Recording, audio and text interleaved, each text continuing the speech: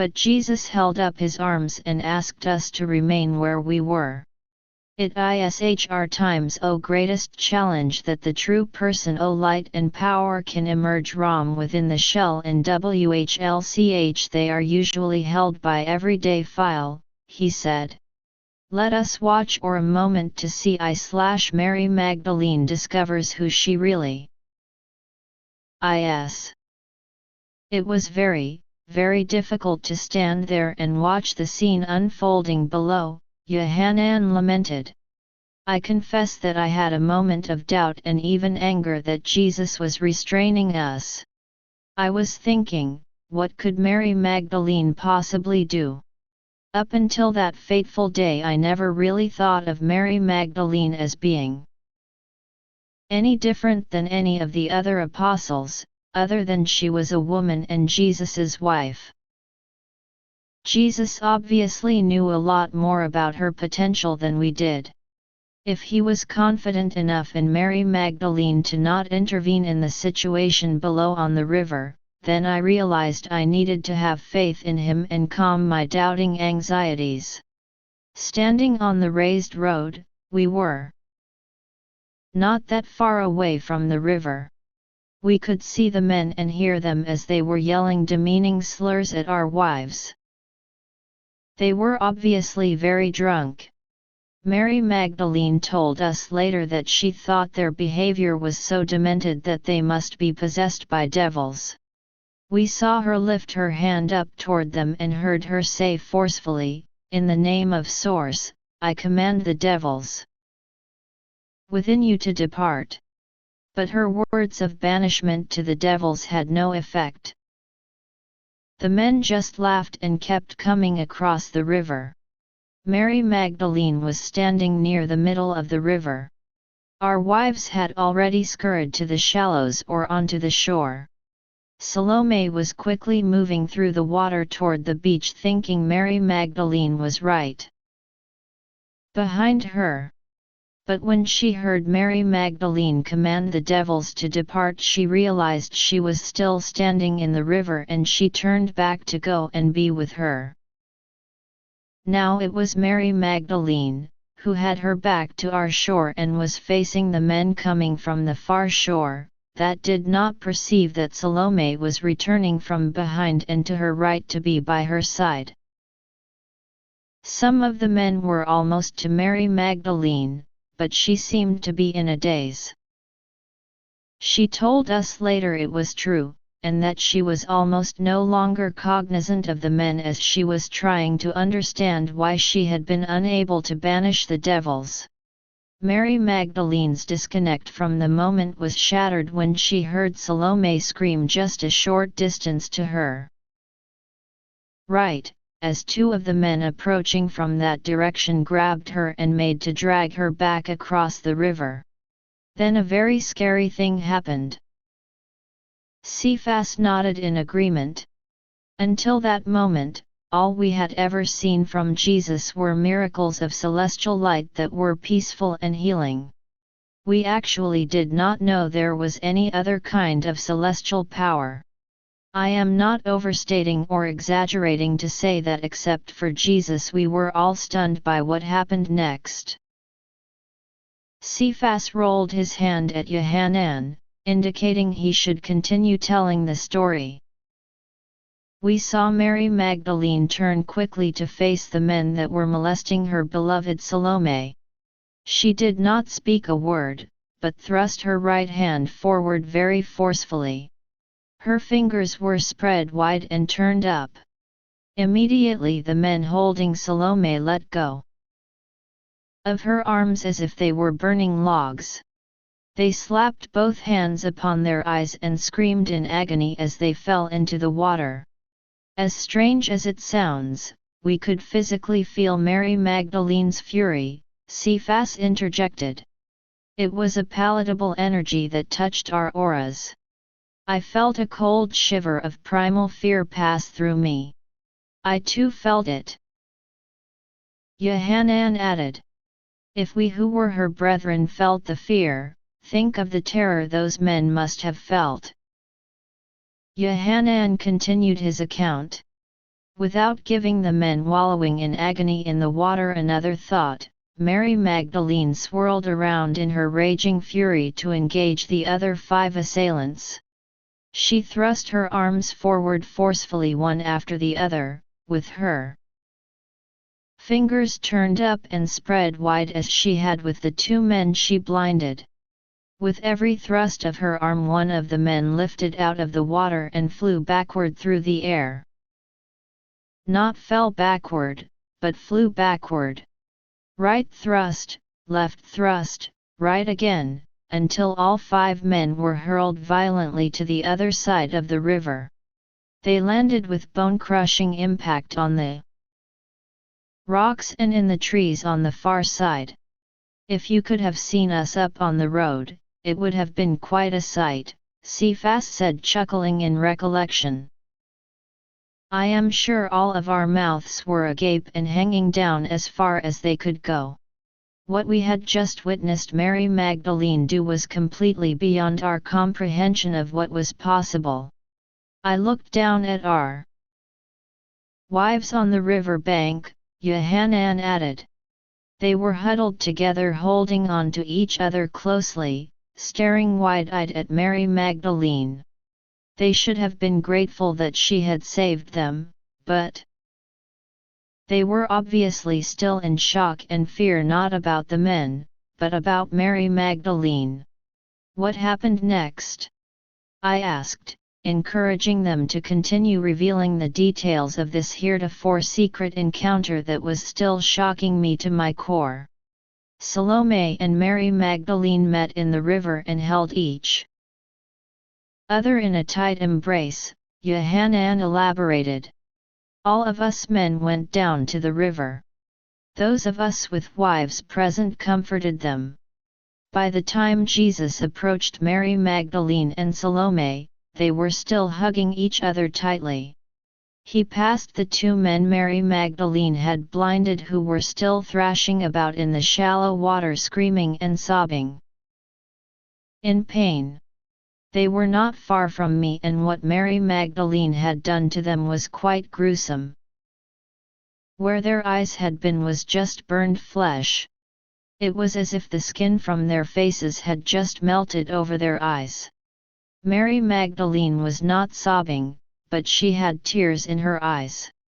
From the look on her face it was obvious she was horrified and remorseful about what she had done. Jesus came up to her and Salome and wrapped his arms around them. He touched Mary Magdalene on her cheek tenderly and told her, "All is well, my love. You are not as other women, and you have always known that. We will speak more in a moment, but know that I love you. Be not afraid or ashamed of what you have done here today." All things were as they needed to be.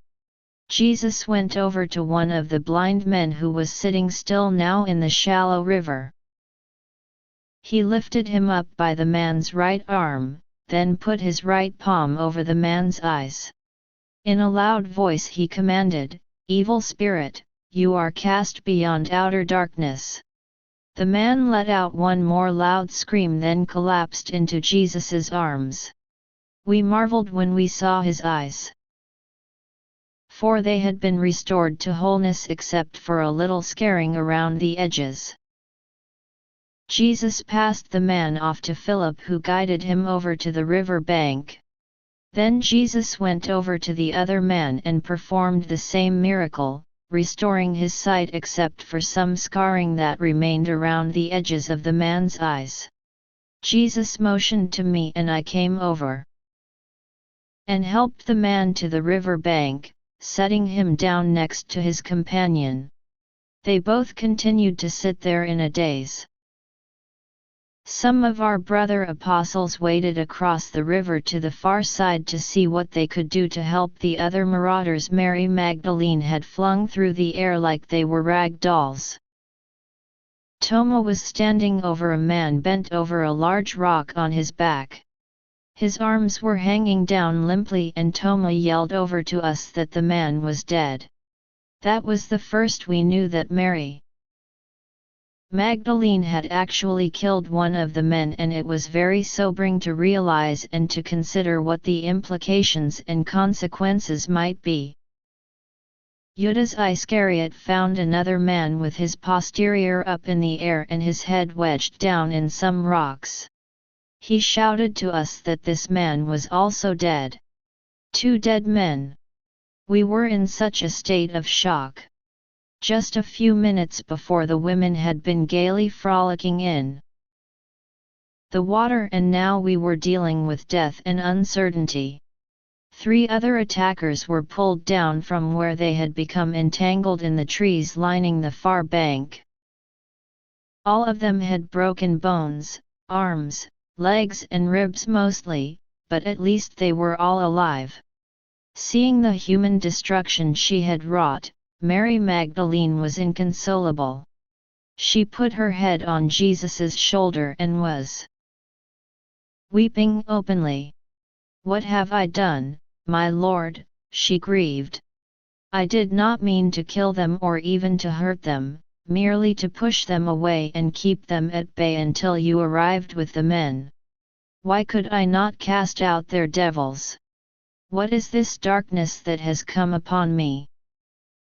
Jesus held her closely, nestling her head beneath his chin, while Salome embraced her from behind. He comforted her.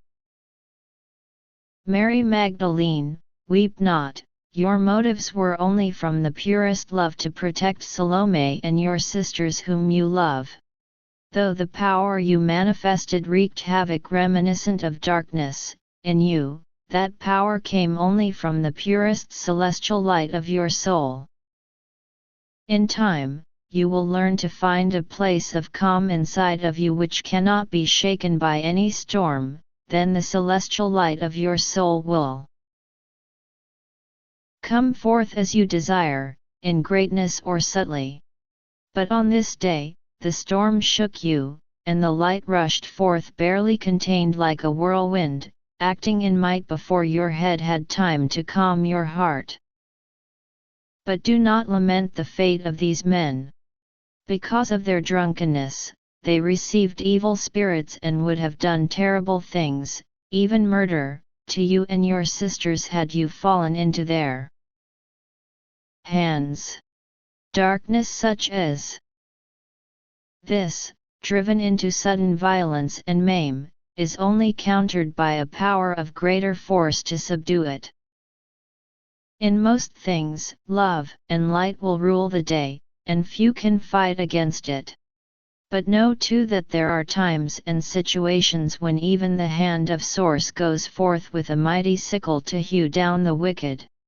It is only that type of power that they fear, and only that which can bring them to a place where they can feel and understand the love and the light that can follow.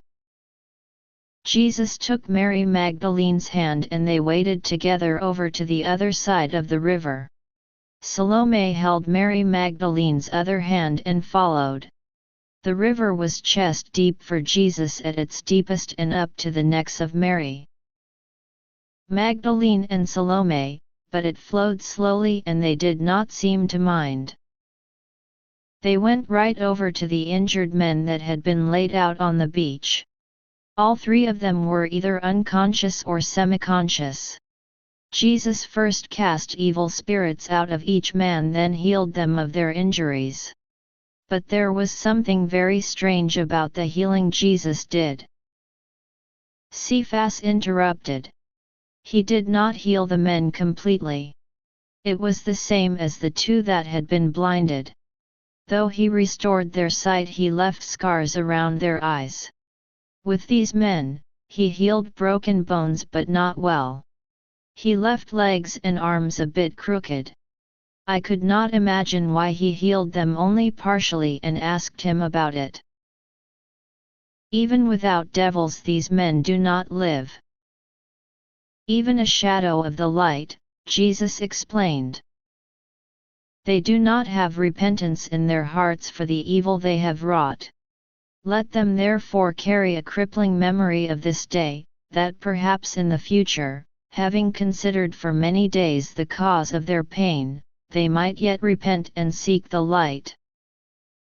I do not know if it was because Mary Magdalene and Salome had been attacked, or if it was simply a more than just reward for evil deeds, but I never saw Jesus only heal people partially before or after that day, Cephas reflected. And his actions were confusing to some of the other apostles as well, he added. Judah the son of Cleophas overheard his explanation to me and asked him if knowing their true natures, thoughts, and feelings, even while they were unconscious, if their fate would have been the same if their hearts were full of repentance. Jesus told him it would have made a difference. He spoke so we all could hear. If they had had a place in their hearts for remorse for what they had done and all their other wickedness, if they had desired to make a full and honest restitution for their evil acts, they would have been made whole on that day. Then there was the inconvenient detail of 2 dead bodies. Cephas lamented. Jesus's brother Yaakov of Nazareth asked what we should do about them. Jesus's answer was surprising. But then that was a day full of many surprises, so what was one more? Jesus directed, let them lie where they are for their friends to attend. Cephas looked at me wryly. Though your resurrection was yet to come some years in the future, Jesus had already resurrected 2 men that I knew of before our trip along the river Kishon. Considering this, I asked him why he would not heal the dead men and call their spirits back into their bodies. He went on to explain aspects of those blessings that I was not aware of. To return a life is a great gift, one that requires a passion to see them live again and a willingness to part with much of your own life essence for a time, that the dead may be revitalized, Jesus explained. These were evil men before they ever drank or had a devil.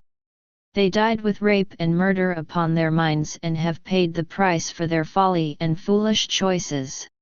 I love the men they could have been, but have no passion to see the men they would still be, return to life hurting others. Nor am I willing to part with my essence for such as these. He turned to begin crossing back to the other side of the river, but Mary Magdalene held onto his arm and restrained him. My Lord, I have a passion to see these men live again, she pleaded. And I am willing to part with some of my essence for a time that it might be so. Is it possible that I might be a bridge between heaven and earth to bring the eon of source that these men might live again? Jesus held Mary Magdalene's gaze for a long moment, then answered her, Yes, Mary Magdalene, it is possible. All that you have seen me do, any child of light may also do with knowledge, none more so than you, if you have faith, love, and passion, and do all things as you must. But knowing the evil hearts of these men, why would you desire them to return to a life of further evil, where they will continue to do evil to others, likely even rape and murder even as they tried to do to you and your sisters? For they are unrepentant in their hearts. Mary Magdalene spoke softly in reply, I grieve for having been the cause of their death, even though they might have been the cause of mine and my sisters had I not acted. Nevertheless, I know that they must also have wives and children that will miss them if they never return. Please tell me what I must do that they might live again. This was high drama for all of us. Each man and woman present stopped everything they were doing and waited with curious interest to hear how Jesus would reply. He ended up telling your sister something she could not abide. He said, You must love them with as great of a love as you have for me, or for Salome, or for Martha, or for our children. You must have faith in yourself and your ability to do this, and in my word telling you that you can, and in the power of Source. Through the celestial light, by which the river of life flows. You must have a passion to see them live again, a passion as strong as you would manifest were one of our children to die before their time. Lastly, you must merge your eon with theirs, which even in death still resides with them for a time. You must join your aura to the parts of them that are broken, and from those parts in your own body, you must let flow as much of your own life essence as is necessary for them to be healed on the inside and the outside and be made whole. Mary Magdalene was crestfallen at his words. "Oh my Lord, your words hurt my heart," she anguished. "For though I desire these men to live again, I know I do not have within me all that you say I must. I cannot love them like I love you, or Salome, or Martha, or our children. Though I would gladly give them a portion of my life essence and have faith in all that you said I must, I cannot find within me a passion as great as I have for our own children." She started crying again, and both Salome and Jesus comforted her with embraces and kisses on her cheeks and forehead. Jesus told her, "Mary Magdalene, sweet Mary Magdalene, as I said before, be not afraid or ashamed of what you have done here today. All things were as they needed to be. Sometimes the lessons of mortality are painful, even for you, even for me. But the future will be brighter, and you will become more glorious because of the lessons you have learned here today." Cephas stopped speaking and Yohanan did not start. The story was too fascinating to have ended there. What happened next? I asked in anticipation. Then we departed the river Kishon and continued walking until we got to the beach of the Great Sea. Yohanan said simply. That cannot be the end of the story, I exhaled loudly in disappointment. Well, it is the end of the account of the events at the river Kishon, Cephas concluded. It would take a journey of many days to relate to you all of the peculiar and wondrous things we could tell you about your sister Mary Magdalene. But look, we have arrived at the villa, he announced, sweeping his arm up so that we lifted our eyes and saw we had in fact arrived. The story they had shared was so fascinating that I had lost complete track of time. In my mind, it seemed as if we had just departed Tiberias a minute before. Because of my family's fish procuring business, we maintained this small villa in Magdala for family members and friends to stay in when they were visiting Tiberias or other areas in Galilee. The villa was located south of the hamlet of Magdala on a small hill above the road overlooking the lake shore, less than a half-hour walk north from the city of Tiberias. It was quite Spartan and nondescript, but Mary Magdalene had been so enchanted with it that she spent a lot of her young adulthood staying there, most often accompanied by Yasmissa, a longtime trusted employee who acted as her chaperone.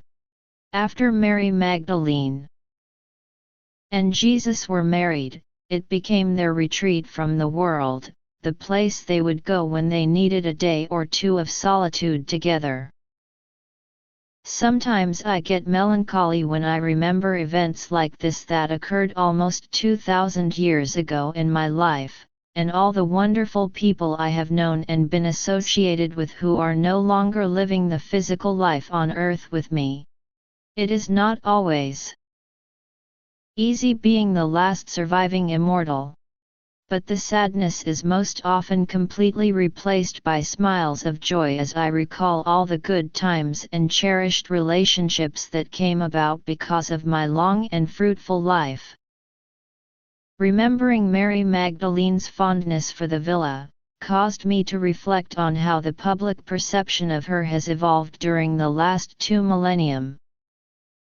As I recounted earlier, in much of Judea and Galilee she was considered a witch by most people that had seen or heard of her.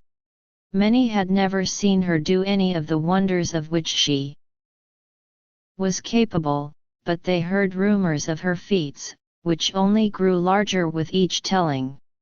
That became especially true in the 11 years she remained on the earth after Jesus had ascended.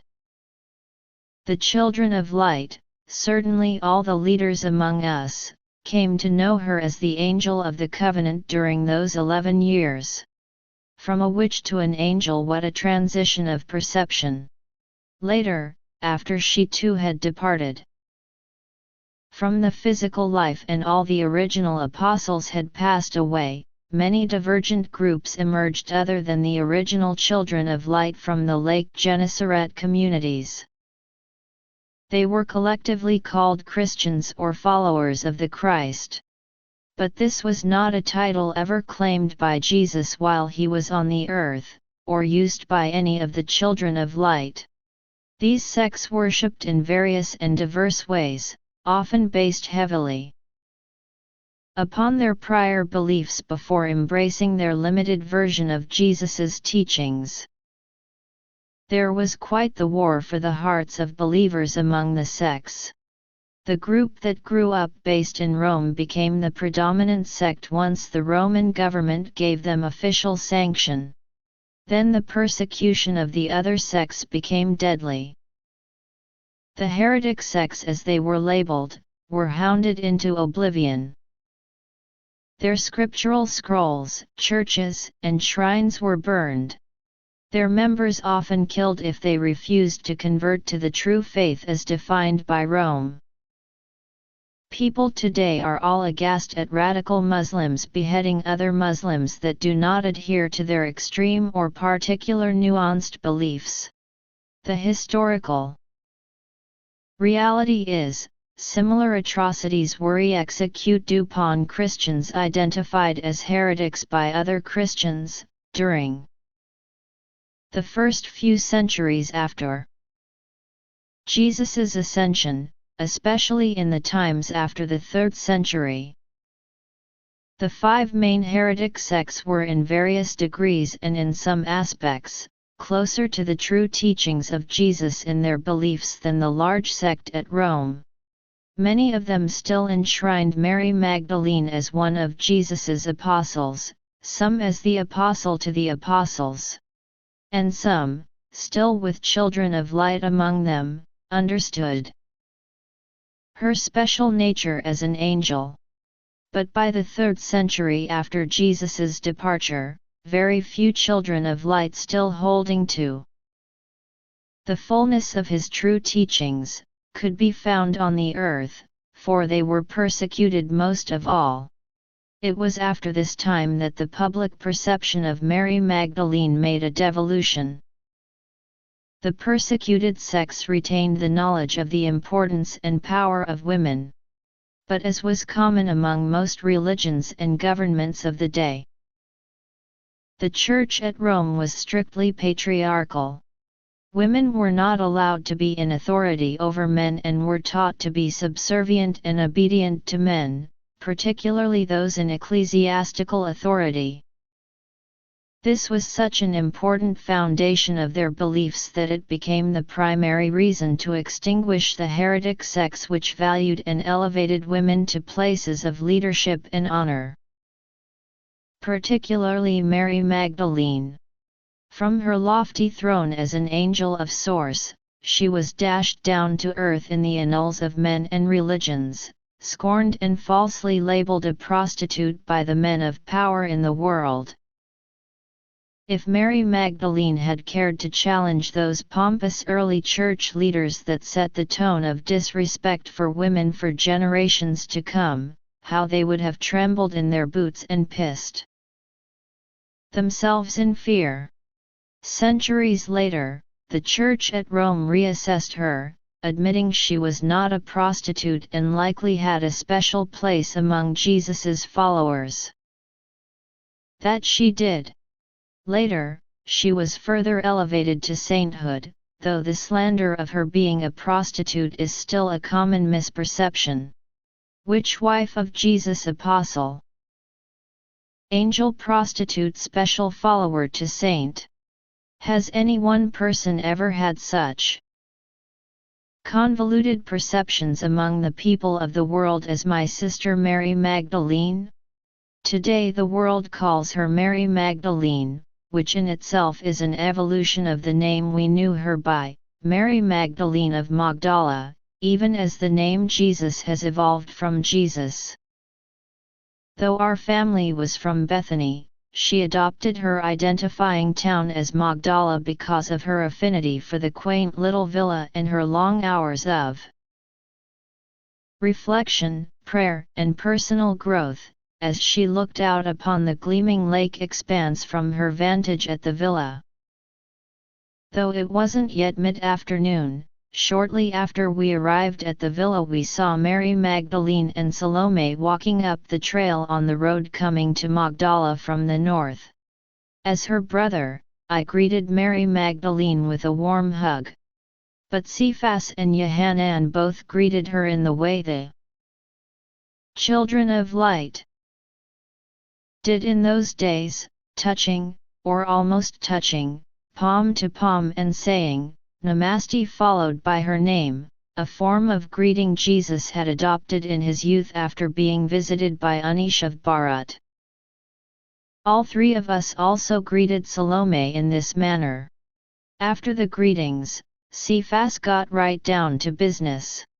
Mary Magdalene, why are you approaching certain members of the communities and asking them to meet you in Bethany some days hence? And why have you not spoken with me or any of the apostles about the mysterious purpose of this meeting? Mary Magdalene looked at Cephas for a long moment as if she was contemplating how to answer him.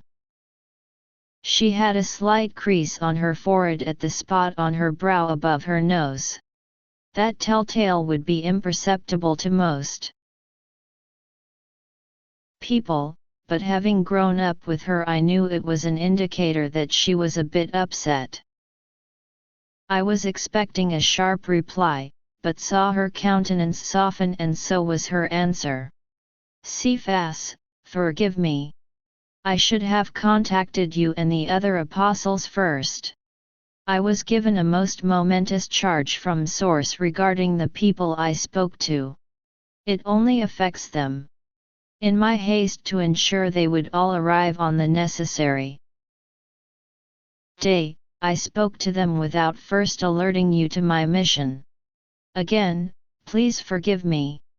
Cephas was completely disarmed by Mary Magdalene's contriteness.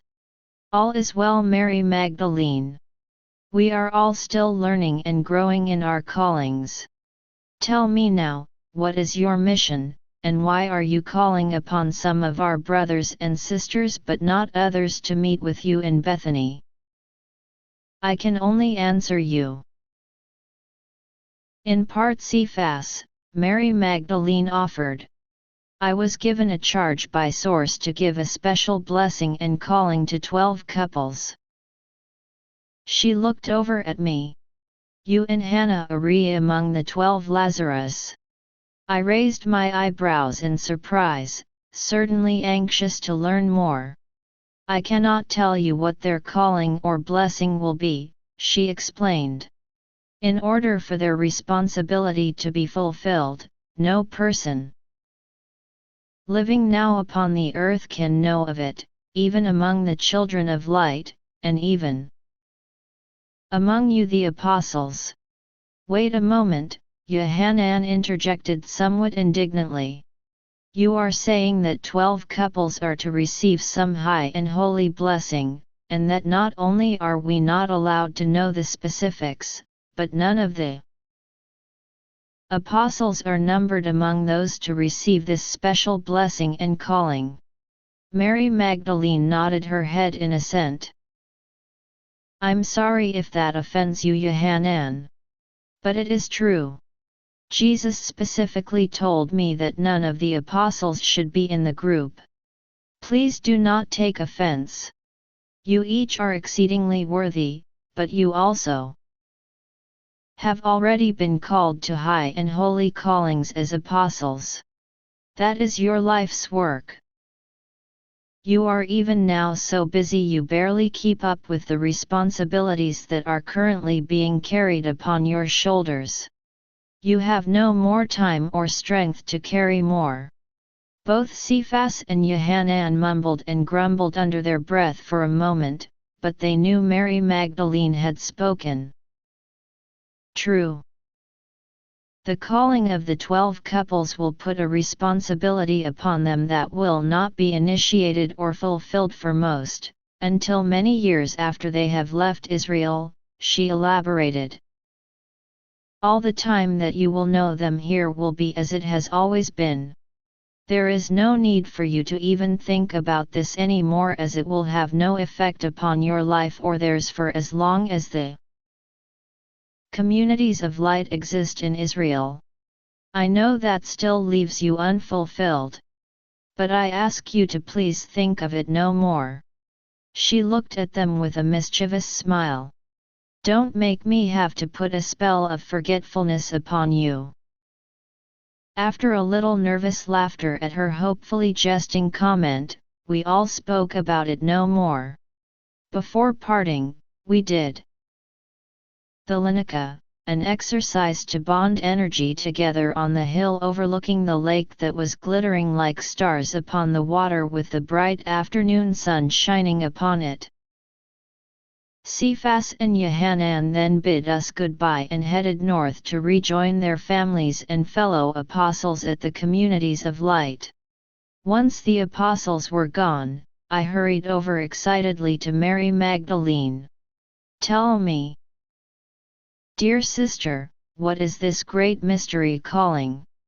Mary Magdalene looked at me with raised eyebrows and a slight humorous grin upon her face. You will have to wait until the appointed time, Lazarus, and hear it with everyone else. You know how I dislike repeating myself. Seriously, Mary Magdalene, I complained with more than a little frustration. I am your brother. Certainly that must merit some extra privileges. She nodded in understanding. In days past that was true, Lazarus, but now, my calling is greater. All the men of the children of light are my brothers and all the women are my sisters. In my calling, I can no longer have favorites or give special privileges to one that are not given to all. I love you, Lazarus. You will always have a special place in my heart full of cherished memories. But you must accept that I am more than your sister Mary Magdalene. I have been told that a lot lately, I admitted ruefully. That was the moment in time when it first hit me deep in my heart, mind, and soul, the moment I had been resisting admitting for some time. Finally I began to accept the truth, albeit still with some reluctance, but overwhelmed by the love in my heart and my mind's weakening ability to continue denying the facts. The radiant woman standing before me truly was no longer just my sister Mary Magdalene of Magdala. She is the angel of the covenant. I had no conception of the enormity of that, or the impact it was going to have on my life. But I was soon going to find out. Chapter 3. The gathering. It was a long 2-day walk back to Bethany from Tiberias. Usually I would make the trip in 4 or 5 days, stopping for business at numerous places along the way, but this return trip I needed to make as rapidly as possible to ensure Hannah and I were present for the meeting. With the other couples, Mary Magdalene had called for the secret meeting. After Cephas and Yohanan departed, I invited Mary Magdalene and Salome to accompany me on the journey to Bethany in the south. But after parting goodbyes they demurred and headed back on the trail north to Magdala. That was confounding to me as it was the wrong direction. Mumbling under my breath in confusion, I thought to myself, Mary Magdalene expects to be present at her own meeting, she best start walking in the right direction. Then again, I had to remind myself that she was an angel now, and likely had more rapid means of transportation available to her. As I had been told that she was now part of both the physical and spirit world, perhaps she could fly as I did after my first death when I was a spirit. However, if Mary Magdalene flew on angel's wings, I couldn't fathom how Salome would travel with her. But perhaps she could come along for the ride. Who can understand the way of angels? Surely not me. I was somewhat haggard and dirty when I arrived home in Bethany after my rapid trip from Tiberias along the dusty roads. Despite my appearance, Hannah greeted me with a long, passionate kiss and a tight embrace, which was invigorating to my mood and a reminder of one of the great reasons I loved to come home from trips. I noticed 5 goat hair tents pitched out behind the house when I returned, and as I assumed, Hannah said they were couples from the communities that had all shown up in the last day, heeding a summon from Mary Magdalene to meet at the house in Bethany. Another couple that did not have a tent she put up in the guest bedroom. I wondered where the remaining absent couples were. They best make haste as tomorrow was the big day. Hannah said the visitors knew nothing more than that they should meet Mary Magdalene here and asked me if I knew what it was all about. I told her the little additional information that Mary Magdalene had shared when I was at the villa with her. The good news, I told her enthusiastically, is we are one of the 12 couples. It must be a very important blessing, as Mary Magdalene said she was acting under the direction of the source. I am glad it is something we can share together, whatever it is. Hannah said as she softly caressed my cheek with her hand and kissed me tenderly again. 2 other people straggled to our house over an hour after darkness had set that night, but they were not a married couple and did not arrive together. One was Alyssa, the former high priestess of the pagan temple at Tyre. The other was the giant warrior Keudariluna from the lost tribe of Amorites. Though they were not married and were not even acquainted with one another to my knowledge, perhaps unbeknownst to them they were about to be introduced and married tomorrow by Mary Magdalene. Alyssa had been accompanied by 2 armed escorts whom she dismissed after she arrived, so I assumed they had just been paid to bring her to Bethany. She wouldn't have to worry about protection while traveling anymore if she was married to the Amorite warrior. Keudariluna was perfectly content to sleep outside under the stars. The impossibly tall, massively strong warrior and former brigand was used to the Spartan life. Alyssa, with her lustrous, long hair partially arranged in a beguiling braided coiffure, topped her head like a crown, and her flawless radiant skin rivaled Salome for beauty and sophistication. But she seemed quite happy when we offered her a space on the floor of our front room to sleep for the night. Assuming Keudariluna and Alyssa were soon to be a couple, there were still 5 pairs that had not shown up.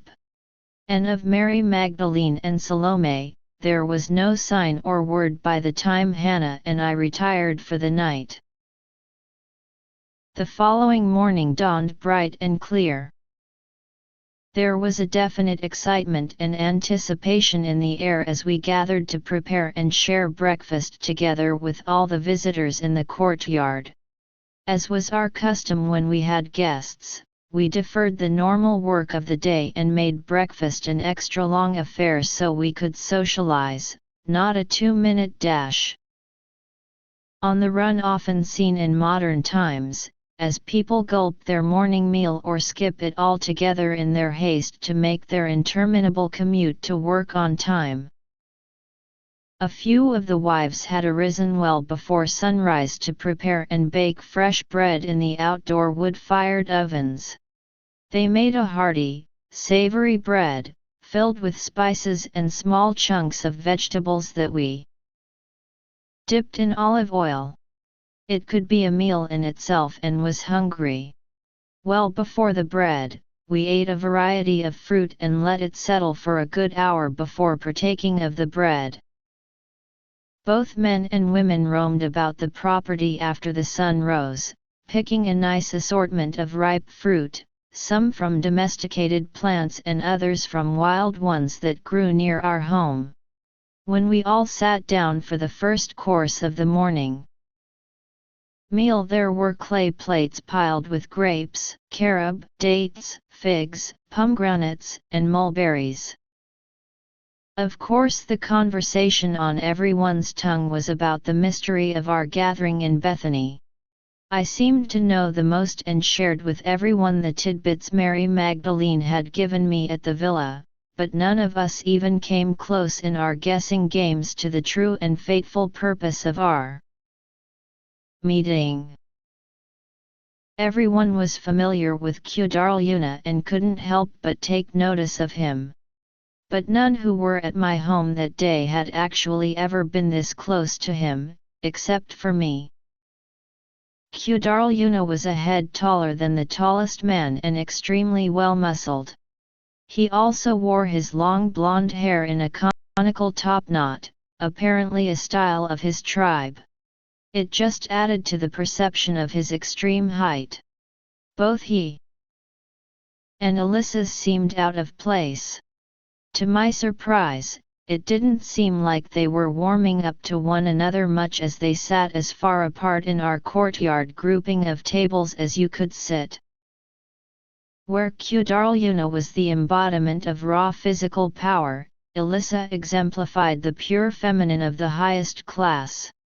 Her smooth, white skin and piercing blue eyes implied that she was originally from a northern race, and it was the one thing she had in common with Kedarl, although her hair was as black as a raven. She was adorned with intricate jewelry including gold arm wraps, a golden tiara and a spectacular gem-encrusted necklace that attached to her neck, draped her shoulders, and spread out like a fan across her upper chest, terminating in a brilliant jeweled pendant that seemed to almost glow in the early morning sun. I had seen Mary Magdelene wear something similar, but only on two very special occasions. Alyssa's clothes were clean and fashioned from the finest materials with a classic Greek-style cut. They radiated with a spectacular color blend of white and the rare Tyrian purple. She actually looked quite out of place among us. Then again, she would have looked out of place anywhere in Israel, even at the king's court. It was somewhat of a mystery to me how she could be so expensively adorned and stylishly dressed, as I knew she had escaped from Tyre with nothing but the clothes on her back. Though she was now numbered among us and lived our lifestyle as far as diet, I had heard that she had not integrated well with the brothers and sisters in the community. She faithfully did her part to labor with the other sisters, but she was an unmarried woman in her late 20s who lived alone and dressed like a rich Greek princess. Other women in the community dressed much less ostentatiously and only adorned themselves in their finest jewels for weddings and other very special occasions. Alyssa, on the other hand, wore her wealth every day and traveled everywhere with burly bodyguards.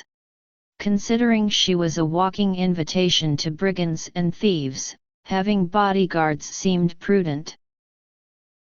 Shortly after her arrival among the children of light, she asked some brothers to build a small stone home for her up on a hill above Chorazin. She soon began offering her services there as an oracle. Seeing the way she was dressed and adorned, her predictions of people's futures must have been accurate and profitable.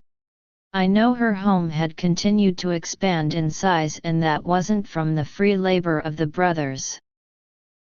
Mary Magdalene spoke very highly of her when they returned with her from Tyre.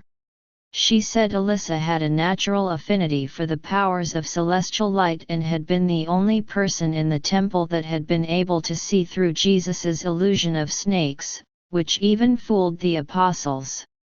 The very fact that she was numbered among us this day testified that there was a spiritual depth to her of substance and promise that perhaps wasn't obvious just looking at her. Thinking of Kudarlana and Alyssa got me pondering Mary Magdalene's choices for the other members of our clandestine mystery group that had thus far arrived. Some I had met, others I knew of, and some were total strangers to me. They included Gimiel of Kafar Salama and his wife Sana. He had been in a mob that had sought to kill Ephras, the man who loved men instead of women. Jesus had stopped the gang, and his words of sanity and wisdom led to the conversion of Gimiel and his family.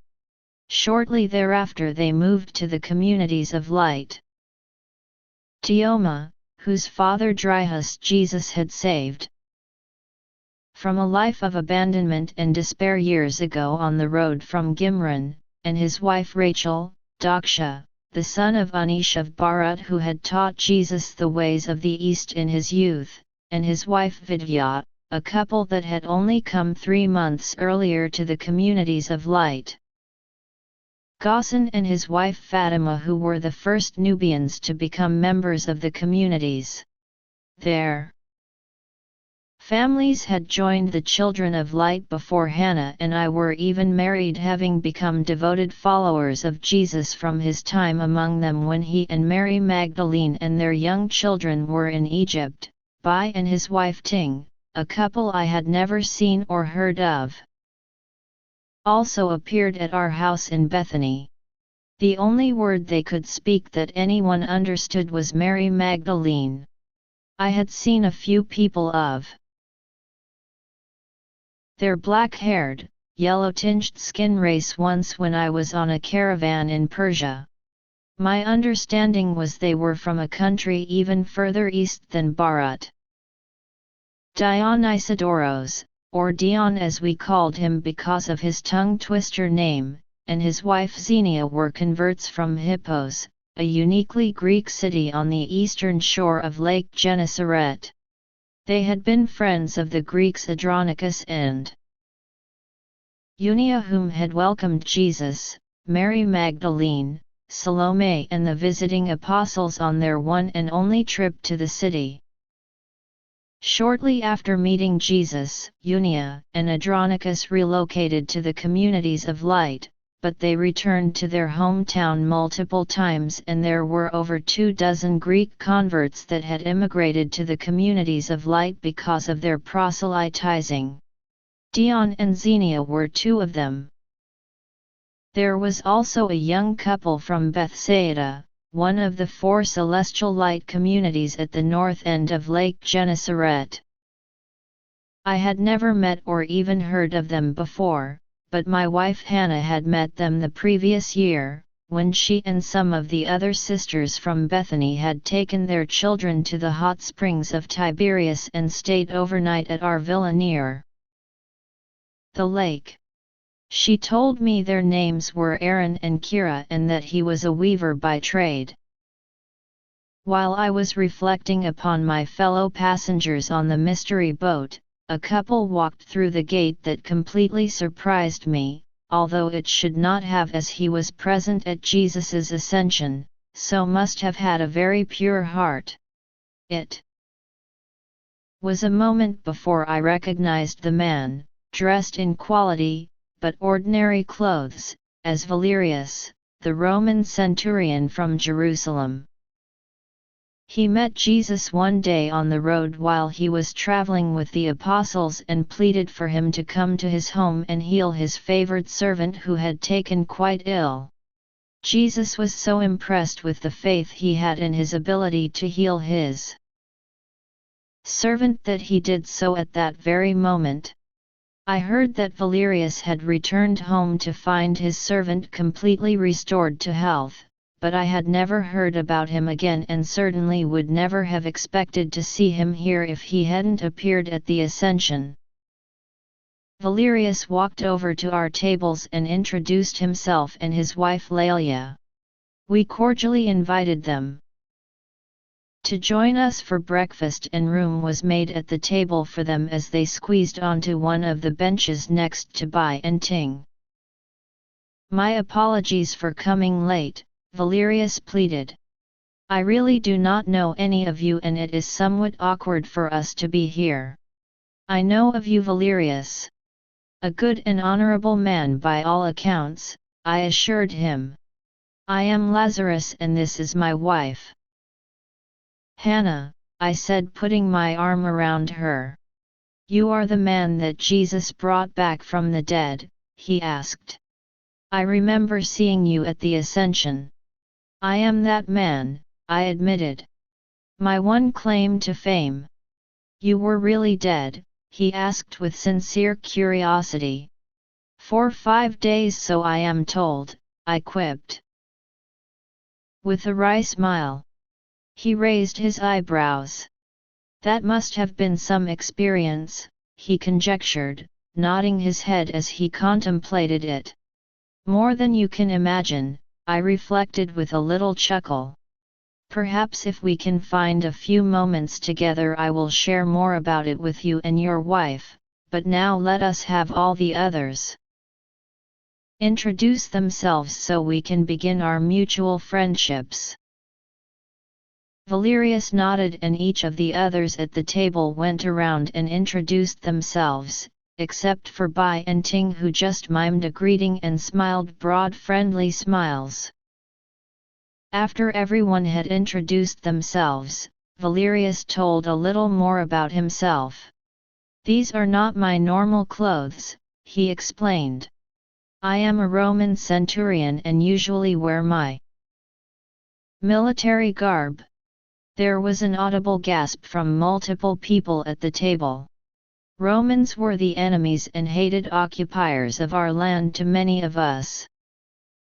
To find a Roman officer in our midst was fearfully shocking to some. Valerius could see his announcement did not set well. "Do not worry, my friends," he pleaded. "I stand with the children of light. If I were given a direct order to do you harm, I would rather take my own life." You could hear several slow exhales at his words, as unconscious holdings of breath were released with relief. "I came here today, dressed as one of you and on the prescribed morning and not earlier, so I could arrive most inconspicuously and not draw Roman attention to our gathering." His explanation was a balm of calm. Several people thanked him and everyone welcomed him and Laelia once more. After the introduction of Valerius we began the fresh baked bread and olive oil course for our morning meal. It was so fulfilling and delicious. I haven't had bread that scrumptious for many centuries. Nobody makes bread like that anymore, nor would it be healthy to make it a daily meal as we did in ignorance most days in Bethany.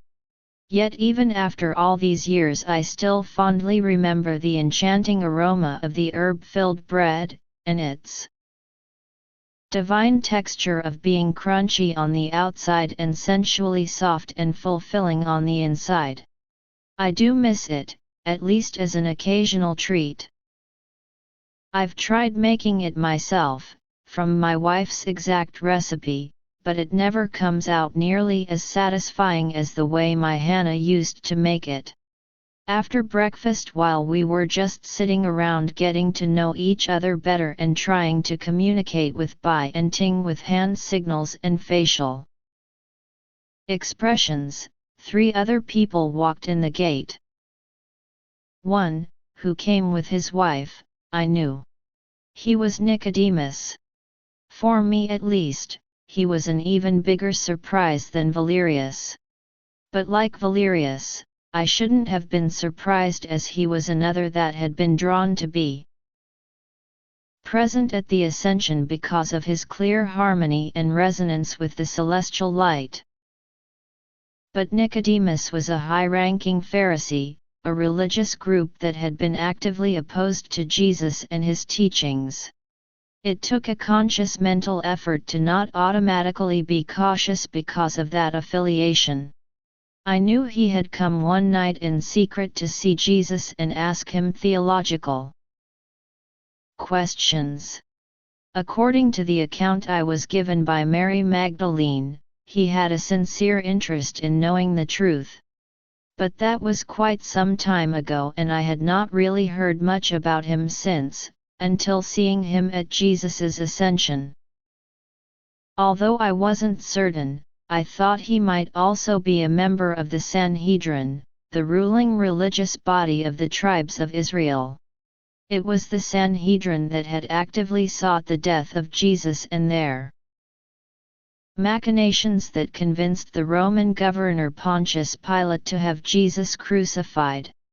Even the turmoil that arose at Jesus's tomb from Mary Magdalene appearing and toppling the guardian stone, would never have taken place if the Sanhedrin had not talked Pilate into posting guards at the tomb. Nicodemus disarmed my worries immediately with his peaceful spirit. He walked over to me forthwith with a warm smile and eyes alive with love. With his staff and long white beard, he seemed like a vision of an ancient prophet. "Lazarus, dear Lazarus," he said, embracing me as soon as I stood up to greet him. "It is so good to see you alive. I knew who you were long before you died and came back to the world.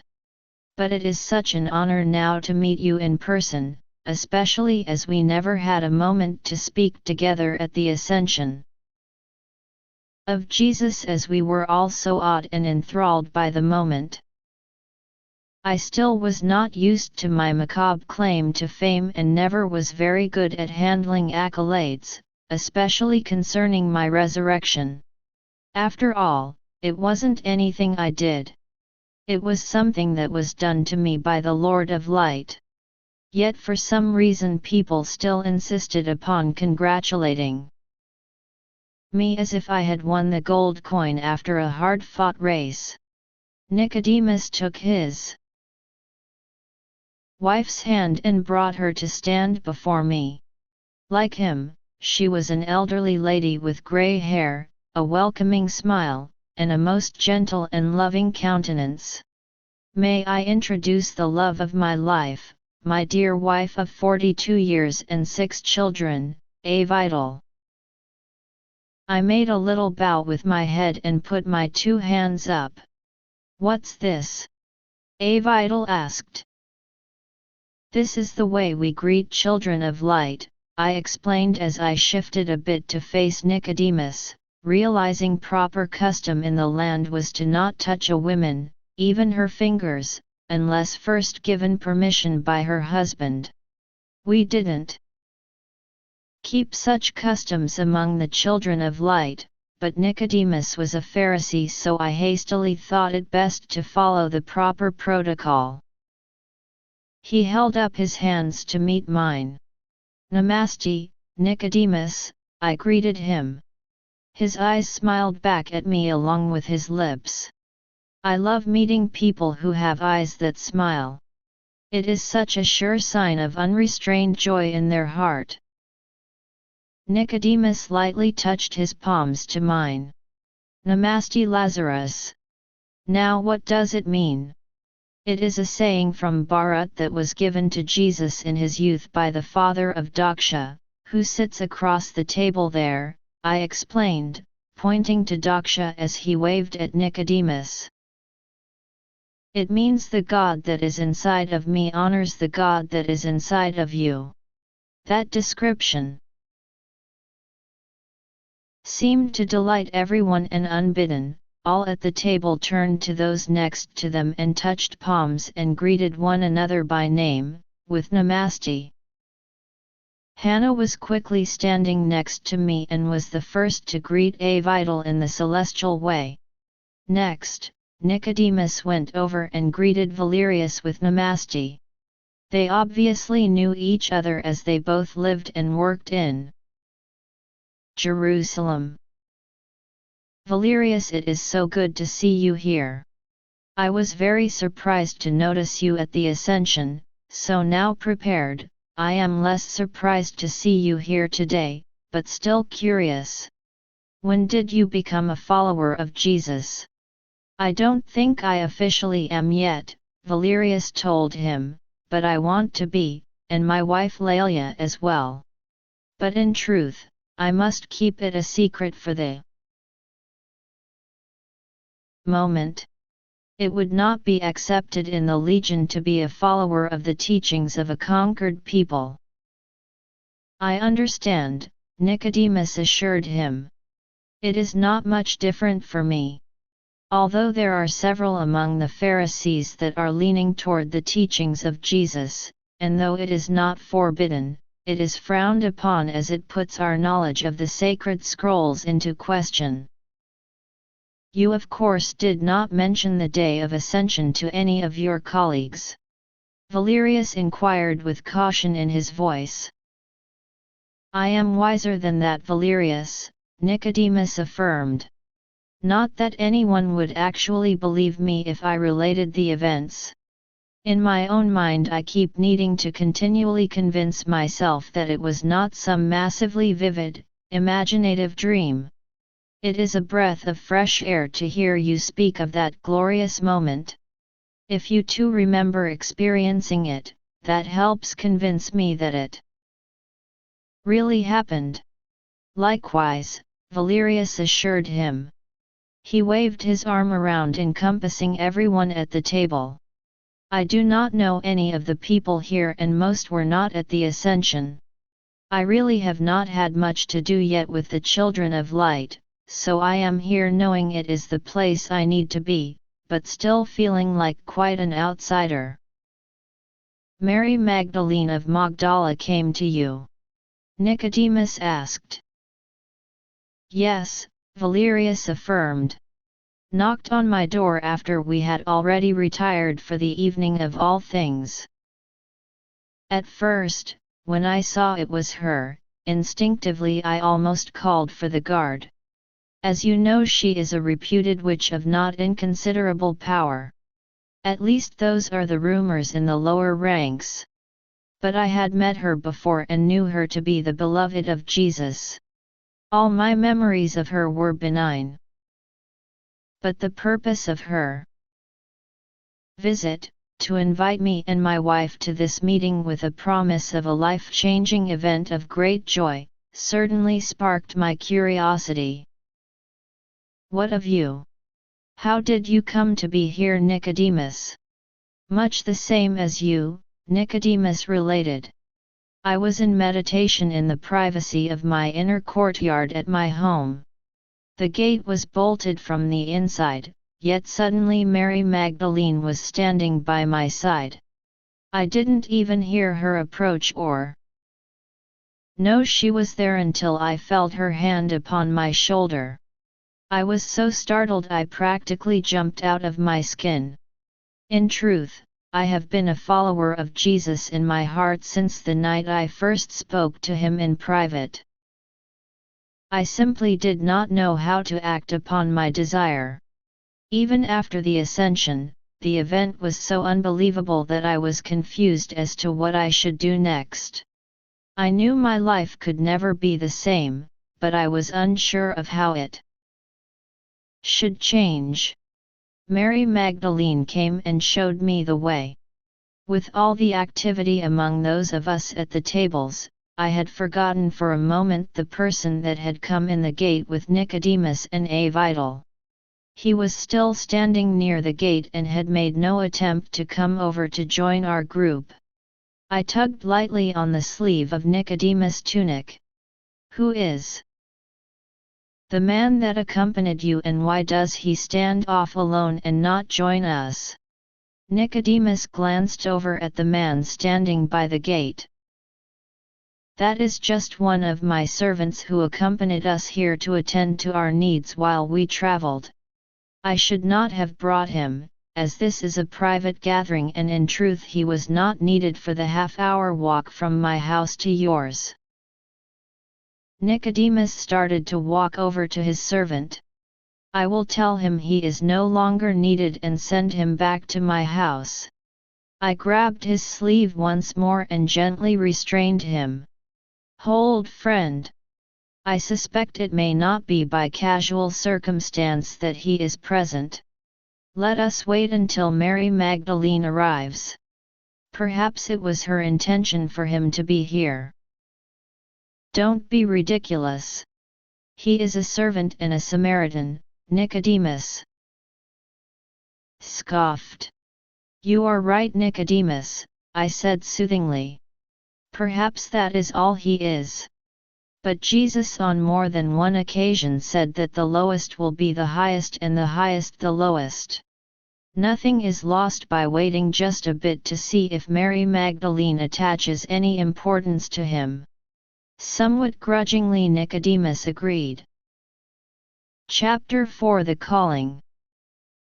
About a half-hour later breakfast finally wound down. Shortly thereafter Mary Magdalene came through the gate with Salome. She stopped for a moment before she came over to our gathering and spoke for a minute to Nicodemus' servant who had remained standing near the gate. When she and Salome approached our table, the servant accompanied them. "Hello, cherished children of light," Mary Magdalene greeted as she stood at an open place at the end of the group of tables where we Saturday. "You are blessed for heeding my call to join me here on this day."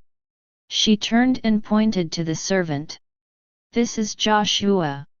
He shall be joining us as an equal member of our group and not as a servant," she explained. Mary Magdalene looked intently at Nicodemus. "If that is all right with you, Nicodemus." Nicodemus was flustered at the question and Mary Magdalene's focus upon him, but nodded his head in assent. "Of course, Mary Magdalene. As you wish. This is the home of your family and the meeting which you have called. I acquiesce to your desires in how you will conduct it." Mary Magdalene gave him a warm smile. "Thank you, Nicodemus. I think you will find that you will gain more than lose, if you continue what has begun here today." Mary Magdalene leaned over and whispered to Joshua. He quickly went and grabbed a single stool by the well and brought it over to sit upon at the spot where Mary Magdalene had been standing by the table. While he was gathering the stool, Salome came and squeezed onto the bench next to Hannah, and Mary Magdalene began to slowly walk in a circle around the grouping of tables, so we needed to keep turning our heads to follow her. As she walked, Mary Magdalene spoke. "Some of you, like my brother Lazarus, have known me all or much of my life. Some of you, such as Alyssa and Gimel, I have shared great adventures with at sundry times and places. Others, like Nicodemus and Valerius, have met me only briefly until recently. Bai and Ting have spoken with me only once before. And Joshua knows me not at all. But the celestial light of Jesus has entered all of your hearts. It unites you as children of light, regardless of your race, your sex, your nationality, or your social class. How well you know me matters not, because this moment in your lives is not about me. It is about you, and the potential of your faithfulness as children of light. Pardon me, Mary Magdalene, Nicodemus interjected. You are esteemed of course as the widow of Jesus and are known to be one of his 12 apostles, but where are the other apostles? It would seem no meeting of importance should occur without their authority and governance. If this is as momentous of an occasion as you have implied, why are you the only one here? Mary Magdalene looked with scrutiny at Nicodemus. He fidgeted a little nervously, involuntarily twitching his shoulders once. Allow me to finish my introduction to this gathering, Nicodemus, and I assure you that you will have no doubt as to its validity and to why I am the only representative of the apostles present. I know rules and procedures are of great importance to the Pharisees, she reflected, but the only laws the source have asked us to follow are the 12 commandments of Sinai and the great commandment to be stewards of the earth. Please make strides to disengage your habits of the Pharisees and strive to embrace the ways of the children of light. For a child of light you are, more than you realize. And that is why you are numbered among us today. Nicodemus nodded his head in silent affirmation and acknowledgement. Despite what she told Nicodemus, Mary Magdalene soon spoke to establish her authority. Most of you know that Jesus is my husband and that I have been numbered as one of his 12 apostles. I am an apostle no more. No one jumped out of their seats in consternation at her words, but there was surprise and concern written on many faces. Mary Magdalene continued. I am very humbled by what I shall tell you next. I wish I would have no need to speak of myself, for I am not boastful, nor do I seek to be elevated above you, my brothers and sisters, but Source has called me to a high and holy calling and I must fulfill it. I will tell you who I am and how I came to be as I am. But so you may know these are not merely fanciful words that I speak, you must know that I truly speak as an emissary from Source and not as Mary Magdalene of Magdala. She looked over to the 2 former residents of Hippos. Dion and Xenia, what language am I speaking aloud to this group? They looked at each other with big smiles and Dion answered, in Greek of course. I cannot tell you what a pleasant treat that has been and what a surprise to know that everyone here understands Greek. Well, I understood Greek, but I wasn't sure anyone else present did. I had listened to every word Mary Magdalene had spoken thus far and I was pretty sure it was all in Aramaic and that there was not one Greek word in the bunch. I hoped this didn't mean the Greek couple was a bit daft. Mary Magdalene next turned to the Roman centurion. Valerius and Laelia, can you tell me in what language I have spoken to the group? Laelia looked over at Dion and Xenia skeptically. I am unsure of why our 2 esteemed colleagues from Hippos think you have been speaking Greek. I am fluent in that language and I have not heard a word of Greek thus far. Contrarily, I have been so happy to hear you speaking Latin, Mary Magdalene. Laelia chimed. Thank you for this. I nodded my head in astonishment as understanding dawned in my mind. The Greeks thought she was speaking Greek and the Romans thought she was speaking Latin. She asked the same question in what sounded like perfect Aramaic to me, to both the Nubian couple and the couple from the land east of Barat. They both apparently answered in their native tongues. They too thought Mary Magdalene was speaking to everyone in the language of their home country. Now you see the power of Source manifested through me. I am a humble messenger from Source, our Heavenly Father and Mother. By their power, each of you hears my voice in the language that is your native tongue.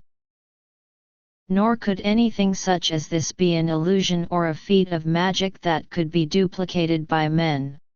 Therefore, you may know that it is of Source. For by no other means could this miracle be accomplished.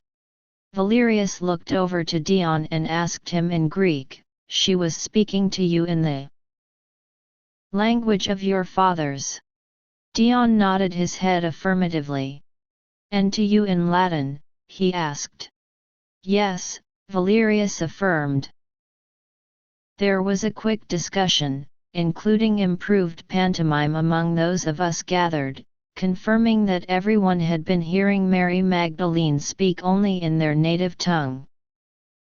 It made a mighty big impression on everyone. "One more demonstration I will give you before I explain who and what I am," Mary Magdalene expounded. She pointed to a date palm planted off by itself in a corner of the courtyard. It was an old tree and no longer very healthy or productive. "Lazarus, you have been talking about getting rid of that tree for years and planting another, haven't you?" "Yes, that's true," I agreed. Mary Magdalene looked out over the gathering, lingering for a moment upon each person's eyes as she spoke. "In jest I have heard people challenge my brethren the apostles, saying, 'If you are true representatives of Source, call down a lightning bolt from the sky and prove it.' Of course this was never manifested. That was not a gift of power given to apostles. And even if it were, it would not be demonstrated simply to assuage the faithless desires of men. But you are a special group of children of light, called through me, but not by me.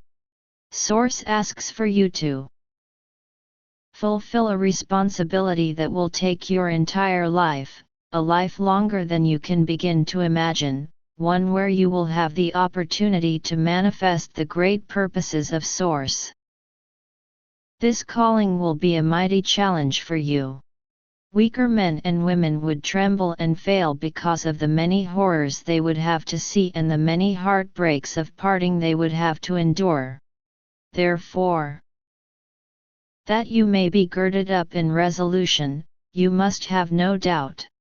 You must know that I am a true emissary from Source, and that they have given me all the authority and power to act in their name to fulfill their desires." Mary Magdalene looked up toward the clear blue sky above. She raised her right arm straight up with her index finger pointing skyward. In a rapid movement she suddenly swept her outstretched arm down. The moment her extended finger was pointing at the old date palm in the courtyard, there was a frighteningly loud clap of thunder and a sizzling sound of lightning just above our heads. In the same blink of an eye a bolt of lightning crackled from the clear sky and struck the date palm, splitting it in two.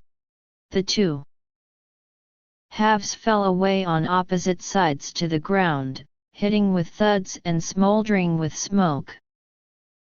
Mary Magdalene calmly turned to look at us, a group of wide-eyed, very attentive people. "I hope between this little demonstration and the fact that each of you hears my words in your own language, a space will be opened in your hearts now to hear the fullness of my words, and be receptive to the account of my own transformation and why that is important to you." We all silently and eagerly nodded our heads in affirmation. "All of you know that I am Jesus's wife and until recently one of his apostles," she began. "What most of you do not know is why I am no longer an apostle." She hesitated a moment, perhaps to collect her thoughts. "I have been with Jesus through every important event of his life since we were married when we were both 18. Jesus wanted me to be present for everything he said or did, from marvelous miracles to simple conversations. In this, I became a personal witness to all he taught and did. He knew that after he left this world, many would come and for their own glory or purposes, say falsely that Jesus taught this, or Jesus did that. I was called to be the true testifier of his life and teachings, the one that could not be refuted. I thought that was all there was to my calling, for that already was a great responsibility. But each day I traveled with Jesus, he also taught me more of the celestial light. He taught me how to call up, control, and use for good, many of the powers of that light. As he began to call apostles, he asked me to become one and to help teach the others, to show them how to use the light for good and call out their gifts of power, as he had shown me. Then I thought once more that this was my calling and a truly humbling and important responsibility it was. But then there came another calling and a greater responsibility still. This one involves all of the children of light and it involves you. Over the years as I have experienced the burdens and joys of fulfilling the responsibilities I have been called to, I realized that it is all part of our progression through eternity. There is no point when we are ever done, when we know everything, when we can stop and just retire and take endless rest. There will always be new challenges and with them new opportunities for personal growth and expansion. It is true for me, it is true for you, especially on this day. And it is true for every child of light wherever they might be. I am grateful for so much. I am grateful to you for being here and listening to the inner guidance of the celestial light in your mind and true desire of the light in your heart. If you will bear with me a few more minutes, it will be helpful for you to know how it is I have come to speak before you now, at the direction and in the name of Source. This is necessary because if you choose to accept your calling, you must also accept me for who and what I am, as I will be your teacher during the next 11 years while I remain upon the earth. The last day we had with Jesus before he was taken to be crucified, was when he gathered with me, Salome, and all of the apostles in the Garden of Gethsemane on the Mount of Olives. We found a secluded spot in the garden where there were no other people and knelt together in a circle to pray to our Father and Mother in heaven.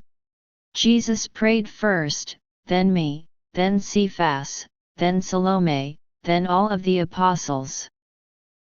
When the last had finished praying, Jesus took my hand and stepped with me into the center of the circle. He spoke to me in my mind in a gentle, soothing voice and asked me if I was prepared to fulfill the calling I was foreordained to before the world was. He had already told me that this was my destiny on 3 earlier occasions. I knew that this day was simply the one in which it would occur. I smiled at him and told him I was ready. Together we looked up into sky. It was filled with large billowy white clouds with much sunshine and blue sky showing as well. Jesus spoke no words, but he called in the powers of heaven upon us. A dense, rapidly spinning pillar of impenetrable cloud formed and descended from the sky and enveloped us. Though Salome and the apostles were encircling us very closely, we could not see them, nor could they see us. I remember this moment so clearly, Salome interrupted. When the cloud touched down and came over Mary Magdalene and Jesus, the wind was so strong all of us in the circle were thrown to the ground. But then as suddenly as it descended from the clouds above, it retreated back up into the sky. It took Mary Magdalene and Jesus with it, for they were no longer among us after the cloud departed. Thank you for your eyewitness testimony, Salome, Mary Magdalene commended. As the spinning cloud rose back into the sky and we with it, the feeling of weightlessness was exhilarating. When we stopped, we were high above the ground. I could not even see Salome and the apostles below me. Amazingly, we were able to walk on the top of the clouds as if we were on solid ground. I heard the sound of many trumpets blaring from a distance, but getting closer with every breath. Suddenly we were surrounded by heavenly beings dressed in robes of many splendid colors, and I asked Jesus who they were. He told me they were angels that had come to witness the occasion when I would be numbered among them. I was in awe of the moment, scarcely able to comprehend where I was and what was about to take place, especially considering the ordeal I knew Jesus was going to be going through beginning that very day when we returned to Gethsemane. Then a man, an angel, walked over to us. He had long, wavy brown hair and a flowing beard. He was wearing a beautiful robe with a myriad of thin multicolored and golden threads running through it in all directions, and he wore a wide, purple sash around his waist. Jesus put his hand on the man's shoulder and introduced him. "This is Halakata," he said. "He is currently the angel of the covenant and will remain so in fullness and be your guide while you learn the secrets of your calling." I greeted Halakata and asked him how long he had been the angel of the covenant. His reply made me smile. "I have no idea," he said. He told me he knew exactly when he was supposed to be any place in the celestial realms or upon any earth in the heavens, but did not know how that related to the time as we keep it here. Jesus patted him on his shoulder and told me that Halakata had served faithfully and well for a very long time, on this, and on many earths. He explained that Halakata had progressed in the expansion of his celestial light beyond the office of the Angel of the Covenant and had been called to something greater. Jesus also assured me that Halakata would remain in his office for the full 11 years I would remain on the earth, to help train me to use the special powers of the Angel of the Covenant with prudence and wisdom. Lastly, he asked if I accepted my holy calling to become the next Angel of the Covenant. I told him with conviction that I did. Then he spoke with great authority. He said, "In the name and by the power of Source. So let it be." And so it was.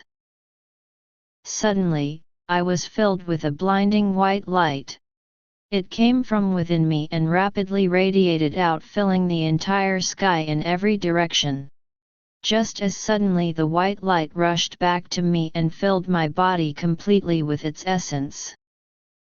I had closed my eyes at the last moment, and when I opened them I felt so different inside. Every part of me was different. On the outside it seemed like I still appeared the same for the most part, like the Mary Magdalene of Magdala that everyone had known. But on the inside, my heart beat with a different beat, my mind raced and was filled with knowledge I had never learned. All of the angels including Halakata had vanished in the blink of an eye. Only Jesus still remained with me. As I looked at him, I was overwhelmed with love, and the testimony in my soul of who he was, the Lord of Light and the Son of Source, the first Son of our Father and Mother in the celestial realms. With that knowledge came a clear understanding about the duties of my calling as the Angel of the Covenant. My responsibility was to be a faithful emissary of Source by assisting children of light to keep their covenants to Source and to expand into their greatness by understanding and living divine principles of happiness, health, and longevity. As a special addition to my calling, for the next 11 years I am to be a teacher and protector of the children of light upon this earth, and particularly to each of you." Mary Magdalene stopped speaking and there was total silence.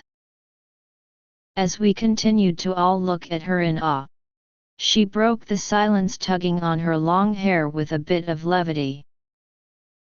"The one weakness I needed to overcome when we returned to be with Salome and the apostles was the realization that all the white light remained in my hair. As you can see, though I am just a few years past 30, my hair has been as blindingly white as the color can be ever since that day. In my initial vanity, I wanted to dye it back to black, but Jesus told me to leave it as it was for the greatest power in my office." Mary Magdalene laughed a little laugh.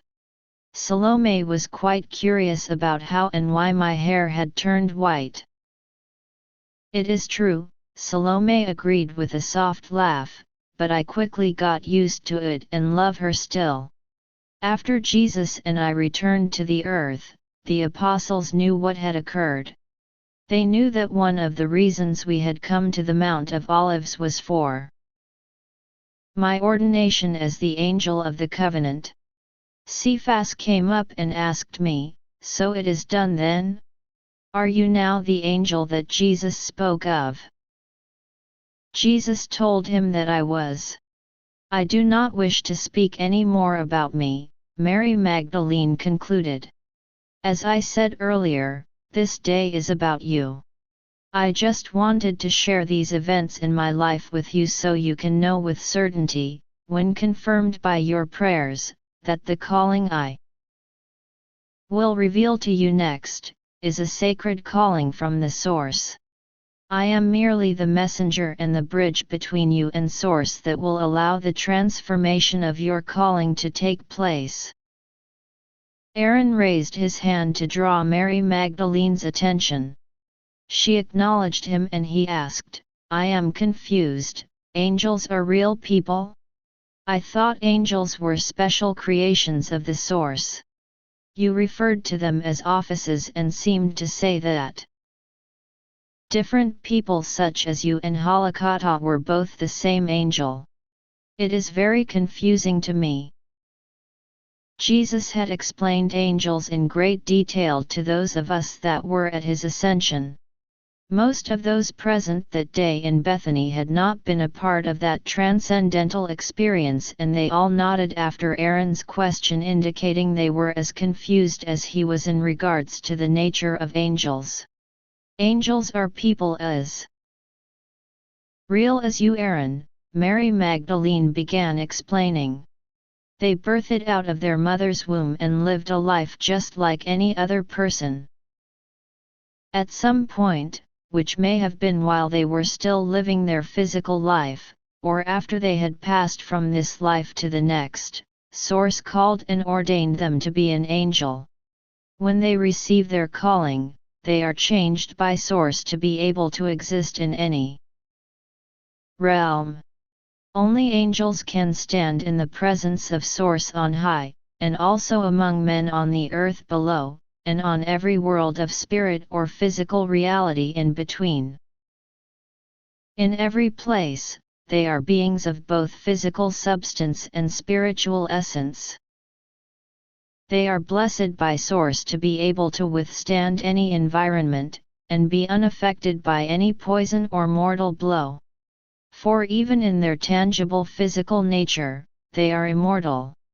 Nor can they be contained or restrained by any man, device, or prison. They can vanish as they wish, and reappear where they will. There are 3 classes in the hierarchy of angels.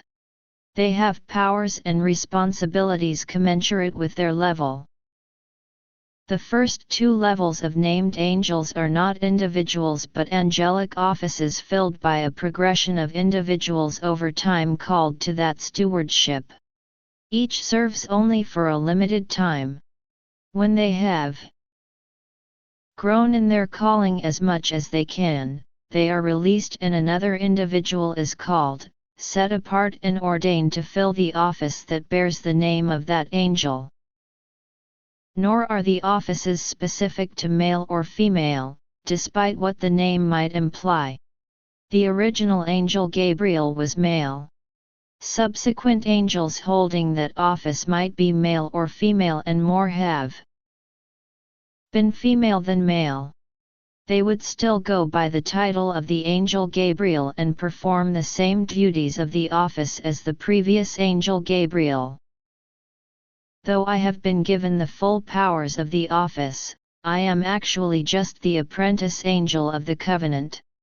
Halakata will remain and still carry most of the responsibilities while he tutors me during the next 11 years, and I remain mostly here on this earth.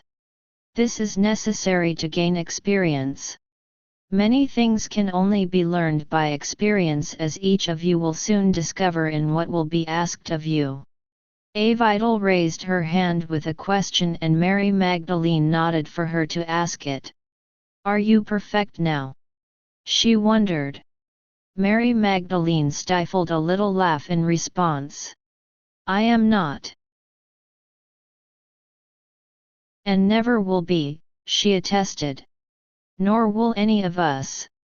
Jesus admonished all of us to always be striving toward perfection, making efforts each day to be better, more celestial than we were the day before. The path of eternal life is also a path of eternal progression, even for the source. Perfection is never reached. There is always more to know and better ways to be in. Our character. The perfectionist will never find happiness in life because they will always be finding fault in themselves and others, perpetuating a negative and sour energy hovering over their lives. As the template of the world and all existence is imperfection, continually improving itself and evolving into more perfect forms, anyone who seeks unalterable perfection will always be doomed to disappointment and unending frustration. Better to do the best you can every day and be happy with what you did, not unhappy with what you did not. With that understanding, angels still have shortcomings. As my brother Lazarus will attest, I am often too quick to anger. I have also been known to make decisions too quickly without sufficiently listening to both my heart and my mind. However, you should know that whenever I, or any other angels, are on missions for the source, we will fulfill them to perfection. There are many other angels that watch over us when we are performing our duties to ensure that they are completed in full as the source directed. Yet know that I still have my imperfections of character, so please do not expect me to be perfect in every way. This is something I will never be, nor will you. As Jesus taught, no matter how much you know, how sweet your disposition and wise your judgment, there will always be more to know and self-improvements to make, even for the source. That principle is the very cornerstone of existence and eternal life. Mary Magdalene took a deep breath which she slowly exhaled and then continued. I must speak now for quite some time. There is a great deal I must share with you. I ask that though my talk may be long, that you do not interrupt me. I know you will have questions. Some will be answered along the path of my words. Kindly hold your other queries until after I have shared with you all that I must. Then I will be happy to answer the questions of those who have been patient. Everyone nodded their assent and Mary Magdalene began her momentous talk. Because of your faith in Source, because of your thoughtfulness and kindness and comfort to your fellow men and women of this earth, because of your openness to the unknown and willingness to walk paths few have ever walked before you, and because each of the couples here are soulmates, united in all abodes of energy, Source has called and set you apart to receive a high and holy calling. If you accept this calling, the template of your body will be changed in the twinkling of an eye. You will become nearly immortal in your body for the next 2,000 years. I think my mouth gaped open big enough to swallow a small saucer, and my eyes probably looked as if they were going to pop out of my head, so great was my shock at what Mary Magdelene had just said. Looking around at all the others, they were all in similar states of dumbfounded awe and incredulity. Mary Magdelene smiled a slight smile as she saw the look on our faces. Before you get too excited about the prospect of living for millenniums while still on this earth, let me explain some important nuances and limitations, and later, why this gift is being granted to you. Never has a speaker had a more attentive audience. Not a whisper of breath, or shuffling movement of hand or foot could be heard as we awaited her next words.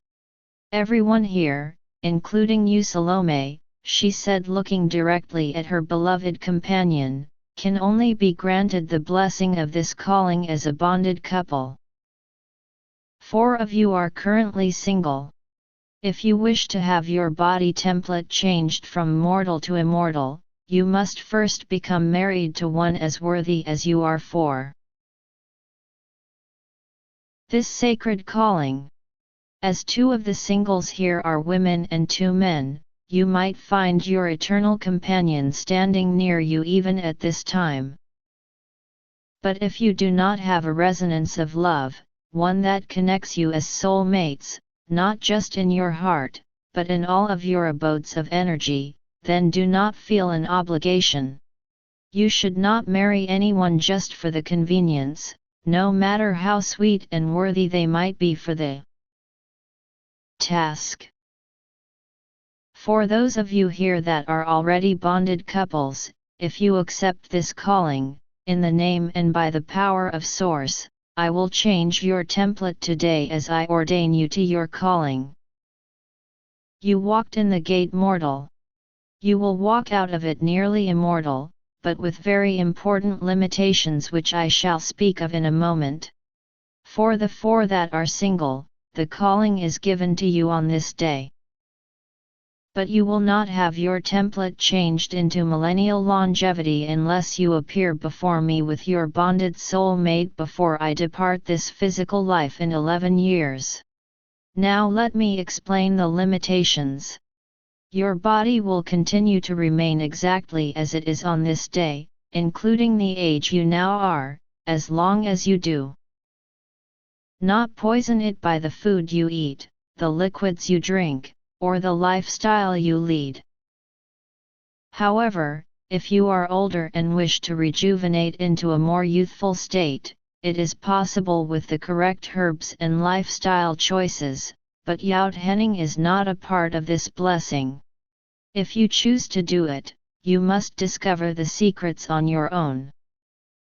Even if you faithfully live as healthy as you should, you can still be injured or killed by weapons, or die by any violent means that would kill anyone else, such as drowning, fire, poison, felled by an attacker, or even an inattentive accident. You can still be afflicted by any sickness or disease and suffer the painful or fatal consequences, just like any other person. Of course, if you live a celestial lifestyle and follow a celestial diet, you will be naturally resistant or immune to most of the sicknesses and diseases that afflict the people of the world. Your blessing is simply to have a body that will continue to live in vitality without an end to years, as long as you don't allow anything to happen to it that would degrade or kill it. Life beyond that is up to you. There are also pains. To this blessing, you will bury all of your children. Every mortal friend you make in your life's journey will also pass from your life, while you continue living.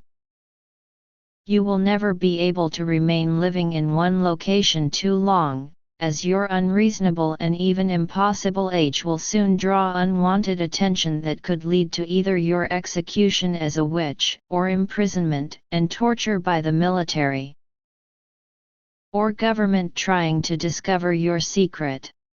It is for these reasons that this calling is only for couples.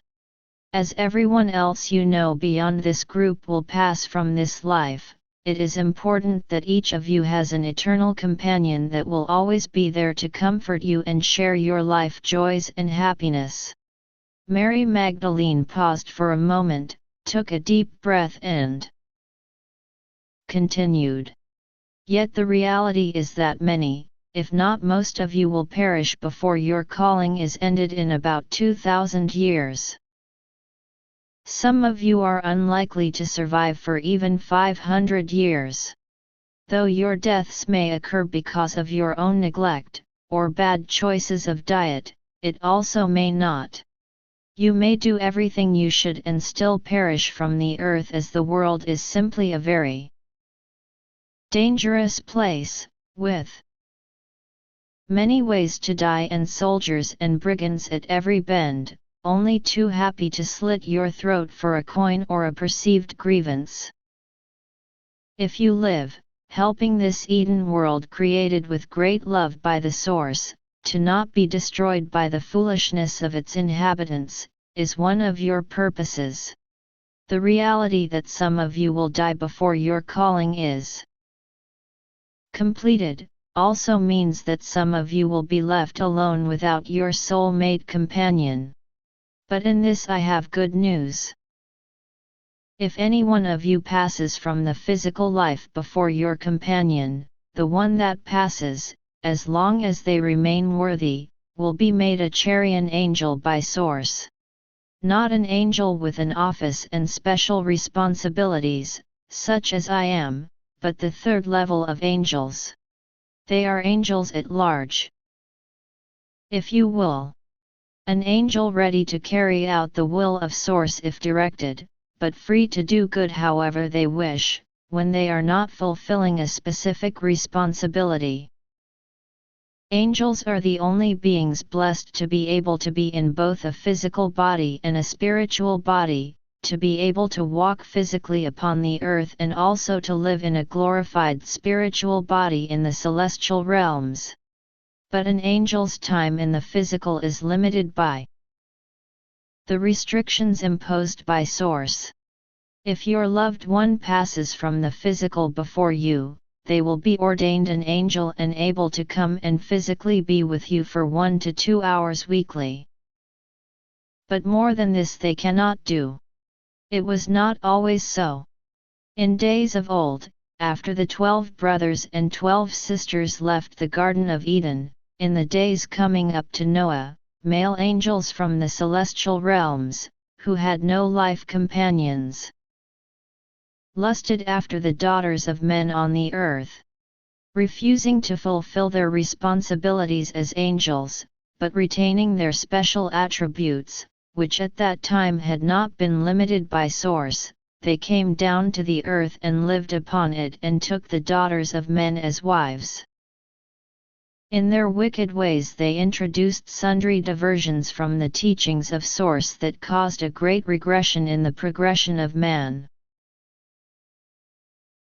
To ensure such calamity and perversion of the powers of angels could never again occur, Source changed the templates of most angels so they could only remain in a physical form for a couple of hours every 7 days. This will still be a comforting solace to any of you who remain alone upon the earth. If your soul-mate passes before you, they will be able to return each week and touch you and hold you, talk with you and counsel you, until your time on the physical earth is also done.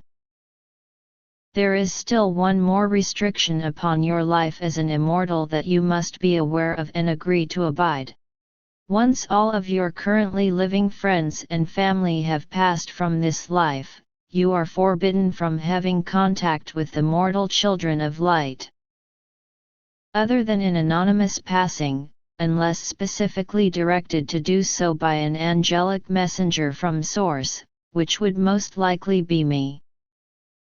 You may not live among them, befriend them, or attend any of their meetings or activities other than as an anonymous one-time visitor passing through, never to be seen again. Similarly, you will never reveal that I am an angel to any of the other children of light. Currently living, including your own children and family. Most importantly, you must never reveal the nature of your calling to anyone, including your closest family. Neglect of this dictate, depending upon the severity of the transgression, will also be a cause to revoke your calling and return you to a template of mortality and a quick death if you are beyond the years you would have otherwise died. Mary Magdalene's unexpected announcement on the need to remain anonymous and the consequences of missteps, was creating clamoring consternation, pretty much among everyone.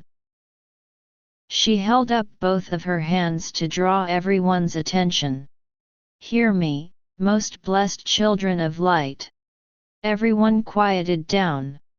Not quiet, but from a din to a murmur as they looked to hear a greater explanation from Mary Magdalene.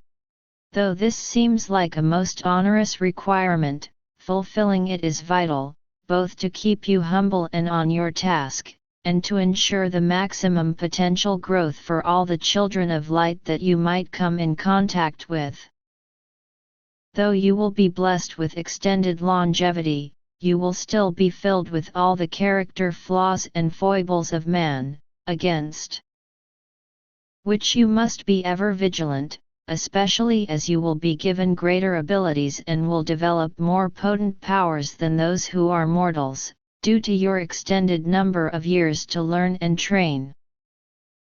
It is by overcoming your weaknesses that you become greater than you were.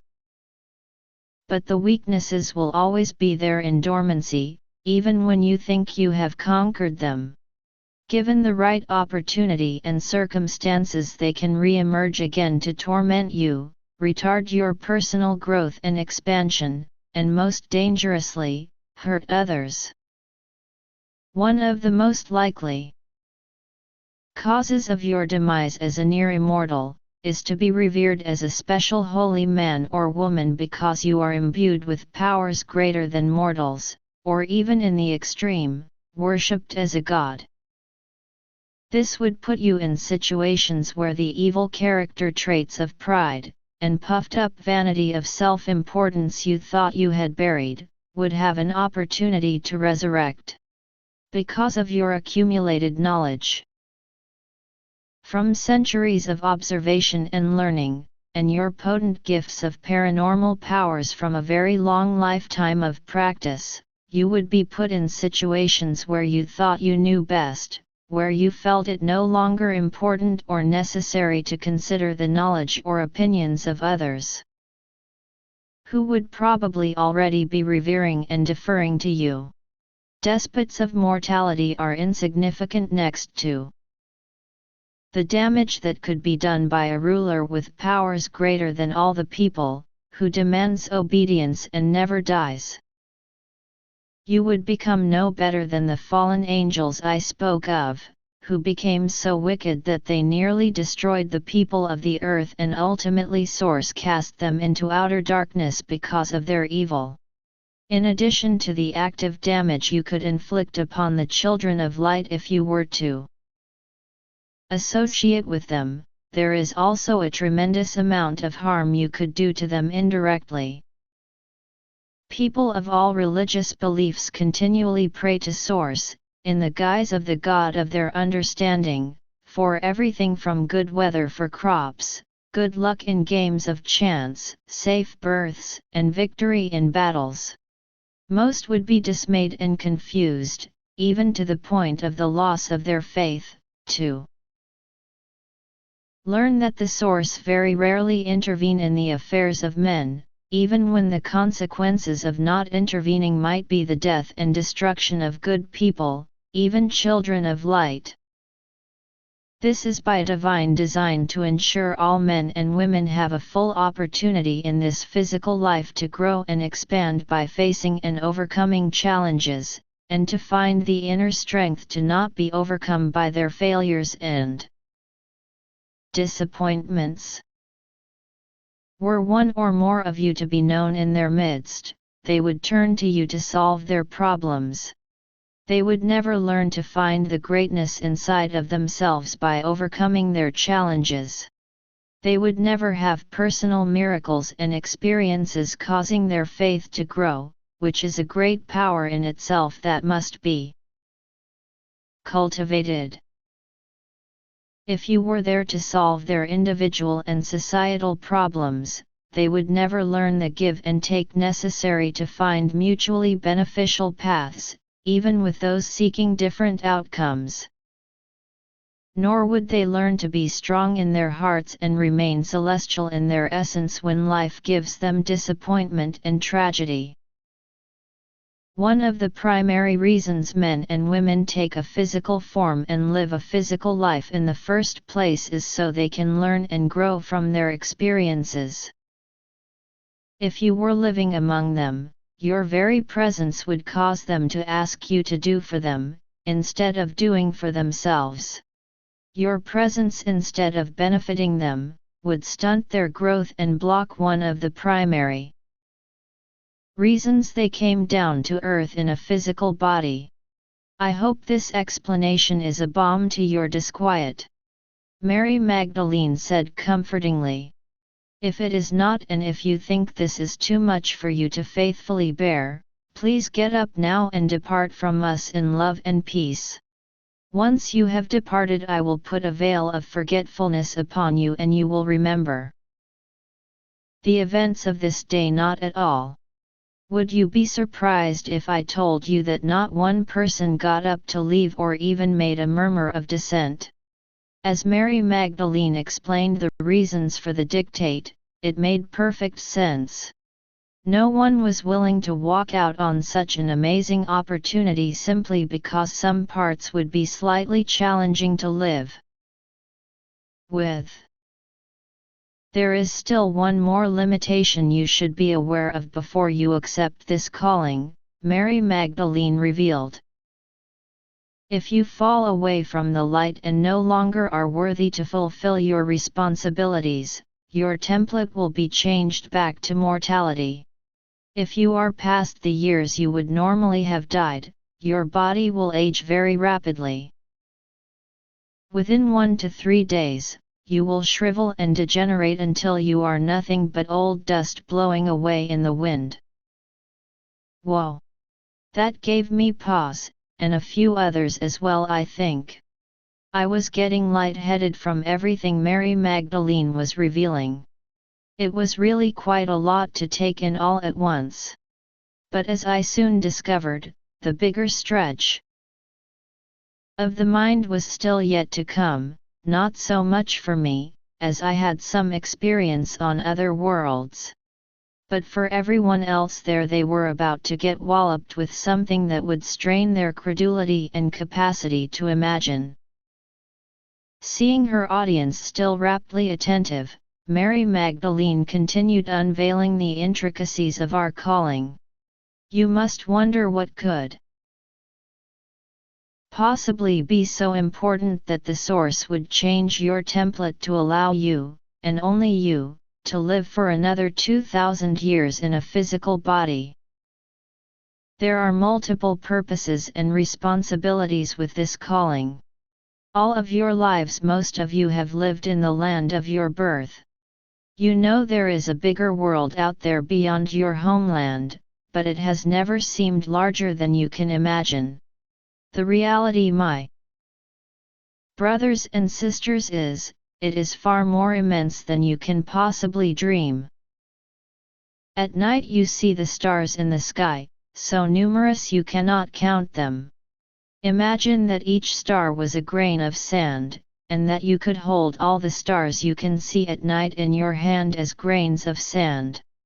The earth we live on is only one of the grains of sand in your hand. Now remember the longest beach you have ever seen, one where the beach goes on and on out of sight, and where the sand is so deep you can never dig to the bottom. All the stars you hold in your hand as grains of sand are infinitesimally insignificant compared to the uncountable grains of sand that are on the beach. Mary Magdalene paused to ensure the momentousness of her next words were felt to the core of our beings. Though this world and the small familiar part that you live in is all that you know, please understand that for every grain of sand on the endless beach of great depth, there is another earth out among the stars filled with people like you. Upon most of those earths are other creatures and beings such as you never imagined. Truly, there are uncountable earths and other worlds teeming with life that exist out among the endless stars far more than the one grain of sand that we live upon. I expected everyone to gasp at her description, but to my surprise they all seemed simply intent on listening.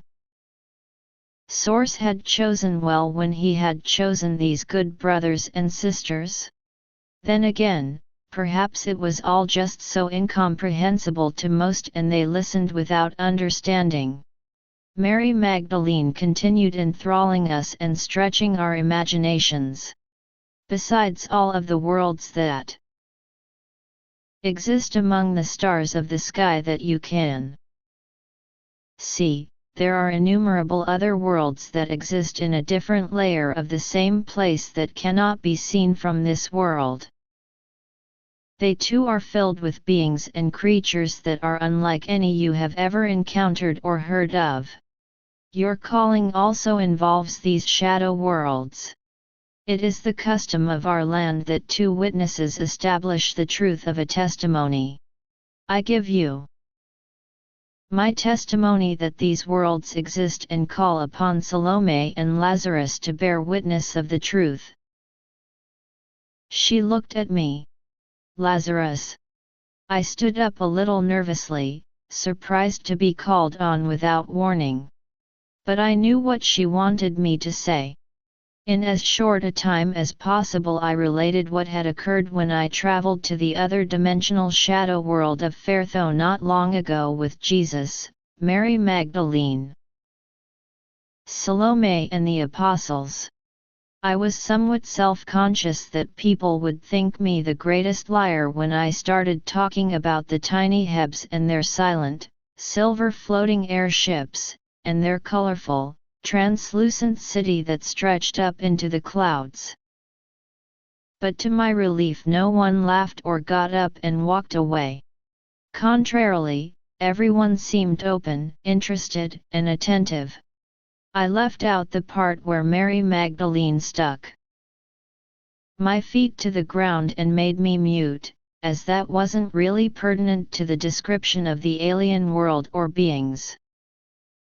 Next Salome got up and related her experiences on other worlds far more bizarre than the one I visited. She had been to multiple worlds with Mary Magdalene, Jesus and the apostles and described their travel through the portals and the lands and strange creatures they encountered very well. To my surprise, she too was received without heckling or scoffing and instead with keen and sincere attention. Looking at Bai and Ting and the others who did not speak Aramaic, it seemed from their attentiveness that they must have been hearing Salome and I in their native languages, just as they heard Mary Magdalene when she spoke. I even saw looks of fascination and curiosity on most faces. Something I did not expect. In the modern world, there are science fiction movies and television shows that are not that far off the mark from reality in some instances. To a modern human, the things we talked about might be thought to just be fantasy, but at least it would be a fantasy that books, movies, and TV shows had prepared people to grasp. Not so for even one person sitting at the table besides me and Salome.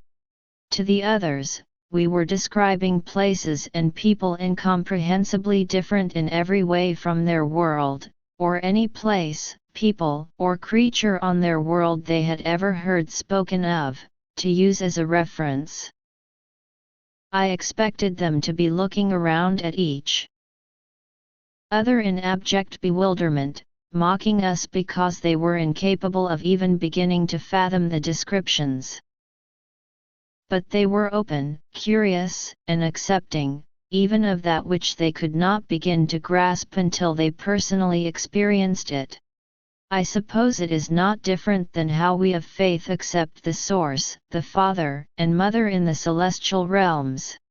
Even me, who traveled there, never saw them, or heard the Father and Mother speak, yet I know they are real. The truth reverberates in my heart and mind. My brothers and sisters of light that were present with me that day in our courtyard with Mary Magdelene had even more faith than me. They had not died and traveled to the celestial realms to know it is a real and tangible place as I had. None of them had seen the multitude of miracles from Jesus that had been my privilege to witness. None of them had been resurrected from the dead. Yet their faith was as strong or stronger than mine, in a reality they had not seen, had not heard, and had not experienced. I realized that is why they could sit there, hearing of strange worlds and creatures and be completely receptive to the unknown. What they knew, their love for Jesus, their conviction in Mary Magdalene, allowed them to have faith and trust in that which they did not know. A lesson I learned that day that has benefited me all my long life whenever I have had my own unknown bridges to cross, from the steadfast foundation. Oh, what you know with conviction is true, you can leap chasms. Oh, uncertainty with you'll trust in the success. Oh, your leap. Oh, eighth. Let us get now to the central reason Source is willing to change the template of your physical life into virtual agelessness, Mary Magdalene continued. The distances between the worlds of the stars are far beyond the means of the fastest ship to ever reach in a lifetime of sailing, even if they could sail among the stars. And the worlds that are found not in the stars, but in different layers could never be reached by a ship even if it were to sail eternally because they are not in the same time or space as this world and the worlds of the stars that you can see. But our Earth, and all other worlds, both those among the stars and those hidden in different layers, are all connected energetically and physically. Herein lies both the benefit and the challenge and a primary reason for your calling and blessing of longevity. You know, if a room is closed up with no openings for air and the door always shut tight, it becomes dank and musty, the air stale and unhealthy, caked with accumulated dust and difficult to breathe. Each of the innumerable worlds is like a room in a house that has no ending or beginning. Each room is connected via a passageway to many other rooms. As long as the doors are open, fresh air circulates from one room to another, and rejuvenating energy from one world to another. This was the creative design of Source when all the worlds were brought into existence, that they might never grow stale and stagnate, but always be enlivened with new and diverse energy from other worlds, that all might maintain vitality for the health and well-being of their inhabitants. As these worlds are very different, so too are their energies disparate and often quite discordant with the energies of our Earth. This is actually necessary to ensure there is a good mix of dissimilar energies to foster an enlivened and vibrant state on all the worlds that exchange dynamism with one another. If only energy was exchanged between worlds, there would be less need for your calling, but in order for the creations of Source to have the opportunity to grow from challenges of their wits and wills, when the gateways are fully open, in addition to the flow of energy, any creature or being can pass through the gateway from one world to another. Most that enter from other worlds are fairly benign and cannot venture far from the portal, as their resonance for their home world is like a lodestone pulling them back into the passageway. The further they venture from the gateway, the greater is the force pulling them back to their world. However, if they can push with all of their strength through the point of greatest resistance, they can break away from the lodestone-like pull and be free to live their lives on this earth if the environment of air, water, and temperature will support them. That is normally the outcome, as the more intelligent ones would not try to remain here in the first place if it was not a hospitable environment. Many of the strangest animals that you see in this world, the ones that are simply bizarre compared to the normal templates of animals, are likely creatures whose ancestors escaped from other worlds to inhabit this one. But it is not these mostly benign creatures that inhabit this earth that are of concern or need the attention of your calling. The Source are watchers, not kindly overseers enmeshed in the lives of their subjects. They are the architects of creation. They laid the foundation. They created and put in place the template and environment by which all things can live, reproduce, grow, expand, and in some instances even evolve and change from the form they were created into something different. Understanding the eternal nature of all things, except in extreme circumstances, the Source do not interfere or intervene in the lives of their creations. Instead, they give each person complete freedom to rise or fall, expand or shrink, depending upon their own wise or foolish choices and actions. This is true even when imprudent actions and choices result in death and misery. In the context of eternity, pains are not long, and even death is not an end, merely a bump on eternity's road. As this is so, you might wonder why bother to pray to the Source, if there is little likelihood that they will answer your prayers. Though your prayer may be personalized and addressed to the Source, please understand that they are merely the essential focus to initiate the actions you seek by your prayer. Though your prayer does not motivate them to act directly on your behalf, it does tap you into a direct connection to the Source of all power and creation. When you pray to them, you are actually coalescing your own power and calling upon the many other energies of the universe that can aid you. If you pray together with others for a common cause, the power of the prayer is magnified many times more than your numbers. Nevertheless, the Source do take action through their chosen stalwarts when the grand design they put in motion is threatened to be altered in ways that would thwart, impede, or reverse the eternal progression of their creations toward greater light. Such as it was when the fallen angels perverted the world.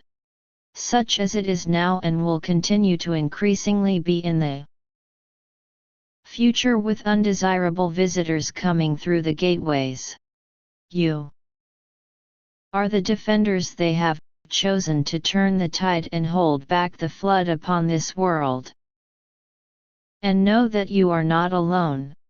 There are others just like you, on many of the worlds of the stars, worthy and valiant children of light that stand as guardians of their worlds even as you will for yours. Recently on some worlds, and for a longer time on other earths, various dangerous and lethal creatures from other star worlds and the shadow layers worlds of different times and spaces, have begun entering through the portals, in numbers high enough to cause serious disruption, danger, and even eventual extermination of the native people and animals to the worlds to which they are escaping.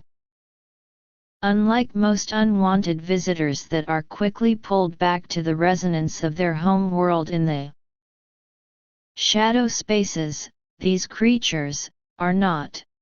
They are either strong enough or sufficiently intelligent that they break through the resonance barrier. A few types are intelligent enough that they have learned to consciously use the portals to spread to other worlds and make an organized effort to do so. Some of the creatures, such as Zartus bugs, are already a scourge on many worlds, creating such havoc that entire nations are dispersing. And civilization is reverting to more primitive states. These are the types of consequences that you are called to counter as they radically alter the source's template of creation and eternal progression. Many of the uninvited intruders that have come here and to other Earths, have acute sentience and intelligence. When you encounter them, do not underestimate their threat simply because they do not look like you or any creatures of your world. Though they may appear like bugs, strange animals, or even a form of human, some will be more intelligent and cunning than most people you meet, some will be far more. Many are also physically stronger than you, and have deadly means of attack and self-protection that are unlike the people and animals of this world of which you are familiar.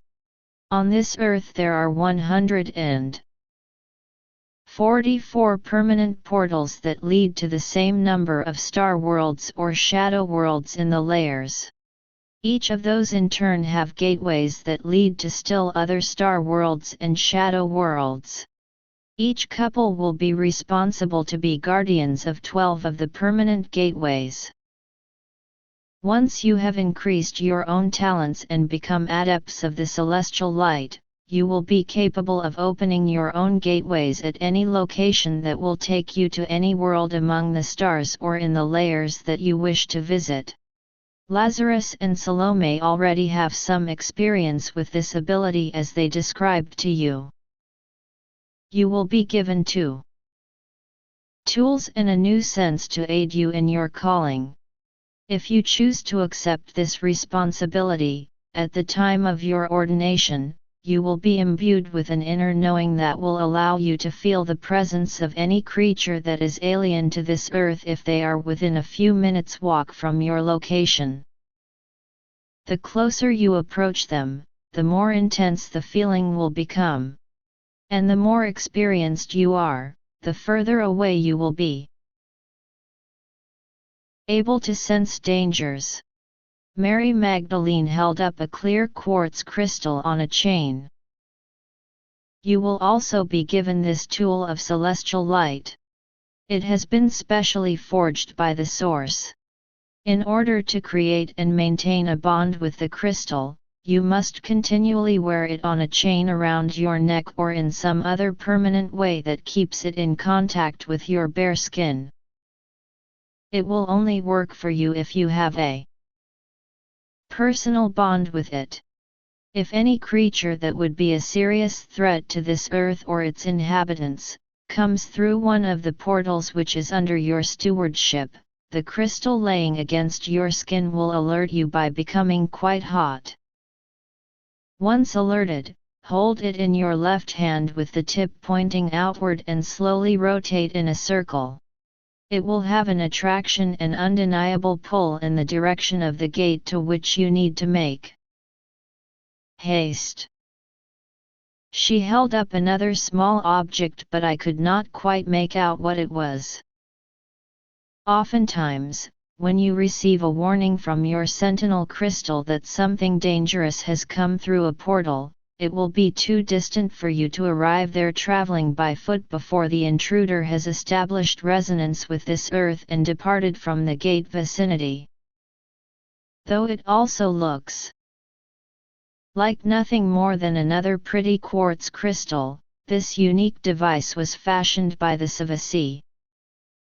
It will allow you to travel instantly to any portal under your guardianship, and you shall each receive one. Keep it on your person, even on the same chain as the other if you like. But be sure any chain is not easily broken or able to slip off your neck and be lost. The proximity to your aura will affect a bonding that will only allow the tools to function for you and no other person, unless you are deceased. In that case, another adept could bond with it over time. No two look alike. Once you have received yours and are bonded with it, there will be no mistaking it for another.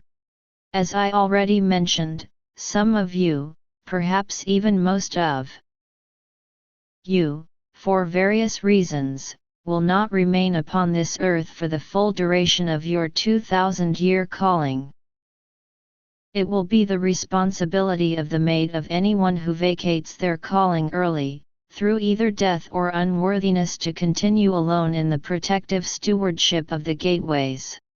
If both the husband and the wife of a guardian couple are no longer upon the earth or fulfilling their stewardship, it becomes the responsibility of one of the remaining couples to assume stewardship of their portals.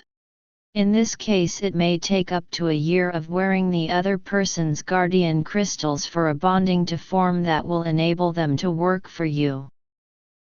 This includes the crystal that can transport you to the portal in an instant. During this transition time, you will need to personally visit each gateway on a regular basis, until you have bonded with the new crystals. There are also reasons this is a 2000-year calling and why it is likely to be only a 2000-year calling.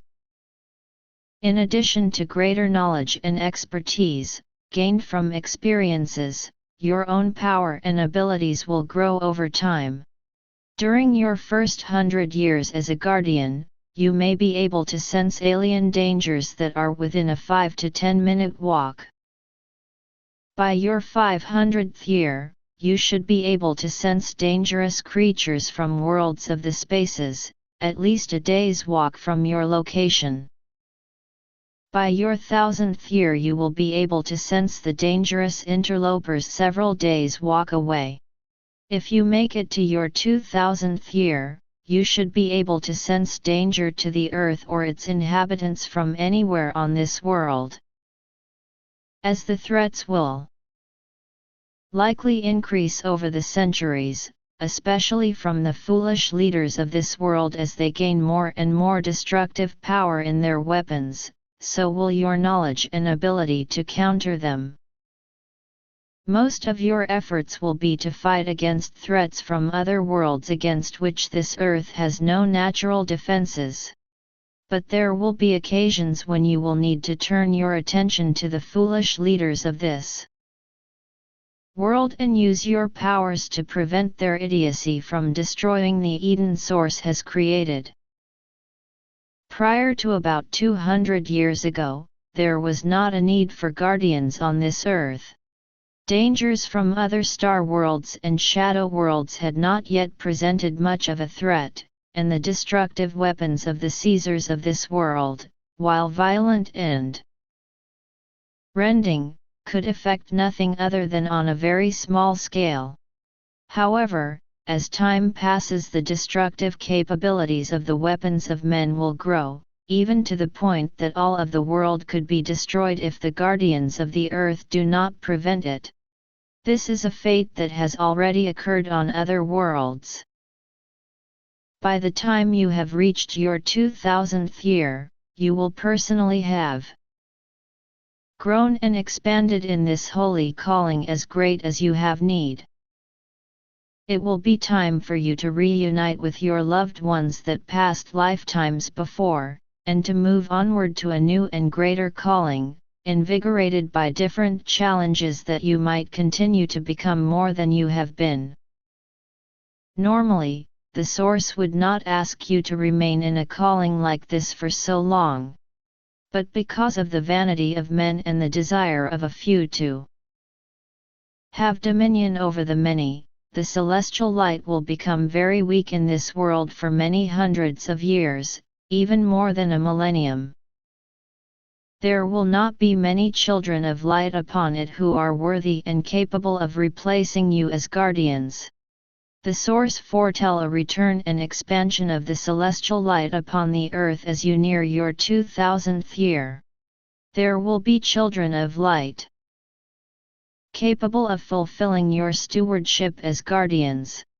Worthy children of light born in those days will be called and ordained as you will be today to be the guardians of earth. You will then be freed from this stewardship to pursue an even greater one. The small number of invasive creatures from other worlds that have traversed the portals up until now have either been no threat or were removed by the angels of Source. But the numbers of the dangerous ones have increased and will continue to do so. The responsibility of protecting your earth must be given to those of you who call it home, not continue to fall upon the angels of Source. It is only by doing for yourself, even in the face of adversity, that you grow into your potential.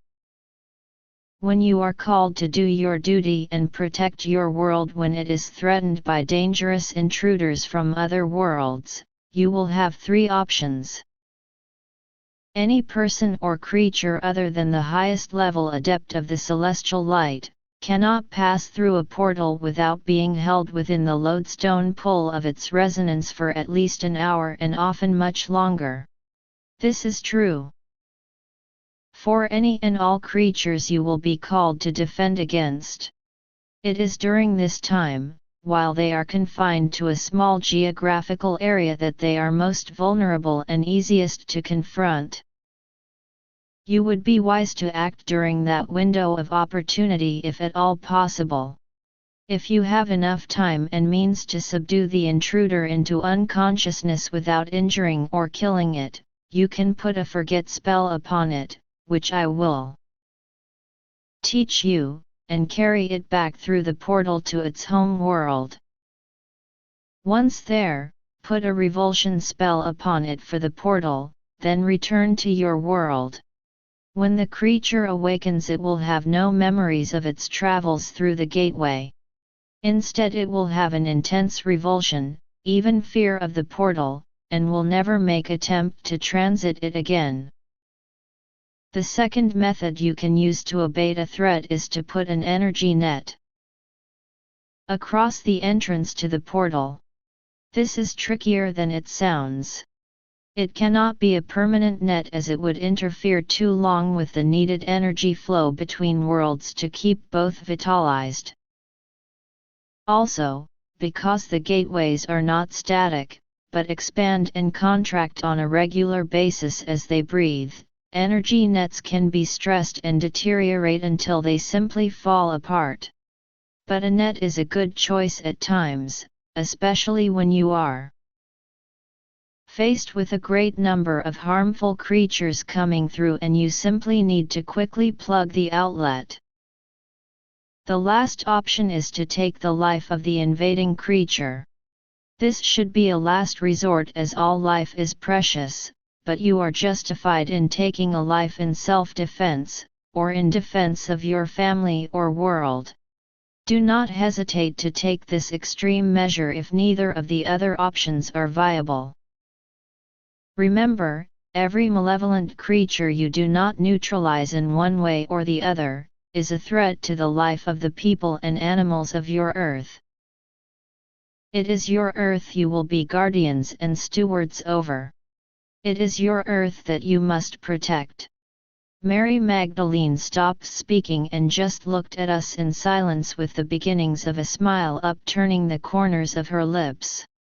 I wasn't sure if she was finished inundating us with knowledge or was pausing to see if anyone had questions.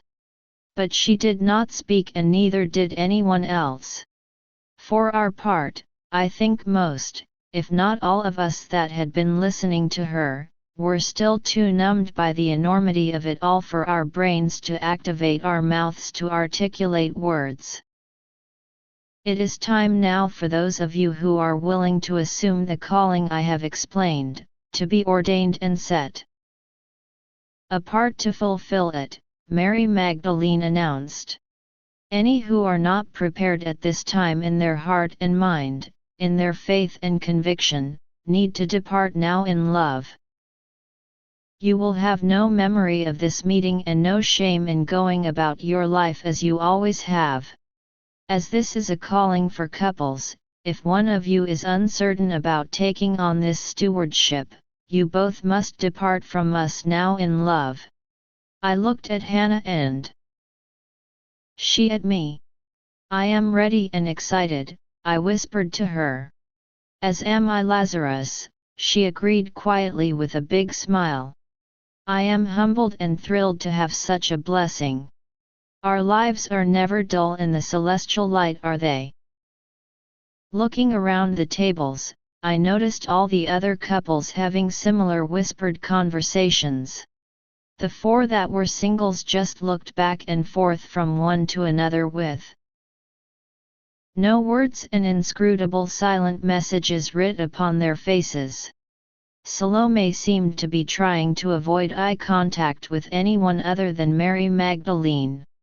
But she got no solace from her, as Mary Magdalene just held her index finger to her lips to ask Salome to remain quiet and not question her at the moment. I sense that all of you remain committed to this stewardship. You were chosen well, Mary Magdalene affirmed. Your many questions about specifics, the how, when, and why, will all be answered in the coming days as I begin your training. But now it is my privilege and blessing to represent Source and ordain you to this high and holy calling. Remain where you are seated. I shall walk around behind each of you to lay my hands upon your head to call and set you apart with this stewardship and invest you with the sixth sense Source has promised you. She looked at me. And I shall begin with my brother Lazarus and his beloved Hannah.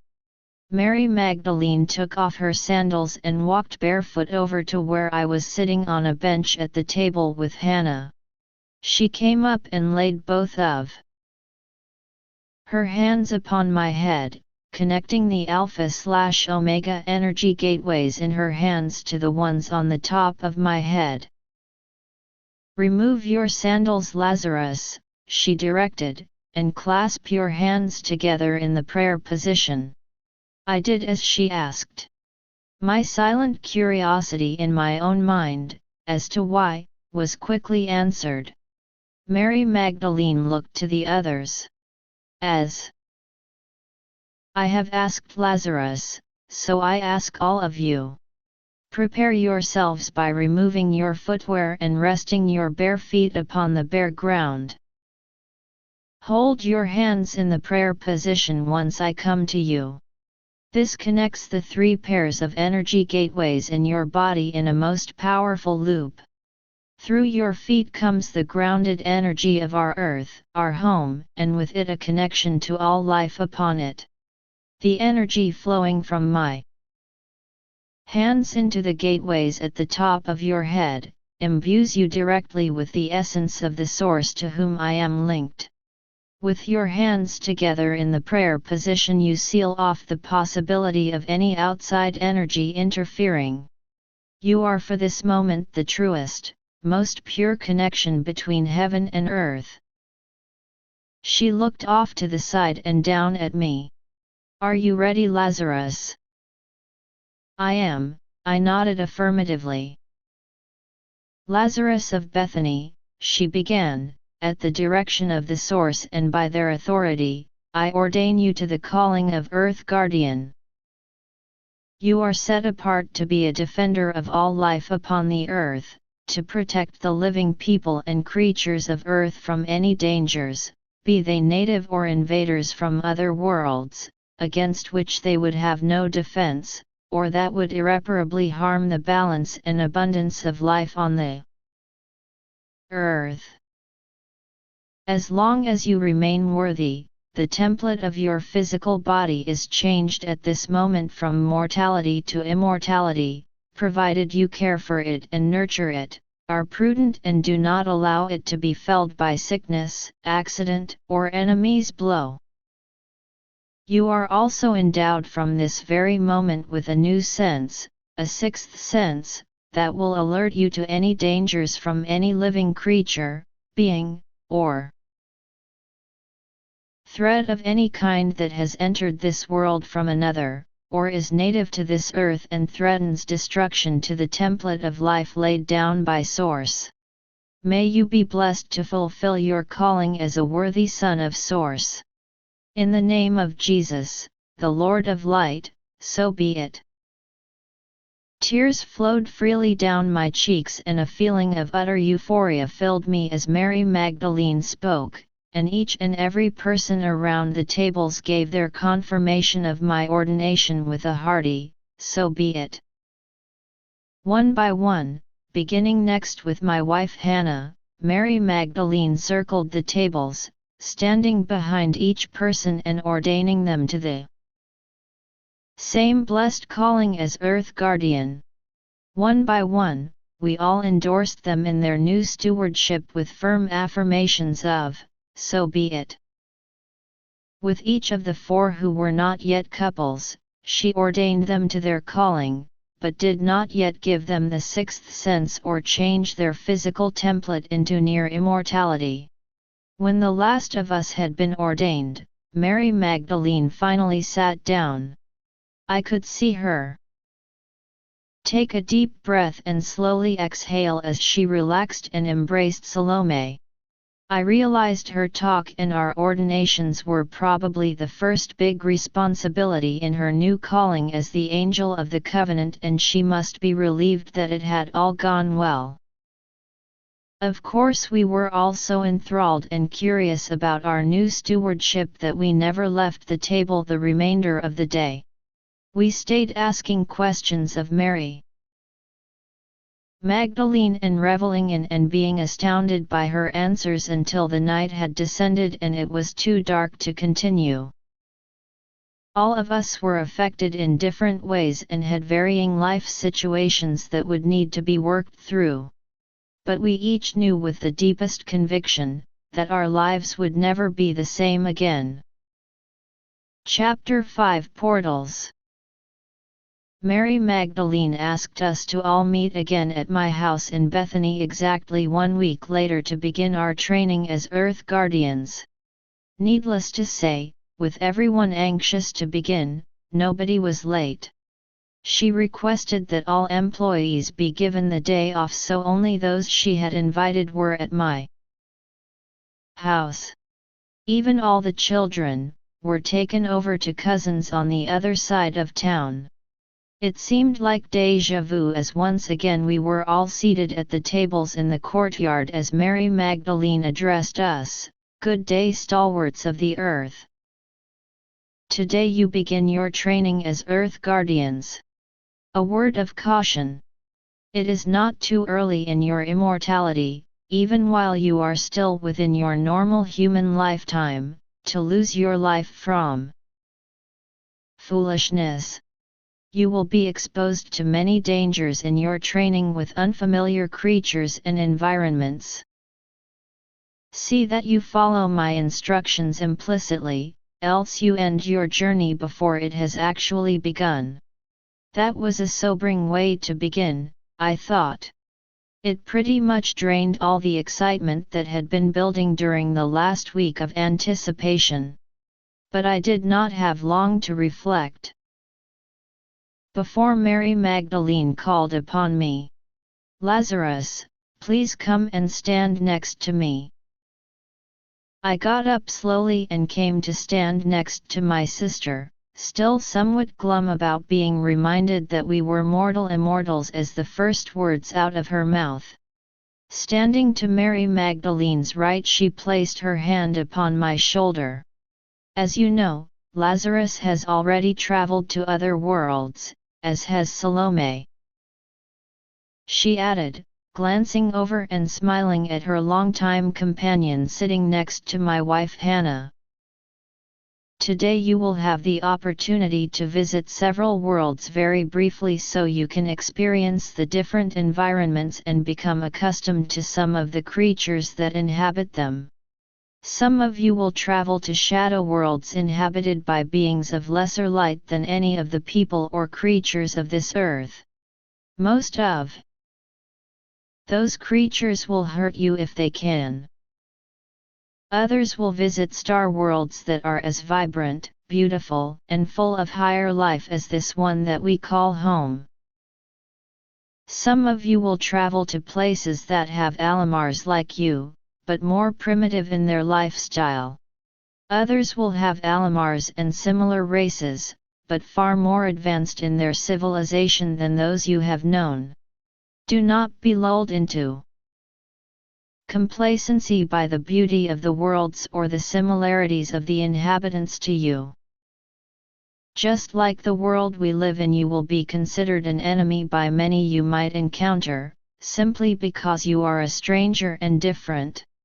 I would advise you to have no interaction with the local creatures or inhabitants. Try to limit your visits to simple, safe observational excursions. Some of you will encounter more bizarre places where the inhabitants may be less or more advanced than you, but they will not be Alamars like you or in any way resemble Alamars. How will you react if you encounter a creature that for all appearances seems to be a giant bug, but is more intelligent than you and more advanced in its civilization than the cities you have known? Or perhaps you will encounter an enormous mosquito as large as you, that would like nothing better than to drain every drop of blood from your body. There will be dangers on any world you end up visiting, but you must come to know these worlds that connect to yours and the malevolent creatures that may someday come through portals where you will be the only defense to protect your world. To help you grow into this stewardship, it should be a goal of yours every day of your life to always be learning more, always gaining new knowledge about everything in existence. Knowledge is power. I exhort you to be knowledge sponges. Sometimes, standing alone, it is a greater power than your most potent celestial gifts. But used in conjunction with abilities you have honed, knowledge allows you to better utilize your natural and blessed power. It ensures a greater chance of success in any endeavor in direct proportion to the knowledge you have available to aid you. Taking a couple of steps away from me, Mary Magdelene held her hands in the prayer position over her chest. For a moment, bowed her head, then quickly looked up and thrust her palms still pressed together skyward. At their highest point she separated her hands, and lowered her extended arms sideways, while forcefully saying, "Extavas." Immediately we were encircled by numerous opaque, electric blue tunnels, with translucent spinning entrances, a little wider than the height of a man, leading outward from the courtyard and passing through anything they encountered from a wall to my house. I quickly looked around and counted 12 in total. It was very weird looking at those that passed through my house. It was as if the rooms of my house, including my bedchamber, suddenly had large semi-translucent pipes running right through the middle of them. As the tunnels appeared, everyone sitting at the tables stood up in shock, wonder and perhaps some fear of the unknown. There was quite a number of different looks on people's faces. Mary Magdelene encouraged everyone to walk around the courtyard and peer through the entrance of the various tunnels to see what they could perceive at the other end. There were soon many exclamations of amazement as everyone did as she bid and saw glimpses of the many worlds at the other end of the tunnels. These tunnels are all passageways to other worlds, Mary Magdalene explained as she walked among us while we peered through one tunnel entrance after another. Many are shadow worlds that occupy the same space as this earth and the worlds of these heavens. However, these places cannot be seen by looking at the stars in the sky. Though they occupy the same space, they are on a different level of energy. As thus, they are usually imperceptible. In most cases it is not an energy disharmonious to the energy of this world, it is merely different. Other portals lead to star worlds, which are places on the same physical plane as the earth we live upon.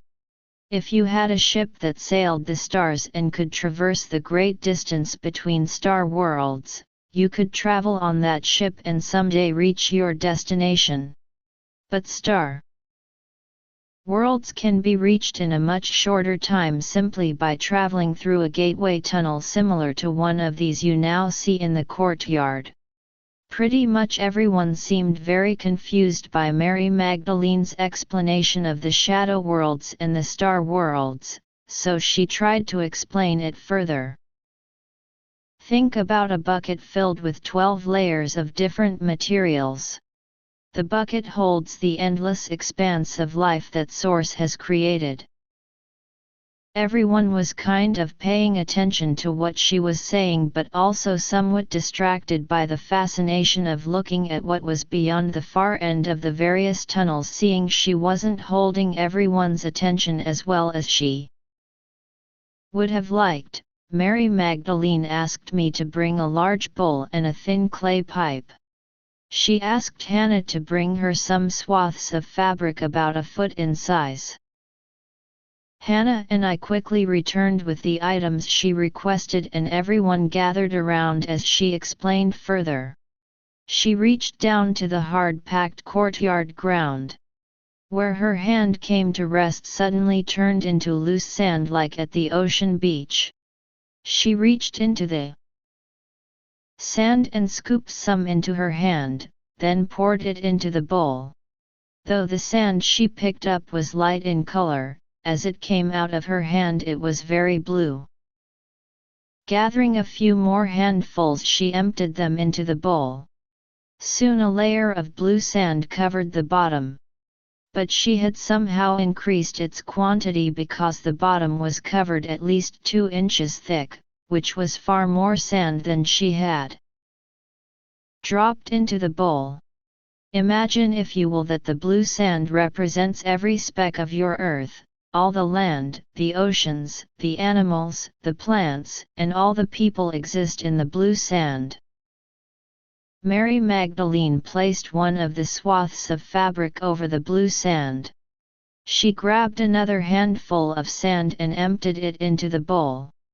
This one came out bright red in color as it dropped from her hand into the bowl. After the red layer had completely covered the blue layer, Mary Magdalene asked us to imagine the red sand is another earth. The people, plants, animals, and everything about it are different than your earth. A very important part of understanding is, though both the blue and the red occupy the same bowl, there is a barrier between them. Even though each touches the other along their entire plane, because of their differing energies and the barrier, they cannot perceive one another under normal circumstances. The people of the blue world only know about the blue world, and the people of the red world only know about the red. Mary Magdalene continued scooping up sand and added a third layer of yellow, then another of purple, and another of green, each separated by a layer of fabric. In this bowl there are only 5 layers, she explained. But in the immensity of what the Source created there are innumerable layers, innumerable worlds, both the kind you can gaze towards when you look at the stars and the shadow worlds that you cannot see no matter where you look with eyes of man. Mary Magdalene reached down and lifted up the finger-thick clay pipe I had brought her. She held it on each end and stared at it for a moment, and it suddenly turned into the clearest glass. Everyone looked at it in wonder, not just at Mary Magdalene's miraculous transformation, but at the glass pipe, a marvel never before seen. We had glass vessels and glass blowers in Israel, but none who could make a clear straw of glass such as we saw Mary Magdalene create from the clay pipe. Mary Magdalene smiled, seeing the attentive look on everyone's face, and continued her explanation. The shadow worlds exist in the same space, the same bowl, but on a different energy level, separated by a barrier. She poked the clear tube into the top layer of green sand. But the barrier can be pierced. Even as she spoke, we saw the glass tube descending down further than the top layer of green sand. When it stopped, it was clearly resting on the bottom of the bowl. Mary Magdalene invited each of us to come and stare down the glass tube, which we all did one by one. The tube had, through some Mary Magdalene magic, passed through each of the fabric barriers, and we could dimly make out the various layers of colored sand, as it was midday and the sun was directly overhead, somewhat illuminating. Inside the tube, the glass tube passing through the barriers and various layers of colored sand is like the 12 passageways you see around you, Mary Magdalene explained. In both cases, the tunnels created allow passage between worlds that are normally unseen and unperceived. But when a portal is open, any creature, including you or any other person, can pass through from one world to another with as few as a dozen steps. Mary Magdalene lifted out the glass tube. It was filled with the 5 colored sands, all mixed up together and not separated into distinct layers as you would expect from the cloth separation barriers. She held the tube up for us to look at as she blocked each end with a finger. Just as you see all of these sands intermingled, so the energies from all of the shadow worlds have the opportunity to pass through the gateways and intermingle with the energy of your Earth and the innumerable other Earths that exist among the stars of the sky. However, not just benign energies pass through from one world to another.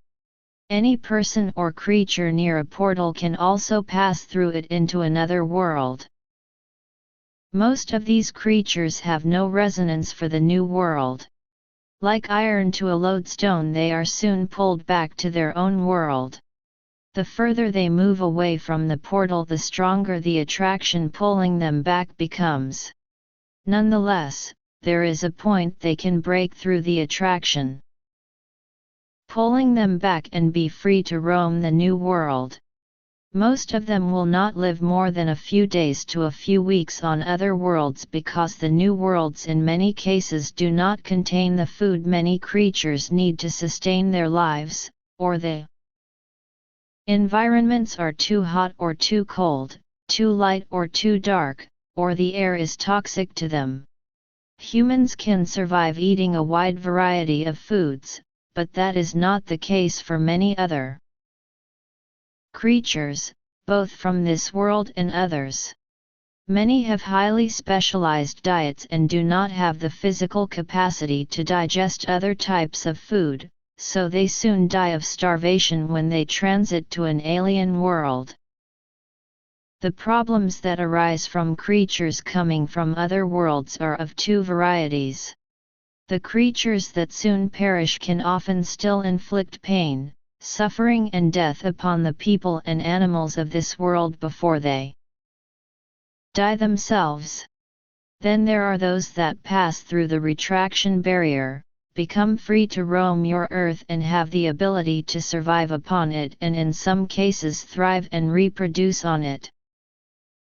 As your earth has no exposure to creatures such as these, they can wreak havoc and considerable death and destruction upon its defenseless people and animals.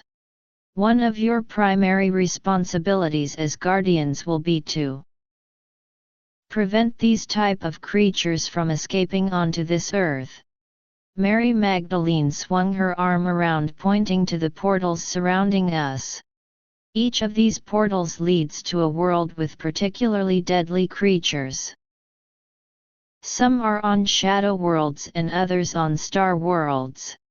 As couples, choose one of the 12 portals and pass through it to the other side. I will surround your bodies with a thin translucent shield of limited protection. You will be able to walk freely about, observing the creatures and the vegetation, but neither plant nor animal will be able to penetrate the shield with a bite, claws, poison or a sting or even crushing strength. But be cautious where you walk, as there are limits to this protective skin. If a giant rock falls on your head, or you fall a great distance off a cliff, or into a pool of water and cannot swim, you may perish. Regardless of which portal you choose and which world you visit, time will not pass there in the same manner it does here. Try to keep track in your mind of the passing of time as you count it on this world. Though this is intended to just be a quick look at a different world, the dangers you may encounter will be very real. If you remember to follow my instructions and admonitions, I'm sure all will be well. If not, and you manage to remain alive, please return to the courtyard after a few hours. Chapter 6. The other side of the BEDCHAMBER. Not surprisingly, after Mary Magdalene's announcement ending in, "You managed to remain alive, please return to the courtyard after a few hours," did not motivate anyone to move very rapidly toward the portals. We all continued to just mill about. Mary Magdalene didn't have much patience with our timidity. "Scoot," she commanded. "Your lesson for the day is on the other side of the gateway, not standing around in a courtyard in Bethany." With some remaining hesitancy, we all moved off toward the entrance to a portal.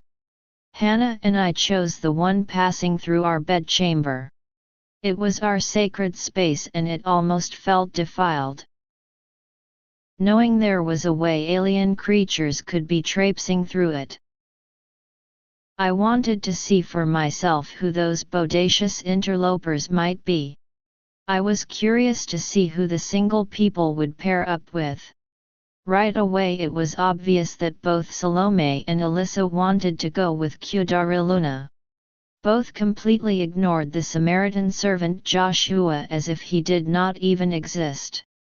I expected such would be the case and wasn't surprised. Kudariluna was an enormous man, formidable in every way, and somewhat good-looking in a rugged sort of way. He was certainly the person anyone would trust to defend them from physical danger, or get them out of any predicament requiring physical strength. He was also a celestial and longtime member of our communities of light. Joshua, on the other hand, was just an average man physically. But he was also a Samaritan, a people scorned by Israelites because of their perversion of traditional Hebrew teachings. Nor could it be overlooked that he was a lowly servant. Not at all someone either Salome, the daughter of a king, or Alyssa, the former high priestess of the main pagan temple in Tyre and was a wealthy, highly esteemed, independent woman, would naturally pair up with.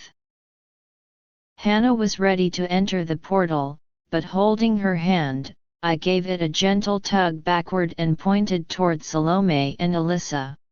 I wanted to see how their mutual desire to go with Kudarlyuna would end up.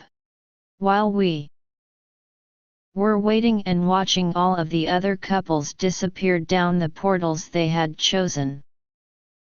I have known Kudarlyuna.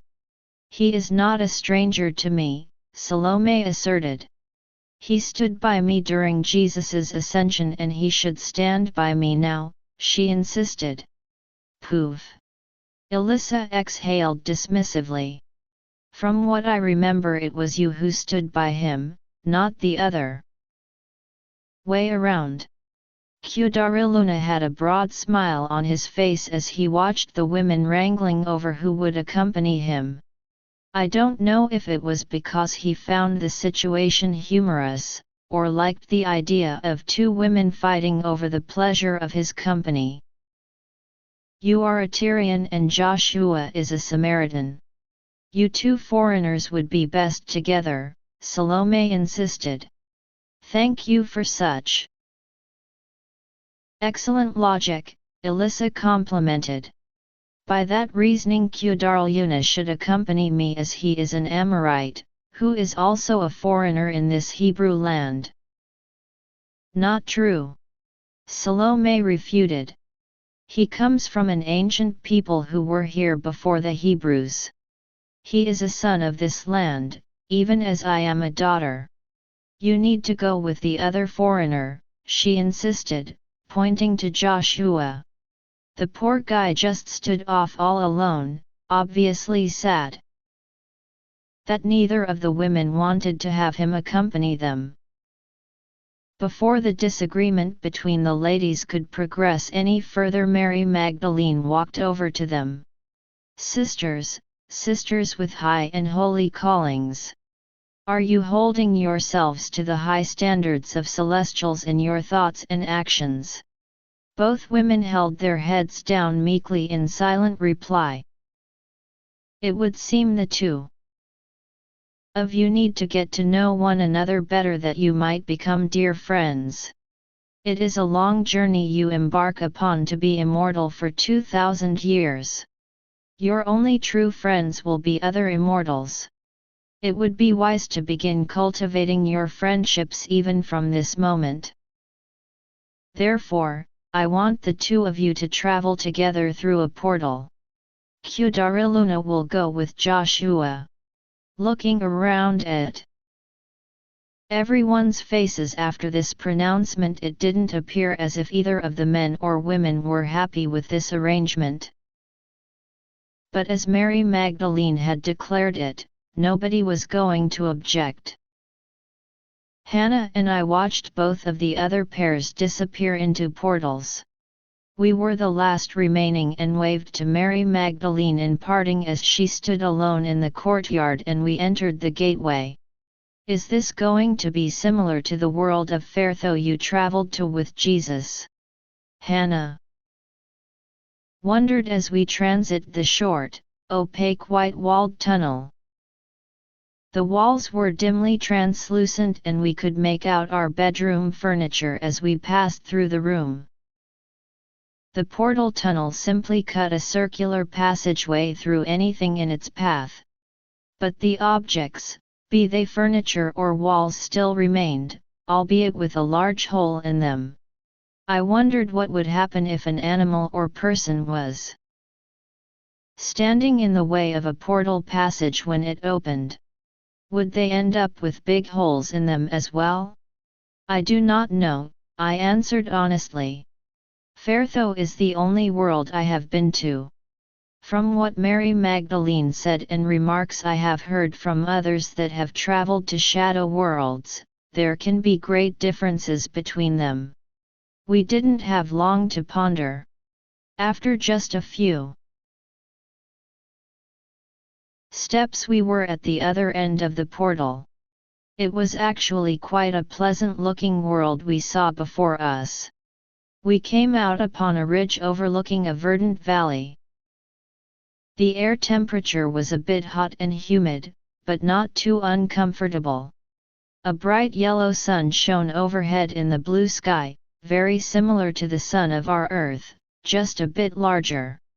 Everywhere we looked was densely forested with tropical, frond, and palm-like plants which were astoundingly green in many shades of the color. "Oh my! Look at that huge waterfall in the distance," Hannah exclaimed, pointing across the valley at the far perimeter wall of mountains. It was truly a sight to behold. Even in the distance it was easy to discern that it was taller by far not only than any waterfall I had ever seen, but greater in height than even the loftiest of the great cedars in the mountains of Lebanon. "An hour is not much time," I noted. "We could walk for a half-hour and then return to the portal, or just sit here by the entrance and observe what comes by. Which would you prefer?" I asked Hannah. "I want to go explore," she said enthusiastically. "Think about it. This is an entirely new world. We are the first humans from our Earth to ever come here. The very, very first people. No other human eyes have ever gazed upon the beauty we see. And it is more lush and beautiful than any land I have ever imagined. Surely even the celestial kingdom could be no more delightful than this. It is comparable to the celestial realms in its splendor," I agreed. "And we are protected from anything physically hurting us," Hannah added. "As long as we watch our step and do not fall off a cliff, I cannot imagine a more exciting way to begin our training to be guardians." "All right then, let's be off," I said, grabbing Hannah by the hand and heading down the hillside toward what appeared, by the meandering dark line at the bottom of the valley, to be a stream or river hidden beneath the dense foliage. We did not get very far. We had been walking down the slope about 5 minutes when suddenly a dark shadow came over us, blotting out the sun. I was still holding Hannah's hand as we were walking. Together we looked up to see what could be causing a shadow in the cloudless sky. We didn't have more than a horrified moment of discernment before the talons of a gigantic bird seized us in its monstrously large feet. Each of the scaly 5 digits on the foot were as big as one of my legs. And the sharp talons on the tip of each toe were as long as the large swords of the desert nomads of Sinai. Up, up high into the sky the great bird carried us, firmly grasping me in one foot and Hannah in the other. In moments, we were a long distance from the portal, and I seriously doubted we would be able to return to the courtyard within a few hours as Mary Magdelene had requested. It was a very strange sensation to be in the grip of mighty talons, but because of our protective body shields to not feel the bone-crushing clamp in the slightest. I had no doubt the monster was trying to squeeze the life out of us as it flew. It was sure going to be unpleasantly surprised when we arrived to wherever it was taking us to find that we were still alive. Hannah got her wish to see the great waterfall. After what seemed only like a couple of minutes, the mighty bird beat its massive wings with extra effort and carried us up the face of the waterfall to a cliff on a mountain overlooking the falls. Into a massive cavern it flew and lightly dropped us upon the bare rock floor just inside the entrance. A riotous cacophony of screeching sounds greeted our arrival, and 2 of the scariest-looking creatures you could ever imagine came charging out of the dark abyss of the cave. Gaping mouths with pink interiors and serpent-like long tongues opened wide to devour us. Though they were featherless and quite ugly, I had to conclude that these were baby versions of the giant bird that had effortlessly plucked us off the hillside by the portal. I was at a complete loss as how to react. I quickly put both arms around Hannah to try and shield her from the ravenous baby monsters, but could think of no way to proactively defend us from the two frightening monsters. There were no sticks or loose rocks or anything I could throw at the little demons. And their gigantic mother was guarding the cavern entrance, preventing any escape. Of course I had left my short sword back in Bethany, remembering Jesus's admonition when we traveled to Fairtho to not bring it as it wouldn't be of any use. Well, it certainly would have been of some use in this false paradise. In a matter of seconds it was too late to do anything anyway. I was just reaching for the short little dagger I always carried in my belt. Not that it would be more than a pinprick to these enormous baby birds. But before I could even pull it out, one baby hellion grabbed me in its beak and the other grabbed Hannah. A violent shake by each bird ripped us out of each other's grasp. Before I could even react, the bird turned me upside down above it and with rapid head bobbing began swallowing me whole. It took just a moment for me to pass through its mouth. I took a deep breath of air just before my head entered the suffocating confines of the bird's throat as my body headed downward into the darkness toward its putrid stomach. They say memories of your life pass before you in a second as you are about to die. I had no such memories, which I took as a good sign. But my mind suddenly was working at a speed I never imagined possible. In the single second after my head first entered the darkness of the creature's throat, I thought of Hannah suffering the same fate as me. But ere that thought entered my head, it was replaced with a rapid calculation of how I could escape and free Hannah too before we both suffocated from lack of air to breath inside the bellies of the baby monsters. For me it was easy. I freed my dagger and started poking the bird as fast and as many times as I could wherever I could reach. It took less than a dozen stabbings with the dagger on the soft, vulnerable inner tissues before the little demon squeezed its stomach muscles and violently ejected me back out of its mouth onto the cave floor. The baby that had swallowed me was still having dry heaves and was out of the fray. The other baby looked at me in disbelief, as I'm sure they had never seen a prey that had popped back out after it had been swallowed. A quick glance toward the mother bird showed only her legs at the cavern entrance, so apparently she had not seen me expunged and had not yet realized something was amiss. Before she could become aware, I rushed toward the other baby, which was about the size of an Asian elephant. Before it could react, I leaped up upon its back, straddling its neck right where it met its body. I was just about ready to drive my dagger into its neck, then slit its throat to free Hannah, when I heard a voice in my head screaming in Aramaic. My first thought was it must be Hannah. Who else would be speaking Aramaic in my head? But the next words I heard banished that foolish thought. Hurt not my baby, bug who has a brain. It was the mother bird speaking to me in my mind, in Aramaic. How could that be possible, let alone be possible on some strange and distant world? I hesitated but a moment, as I knew a moment was all Hannah had before she would suffocate in the gullet of the bird.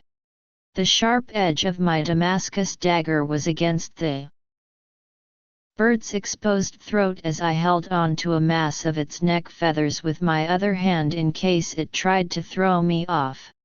"My wife will live!" I screamed aloud, looking at the enormous dark brown feathered head and gigantic angry yellow eyeball of the mother bird peering into the cave. "If your young one does not expel my wife before I take 2 more breaths, I will slit its throat."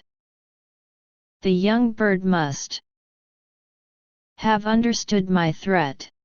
No sooner did I speak than the baby monster heaved a few times while bobbing its head, and Hannah was quickly spit out upon the cavern floor as I had been.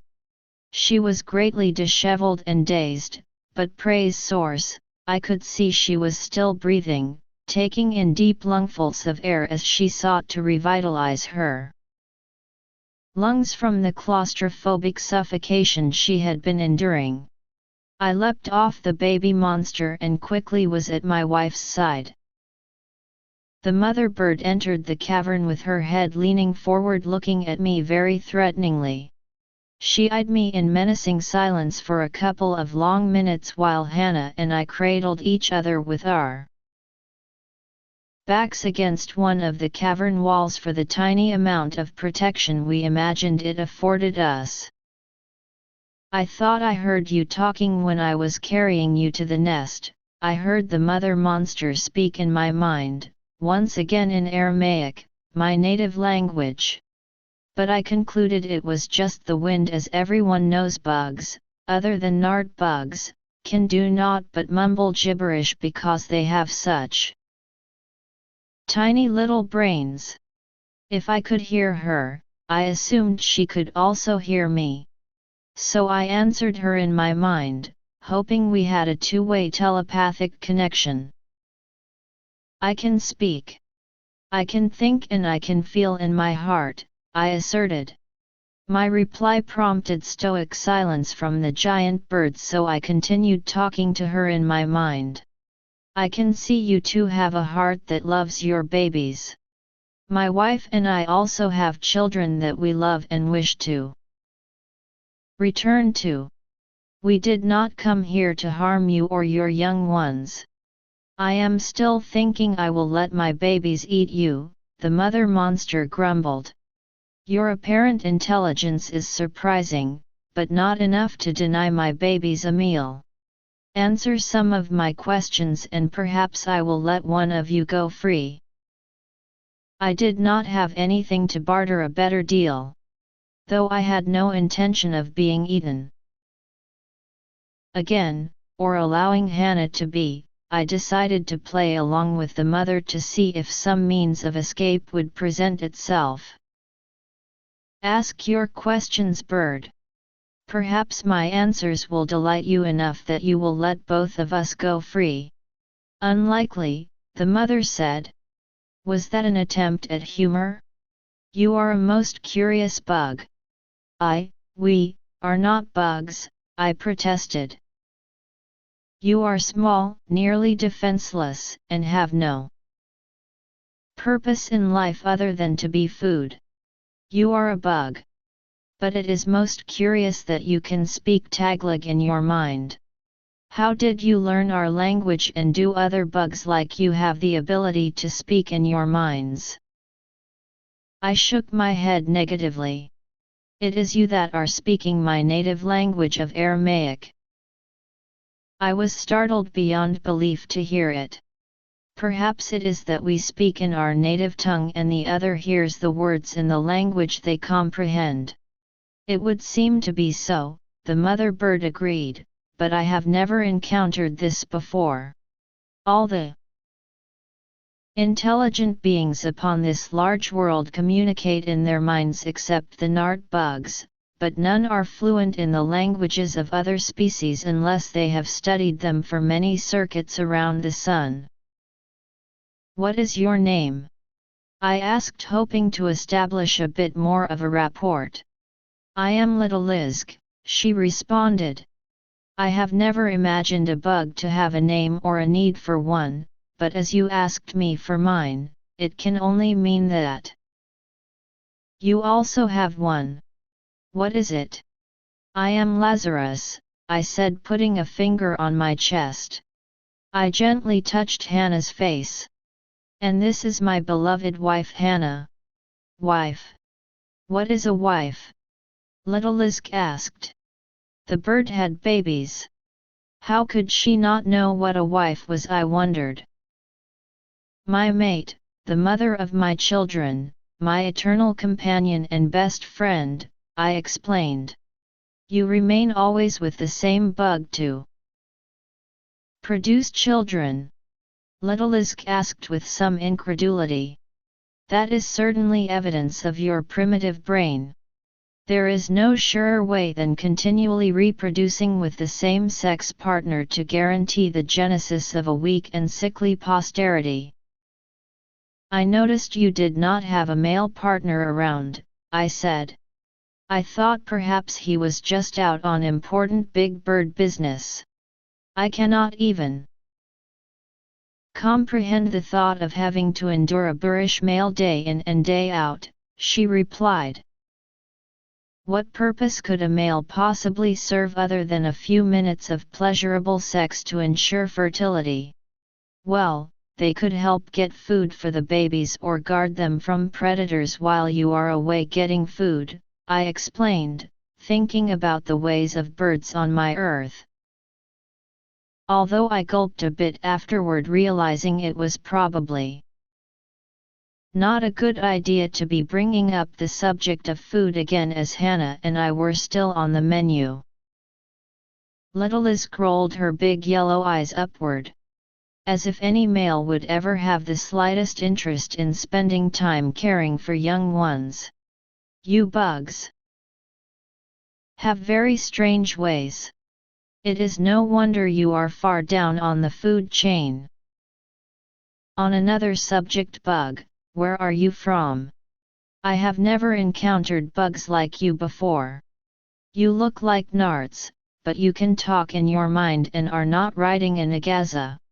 It is amazingly curious that you can speak telepathically like an intelligent creature, but obviously are a reject of nature as you have no defensive capabilities except your tiny hand tooth.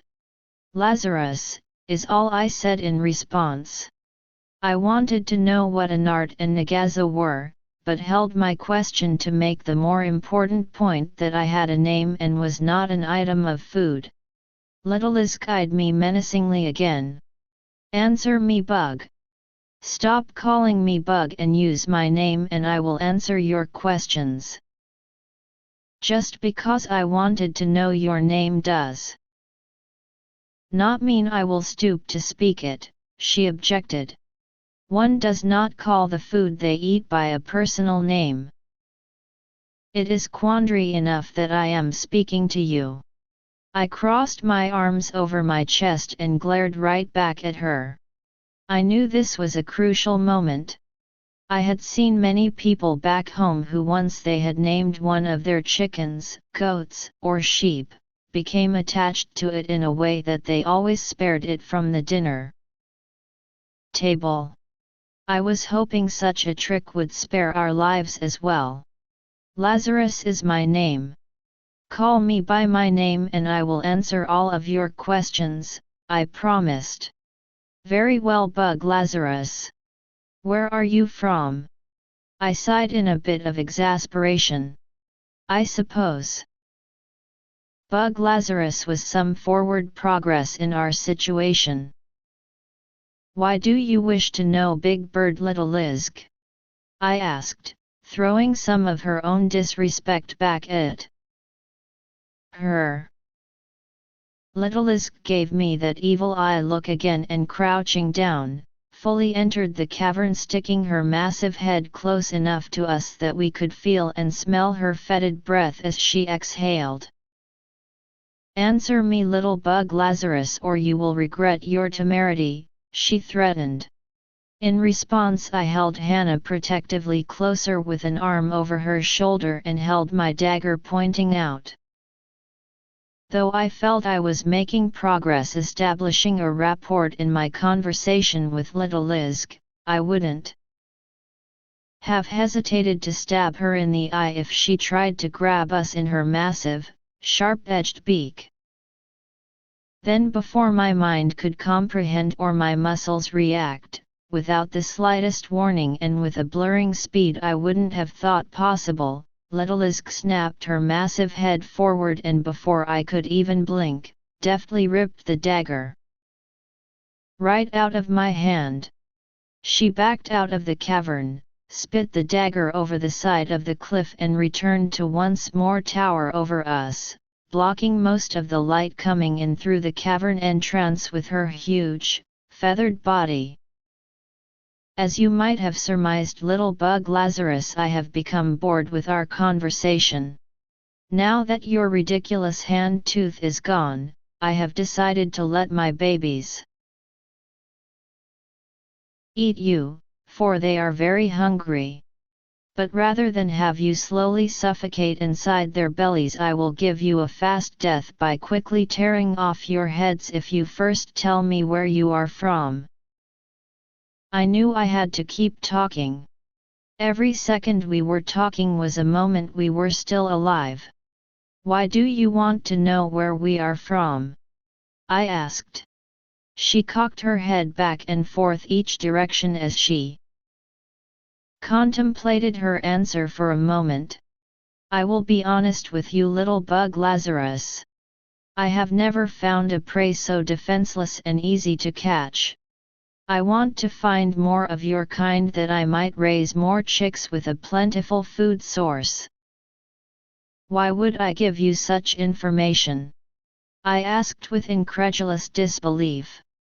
You think my wife and I are so enamored of a few more minutes of life that we would betray our entire race to a similar fate? You are very wrong and are an unbelievably stupid bird, far less intelligent than I had given you credit for. I spat defiantly. If these were to be my last moments of life, I wanted to go out boldly, not whimpering and cowering in fear. And it seemed that my last moments were coming as Littlelisk took 2 more steps to be upon us and opened her horrendous beak to grab us. I said a quick prayer to Source for deliverance just before she was going to engulf me and Hannah in one bite. I was just about to tell Hannah that I loved her and would forever, when she thankfully spoiled the moment and remembered something important that I had forgotten, being so caught up in the drama of the moment. Stop! Hannah yelled with a voice louder than I knew she was capable of. Though she yelled out loud, I also heard her in my mind. It was a weird sensation. Littlelisk stopped in mid-bite and stepped back a single step. The female speaks too. Littlelisk marveled. It will not help you, female bug. I have already made my decision. Once again she stepped forward and once again Hannah yelled out at her. If you feed us to your babies, we will die, but so will they. Well, I didn't see how that was true. But it did once again stop Littlelisk from grabbing us to feed her babies. I am listening, female bug. Hannah stepped away from me and moved toward the enormous monster in front of us. You want to know where we are from, Littlelisk? We are from another world, one you cannot see. We came through a portal that connects our worlds. We can pass through it, but you cannot. Besides being too large to fit through the opening between worlds, the gateway only opens when we command it for our passage. Littlelisk laughed at Hannah. A very spooky, hollow laugh. A comedian bug. So imaginative in your tale. Perhaps I will spare your life, female bug, and just feed the male to my babies. Perhaps you can live as entertainment. She looked over at her babies for a moment and changed her mind. No, you both need to die now, as I have 2 babies to feed, not just 1. Before she could move, Hannah once again held her hand up, shouting, "Stop!" I was pretty amazed at the boldness and bravery of my wife. Who was this woman I had never seen before? I was not jesting or telling a tale, Hannah asserted. If your babies eat us, they will soon die. Though you cannot see it, we are covered in a thin protective bubble. Though it is true that we can be suffocated, there is nothing you can do to physically hurt us, including chewing off our heads. You could feed us to your babies and they could swallow us, as has already happened once. But you are very fortunate that the last time your babies quickly regurgitated us. Had we remained inside them for even another few breaths, the poison in our protective bubble would have killed them. So it would be for any creature that ate us or any of our kind. Wow! I had no idea my sweet little wife could tell such whoppers. A poisonous protective bubble? I never got that memo, but she was keeping us alive, so I wasn't going to do anything to interfere with her unorthodox method. It is certainly an imaginative story, female bug, little Lisk said, but I do not believe you. I can prove it. Hannah yelled out loud.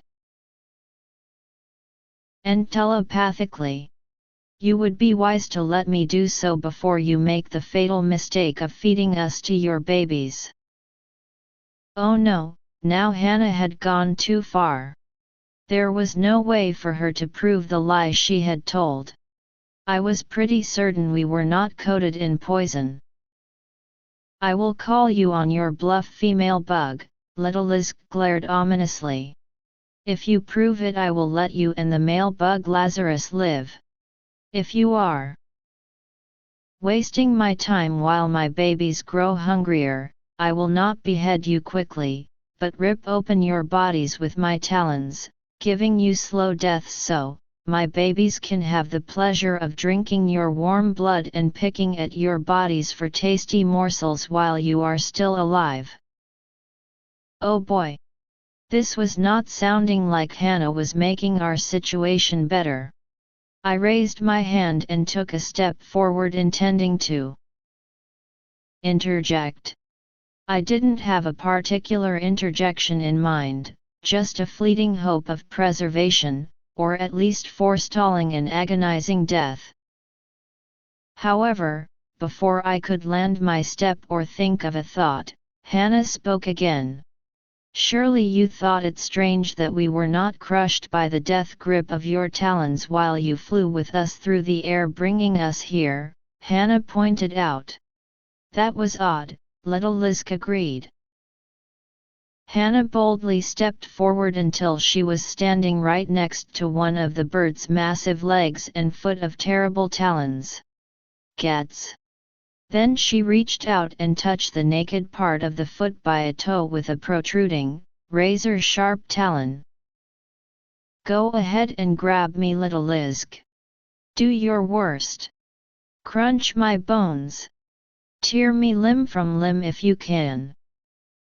Hannah lifted up both her arms spread wide like a human sacrifice, and looked up at the giant bird.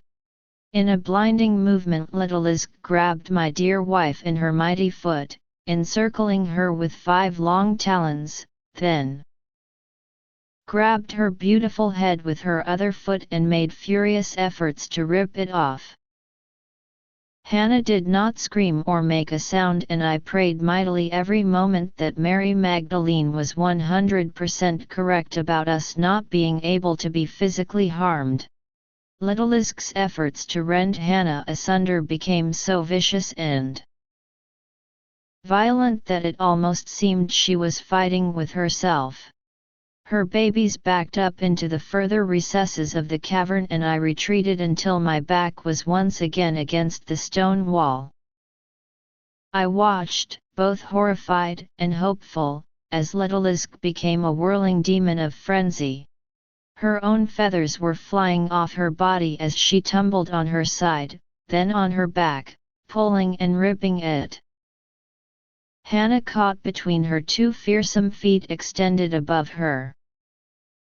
After what seemed like several minutes, little Lisk gently released Hannah and stood clothed in disheveled feathers, gulping in huge breaths of air, exhausted from her own efforts of destruction. Hannah calmly walked back to be with me as if we were on a pleasant outing in the springtime.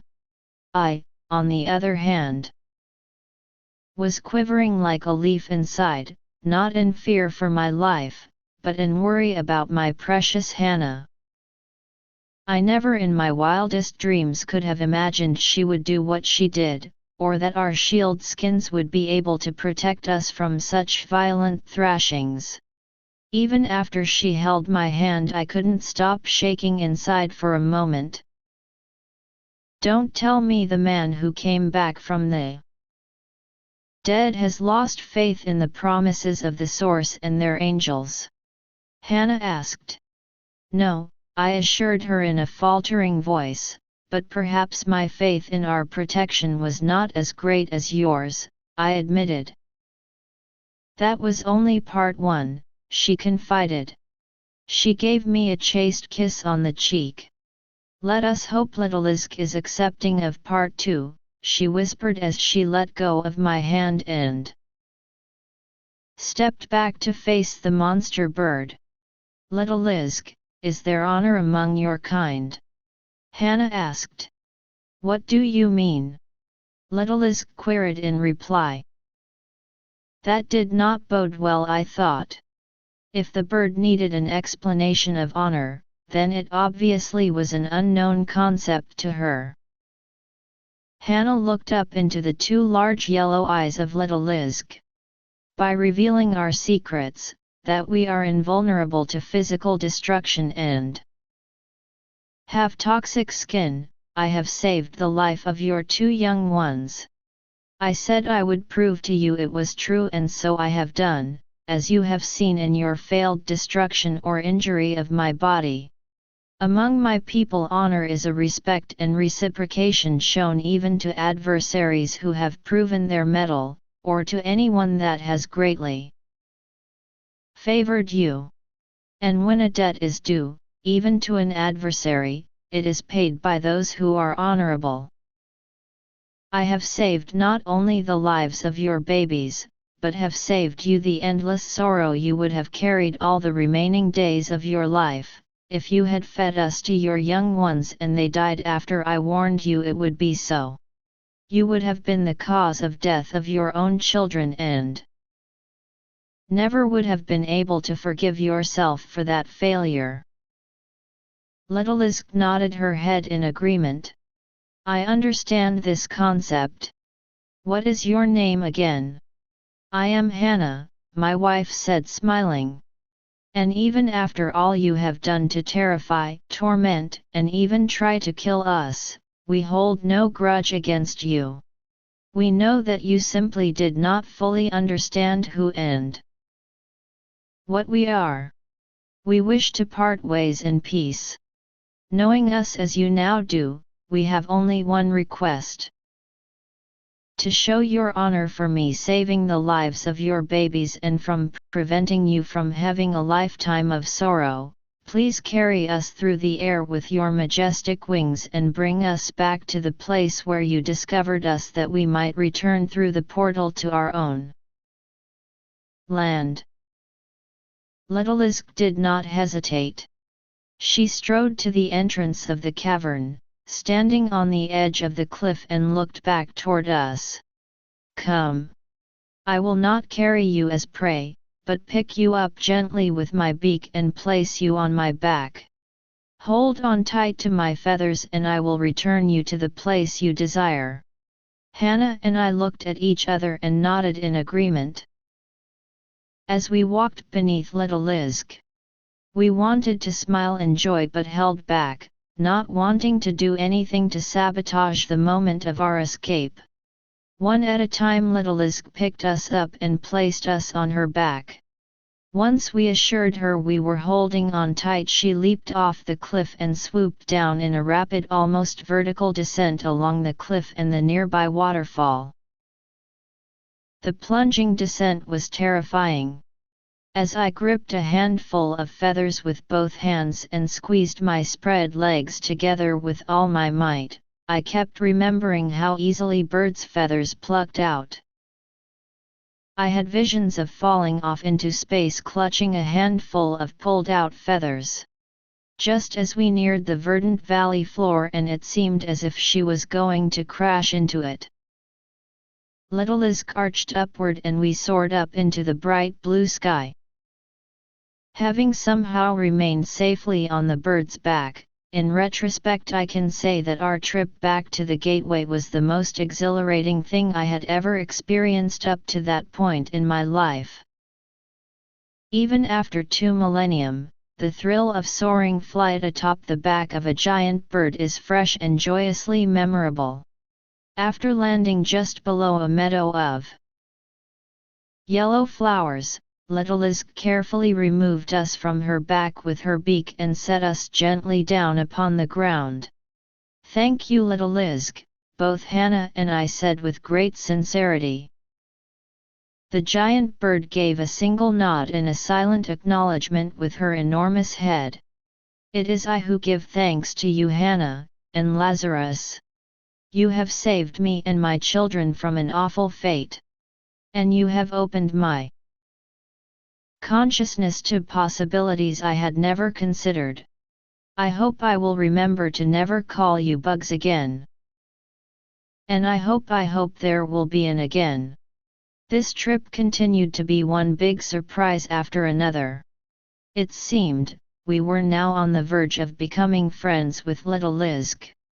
I never would have thought that even remotely possible 5 minutes earlier. Perhaps we can return again someday and learn more of each other in peace and as friends, I offered. "I hope so," little Liz said. "I truly do. If that day comes, bring a large red object with you and place it on the ground near this spot. Every day when I fly over the valley, I will look for your beacon. When I see it I will come for you as your friend." Those were her last words in parting. With a mighty whoosh of her massive wings she lifted off and quickly flew high into the sky back toward her nest and her children. Walking the rest of the way back up the small hill toward the portal we paused while standing amidst the ground covering of beautiful, small 5-petaled yellow flowers, with azure blue centers. I gathered a few and inserted them into Hannah's hair. "A memory of our time in another world," I said as I adjusted her hair to hold the flowers. "Do you think they will pass through the portal to our world?" Hannah asked.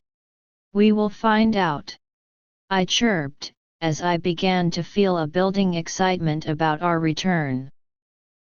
It only took a few more minutes of walking for Hannah and I to get back to the portal.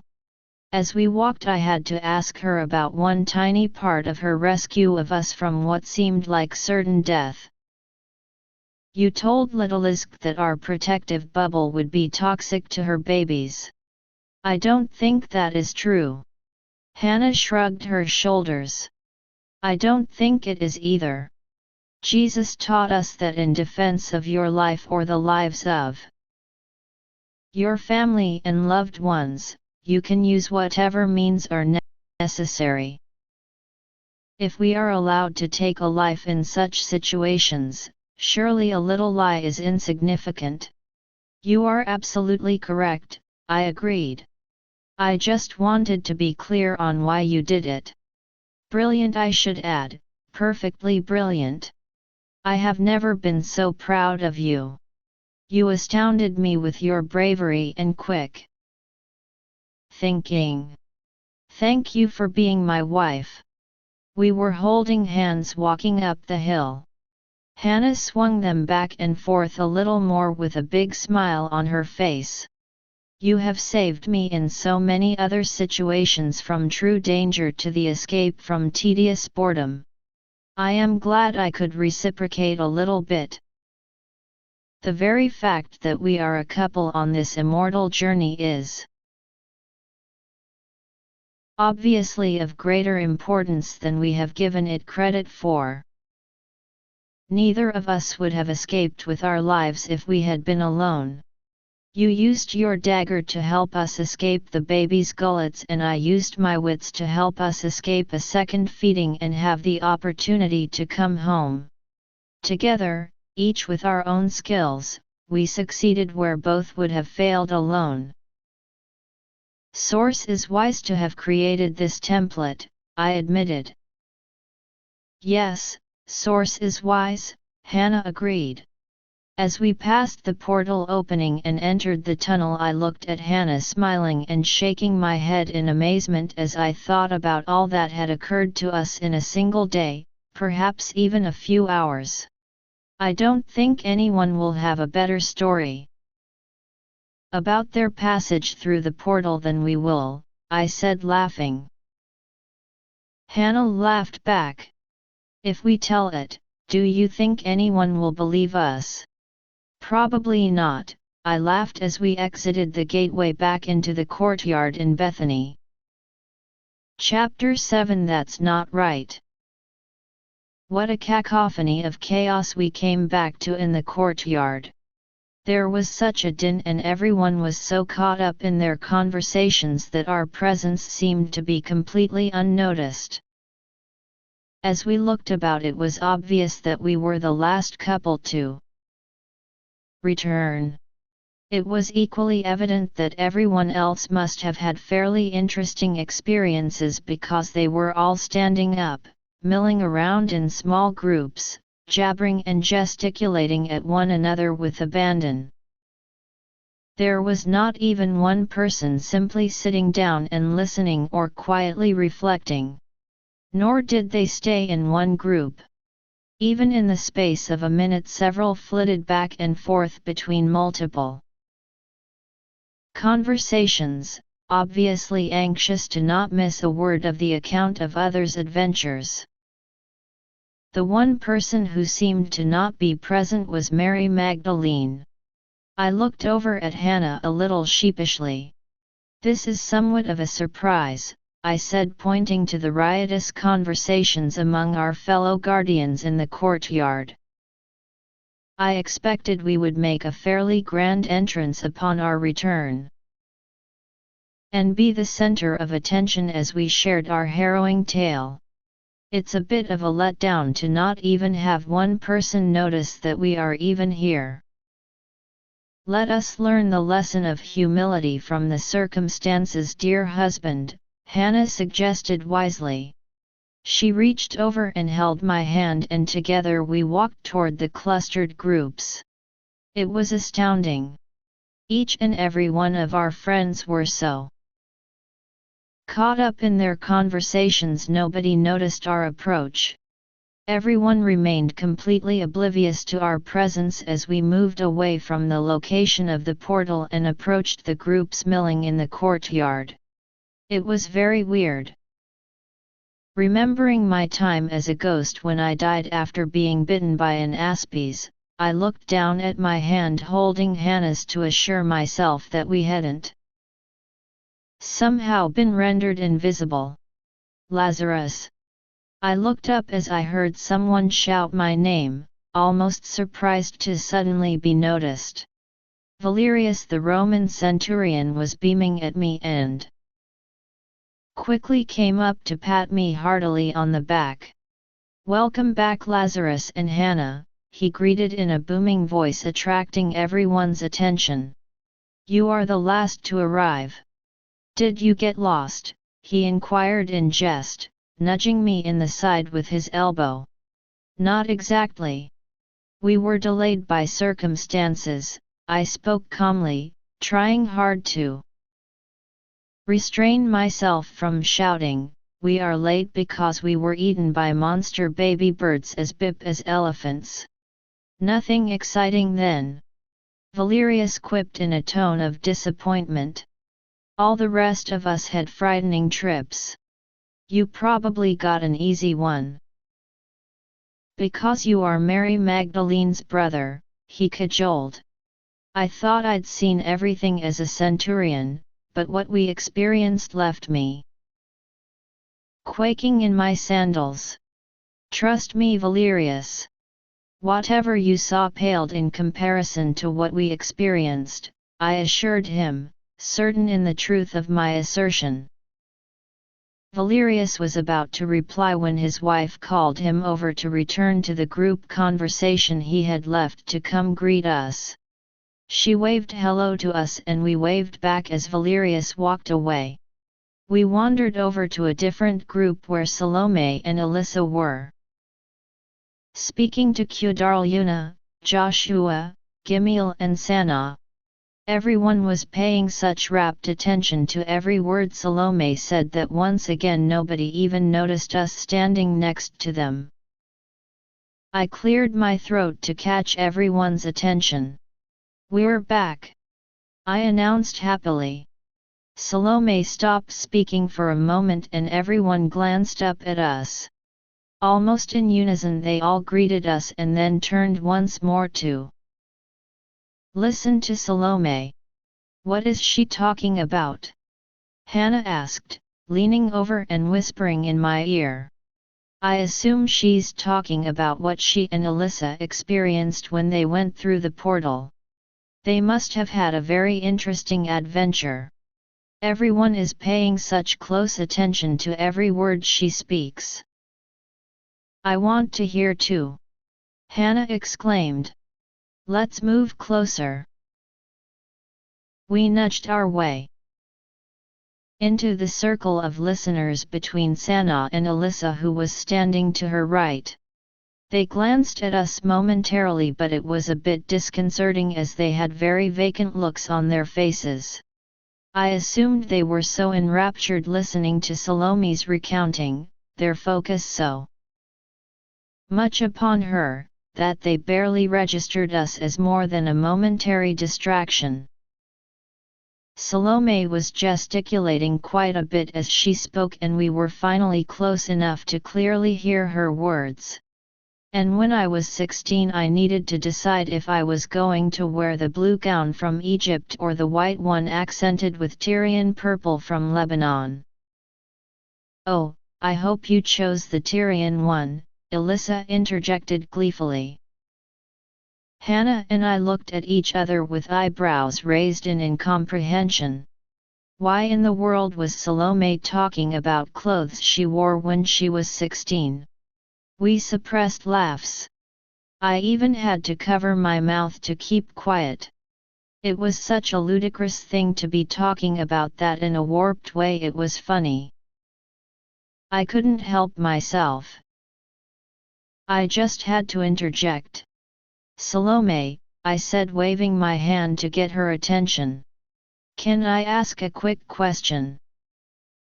"When I am finished you can talk," she replied curtly. "I don't want to talk, Salome," I replied. "I just want to ask a little question." She remained silent, neither giving me permission to interject or forbidding me, so I continued with my question. "Why are you talking about the clothes you wore when you were 16? We came late to this conversation, so I'm sure we missed some important connection at the beginning. Please tell us what bearing your clothes from years ago has to do with what you and Alyssa experienced when you went through the portal." Salome looked at me blankly for a moment as if my simple question was too much to comprehend. Everyone else was looking at me with perturbed looks on their faces, apparently for having the audacity to interrupt Salome. "Nothing," Salome said with finality. "Nothing? Nothing what?" I asked, perplexed by her one-word answer. Salome took a deep breath and exhaled it out with an audible puff of frustration. "Nothing. My clothes had nothing to do with our trip through the portal. If you will stop being rude, I will continue my story." "Yes, yes, continue, continue," everyone encouraged in unison. At that point I'm sure my mouth was gaping open a bit as I shook my head, trying to awaken a sense of understanding. Before Salome could get started talking again, I interjected one more time. "Why, and this is a big why, are you talking about clothes from when you were a teenager instead of what you and Alyssa just experienced going through the portal?" Salome seemed miffed in her reply. "It's plainly obvious, Lazarus. The choice of what I was going to wear for the big party my stepfather King was sponsoring is a far more interesting story to me and everyone else here than the boring time on the other side of the portal. Really? I asked incredulously. Yes, Lazarus. Really, she replied firmly. This was all too much for me to wrap my poor head around. I was sure I felt a headache coming on. Hannah and I barely made it back to Bethany with our lives while Salome and Alyssa experienced boredom. What was the point of even sending them through the portal if they didn't experience anything interesting or different? Where's Mary Magdelene? Hannah asked Salome. I have no idea, Salome replied as if Mary Magdalene's whereabouts really wasn't an interest. And that, I took immediate mental note, was very odd coming from someone who loved Mary Magdalene dearly and had seldom been away from her side since the day they first met. Salome glanced around the courtyard. She is not here. Then without missing a beat she started talking about her clothes from bygone years again with everyone leaning forward to catch her every word. There is something strange going on here, I whispered quietly to Hannah. She nodded her head in agreement. First Valerius seemed to have a similarly frightful experience as we did. So much so he wasn't interested in hearing about our adventure but wanted to hurry back to his group to talk about his own. Hannah pointed to the group listening to Salome. Yet here, we have just the opposite, an audience of great people called to high and holy stewardships, listening in rapt attention to the most ridiculously mundane of subjects. I looked around the courtyard again, watching as people were once more flitting from one group conversation to another. Let's wander around and see what the other clusters are talking about. Hannah and I held hands as we walked, weaving our way around the various groups. Everyone seemed to notice us as we came close, which was encouraging, but a little wave of a hand in greeting was the best we got acknowledging our presence, as they were also riveted to the conversations they were listening to or participating in. Bai and Ting were in a group with Nicodemus and his wife Avital and Daksha and his wife Vidya. Like Salome, whoever was speaking was very animated in their hand movements as they described their adventures. But the extent of the adventures with this group seemed to be limited to a comparison of the rocks on the 3 worlds they had visited. Nicodemus asserted he had never seen a more beautiful grey rock. Bai, who now seemed to be speaking perfect Aramaic, insisted that the rocks on the world he and Ting visited certainly outshone any other rocks as they came in wonderful dull hues of brown. Daksha and Vidya were practically jumping up and down exclaiming on the world they went to there had been both grey and brown rocks. The fact that a walk down any road in Bethany would reveal plenty of rocks of both colors and many more seemed to not be pertinent in their intense conversation. Walking over to the next group we found Ghassan the Nubian enthralling his audience of Fatima, Dion, and Xenia with the exceptional invigorating qualities of the air they breathed on the world he and Fatima visited. While admittedly that was a subject a step up from talking about Salome's clothes or brown and grey rocks, I felt certain the clear air in Bethany would have been comparable. And I thought surely there must have been something more interesting on the world they visited than the invigorating quality of the air. Let's go listen in on the group of Valerius, I suggested to Hannah, nudging her in that direction. At least he spoke earlier about them having frightful encounters on the world they visited. If even some of our compatriots are speaking in normal and expected ways, I will be somewhat mollified. She nodded in agreement.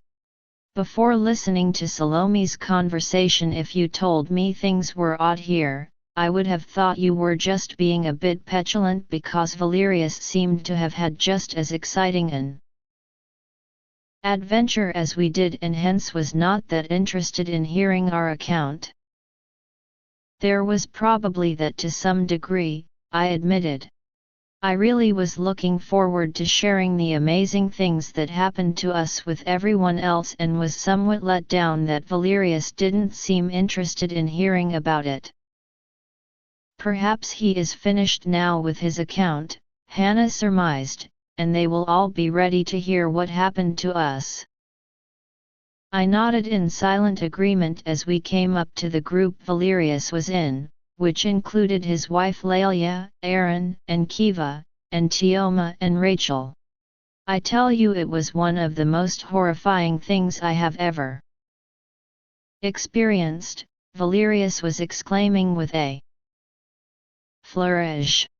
I am a brave man, leader of a Roman century of 80 soldiers. I have seen much of death and violence, but in that other world, the worms were so big, no fish could ever eat them. Aha! At last someone with a real adventure. I felt so much better hearing Valerius describe an actual threat. Although I was dubious that worms could be much to worry about, even very big worms. Hannah and I entered the circle of listeners so we could hear more. We were just sitting peacefully on the grass near the entrance to the portal, Lelia explained. Everything had been blissful for the half-hour or so we had been sitting there just enjoying the beauty of the world and the blessing of the warm sunshine. Then we saw the ground in front of us begin to move, Valerius interjected. Suddenly a gigantic, pink pointy thing, like an enormous penis, poked up through the ground, wiggling about. I almost fainted from fright, Lelia exclaimed. It was bigger than us, and that was just what was showing above the ground. Who knows how large the creature was below the surface? Did it attack you and try to eat you? Kira asked with wide eyes. Fortunately not, Valerius assured her. And I suspect, like the worms of our world, people were not on its menu. And shortly after it appeared above ground it ducked back under cover and we never saw it again. What was so frightful about that? I blurted out before I realized I was even speaking. Valerius gazed over at us. Lazarus! I'm so happy you have come to hear of our adventures. I've already told this story several times, but I am happy to tell it again from the beginning. No, that's all right, Valerius, I understand the gist of your adventure. I just am not understanding what was so scary about a big worm that did not threaten you and disappeared back underground. When I spoke to you earlier you made it sound like you had a life-threatening adventure. And so we did. Valerius insisted. As soon as that worm went back below ground, Lelia and I made haste to return through the portal. We had seen enough to know that is a world we never want to go back to again and certainly want to prevent anything from over there coming over here. A worm? You are afraid of a worm? I asked with some disdain. A big worm would probably make a nice feast. What is there to be fearful of? He smiled contentedly. Indeed, Lazarus, you have grasped the problem exactly. I have. I asked, confused by his reply. Of course, Valerius assured me. The worm probably would make for a good meal for my entire century of soldiers. And therein lies the crux of the fear. Do you understand now? I thought about it for a moment and had to shake my head negatively, trying not to feel stupid at the dullness of my perception. I'm sorry, you lost me somewhere, Valerius. The worm doesn't threaten you and you agree it would make a nice meal, so you were afraid. Why? By Jupiter! It is plain you have never been a soldier, Lazarus. A soldier always ascertains not just the threat before them, but what other possible threats might be lurking. I quickly surmised that if that giant worm would make a great feast for me and my men, there were likely hordes of native creatures of immense size upon that world, to which that worm would be proportionally no bigger than a worm on our world is to the birds that eat them. It is of the unseen creatures such as those, ones that would obviously be too large to fight even with my 80 soldiers, that we fled back to the portal and to our world. Oh, I muttered astutely. In fact, that is exactly what happened to me and Hannah. And our nemesis was not some imagined beast. We were actually eaten just like worms, by giant birds. Valerius was looking at me intently as I spoke. Fascinating, he acknowledged, but let me tell you more about this worm we encountered. You cannot even imagine a worm as big as this one. Just the tip of its body was wider in girth than my own. I turned my head slowly to look over at Hannah. We both had our eyebrows raised in wary curiosity. Something was amiss. How many times had big, brave Roman centurion Valerius repeated his lame story? Still holding hands, we slowly backed away from Valerius' circle of admirers. No one seemed to notice that we were gone. Something is very strange here, Hannah, I said warily. It is as if our friends have been possessed by devils, she added. It's more than that, I conjectured. Don't you find it odd that everyone is here except Mary Magdelene, that we came in last and probably late, yet everyone is standing up and yakking away like chirping birds, as if they also just arrived and are excitedly sharing their adventures? But they are not adventures at all. Unless one considers staring inanely at your navel an adventure. And other than Valerius, nobody seems to be paying any attention to us. No excitement at our safe arrival, no interest in what happened to us on the other side of the portal. I've seen many glance over at us, so they know we are here. But they do not seem to care. And there was a peculiar flash of heat as we came toward the center of the courtyard. Did you feel it? I did feel it, Hannah acknowledged. I really had no idea what to make of the sensation. It was so brief I just let it pass through my mind. Definitely something is amiss here, I mused. Maybe we should go back through the portal, then turn around and come right back here to the courtyard, Hannah suggested. Why would that do anything? I wondered, unconvinced of the merits. I don't think it would, Hannah admitted, but it might. And nothing appears to be being gained by remaining here. This is a great puzzle, but I'm unsure of the pieces and the big picture. Have our friends been bewitched or have we? I don't know, Hannah. Let's go into the house and see if we find anyone home. I'm not optimistic, as no one has yet come out, and we had sent them all away earlier so the meeting with Mary Magdelene could have privacy. But we should check the house and call out for Martha and the children. Perhaps they returned but were captured by brigands. Don't be ridiculous, Lazarus. Hannah scoffed. Even if there is nobody at home, I doubt they have been captured by brigands. That is because you have lived too sheltered of a life, Hannah, I countered dismissively. I have had many run-ins with bandits, and one of the traits of the more successful ones is they are quite bold.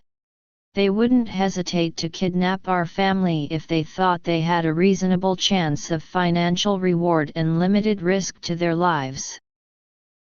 You think Mary Magdelene would allow such a thing while we were away on Source's mission? Hannah huffed in disbelief. No. I don't suppose she would, I agreed. But then again, Mary Magdelene is the one person that is not here. Before Hannah could say anything more, we arrived at the back door to our house. Cautiously I lifted the latch and opened the wooden door just in case there were any brigands inside. What I saw was far worse. I stopped dead in my tracks, stupefied by the scene before me. What do you see, Lazarus? Hannah whispered urgently. Why are you not moving? Go inside so we can search for our family. I cannot, I answered, speaking very slowly as I continued to stare forward in shock and dismay. Why can you not? Hannah asked in a hushed, irritated tone. Just put one foot in front of the other. When I didn't reply, Hannah nudged me out of the way so she could come up and peer through the open doorway. Like me, she became frozen in place in horror at the scene she beheld. Now you understand why I could not go inside, I said quietly, hoping to soothe her shock. Yes, I do, dear husband, she spoke slowly. For how does one enter that which does not exist? On the other side of the door there was nothing, just an endless blank white. It had no boundaries or borders, no beginning or end. There were no rooms, no people, no anything, just white. I reached out my hand. The moment it passed the threshold of the door, it completely disappeared into the white. I moved my fingers against the others. I could feel them perfectly fine. But I could see neither them or my arm at all. Hannah called out, Martha. No answer returned from the whiteness. One by one she called out the names of all of our children and of Mary Magdalene's and Jesus. Once again the silence of the whiteness was deafening. I'm going to venture in, I said bravely. Perhaps this is just like the densest fog that ever was. I remember the layout of our house perfectly. I can work my way along the walls and call out for Martha and the children as I pass from room to room. Hannah nodded her head in agreement. Do it. Cautiously I reached a leg over the threshold and into the impenetrable whiteness. But as I stepped down to the floor, there wasn't one. I withdrew my leg back outside the threshold and reached inside the whiteness to feel an inner wall of the house. I was no longer surprised to discover it too was not there. How could there be an outer wall but not an inner wall on the other side of it? Surely there was strange and powerful magic at work here. There's no floor, is there? Hannah asked, already knowing the answer. I shook my head negatively. And no wall either. I smacked the hard, substantial stone wall next to the door. Outside is solid. Inside is non-existent. I have no idea what this means, Hannah. But you were right. Any answers are likely on the other world through the portal. I waved my hand back toward the courtyard. For this, none of this is real, is it? Hannah shook her head negatively in acknowledgement of the truth. A tear ran down her slightly bowed head, then another and another.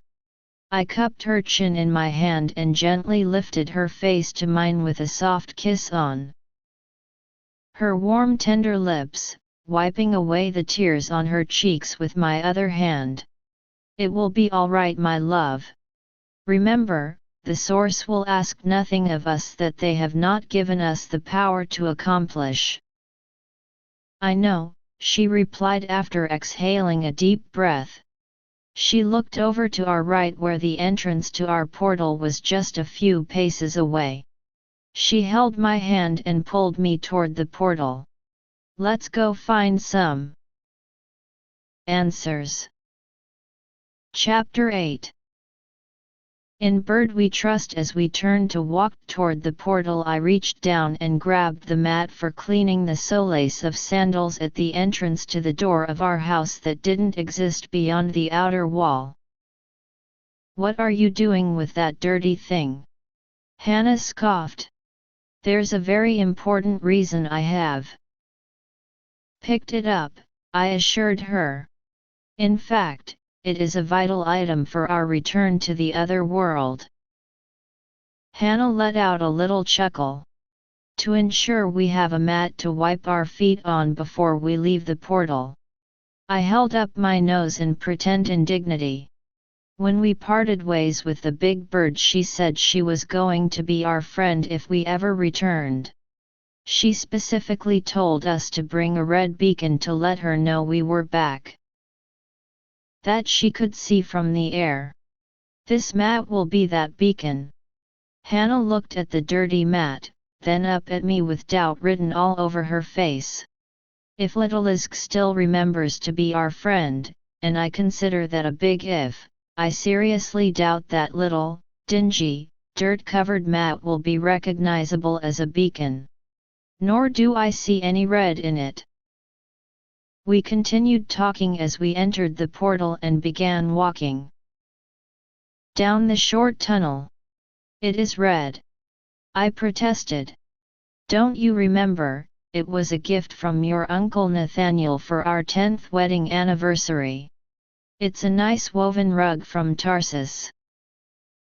I proceeded to hit it violently with my right hand while shaking it vigorously with my left, which held it, to clean off some of the dirt to show Hannah that it really was mostly red underneath. Of course I failed to take into account that we were enclosed within a small tunnel. Coughing and sputtering from the dust storm I created, we sprinted the last distance out of the tunnel and back into the world unknown. We were covered in a sprinkled layer of dirty dust. I could see by Hannah's pursed lips that she was biting down hard, obviously willing herself to not speak ill of me for my absent-mindedness.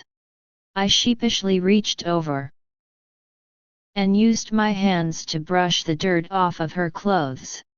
As I was patting her back, she grabbed her long black hair with both hands and bent over at the waist, shaking her hair to remove the dust. The flowers I had put in her hair fell down onto the ground. But they had already begun to wilt, so I just let them remain where they had fallen. I placed the mat on the ground in an open spot unobscured by any tress and walked back toward Hannah, brushing the dirt off myself. You see, I said, pointing toward the mat on the ground about 10 paces away. It is mostly red, once you get all the dirt off. So it is, Hannah said with a forgiving smile. I just hope in future rug cleaning episodes you remember the object is to remove the dirt, not merely transfer it from the rug to us. And with that we both laughed heartily. I am so lucky to have such a wife. We sat down on the grassy ground, enjoying the warm sunshine and the splendid view of the broad valley and distant waterfall, to wait for Little Isk to hopefully see our red signal. We didn't have long to wait. We had barely begun to talk again about the strange situation back in Bethany when we looked up as we saw the expanse of Little Isk's wings spread wide, along with her tail, as she swooped down from the sky and landed beside us. That was quick. Little Isk snorted in my mind. Ouch, that was loud. I have not even yet found a new meal for my babies to take the place of you two. Have you returned to tempt me to reconsider my decision to spare your lives? No, no. No, I asserted, standing up with arms spread and palms forward to greet her in peace. Remember, we would be indigestible, I reminded her. Relax, Lazarus, Hannah advised. Little Lisk is just kidding, aren't you? She asked, standing up to come over and touch the bird on her massive beak. Little Lisk nodded her head in agreement. Are all males so easy to fool on your world? She inquired with a shake of her massive head. Sometimes, yes, Hannah answered, laughing. It depends upon the subject. Speaking of fooling, I interjected, completely ignoring that the females had been making fun of me. We have come back here to solve a mystery. We suspect some type of foolery is happening back on our world. Nothing was as it should have been when we returned. It was so confusing and abnormal that we could not even find a clue to the puzzle. So we have returned here hoping, with a thread of hope, to glean some answers, because there are none back on our world. Little Lisk was immediately serious in her tone. Tell me, what is your mystery? So we told her every detail of the strange going-ons back in Bethany. About how odd all of our friends were acting and speaking. How my sister Mary Magdelene, the key figure in everything, was conspicuously absent. And most egregious, our house had an outside wall, but nothing but impenetrable white without substance inside. Little Lisk listened patiently without speaking as both Hannah and I explained the events in Bethany. When we concluded, she surprised and gratified us with her first words. The solution is obvious, she elucidated. Either your sister Mary Magdelene, who you said has great powers, has created an illusion to test you, or someone, or something else of equal ability has. It would not be Mary Magdelene, I said, shaking my head in denial. She would not make the challenging situation of new worlds and dangers even more perilous by adding to the fire. She was just using the portals on the very first day of our training to gently introduce us to the strangeness of other worlds. After all, other than me and Mary Magdalene's companion Salome, none had ever experienced such bizarre realities. Hannah was not convinced. Then where was Mary Magdelene? Why was she the only one of our little secret society not present? I don't know, Hannah, I replied defensively. But I know my sister. And I know she was not the cause of the confusion. She brings clarity and light, not bewilderment and darkness. Hannah placed her hand on my arm and looked at me lovingly. I was not speaking ill of your sister Lazarus. I know she is an angel of light. Nevertheless, what we saw was probably within her power to create. Please let us not discount that as a possibility until it is usurped by a more likely one. It may simply be a way she is testing us. All right, I agreed begrudgingly. I looked up at Little Lisk. Is it possible that something from this world might have come through the portal with us and changed the reality of our home? Anything is possible, Little Lisk ventured. However, I know of no intelligent creature or microbial malady that could account for what you described. Therefore, I am inclined to attribute it to your sister, who you say wields unusual powers. She is the most likely answer. I threw up my hands in frustration. I am certain Mary Magdelene has nothing to do with this. All right then, little Lisk said abruptly. I need to return to feed my babies. It seems I cannot really be of help to you. With those parting words she spread her great wings and crouched down like a loaded spring to launch herself skyward with a mighty leap. Wait! Hannah cried out, waving her right hand high in the air to catch the attention of the monster bird. If you know of no answer to our mystery, is there anyone else on this world that might have an insight that might help us? Little Lisk folded her wings back close to her body and cocked her enormous head in thought.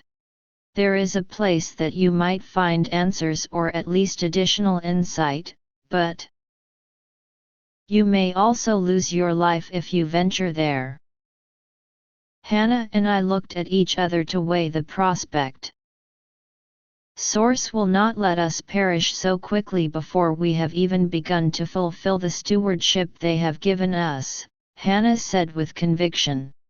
I shrugged my shoulders and spread my arms a bit with my palms up, showing my innate skepticism. I am not so certain of divine protection. My experience with the higher beings is they give us knowledge and purpose, but then let us fight through life and grow or shrink, live or perish on our own merits. Hannah obviously disagreed with my lack of faith and was about to utter an objection, but I held up my finger to stop her and quickly added an addendum. Nevertheless, I do have faith in the protective energy shields that encase our bodies. For they proved their strength when little Lisk first captured us in her mighty talons to take us as food for her young ones.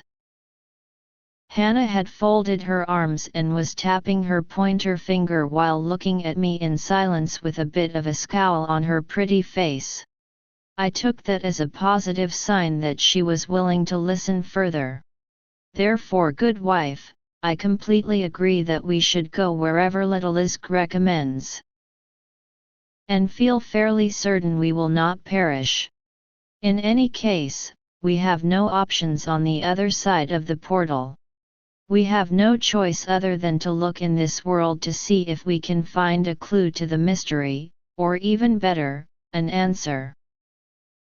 Little Lisk had been listening to our conversation and interrupted before either Hannah or I could speak further. I must be leaving. My babies are hungry. So I will tell you quickly where you need to go. She lifted her left wing and pointed in the direction of the sun in the sky. A morning's flight in that direction will bring you to a city of gold and crystal. In it you will find a people called the Nardis. They are bugs similar in appearance to you, but much smarter. That is the only place I can think of that you might find insight into your predicament. The Narts are an ancient race. Their city was already here before the egg of my first ancestor ever hatched. Their accumulated knowledge is vast.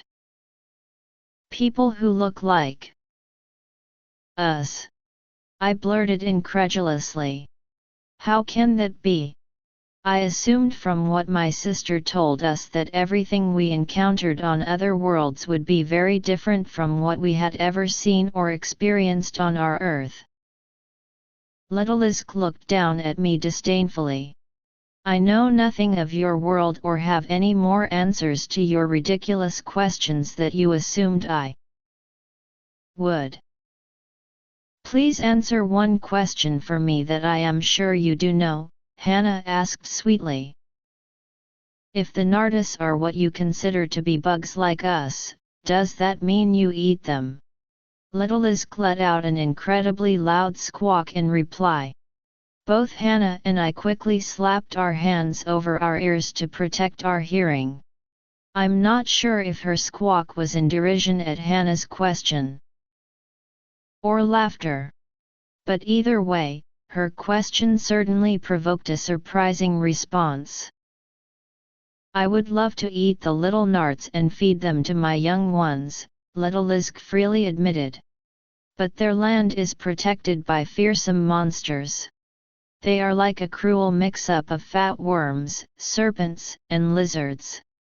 They have a head full of teeth, spiked and horned heads, muscular legs with sharp talons as powerful as mine, and strange-shaped wings that lift them high into the sky, despite the fact their wings appear too fragile to lift their heavy bodies off the ground. The flying worms would also likely make a very tasty meal indeed, but they can shoot a long stream of fire out of their mouth. Fire is our weakness. Our feathers burn. None of my kind would risk their life venturing too close to the domain of the Narts. It is recorded in the annuals of our history that in ancient times a flock of warriors of my kind, so vast the shadow of their numbers blotted out the sun, tried to attack the Narts. Few returned to tell the tale of their destruction. Before any could get close enough to the city to capture a Nart, they were attacked by the winged monstrosities that breathe fire. In a single breath rotating their head around, they set a dozen of our mightiest warriors ablaze, and they tumbled from the sky to their deaths. Over 1,000 warriors left to attack the city of the Nartis and capture a new food source. Less than 100 returned alive. Then why did you try to feed us to your babies? Hannah asked. If the Nartis look like us, weren't you afraid we were them and that capturing us would bring retaliation? I knew you were not Nartis the moment I spotted you, Little Lisk explained. There are many bugs on my world that look somewhat like you and resemble Narts in some ways, but you are not Nartis and neither are the other bugs.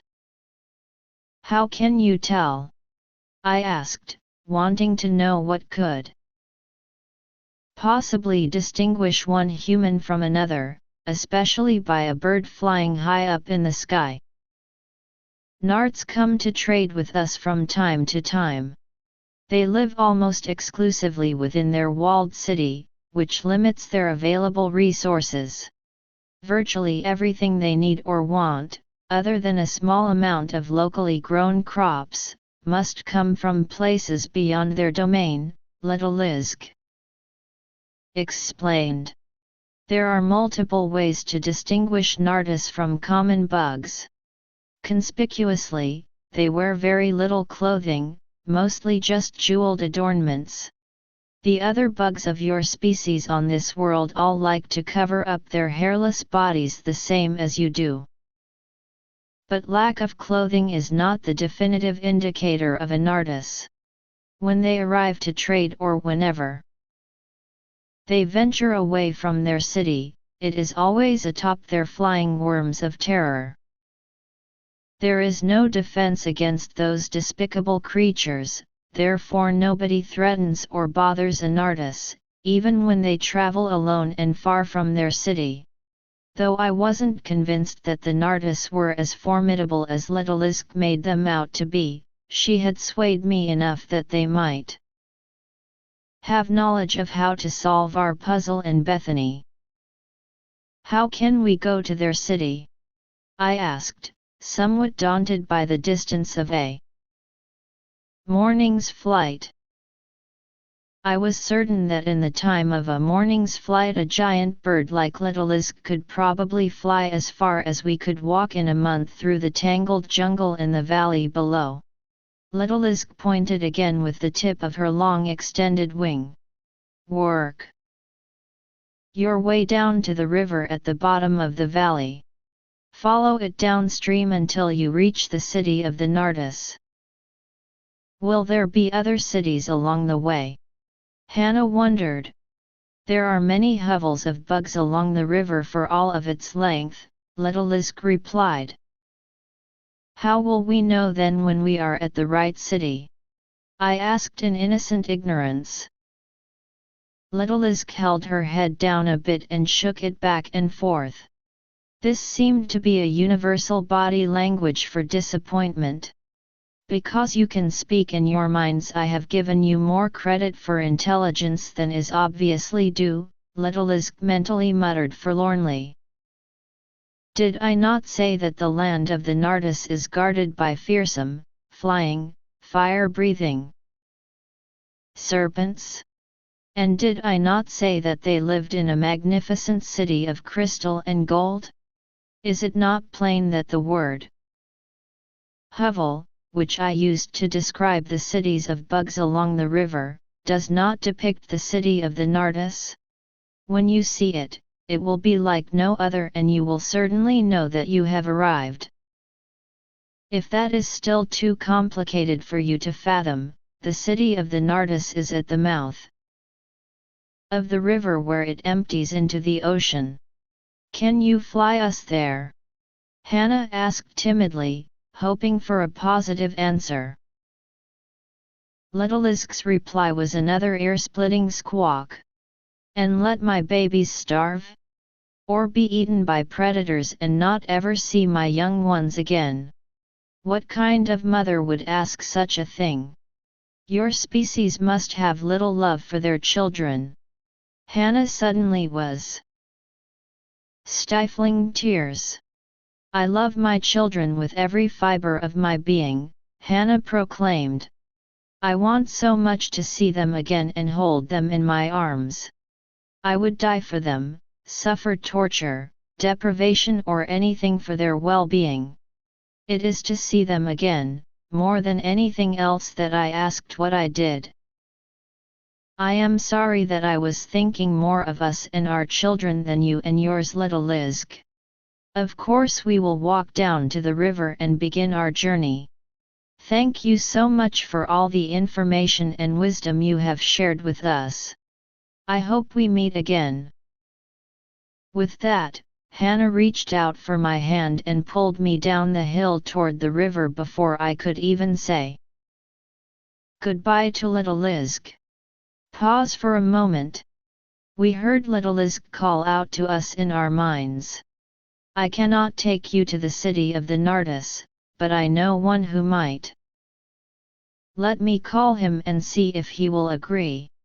There was an uneasy silence for a few minutes. If Littlelisk was communicating with another of her kind, we could not hear their conversation in our heads.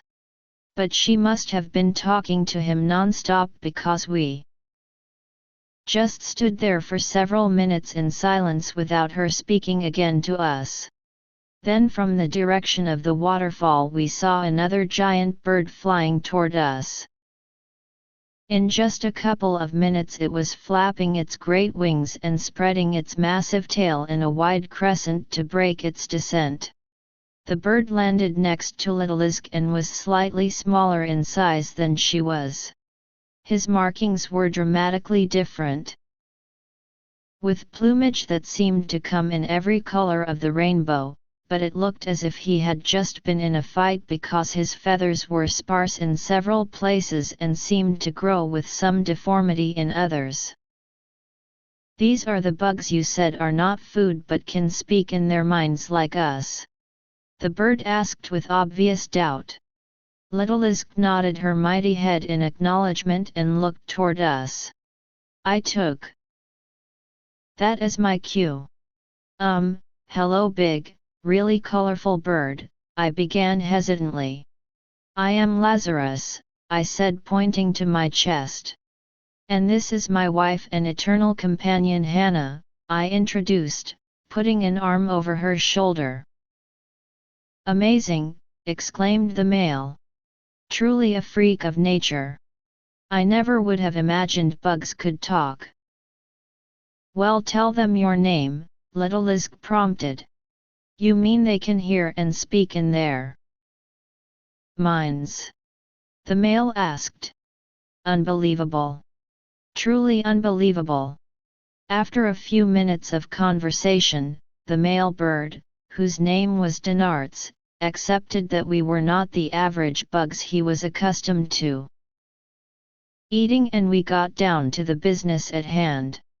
I will take you to the land of the Nardis, Dinarts offered, but only in exchange for something most precious. If you do not return with it, I will kill you if I ever see you again. And enjoy eating you very much," he added. I gulped in some trepidation. "And what would this valuable item be?" I asked, almost afraid to hear the answer. Denarts was quick to provide illumination.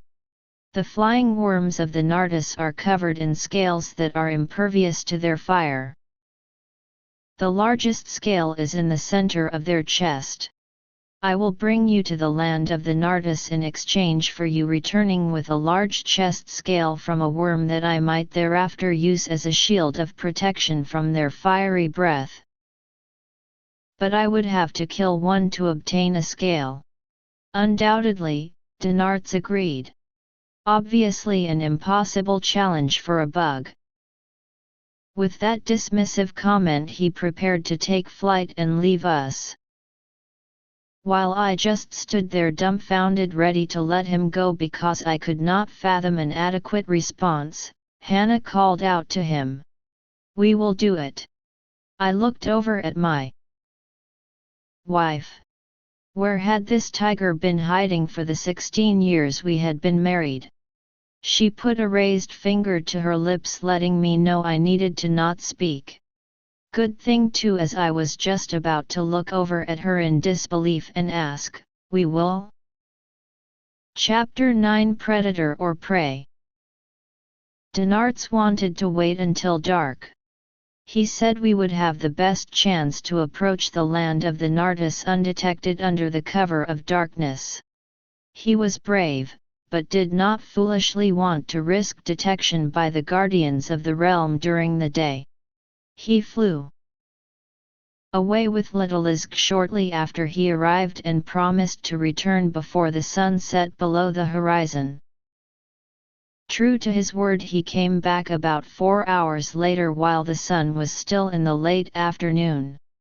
Hooked around one of his large toes was a tiny shield. We walked over to him after he landed nearby and he held up what appeared to be an entirely inadequate little toe shield.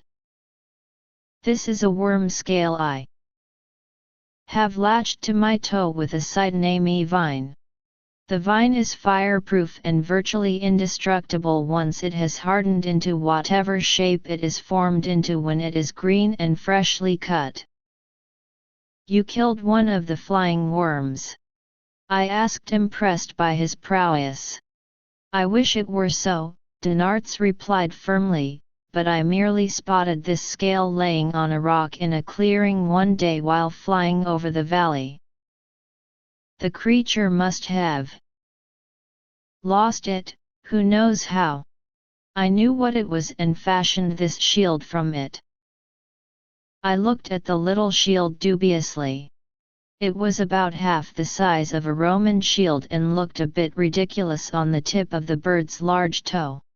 "Is it big enough to actually be of help, or is it just like a ring of ornamentation?" I asked with sincere interest. Denarts let out one of those loud squawks that seemed to be either laughter or upset. I never could make that determination.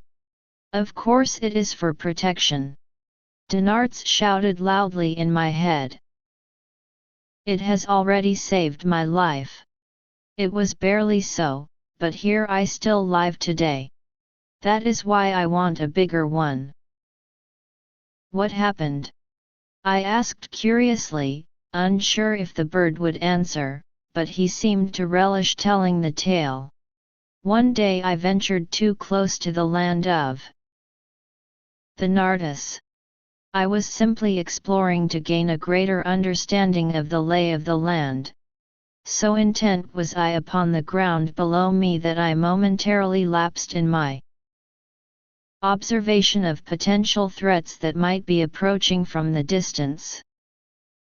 Only at the last moment before my certain destruction, I sensed a presence bearing down toward me from above. I heard the blast of fire coming at me from the flying worm before I had a chance to flee in fast flight.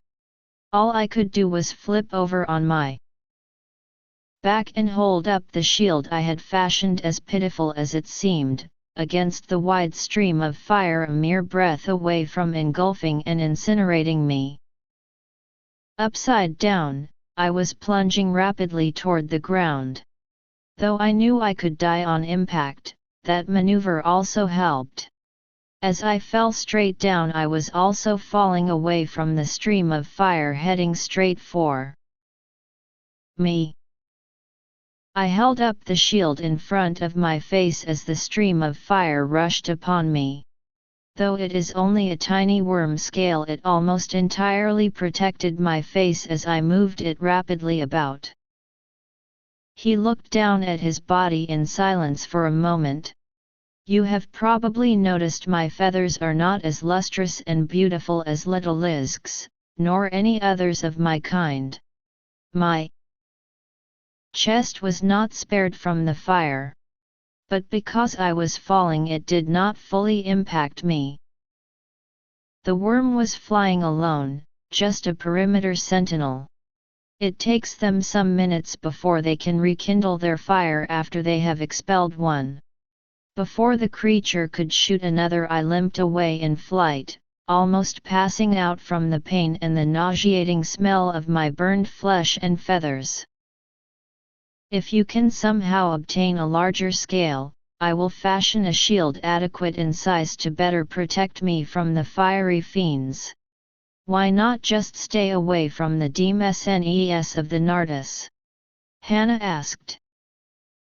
That would seem to be the prudent choice, Denarts replied stoically.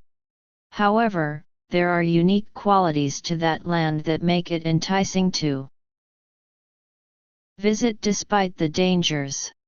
And for me, I have no choice.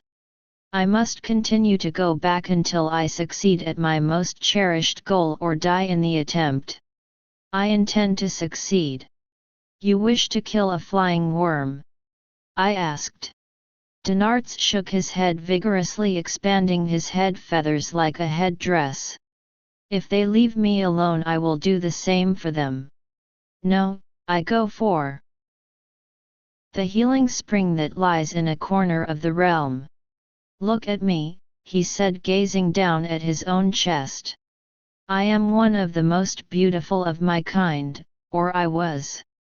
As you can see, the scarred flesh of my chest is so damaged from the fire of the worm that my feathers no longer grow sleek and lustrous, and my bare skin is showing through in places where feathers no longer grow at all.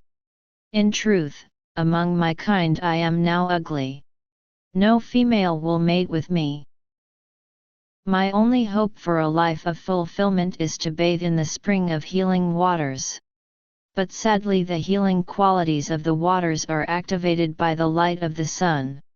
I have successfully snuck into the land of the Nardus at night on more than one occasion to bathe in the spring. But not even one feather was restored to its former glory.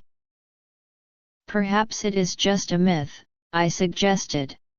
Maybe the spring does not really have the power to heal. Not so, Lazarus, Denarts refuted, calling me by name for the first time. I know many creatures that have been healed in the daytime and many others that have tried to be healed at night, and all were unsuccessful. I had hoped it would be different for me, but it was not. The powers of the spring are only activated by sunlight. Hannah came over and touched Denart's mighty beak, and he allowed her. If the flying serpents patrol the borders of the Nartesian land, even if you made it to the healing spring during the light of the sun, it would seem a hopeless effort. Surely you would once again be attacked by the worms. It is fairly certain, he agreed. And I do not know how long I would need to be in the spring for the healing to be achieved. But I have to try, even if the chance of success is very small, because life as an outcast is barely worth living. Hannah approached the massive bird closer to his face. I thought for a moment she was going to kiss it. But Instead she ran her fingers gently through the feathers near the rear of its enormous black beak, and once again Dinarts allowed her to touch him in a loving way. His giant red eye on the side of his head nearest to where she was standing, swiveled down to look at her, the coal-black pupil peering at her in intense silence. It was unnerving to me.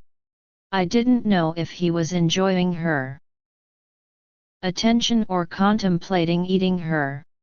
"Well, let's be off then," I urged telepathically, loud in my mind to break his focus in case the bird was contemplating the latter choice. Dinarts stood up quickly, moving away from my wife, and ruffled his feathers as if shaking off a spell of kindness and compassion Hannah had been weaving upon him. "Of course," he said gruffly. "If we depart now, we will be able to travel most of the distance in the day's remaining light." He squatted down as low to the ground as he could go so we could climb up to his neck. I went up first, holding onto feathers like climbing a rope hand over hand, then reached down to help pull Hannah up. We nestled deeply into his neck feathers. I held on tight to the feathers with both hands, and Hannah sat behind me holding fast with her hands encircled around my waist. We both locked our legs around his massive neck as much as was possible. His neck, even below all the feathers, was as wide in girth as a camel. In moments he sprang into the air. With mighty flaps of his long, broad wings we were once again experiencing the exhilarating thrill of flying in a rush through the sky.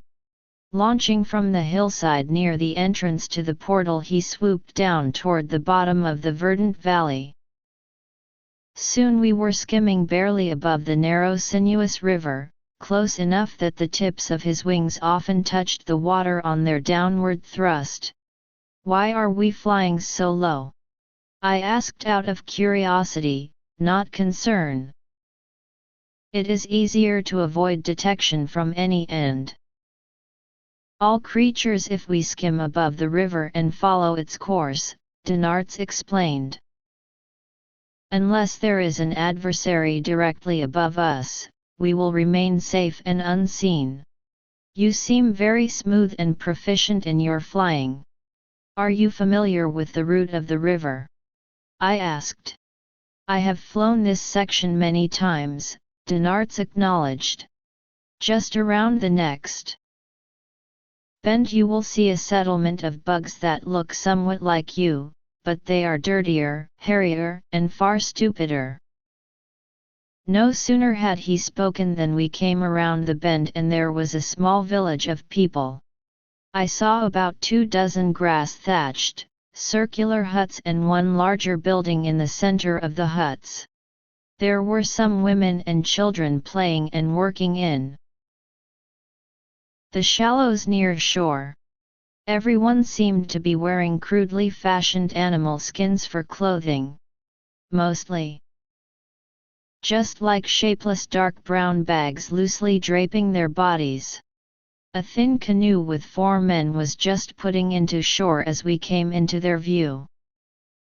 In what seemed to be the exact same moment, everyone in the village noticed us and screams of terror and alarm resounded from everywhere. The men in the canoe quickly stepped out onto the shore and were joined by at least a dozen others, all armed with long sharp-tipped spears which they quickly launched directly at us. Instantly Dinarts changed direction by almost 90 degrees with a single flap of his mighty wings, and we rapidly ascended almost straight up. Hannah and I held on for dear life to not fall off. After not much of an altitude gain, he leveled off and circled the village. "We are safe at this height," he assured us. "Even the strongest bug arm cannot throw a spear very far straight up in the air." We were tilted at a slight angle facing inward toward the village as he made his loop around. "Those villagers seem very inhospitable," I observed.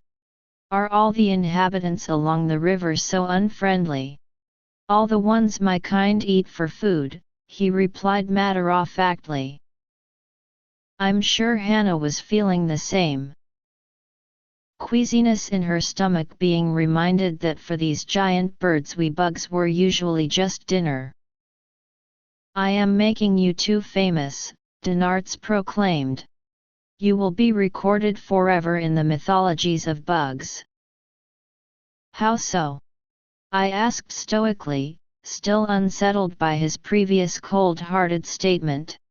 Dinarts elaborated with a tinge of glee in his words. How will those dim-witted bugs ever explain or understand how you two bugs are riding on top of the creature that they are accustomed to seeing only as the nemesis that ends their lives? They will never be able to comprehend or explain it. He laughed in my mind at his own humor. If you wanted to stay here and live, you could easily become king and queen of all the bugs, he added with mirthful glee. Neither Hannah nor I were moved to laugh at Dinart's humor, and we just remained silent and unresponsive for a few minutes. As we flew away from the village and continued our journey down the river, Hannah challenged him about eating living creatures with families and children, such as those in the village we just passed. He was sullen and almost angry in his response. What do you expect me to eat, rocks? It is perfectly normal for every higher life form that exists to consume lower life creatures for food. Unless you do eat rocks, surely it is no different upon your world. We eat bugs like you. They are tasty, easy to catch and active enough breeders that we never seem to diminish their numbers. The bugs in turn eat the simpler creatures that live in the river and other lesser creatures they catch in the forest. Those creatures in turn eat smaller and simpler life forms as their food. It is the same up and down the chain of predator and prey. For every creature that is a predator of a lesser creature, is in turn the prey of a greater one. Until you reach the highest. I dare you to try and tell me it is different on the world you come from. For many people on our world, it is as you say, Hannah admitted sadly. However, on our earth nothing eats our kind unless someone is foolish enough to venture unprepared into the wilderness that is filled with large predators. I guess that means in most instances, we are the highest on the food chain. Many of our kind take unrighteous and wasteful advantage of that privilege. They slaughter and eat every lower creature that exists, it seems. Many consider it as their birthright, as if all the life in the world has been given to them by God to eat for food. Of course, it could be no other way, Dinarts gloated. Even on your strange alien world, the foundation of sustaining life is the same. While that is true for many, it is not true for all, Hannah objected. There are many higher creatures that are strict vegetarians, they only eat grasses and plants. Among our kind it is the same. While most kill animals for food, some eat only vegetables, fruits, and grains. They live just as long of lives as the carnivores. In most instances they live lives of greater health as well. Lazarus and I are among a group of people known as celestials. We eat all the foods of those who eat only from the plant kingdom, but also eat any renewable animal resource such as non-fertile eggs from birds, cheese made from the milk of goats and sheep, and honey from the bees for sweetening. Because of our diet, sickness and disease are almost unknown among us. The same cannot be said for the carnivores of our kind. Yes, we have some of those dumb plants eaters on our world too, Dinarts puttered. They are easy prey for the vast majority that are carnivores. They make up for their frequent tasty demise by reproducing and multiplying in prodigious numbers. I dare say they would destroy the world with overcrowding if their numbers weren't regularly culled by the predators. But let me change the subject as I am slightly confused. I thought you said your world was called Earth. But now you have called it God. Which one is it, or is it both? Hannah seemed startled by Denart's question. Surely you understand the concept of God, of beings greater than any of us, including you, beings who have been the creators of all that is, from our world to yours and every bit of life everywhere.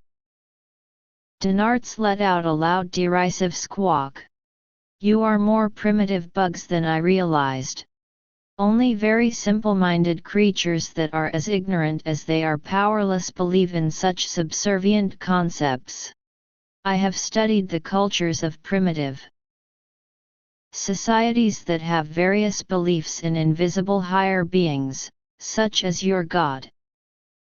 Beings they call out to all of their lives with supplications for everything from improving their food to bringing them wealth, health, or protection from danger.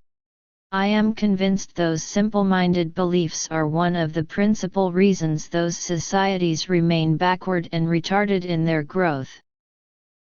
Their dependency on supplications to higher beings that do not exist and therefore can never aid them in any of the manners they request, prevents them from gaining a greater degree of self-sufficiency that would truly be a trait to advance their culture. Contrarily, look at any advanced civilization and almost universally they no longer hold primitive beliefs in invisible higher beings to whom their supplications will mystically be answered. Once a society throws off those simplistic notions, they begin to advance much more rapidly. We came to your world through the power of the higher beings we call Source, I defended. It is through the portal of their creation that our worlds connect. It is a common practice of primitive cultures to ascribe things they cannot understand or explain, to the power of their gods, Denarts replied disdainfully. I have no doubt that a little investigative research would reveal your conduit between worlds to simply be a natural phenomenon.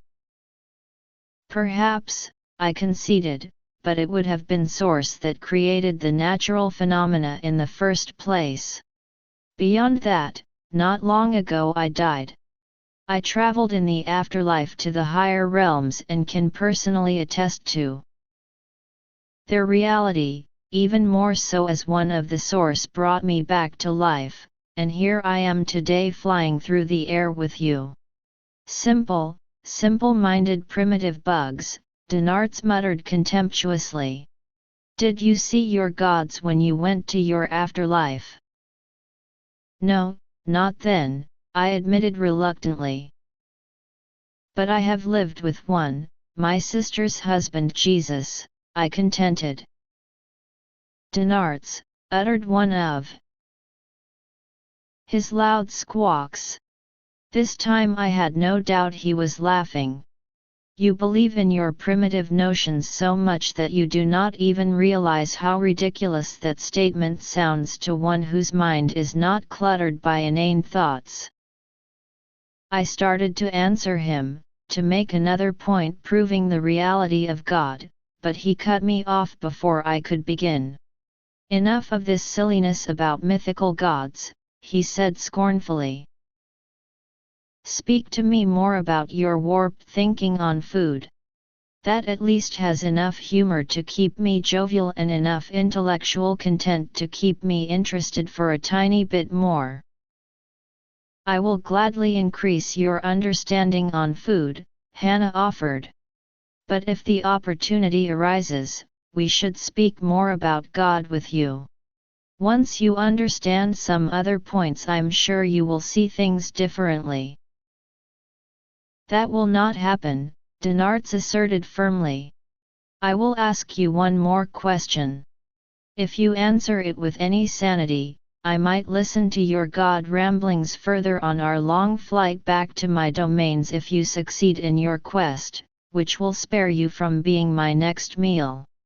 If you answer it as I am sure you will, then we shall never speak about this laughable subject again. Talk about being put on the spot. I felt a great weight on my shoulders to answer Dinarts' question correctly. Ask your question, Dinarts. I will give you a truthful answer I hope will inspire you beyond the limitations of your beliefs. Very well, Dinarts agreed.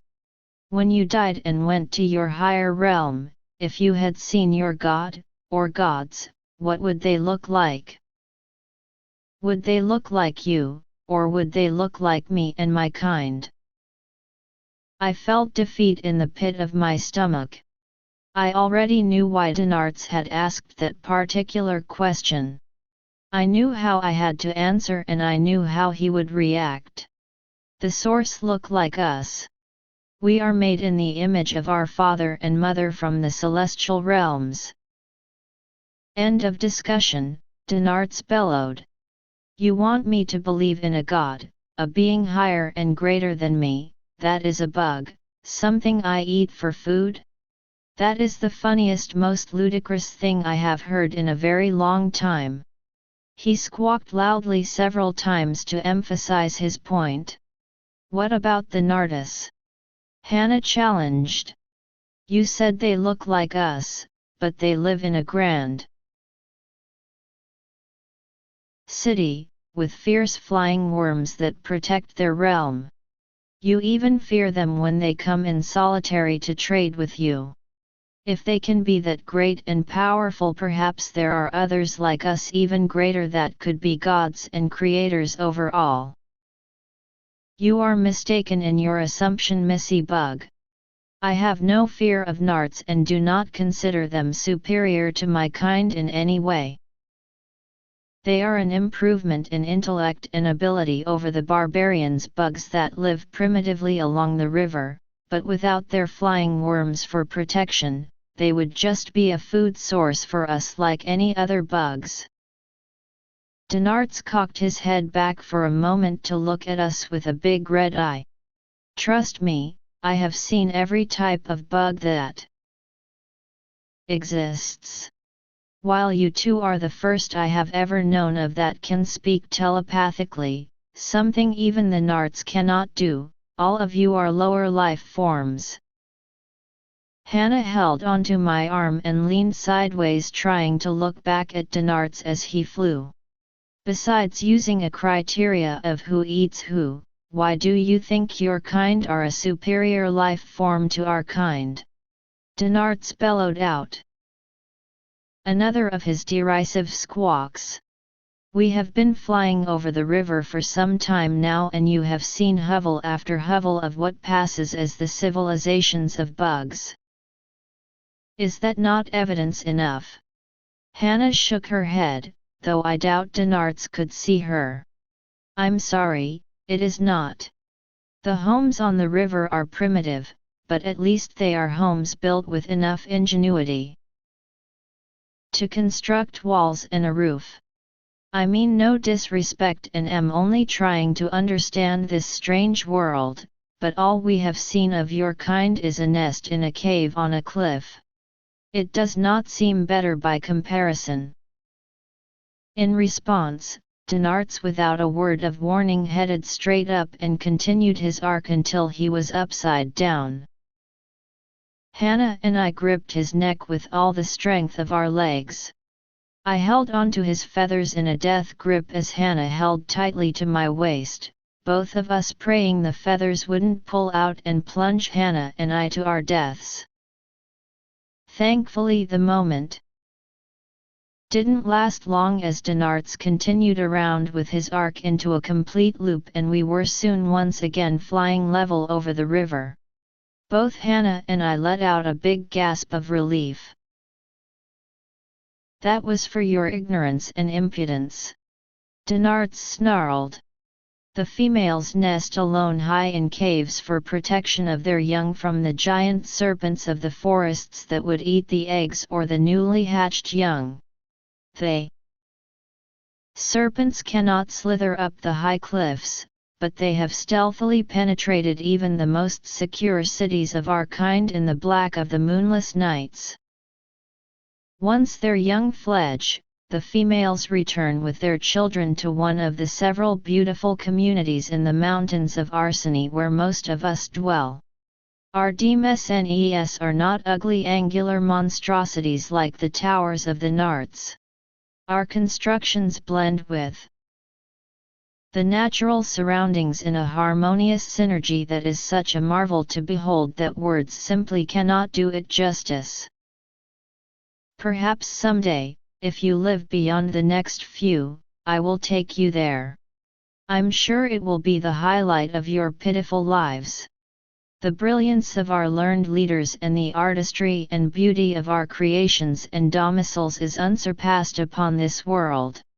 You will understand at your very first amazed gaze why you are bugs and we are the greatest, most superior creations that have ever existed. But now end our talk and be more alert, for darkness has fallen while we have been conversing and we approach the boundary of the land of the Narts. We must be ever vigilant. The flying worms will be scanning the boundary even in the darkness for intruders. Once we have safely passed the perimeter, where most of the worms congregate, we will be at less risk of detection. We were skimming across the surface of the river lit only by the reflection of the stars in the pale moonlight. Suddenly Dinarts swooped upward and just as quickly dropped back down near the surface of the placid river. What was that all about? I asked him. There is an invisible detection beam that crosses the river at that location. Dinarts explained. I mark it in my mind by the frydap tree that grows along the river. That is not a common tree. It is most helpful for our travel at night as the leaves are phosphorescent. When I see that tree day or night, I know to rise in altitude to avoid the Nart intruder detection system. If the beam is broken by travelers on the river or flyers like us that are staying low to avoid detection, the worms are alerted. I'm not sure how, but they arrive very quickly if the perimeter beam is breached. That is very fascinating, I marveled. But I did not see a phosphorescent tree. Are you sure you had the correct location? That's because you are a bug, Dinarts retorted. Bugs' eyes are so limited they cannot perceive the phosphorescence. Just another example of the inferiority of your kind. As soon as we passed into the domain of the Nartis, Dinarts left the river we had been traveling above for our entire trip and began flying low over the top of the verdant forest canopy. When I asked why, he explained, if a worm were flying above us and we were on the river, they would see us easily as the moon cast our moving shadow upon the water. Flying low over the trees we are much more camouflaged. We flew in silence then for some time. I held on tight to Hannah's arms as I felt her body go limp with sleep. It was all I could do to not sleep as well. As it was dark and there really wasn't much I could see, I allowed myself to drift into a semi-sleep stupor to get a bit of rest, while still remaining conscious enough to continue holding on to Dinarts. After what seemed like just minutes of rest with my eyes closed, but actually was at least an hour, I was summoned back to full alertness by Dinarts. Look ahead. I have flown into a dark canyon just below the walls of the citadel. I will return to this location each night for the next 7 nights to retrieve you if you have been successful in your quest.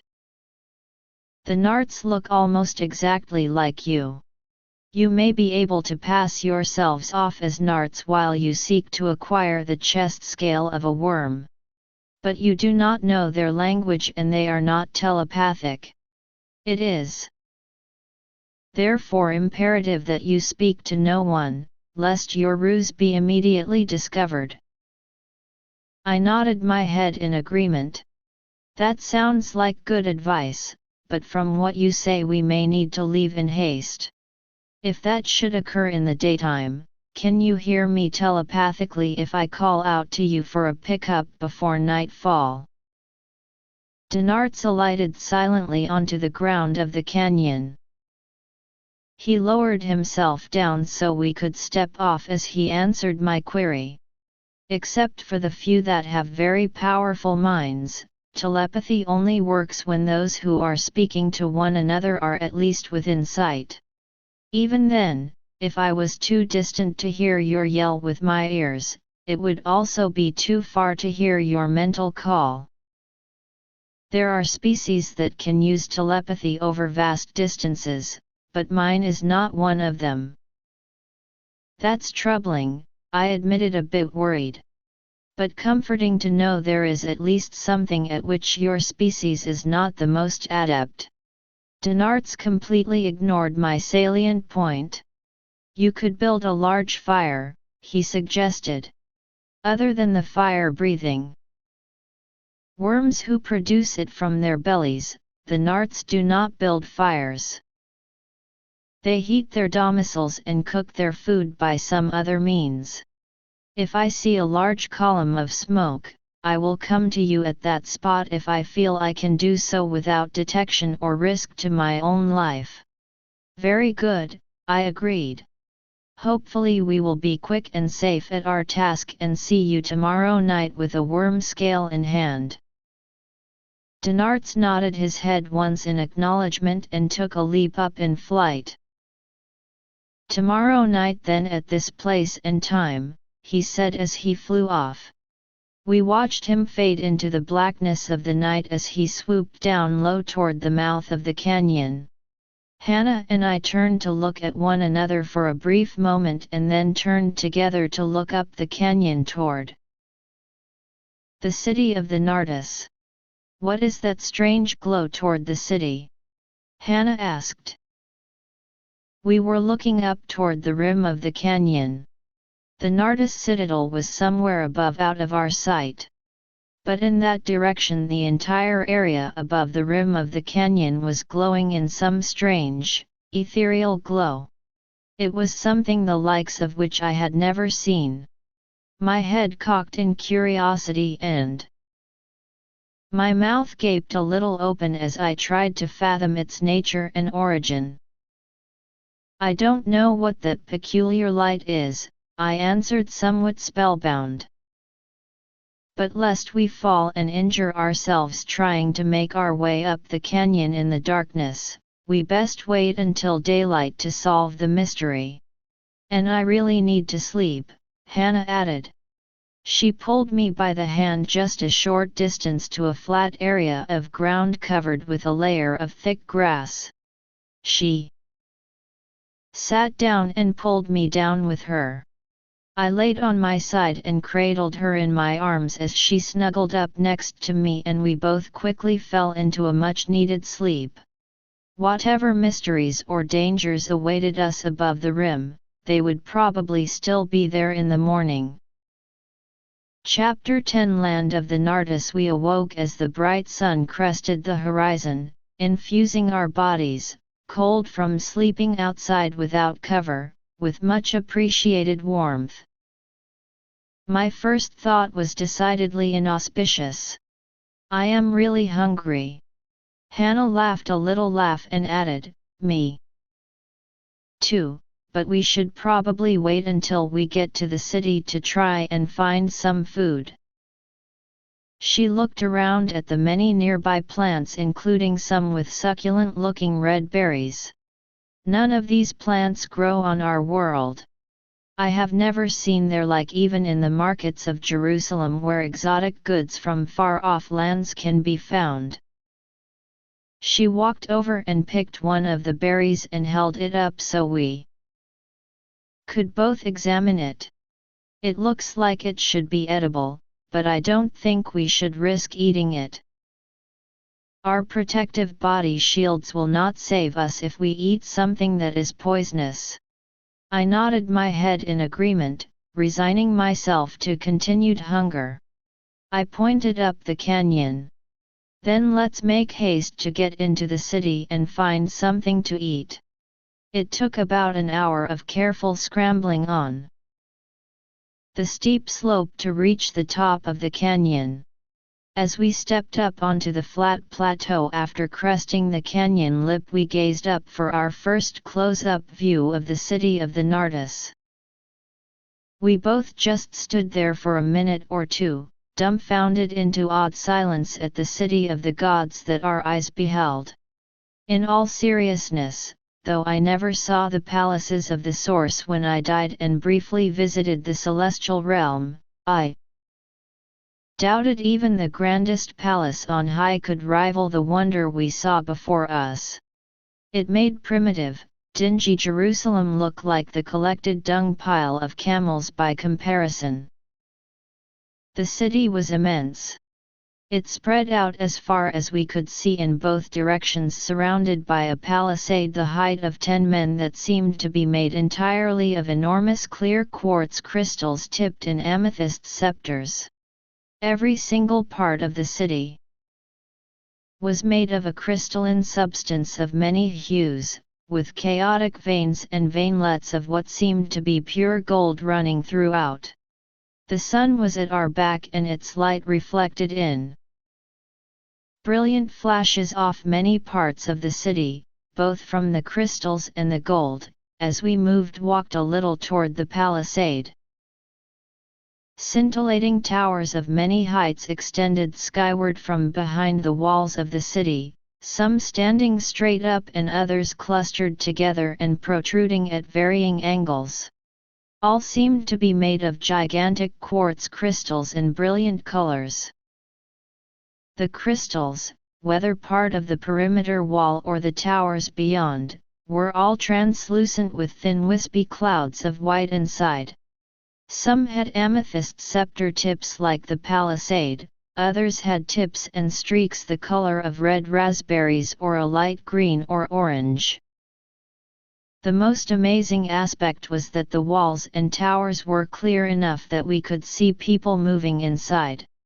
Rooms and passageways to accommodate the people had been cut right into the gargantuan crystals. And there was gold literally everywhere. Enough gold in the walls and towers of this one city to make Rome seem like an insignificant pauper state. Finally breaking the spell the gleaming city had cast upon us, I realized we had a problem. There is no way into the city, I pointed out to Hannah. The wall of crystals is too high for us to scale and we would likely be detected if we tried. Beyond that, as far as we can see in either direction, there are no gates. How do the inhabitants get in and out of the city? We did not have to wait long pondering the question. Moments after I spoke, the answer came upon us. We were suddenly overcast by a large moving shadow. Looking up and over our shoulders, we saw one of the fearsome flying worms bearing down upon us. I have never in all my long life felt so helpless. It was obvious that the monster would descend upon us in less than 2 frightened breaths. In that time we could not have run more than a few steps, and there was nowhere to run to, no place to hide, no way to escape, and no weapon to mount even the feeblest of defenses. I just hoped our invisible barrier of protection would shield us from the fiery breath of the monster. Mary Magdelene hadn't mentioned that as one of its abilities, so we could only hope it was up to the task. Fearing the worst, I cradled Hannah inside my arms as she laid her head upon my chest and held me tight around my waist. I closed my eyes waiting for the inevitable blast, but it never came. After a few more seconds, well beyond the time the monster should have already tried to toast us, I opened my eyes a peek to see what was going on. The flying monster was standing on two muscular hind legs upon the ground not 6 paces away from us. With its smaller forearms it seemed to nonchalantly be picking pieces of food out of its large sharp-pointed teeth. Perhaps it had just recently eaten another interloper and wasn't interested in barbecuing us yet. I spied a man just as he was climbing off the back of the beast. After he stepped onto the ground he turned and immediately walked over toward us. He didn't seem to be armed and his manner wasn't threatening, but I suppose when you have a fire-breathing demon as your ally watching your back you can be fairly cavalier. Hannah must have blushed with her first glance at the Nartesian. He stood about half a head taller than me and looked more like a living sculpture of a Greek god than a man. He was as muscular as the strongest gladiator, his brawn bulging and rippling with every movement. His lightly tanned face was clean-shaven, square-jawed, blue-eyed, and topped with a mane of glossy black hair freely falling to his broad shoulders. He wore some type of leather-like harness, studded with scintillating, inlaid jewels, forming an X shape diagonally across his chest. The tiniest of cloths, tied on with a string around his narrow waist, covered his loins. His bare feet were protected by a pair of Greek-style sandals with crisscrossing straps up the calves. Other than those barest of necessities he was completely naked. He stepped right up to us and proceeded to let loose with a stream of unintelligible gibberish. We answered him in our own gibberish and it was quickly apparent that neither of us could understand the other. He took one step closer and reached out to touch Hannah. She quickly pulled her arm back away from his grasp. The man looked back at the monster and gave it a hand signal. It responded by turning its head to the side and shooting out a long stream of fire into the air. Message sent, message received. Hannah looked at me with resignation. I nodded my head in acquiescence and she reluctantly stuck out her arms so the nearly naked man could touch her. But it was not her body that he wanted to touch. As she stretched forth her arm he reached out to feel the fabric of Hannah's garment where it terminated at her wrist. Like all people raised as Hebrews, we used to dress according to the dictates of our religion. But through Jesus we became celestials and he taught us that we should dress in our own colorful style with new cuts and fashion. This was something Hannah excelled at. Because we were a wealthy trading family, to delight my wife, I often returned from caravan trips with exotic fabrics and descriptions of unusual clothing I saw in far-off places. Hannah relished creating clothing from the fabrics and descriptions I brought back home. On this day she was wearing a thin robe of finely combed sheep's wool, colored in wide, flowing ribbons of Tyrian purples and Egyptian blue dyes that draped her shoulders and covered her body like a loose dress from her neck down to her ankles. The Nartesian reached out slowly to show he meant no harm and gently ran his hand over the sleeve of Hannah's outer garment. As he reached the hem by her wrist the undergarment was just sticking out. The delicate white fabric was fine linen made from the fibers of the flax plant. He fingered this for some time and seemed quite amazed by it. Abruptly he stood up and motioned for us to mount his beast. With little recourse we trepidatiously approached the behemoth. In size, its sinuous form was about twice as long as the giant birds we encountered, but far less bulky. However, it was much more fearsome and deadly in appearance. It was completely covered in scales like a fish, but the scales were like an armor plate, hard as rock and, from what Denarts had told us, impervious to fire. I saw the large pentagon-shaped scale in the center of its chest. That Denarts had charged us to obtain, but I couldn't even imagine how that could occur. The beast was obviously a supreme killer. It certainly didn't need fire to do its deadly deeds. As we clambered up upon its back by holding onto the edges of its thick, adamantine scales, I doubted there was any weapon in existence that could pierce that armor. Offensively, it had long razor-edged talons on the toes of its short forelegs and smaller, but equally lethal-looking talons on the toes of its hind legs, talons that would shred a man into an unrecognizable puddle of flesh in seconds. Its head seemed disproportionately large for its slender body and had small, sharp-pointed spikes protruding out at numerous places. Its mouth ran the entire length of the lower part of its head and was filled with glistening white pointy teeth protruding everywhere. The smallest tooth was about the size of my fist and the largest about the size of two hands butting together at the fingertips. If an invulnerable skin, razor talons, a spiked head, a mouthful of deadly canine-like teeth and a breath of fire were not already far more capabilities than any one creature should possess, the monster also had a nasty set of horns atop its head, with one curving inward on either side and a third longer one sticking straight out. I shook my head negatively in silent contemplation. Gaining the chest scale from one of these beasts would simply be impossible. On top of the creature's neck there was a saddle attached with straps to its neck. Our captor indicated I should sit in front of the saddle and Hannah behind it.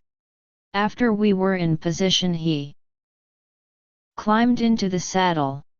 He made a double clicking sound with his tongue on the roof of his mouth, which must have been a command to the beast because it immediately lifted us skyward.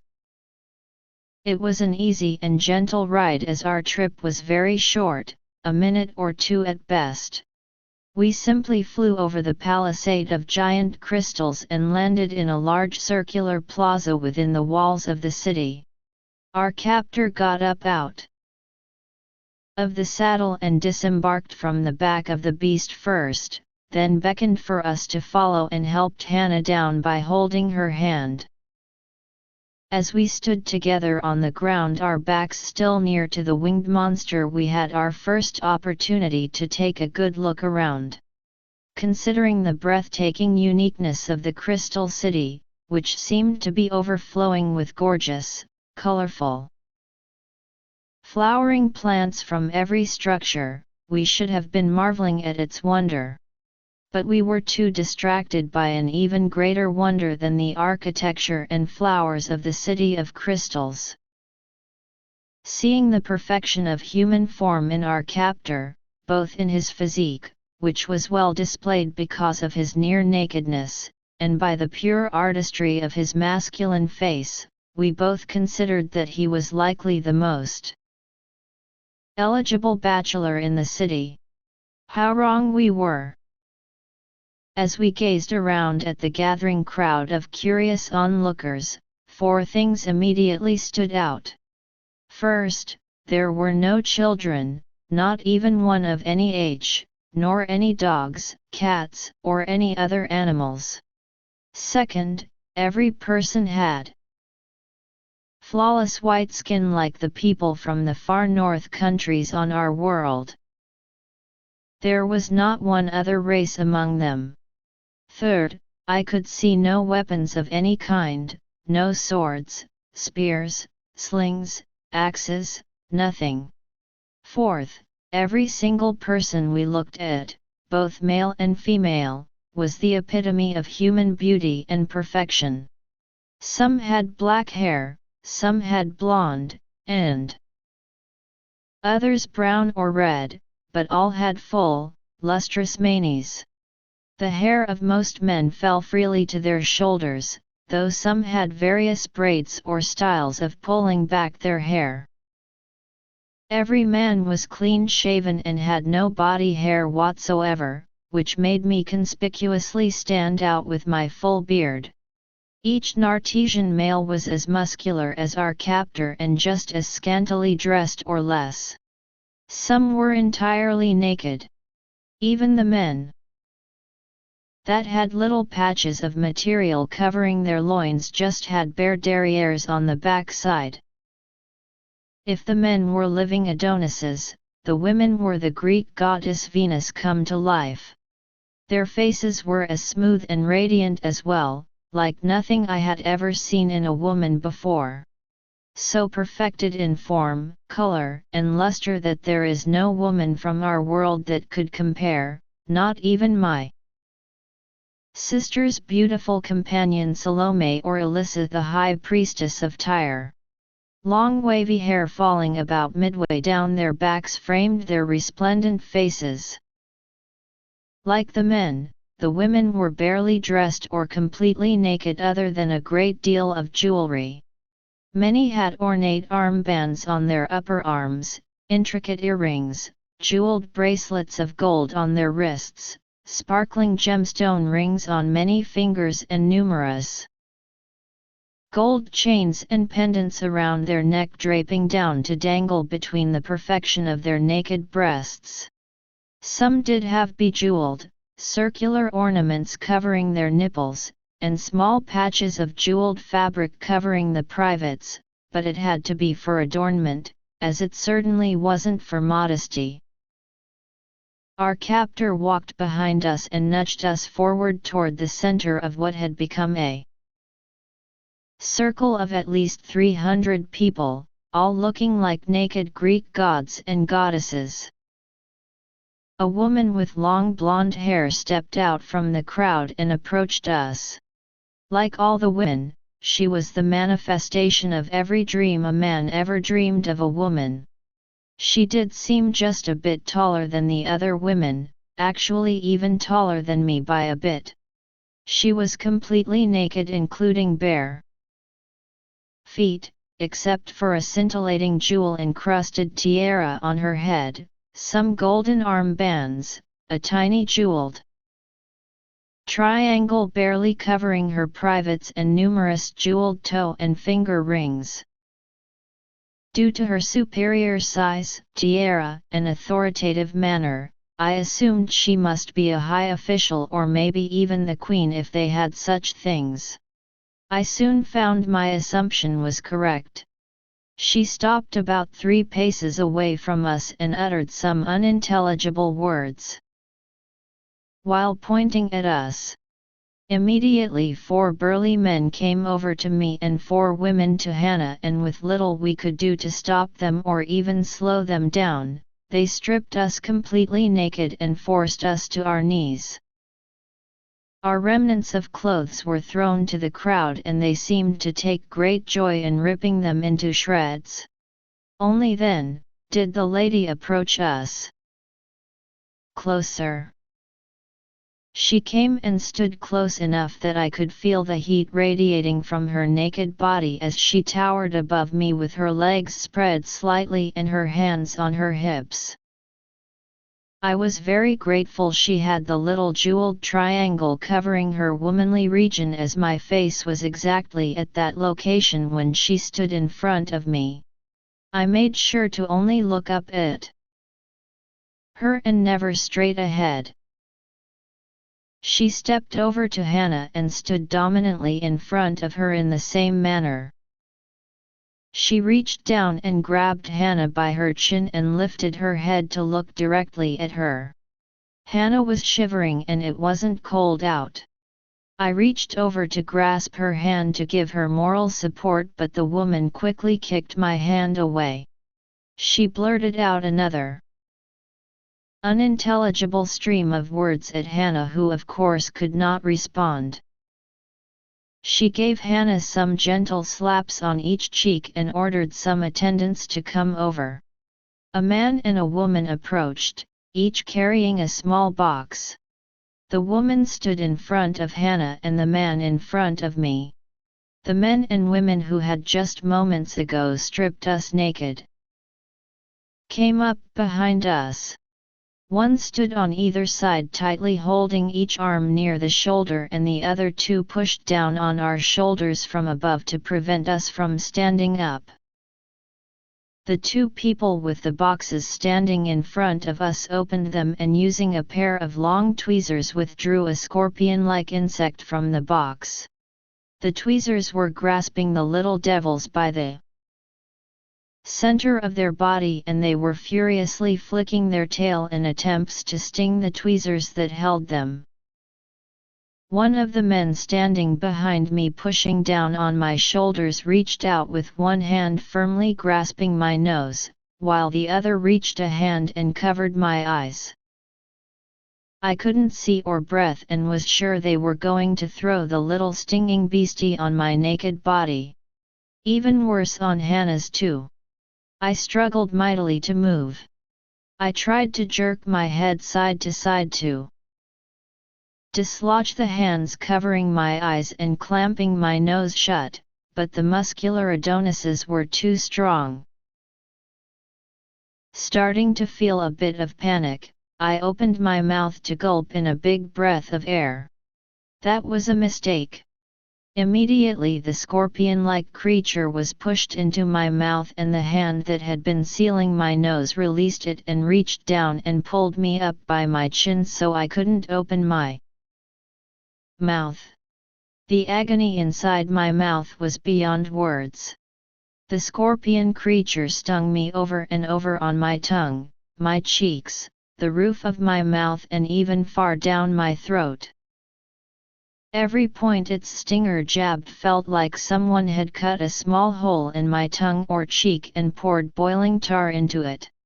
Remembering the day I had been bitten by the viper, that agony no longer seemed so bad by comparison. The men released me, and I flopped over prostrate on the ground, my body basically paralyzed from head to foot. Unfortunately, my eyes still worked, and I had to suffer the emotional trauma of seeing my beloved wife, laying naked on the ground before cruel strangers, enduring the same agony I was, and there was nothing at all I could do to come to her aid or give her solace. All this time the cursed scorpion continued to sting me inside my mouth. After a few minutes, apparently completing its deadly deed, it crawled out on its own as my head laid sidewise on the dirt courtyard ground, and slid down the stream of drool I could feel slipping uncontrollably out of my wide-open mouth. Several people, I was too disoriented from my pain to even notice if they were men or women, came and picked up my limp body. They carried me to an altar-like platform and laid me on my back, with my head leaning over to one side, drool continuing to drip out of my mouth. After a few minutes I was still unable to move at all, but the pain in my mouth was beginning to subside slightly. It was with much consternation that I could see my beautiful, naked wife lifted off the ground by 4 burly men, one holding each leg and arm, and laid down on another altar next to mine. Thankfully, they let our heads lean toward each other so at least we could look into each other's eyes to silently pass our love. From the limited one-direction perspective of my unmoving head I could see the throngs of people gathering closer to the altars, apparently to more keenly observe our final throes of death. But rather than resign myself to die once again, I felt an inner peace remembering the faith of my dear wife that the Source, having just called us to a sacred mission to protect the earth from threats such as the ones we now endured, would not let us die so easily. And so it was. After a few minutes the paralysis left my body and the agony in my mouth disappeared. As my wife and I sat up on our own power and dangled our legs over the edge of the altars, I looked up at my captors intending to give them a scathing, gloating look proclaiming, "Do your worst, you can't kill us."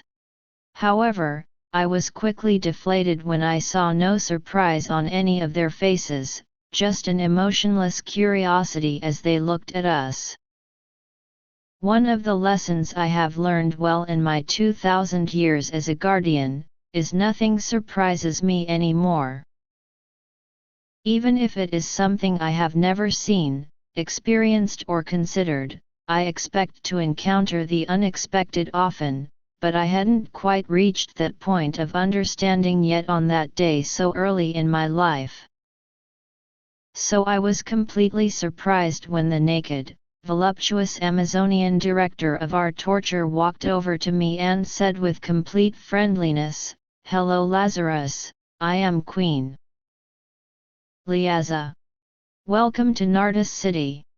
I was so shocked that she knew my name and was speaking to me in Aramaic, my native tongue, and was suddenly being so nice, that my mouth just dropped open and I couldn't speak. I watched in disbelief as she turned to Hannah, reached out for her hand helping her off the altar, then gave her a full kiss on her lips. "Welcome to your heaven," she told Hannah as she leaned forward and kissed her once more. Still holding my wife's hand, she turned to me again. "You wonder how I know your name and can speak your language?" I nodded my head in dazed agreement. "That, and why you are being so nice after trying to kill us, why you kissed my wife and are holding her hand, why nobody wears any clothes and are completely naked, as are we, and a host of other questions as well." "All in good time, young man," she promised, which was a rather funny thing to say coming from her, as she was surely younger than me. "For now, you and Hannah are our guests. We so seldom receive visitors that are also cultivated Alamars, that it is an occasion for a city-wide banquet, which we shall hold tonight in the Great Hall. Until then, you are free to wander through the city in the public areas unaccompanied. You will find our citizens to be knowledgeable, personable, and more than happy to answer most of your questions." I confess to being somewhat gobsmacked. Moments earlier I was sure that heartless fiends were trying to torture and kill us. Now the same people were treating us like honored guests. And that is not even throwing in the shock that they spoke Aramaic and the jewelry adorned but otherwise naked queen seemed to be entirely too affectionate with my equally naked wife, who didn't seem to be objecting. Looking at Hannah and the queen, they were still holding hands and conversing in little whispers I could not hear. I felt a pang of self-consciousness at our nakedness. It didn't bother me as much as it probably should have that we were naked and surrounded by other men and women that had on little more than jewelry and ornamentation. Their only clothes consisted of sparse fabric and leather-like material whose sole purpose wasn't modesty, but merely as a platform to attach their numerous large gemstones, gold chains, and jewelry. My ego was deflated simply because though we were in good shape, our naked bodies paled in comparison to any and every person in Nardis City. Both Hannah and I had a few pounds of excess fat. And like most every woman that has brought children into the world, Hannah's stomach had a little pooch. Plus, I was sure we were older than any other person in Nardis City, compared to the men I knew back on our world. I was strong and fit, more so than most others. In Nardis city I looked like the weak runt of the litter. Not only was every single man as tall or taller than me, but their fine-toned muscles rippled across their bodies. By comparison, I must have looked like an out-of-shape, muscleless scarecrow, a cloistered hermit who had lived his life never getting any physical exercise. Without further ado, the queen turned and began to walk away, but she was still holding onto my wife's hand and leading her along. Hannah looked back and waved to me reassuringly as she walked away with the queen. "It will be all right, Lazarus. Liaza wants to give me a personal tour and take me to the Crystal Palace of Women to give me some adornments so I no longer need to be entirely naked. I'll see you soon at the banquet." Strange. After all we had just been through, the mental, emotional and physical torment, my wife seemed far less affected than me. She almost seemed happy, as if she was going off to the market in Jerusalem with her very best girlfriend. After the queen departed with Hannah, the people loitering in the plaza soon dispersed. As well, heading out into the city in every direction. I soon found myself standing all alone, naked, in the middle of a large circular plaza of a strange and wondrous city, still unsure of what had just happened. I noticed the shreds of clothes they had ripped off of us were still laying scattered about on the plaza. I walked over and picked up the largest pieces hoping to find some scraps I could wear to at least partially cover my nakedness. But it was a fruitless effort. Though I found a few shreds of sufficient size to cover my loins, they were too small by themselves to tie around my waist and there were no remnants of cordage long enough to tie a loincloth in place. I started to pick up a few scraps I could use as cordage, thinking I could tie them together until I had a piece big enough to encircle my waist and the loincloth, when I noticed a man approaching. It was our original captor. "Greetings, Lazarus," he boomed.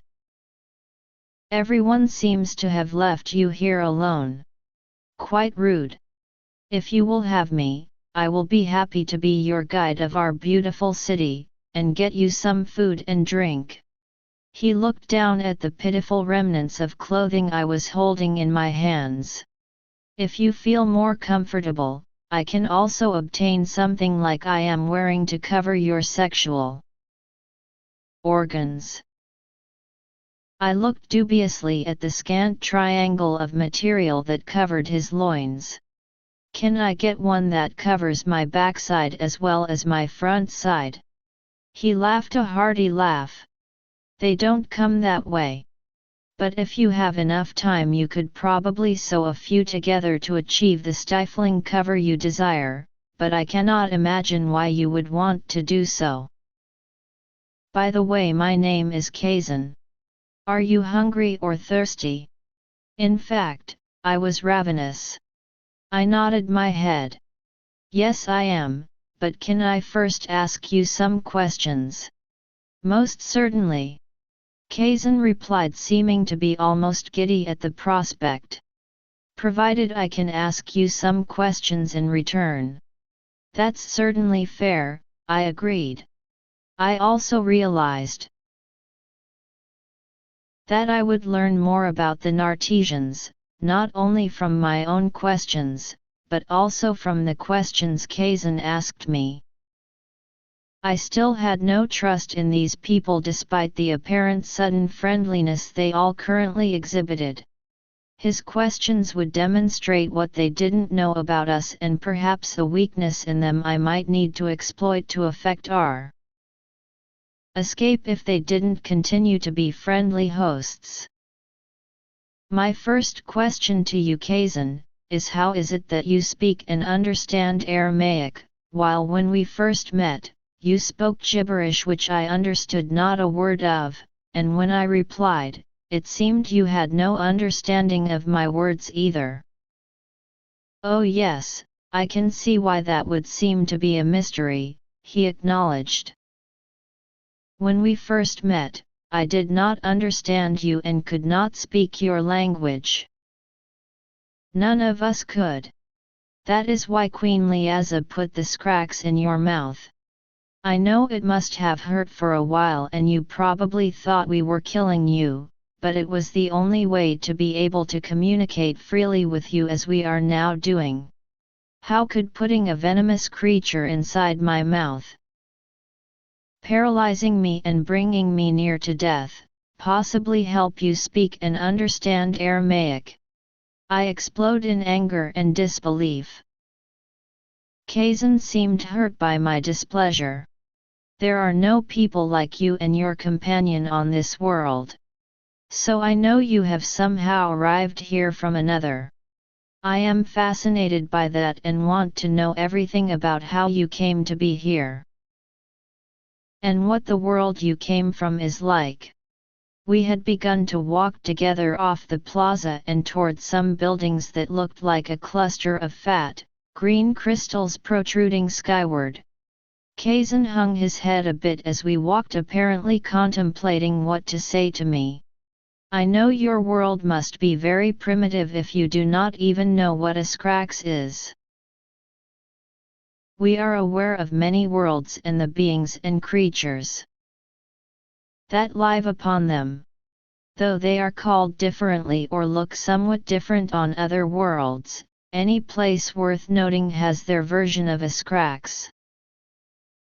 No world advances very far in its evolution until all the people of the same species can freely communicate regardless of their country or native language. That is why every culture, as they rise above the primordial soup, eventually develops a scrax. You breed a poisonous insect to torment visitors to near death. I shook my head in disbelief. And somehow, if they don't die, it allows you to understand and suddenly speak their language? I must not have gotten enough sleep last night because that makes absolutely no sense to me. It is not from lack of sleep that your mind is in a fog, Kazan said matter-of-factly. As I deduced, you come from a very simple world. I looked up in the sky at the living, breathing, flying furnaces circling above the city. How is it that your people have tamed those ferocious beasts? Sorry, my friend, Kazan said apologetically. That is a secret of our people that I cannot answer. I could lie to you and make up a story, but I prefer not to. With his forthright answer, I didn't intend to press Kazan about this question anymore. But anything that was a secret was something I should know, and I intended to be more diligent looking elsewhere in my exploration of the city for an answer to that particular question. We had come up to the green crystal building. There were no doors, just open passageways made by the crisscrossing crystals overhead. Inside it was very spacious. At least 36 artisans were lounging on what appeared to be very plump, cushy couches. There were no chairs anywhere to be seen. The couches were arranged in circles, one person to a couch and 6 couches to a circle. In the center of each circle of couches there was a very large, short round crystalline table laden with delicious-looking foods and goblets of drinks from which the various people were consuming with relish. I noticed they were all gabbing in their unintelligible gibberish, so apparently the stings of the scrax didn't work for me to understand their language, like they were able to conveniently understand mine.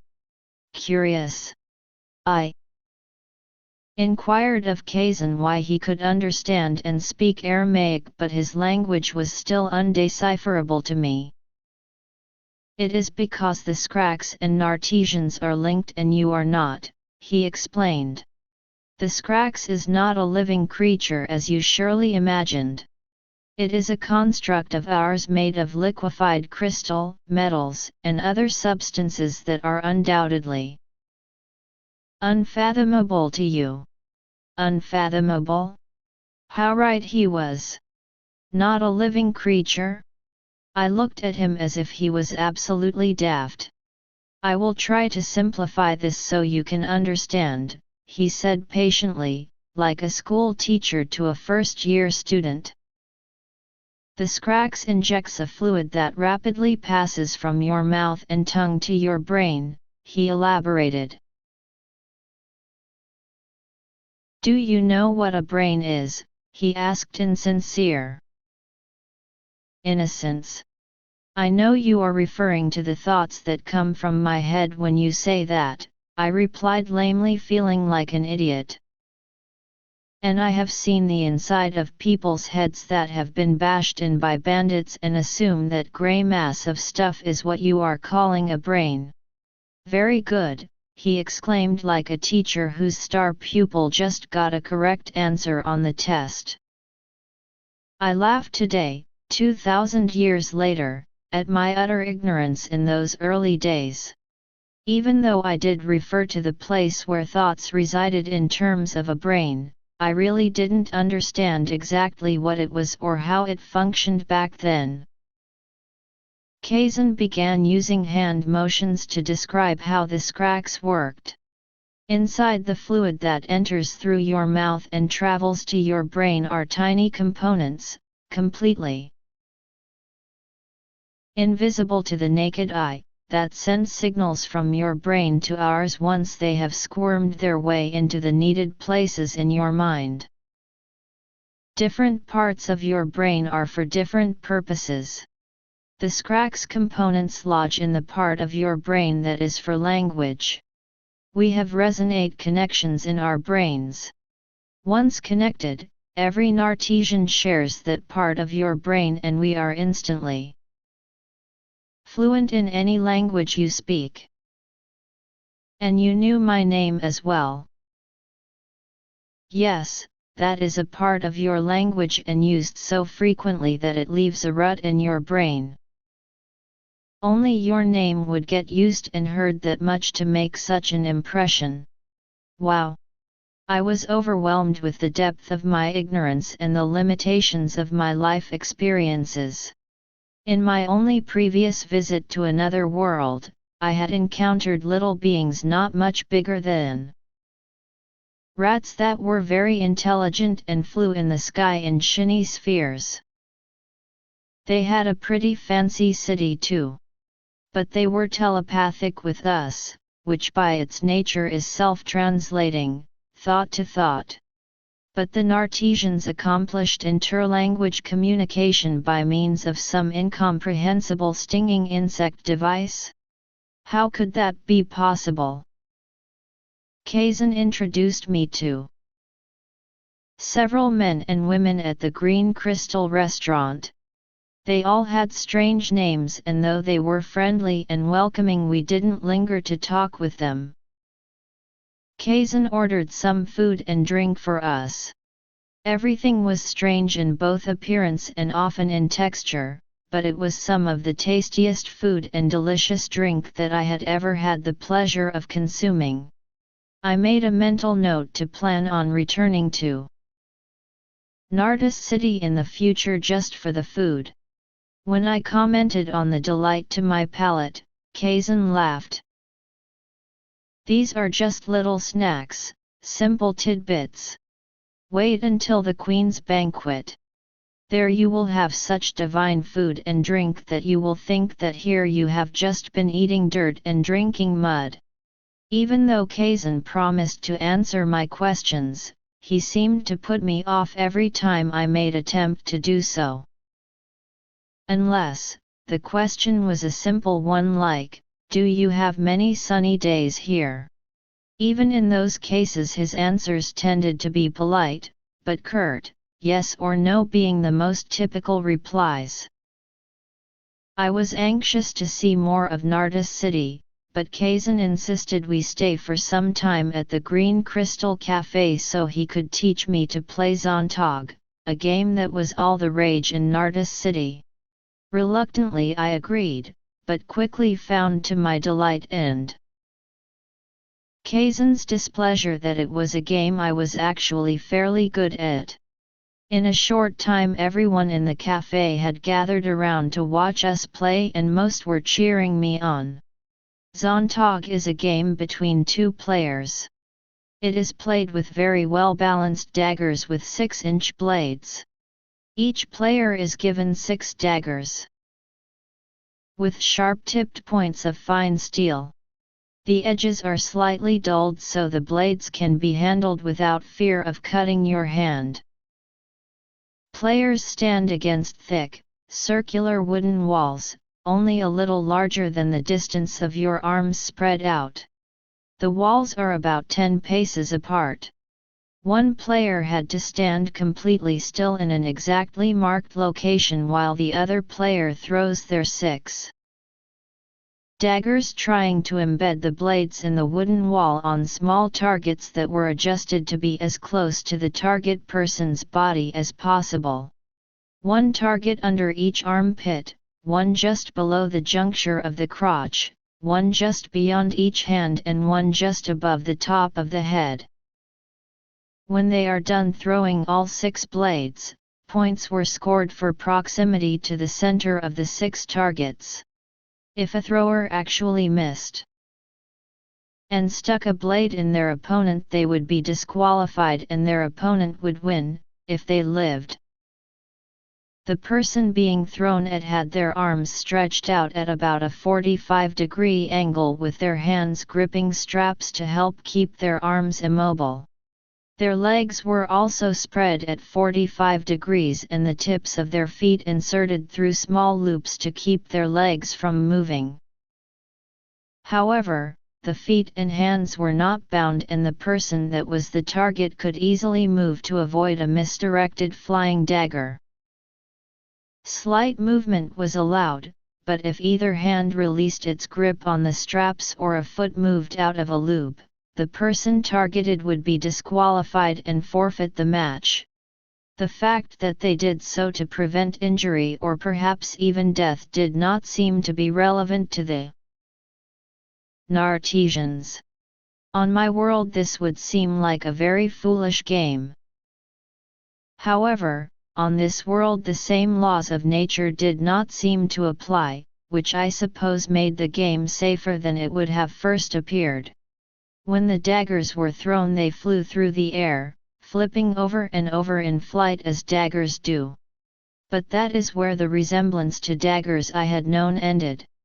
In a manner incomprehensible to me. Another thing to add to my increasingly long incomprehensible list, the daggers in Nardis City seemed to fly at less than half the speed the same dagger would fly when thrown on Earth. It still rapidly covered the 10 paces separating the two opponents, but it was slow enough that you could move out of the way if you thought it was going to hit you. Kazan threw at me first and he was very good. From my perspective out of my periphery vision, it seemed like he hit every target. The entire ordeal was stressful for me, especially so when he threw the last dagger.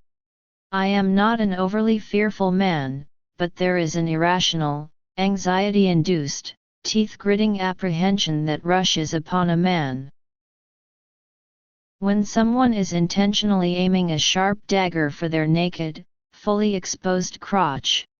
Hannah would not be pleased if I met her at the banquet missing some of my family jewels. Of course my protective body shield should have prevented such an injury, but I preferred to not put it to the test. However, my worries were unfounded as Kazan put the dagger right on target. His final score was 21 points out of a possible 30. I was actually quite experienced with daggers and had thrown them in practice at tree trunks innumerable times while encamped during caravan travels. The few times I actually needed to throw them in battles when brigands were attacking our caravan, they found the mark I was aiming for every time. And so it was with Kazan. Though this was my first game of Zontag, I topped his score with a tally of 25 when it was my turn to throw at him. Thinking the game was over, I felt a rush of relaxation wash over me. But I let my guard down too soon. "You need to get back on the board," Kazan directed me. I shook my hand and deferred. "I think I'll pass, Kazan. One round is enough for me. Besides, I want to quit while I am ahead." "You cannot," Kazan stated strongly. "That is against the rules. You must continue to meet every challenger until you are either defeated or there are no more challengers." I looked around the room. There were at least 36 men and women. "How long is this going to take?" I asked. "I don't want to be late for the banquet." "Not to worry," Kazan assured me. "If we need to leave for the banquet, you can resume meeting your challengers afterward, but you had the luck of a first-timer. I'm sure you will be out in the next round." And so it began. The rounds did not actually take that long. I bested the next 3 challengers, 2 women and 1 man. My 4th challenger was a woman named Islas. We both scored a perfect 30. I assumed an unbeatable tie would be the end of the game. Would you be surprised if I told you my assumption was incorrect? "Congratulations, Lazarus!" Kazan exclaimed as he came up and patted me heartily on the back. "It is astounding. You are going to level 2 and this is the very first time you have played Zontag. And what is level 2? I asked in innocent curiosity. "It is the same rules as level 1, Kazan explained. "But the board you are attached to is actually a wheel. It will be turning around and around on level 2 while Islas throws the daggers at you. In the unlikely event that you have another tie, you will go to level 3 and the wheel will spin faster." I threw first at Islas. I was so nervous that I might accidentally hit and injure her that I purposely missed the board completely with every throw. The daggers all stuck in the wall behind her. "What are you doing?" a very agitated Kazan exclaimed. "You are purposefully missing. That is not allowed." "That's fine, Kazan. I don't want to risk hitting your friend with a blade," I explained magnanimously. "By missing I am also conceding. I really do not wish to play this game anymore. So she wins and I would still like to see more of the city before the banquet. Can we go?" "No, we cannot go," a bug-eyed Kazan protested. "We are in the middle of a game. Quitting by any means is not allowed in the rules unless you are too injured to continue. All of us have bets on the outcome of the match. You must play the next level for us to settle our bets." "Are you sure about that?" I inquired innocently. I did not see anyone placing bets or exchanging money with anyone else. "Of course you did not," Kazan said in a raised voice. "We have not used physical money since our ancient ancestors were born. Bets are made with eye contact alone. Look around the room, Lazarus. Do you see any happy faces peering at you? Everyone is upset with you for trying to sneak out of the game. However, considering You are a visiting guest, we will give you a chance to redeem yourself. Kazan went over to the wall and pulled out all of my daggers and brought them back and handed them to me. Now throw again, and this time be serious. I didn't know what else to do, so with nervous apprehension that this was not going to end well, I did as Kazan bid and threw the daggers once more at the spinning wheel holding a slash. However, I still threw carefully to miss.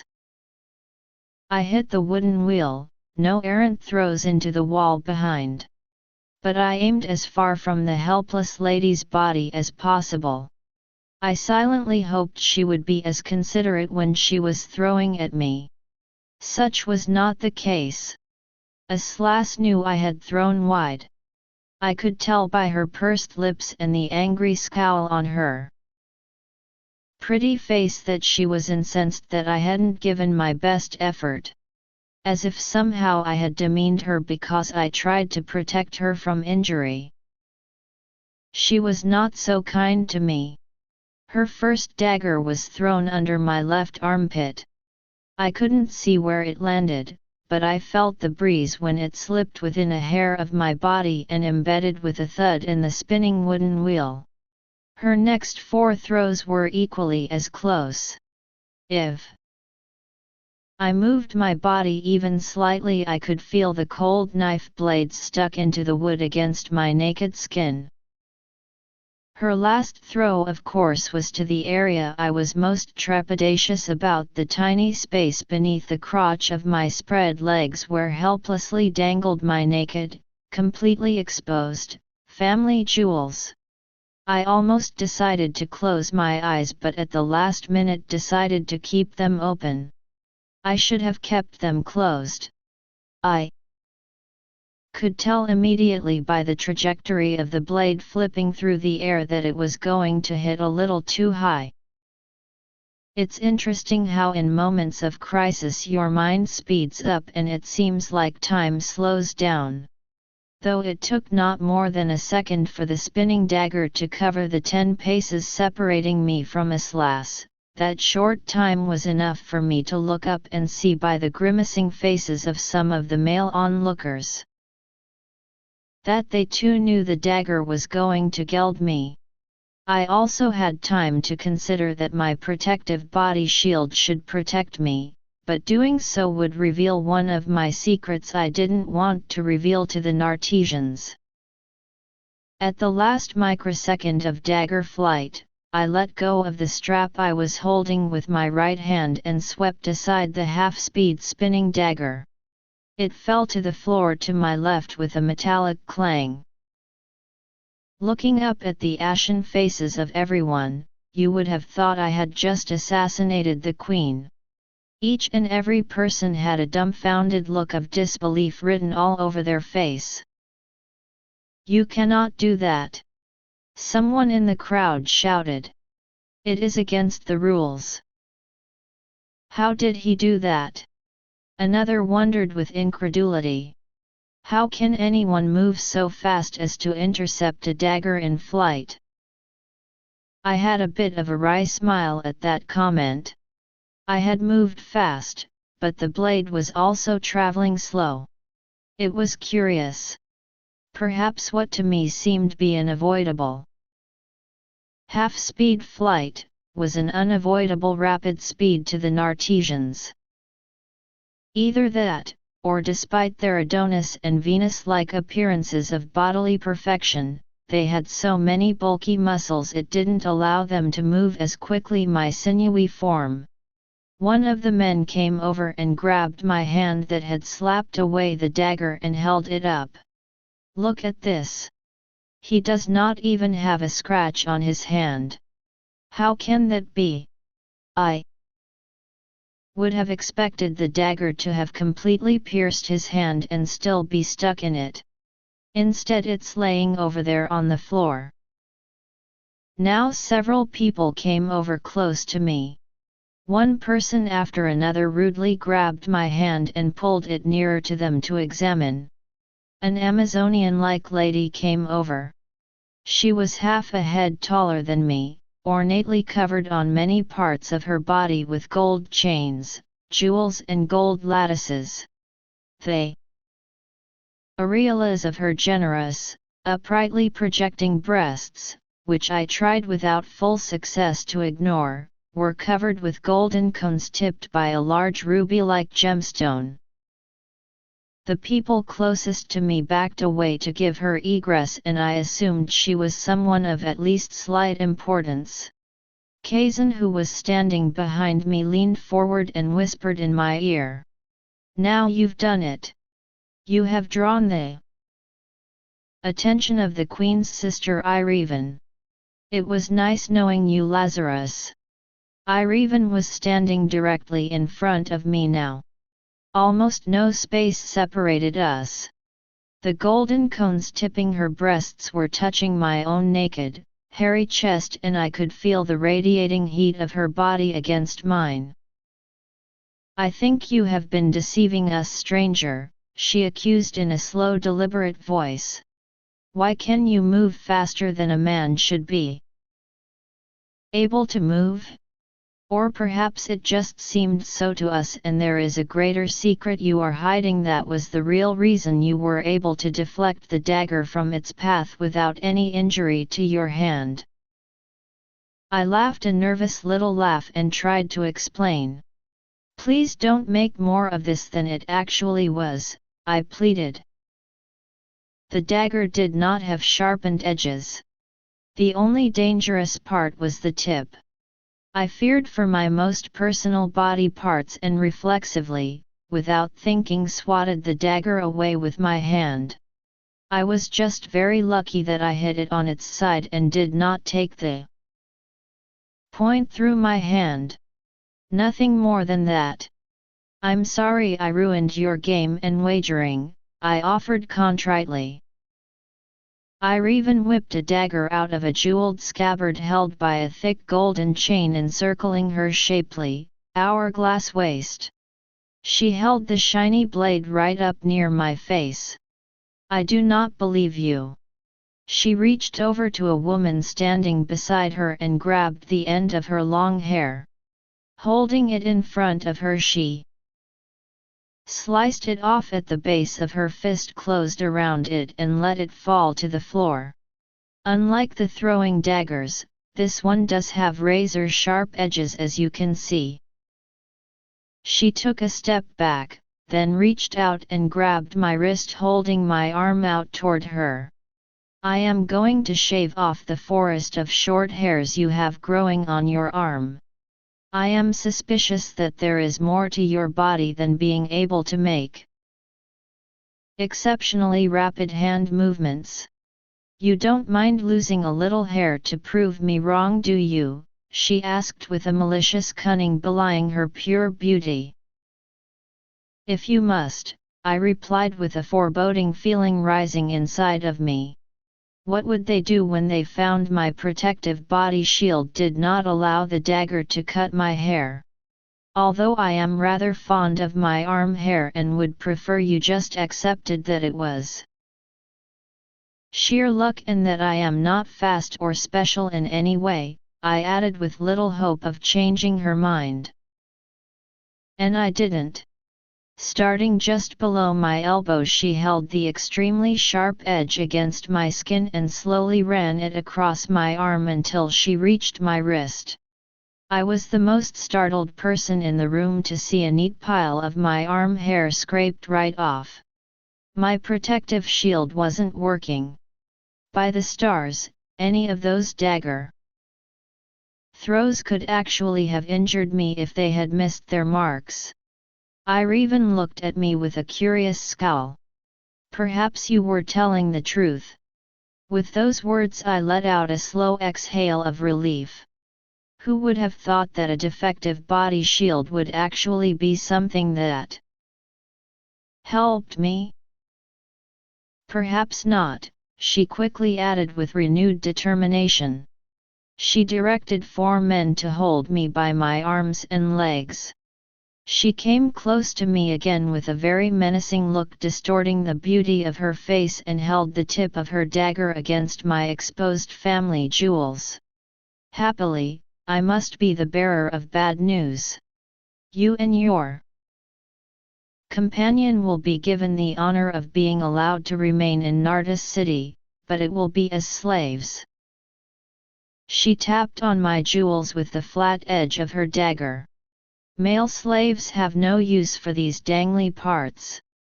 As you spoiled our game, I am going to take yours now to give myself some solace for my disappointment at an inconclusive game of Zontag. I felt the pressure of the sharp edge of her blade pushing against my testicles. I cringed as I felt a sawing motion. But then to my utter relief, I felt no pain and realized that my sporadically effective body shield must have thankfully decided to work again. My relief was short-lived. As I suspected, Ireven yelled triumphantly. This creature is more than he appears. My blade cut his hair, but to a true wound his body is as impervious as a rock.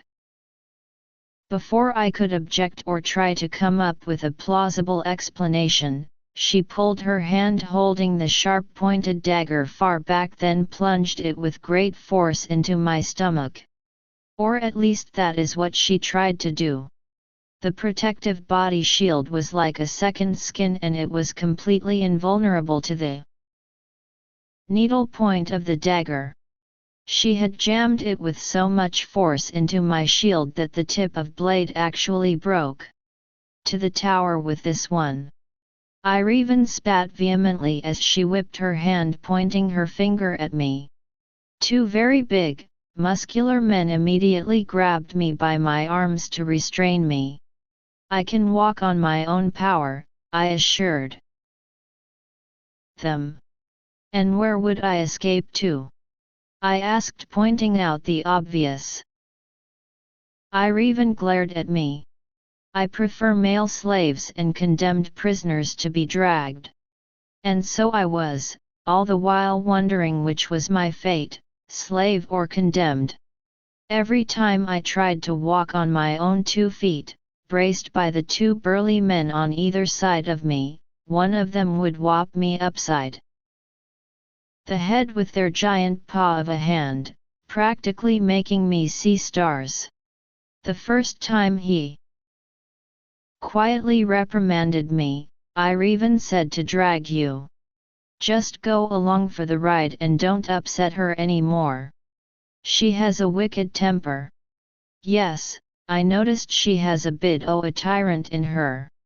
I murmured philosophically to myself. Thankfully, we did not have far to walk, or in my case be dragged. The entire crowd at the Green Crystal Café followed us outside to the center of the spacious plaza. A man in the crowd had a whistle on a chain about his neck. He blew 3 long bursts, then 2 short ones. In less than 30 seconds one of the fearsome giant lizards appeared and landed in the plaza in front of us. I call them lizards as that was their appearance to me, more than a worm. But their bodies radiated warmth, which told me that despite their appearance and my own description, they were not members of the reptile family. One of the men holding me pushed me roughly toward the fire-breathing demon. Mount, he ordered. Not having any other options, I did as he bid and climbed up the side of the kneeling lizard by holding onto the edges of his massive scales as I had done previously. I sat in front of the saddle and my captor clambered up and sat in it behind me. As soon as he was settled, the slithering beast spread its wings and we became airborne after a single downward stroke. Not far distant, toward the very heart of the city, there was a tall tower rising high above all others. As we continued to gain altitude and fly toward the spire, it became Obvious that was our destination. There was a wide, flat pentagon-shaped platform extending off to the side about 100 feet below the tip of the glistening spire, which was brilliantly reflecting the rays of the sun. The flying beast sat us gently down upon the platform, and both my escort and I climbed down. My captor grabbed me by my arm and pulled me over to the side of the platform, leaning me precariously over the edge. For a moment I thought he was going to throw me off the precipice. Far, far below I could see the city and the large square we had just left, which now looked very small. The drop straight down had to be at least 2,000 feet. "This tower is only an observation platform," he explained gruffly. "The shaft is solid. There is no passageway to the ground and no way up to the top except the way we came, by the flight of a nagaza." He pointed to a narrow open passageway leading into the confines of the tower. "There is a small room through that passage. You should go there to stay out of the wind, which can be quite strong at this altitude." "What about my wife? What is happening to her? And what is going to happen to me?" I inquired, hoping to know my fate, that I might plan a way to circumvent it. "I know nothing about your female companion," he replied with the same gruffness. "The Queen has taken her to be her property. What happens to her now is not for me to know, but it will probably be more pleasurable than what is going to happen to you." "What is going to happen to me?" I asked again, hoping for some glimmer of information to understand the depth of my plight. "The Queen will decide that as well," he replied brusquely. "The last outsider that was not enslaved and was instead taken to this tower, and as my memory serves, the 6 before them, all were slow roasted by a nagaza. When they could no longer scream in agony but were still alive, they were given to the nagaza to eat, one limb at a time, as a snack." "Your flying beasts eat people?" I asked with apprehensive incredulity. He looked at me in amazement. "How can you even ask such a stupid question? What do you think those large, pointy sharp teeth are for? Eating berries. That is why all the villages nearby on the river are abandoned. The Nagasas ate all of the people. They are needing to go further and further afield to find primitives to eat, and it is getting quite time-consuming in their day. So we certainly appreciate when visitors like you are considerate enough to bring a meal to them." He laughed heartily at his own warped wit. "Although you are very scrawny, you are not going to appease their appetite very much. It's actually too upsetting to my sensitive stomach to watch them eat," he admitted with enough relish that I knew he was just rubbing in my fate. "They like their meat really warm, with the blood still squirting out the veins. That is why they eat one limb at a time. Immediately after they bite off a leg or an arm, they breathe fire on the stub to cauterize the wound so the victim will remain alive and not bleed to death." Laughing at his own morbid sense of humor, he left me with that unpleasant thought.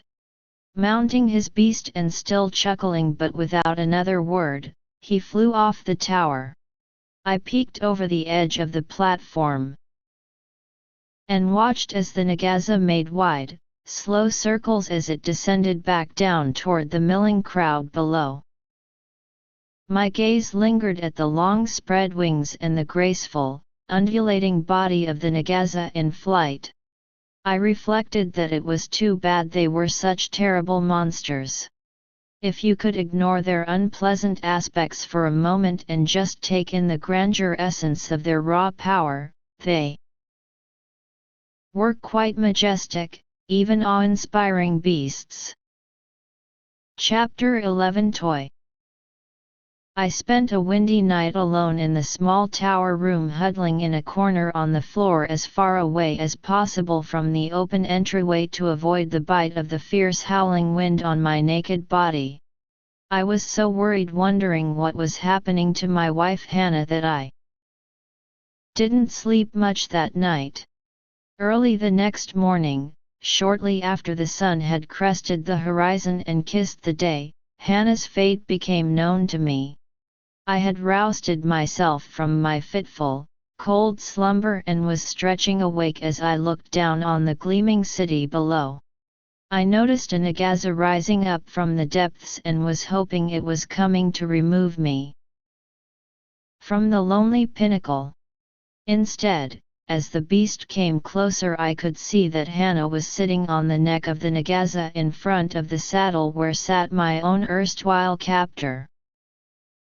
I backed off to the side to give the Nagaza room to land on the small tower platform and rushed to embrace my wife after she climbed down with little assistance. The fact that we were both entirely naked as our bodies met, no longer seemed to be an issue in my mind. After so much time being in a similar state as everyone else in the city, I no longer cared about hiding my nudity, and it no longer seemed shameful. Without a word of greeting, the Nagaza and his master abruptly lifted into the air and banked down and to the right, leaving us alone on the high tower. As I took a step back from Hannah, I realized there was something extremely different about her. She looked as young, vibrant, and as bounteous as any of the peerless women of the city. She was perfectly slim and her belly was as flat as the day before she ever bore a child. Her hair was more lustrous than I ever imagined it could be, more so than even the days of her youth. Her breasts seemed to have doubled in size and were defying gravity. "What happened to you?" I exclaimed in disbelieving wonder. "You are beautiful and alluring beyond measure. How did you ever get this way in one day?" Hannah didn't answer. She just smiled at me in a most beguiling manner. I stared at her, spellbound that this vision of beauty was my wife. I forgot all about the precariousness of our situation as my eyes and all my thoughts were occupied in an unexpected bliss. "I am glad my transformation pleases you, Lazarus," Hannah said softly as she continued to hold both my hands with our arms outstretched towards one another. "But I would have thought your first question would have been why I am here and why you are, and what is to be our fate." Yeah, you're right, that should have been my question," I agreed, trying with little success to divert my thoughts to something other than my highly desirable wife. "Do you know the answers?" I asked, surprised. "Let me tell you what has happened to me," Hannah proffered. "By my account you will learn the answers to all of your questions, including how I have become the epitome of your manly fantasies." I nodded my head in agreement. Taking Hannah by the hand, I led her into the small tower room so we could be out of the wind, which not only was chilly on our naked bodies but howled enough that it was also difficult to hear what the other person was saying even though they were standing right next to you. Hannah took a deep breath and slowly exhaled as she began her tale. "At first, going with Queen Liaza after I left you seemed like a dream come true. She was so sweet to me. I was certain everything was going to work out wonderfully for you and me among the very hospitable Nartesians. We went to the Crystal Palace. It is an amazing place. The entire building is made of a translucent, crystalline substance. Some parts are clear as water and other sections are in many soft, pastel colors. There were also opaque sections. There is not one sharp angle in any part of the building. Every edge of a surface is curved in shape. As Liaza explained, the building was purposefully designed that way to emulate the sensuous curves of women. As I'm sure you too have ascertained, women are in authority in this city. The Crystal Palace is their special sanctuary where only women are allowed entry. In fact, the Queen told me if a man ever had the audacity to cross the threshold of the Golden Gates, the penalty would be his life. The very first place I was brought to was a spacious, luxurious circular room. It had what seemed to be at first glance a large cushioned altar in the center. At the base of the walls around the entire room was a continuous bench with plump, red cushions. In parts it was just narrow enough to sit upon. But there were sections where it was wide enough for 2 or more people to lay upon. When we entered the room there were at least a dozen beautiful women inside. Some were sitting together, some standing in conversation with one another, and to my shock, there was one couple and another threesome in passionate embraces laying on the larger sections of the circular bench. My eyes widened a bit at that last tidbit. But I didn't say anything and Hannah continued to share her experience. The Queen asked me to lay down on my back on the altar. I was a little nervous, but she assured me everything would be fine and I would be most pleased with my time on the altar. She called over to the women and several came over until I was surrounded on all sides. Once they were in position, they began to gently touch me and massage me everywhere on my naked body. It was very pleasurable physically, but morally uncomfortable to have many fairly naked women, all of whom were complete strangers to me, touching and massaging me. When all those hands first touched me, I tried to get up. "What are you doing?" I protested with some upset. "I do not wish to be touched like this." Queen Liaza, who was standing directly behind me, put her hands on my shoulders and gently but firmly pushed me back down onto the altar. "Be not concerned, Hannah," she reassured me. "We are only going to give you pleasure. In the process we are going to reshape your body so you will be perfect, like us." Looking at all of their exquisite naked bodies leaning over me, I lay back down, resigned to endure their ministrations, but certain I would never look anything like their perfection of womanly form. "But you do!" I exclaimed, still marveling at Hannah's beauty and other physical attributes. "SSH," Hannah whispered, holding her extended index finger up to her sensuous lips. "Let me continue the story." Yes, I encouraged. "Please continue." They massaged me for at least 2 hours, maybe 3. It was not always the same women. Sometimes others in the room would come over and take the place of one who had been with me for a while. At first I was quite tense, having so many strangers touching me. But after a bit, with continued reassurances from Liaza, I relaxed. I began to lose my inhibitions and just enjoy the marvelous sensations their ministrations were creating in every part of my body. "Every part?"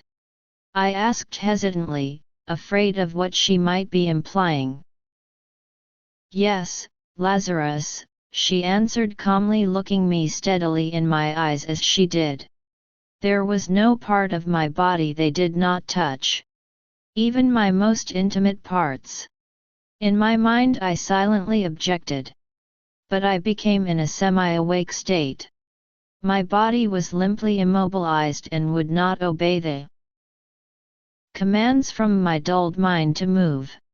After a time, what they were doing to me felt so good, I did not want to move. Wave after wave of radiating pleasure overcame me, and each wave was more intense than the previous. When at last they were done with their ministrations, I was pleasantly exhausted and as content as I have ever been. My mind was empty of thoughts of you, or our children, or our mission, or our situation. I just lay upon the altar so totally relaxed and satiated. I could not move to get up, and my mind was in such an empty state that it was literally devoid of a thought. Liaza dismissed all of the women and they soon departed the room.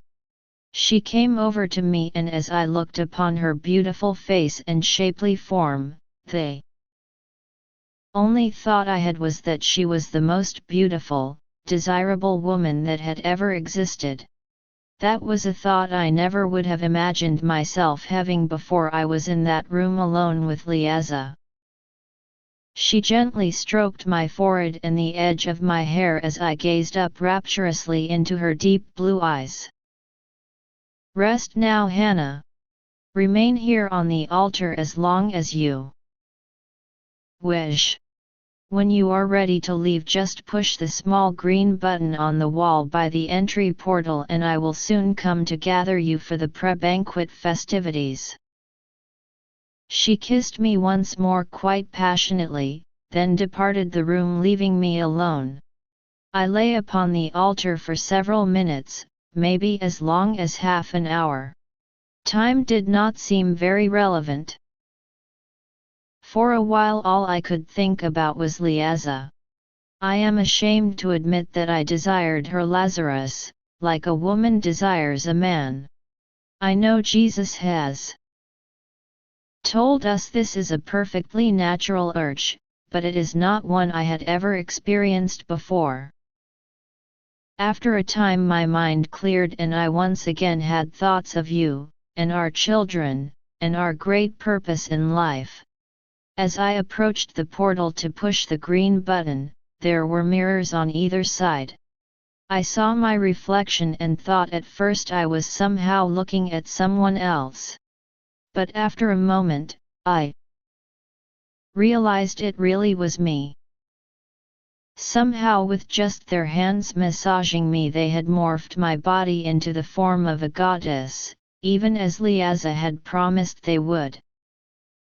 It seemed impossible. It still does. But here I am standing before you, very worried about what they might do to us, while another part of me, the part that is probably too vain, is grateful and amazed at the perfection of womanhood I have become. Me too, I quipped. To both parts, I stuttered, both our precarious situation and the admiration of your beauty, I elaborated. My moment of bliss of soaking in the vision of loveliness that was my wife vanished when I was jolted back to the moment at hand and remembered that though Hannah might have been perfect, our situation was far from it. Reluctantly, I had to stay focused. What more do you know about our fate? I asked with all the gravity I could muster. Patience, Lazarus. You will know all that I know by the end of my story. Then please continue, I encouraged. After I pushed the green button, there was no sign or sound, but shortly afterward Liaza came and opened the doors. She embraced me very affectionately and once again gave me a lingering kiss on the lips. I realize now that she was exerting some type of control and manipulation of my thoughts, but at the time it did not seem odd at all to me that a woman would be kissing me or that I would be kissing her back. She led me by the hand through a vast, opulent palace. All the rooms were made of crystal or a crystalline substance in beautiful hues and colors. They were luxuriously apportioned with ornate furniture heavy with gold, rich, colorful fabrics and amazing art from paintings to sculptures. I cannot even imagine that the celestial kingdom of Source could be more grand than the palaces of Nardis city. We came into a wing with such grand architecture and so extravagantly apportioned that all I had seen to that point paled into mundane drabness by comparison. We had entered the Queen's private quarters. The strangest part was that the entire trip through the enormous palace complex, from the altar room to the entrance of the Queen's chambers, there were no guards and very few other people. I don't find that peculiar, I countered. As far as we've learned, the Nartesians have no enemies on this world. It seems all other creatures are wary and even afraid of them. So they really have no need for soldiers or guards. They seem to only protect their borders and mostly use the Nagaza for that purpose. I don't think it is from fear of attack that they guard the border so diligently. They simply seem to be a very insular and private community and do not want visitors. The entire population traipsing about mostly naked might also have something to do with it, I added. What I do find odd, besides the fact that they all look like Greek gods and goddesses, and now so do you, is that this city seems to be their only place of habitation. Where do they even get their food from? When we flew into the city on the back of the Nagaza, I did not see even one cultivated field of crops. Yet their food is sumptuous and overflowing in abundance. If they hardly trade with others and don't grow their own food, where does it all come from? Hannah held her palms up and wide with questioning uncertainty. We have seen so little of this world, perhaps there are more communities of Nartesians in other places that grow their crops and raise their food, and it with is these that they engage in trade. Perhaps, I nodded my head and stroked my chin in contemplation. But let me not interrupt you. What happened in the Queen's chamber? Hannah took in another deep breath and let it slowly exhale out. I knew from years of living with her that it was a sign she was going to talk about something she was uncomfortable discussing. Before I begin, Hannah said hesitantly, please know that I was not myself. I cannot explain why, but I simply could not resist Liaza and did not even have a thought at first to resist, physically or mentally. She looked perfectly fine to me, even more than perfect, uninjured in any way. I looked at her with a bit of wide-eyed curiosity, trying to fathom what she would reveal. The Queen took me to her bedchamber. Hannah began in faltering explanation. She led me to her bed and the two of us lay down together upon it. In moments we were in a passionate, intertwined embrace, pushing all parts of our bodies together as closely as we could. Hannah hung her head in sadness. I am ashamed to say I had no thought of you, Lazarus. But I lusted after Liaza with a passion I had never before felt, even for you, dear husband. I came up and embraced Hannah and she laid her head on my shoulder, trying to stifle the tears welling in her eyes that I could feel falling on my bare skin and running down my chest. It's all right, Hannah. You did nothing wrong. You have nothing to be ashamed of or to apologize for. We are on a world with strange people and even stranger customs. For all you know, the Queen may have drugged you to take advantage of your innocence. It really doesn't matter to me what you did or what the cause. I love you with all of my heart and I know you love me the same, and nothing you or anybody else ever does will ever change or diminish my love and loyalty to you. I had thought my words were very appropriate and would have been comforting, but they just made Hannah cry even more. "Thank you, Lazarus," she said feebly between sobs. "But it would have been better if you had not reminded me of the word trust. For I broke your trust in my unabashed affections for Liaza."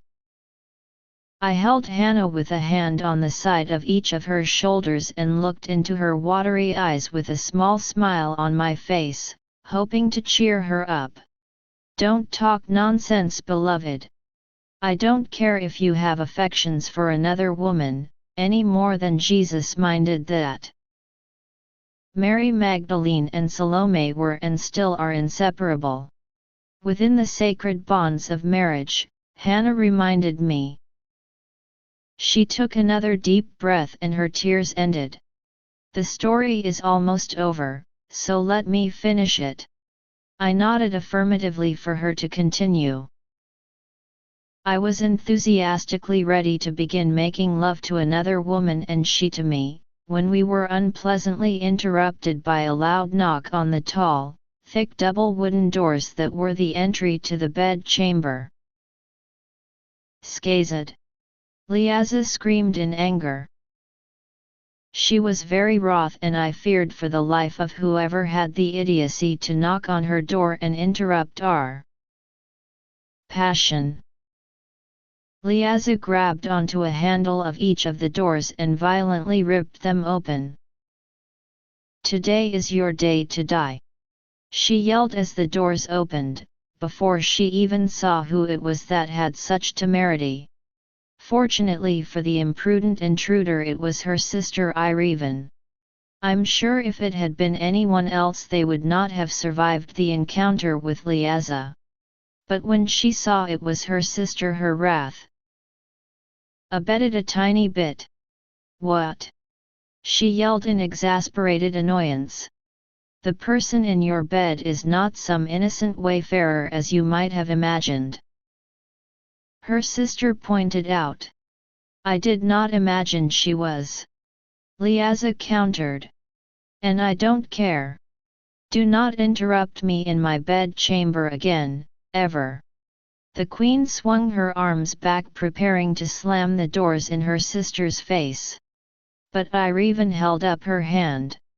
"Stop. You must hear what I have to say. You may be in danger, sister. For no other reason would I dare to knock on the door of your bed chamber. There is nothing and no one upon this world that is a danger to me." Liaza spat out at her sister. "That has always been true," Irene agreed. "But the one constant in the universe is change." She looked over at me sitting up on Liaza's bed.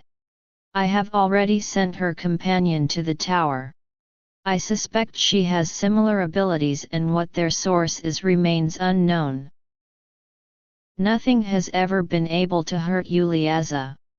But as long as the full capabilities of our visitors remain a mystery, we can no longer say with certainty that it is still true." "What abilities?" Liaza asked dismissively. She looked over at me a moment, then back at her sister. "Her mind is weak and easily influenced. Her body has little strength even after the improvements of our crystal sisters. I have touched her mind deeply and her knowledge is on a very primitive level. How could she possibly be a threat to me or any of us?" Irene walked into the room and over to the bed. She ordered me to stand up and I did because Liaza did not object. Irene withdrew a dagger without a tip from a sheath on her waist belt. She held it up for her sister to see. "This is what happened to my dagger when I tried to stab her companion. She probably has the same abilities." Irene looked to her. "Sister, do I have your permission to test my theory? I promise I will not hurt her much." she asked with a cruel smile and a sinister glint in her eyes as she looked over at me. Liaza nodded her head in silent agreement. Ireven stuck the tip of the broken dagger against my bare stomach and began to push. I felt the pressure, but no pain even when she began pushing with great force.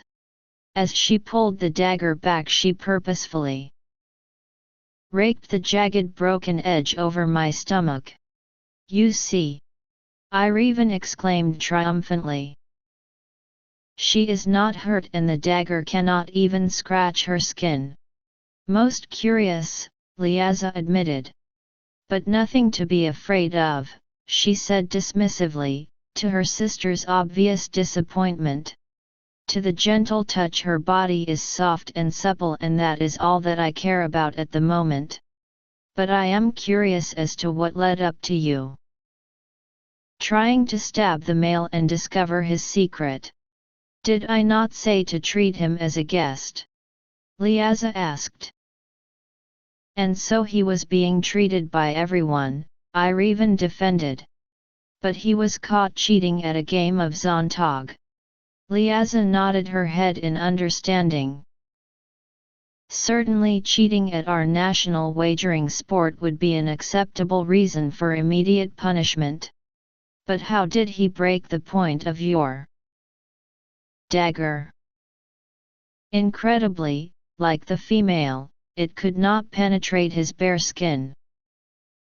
The blade broke as if it had encountered a piece of solid adamine crystal when I stabbed him." Liaza looked at her sister dubiously. "Are you saying they are invulnerable to daggers anyway?" Ireven affirmed. "Perhaps not to other implements and means. Send your toy to the tower with her companion and tomorrow we can play a game of let's see, and test them with various things from projectiles to poison and see if they are affected or killed by 1. Just imagine how high the betting will go and how much we can win as we experiment with their vulnerabilities." A wicked smile lit up Liaza's face. "Yes. We will do as you suggest, sister. I will look forward to winning many wagers. But I will send her to the tower tomorrow. Tonight, as you have said, she is my toy." Ireven's eyebrows shot up and she licked her lips. "Can I play too?" Liaza gave her sister a gentle smack on her bare derriere.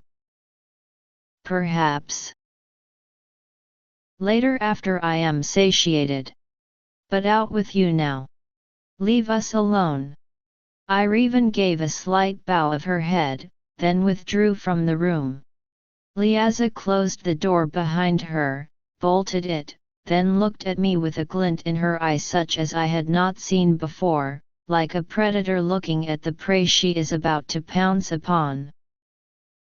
"So you have been hiding things from me, my pet," Liaza said, approaching me. "Naughty, naughty. But knowing you have mystery about you will just make tonight more enjoyable. Now get up on the bed," she commanded me. But I had come to my senses during this short turmoil while Liaza had been focused on listening to her sister. More importantly, my mind was no longer in a fog. I knew who I was. And I was determined not to jeopardize all I held precious. "I will not comply," I spoke firmly to Liaza. "I cannot be your lover. I am a happily devoted married woman and I have no desire for anyone, a man or a woman, other than my husband Lazarus." Liaza walked over to me. She did not embrace me, but her face was a breath away from mine. The tips of her bountiful breasts rubbed the tips of mine and I could feel the heat of her body from my toes to my head. Liaza walked over to me. She did not embrace me, but her face was a breath away from mine. The tips of her bountiful breasts rubbed the tips of mine, and I could feel the heat of her body from my toes to my head. "Of course you will obey me," Liaza said. "With your simple thoughts you really have no choice. Your archaic feelings for your husband are quaint, but silly. Nartesians put away such ridiculous provincial attachments long ago. You'll find if you broaden your relationship horizon your life can be immensely more enjoyable and fulfilling." I tried to take a step back from Liaza, but my legs were already pushed up tight against the bed. I only succeeded in losing my balance and falling back onto the bed, the very place Liaza had commanded me to go. Liaza crawled up on the bed with me and, kneeling, straddled my body at the waist. She looked down on me with a most contented smile. I felt my mind going into the days again, as if it was not all there. Once again I felt a passionate stirring throughout my body and an overwhelming desire to please and pleasure her. With my fading resistance and reason, I knew that she was somehow controlling both my mind and my passion, but I had no idea how to stop her. Silently, I desperately called out telepathically for help to Mary Magdalene and to Jesus. But no help came.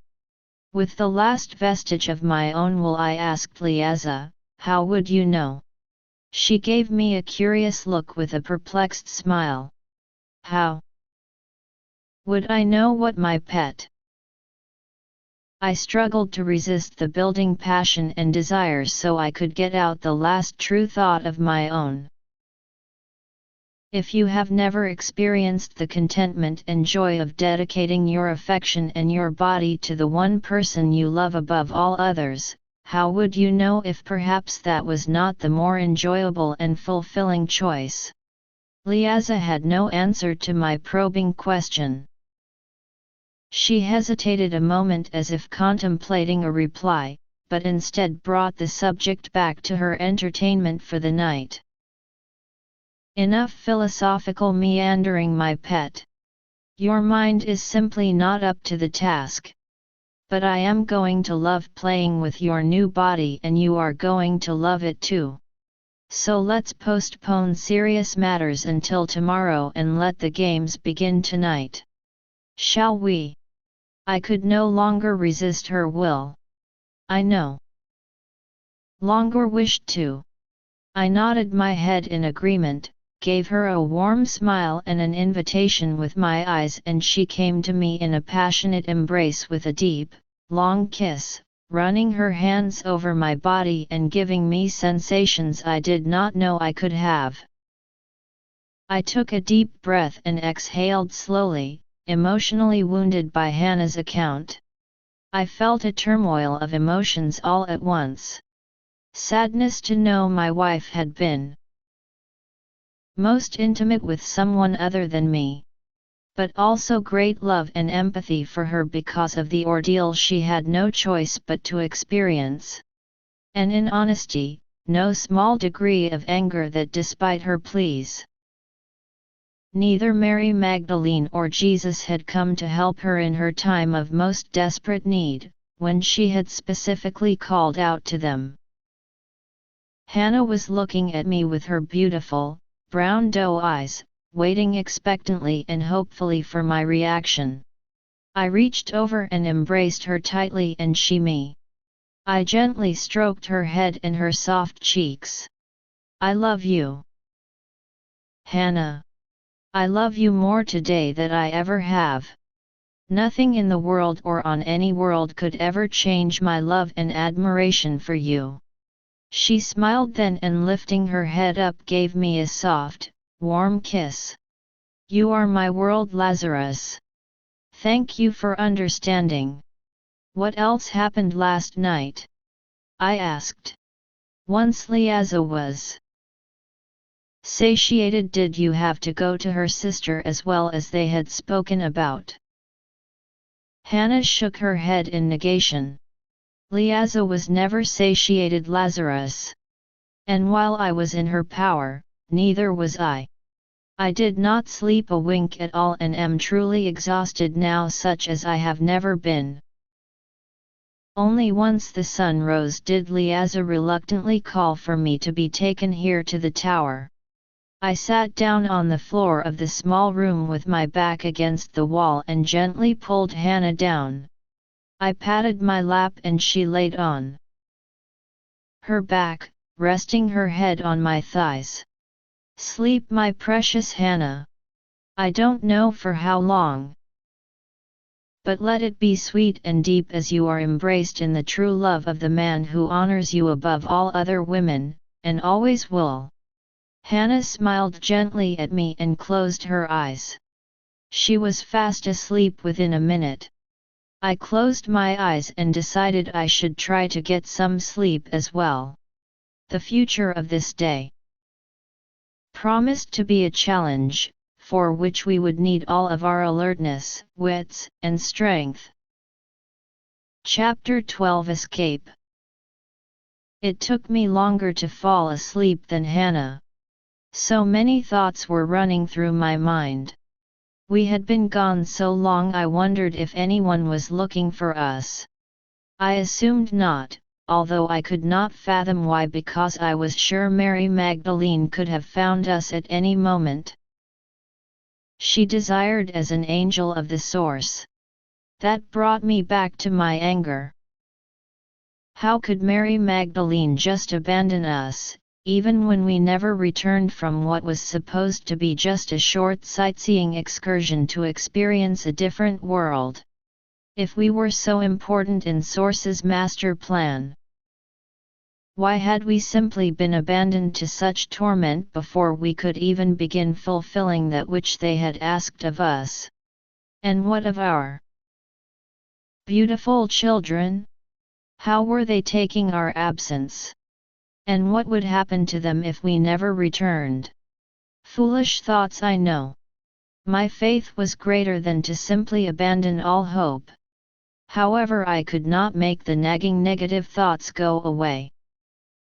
I was finally beginning to drift off to sleep when I was jolted back awake by someone speaking to me telepathically. Lazarus, where are you? The night is very dark and it would be an excellent time to retrieve you from the city undetected. Have you obtained my scale? I hung my head in disbelief.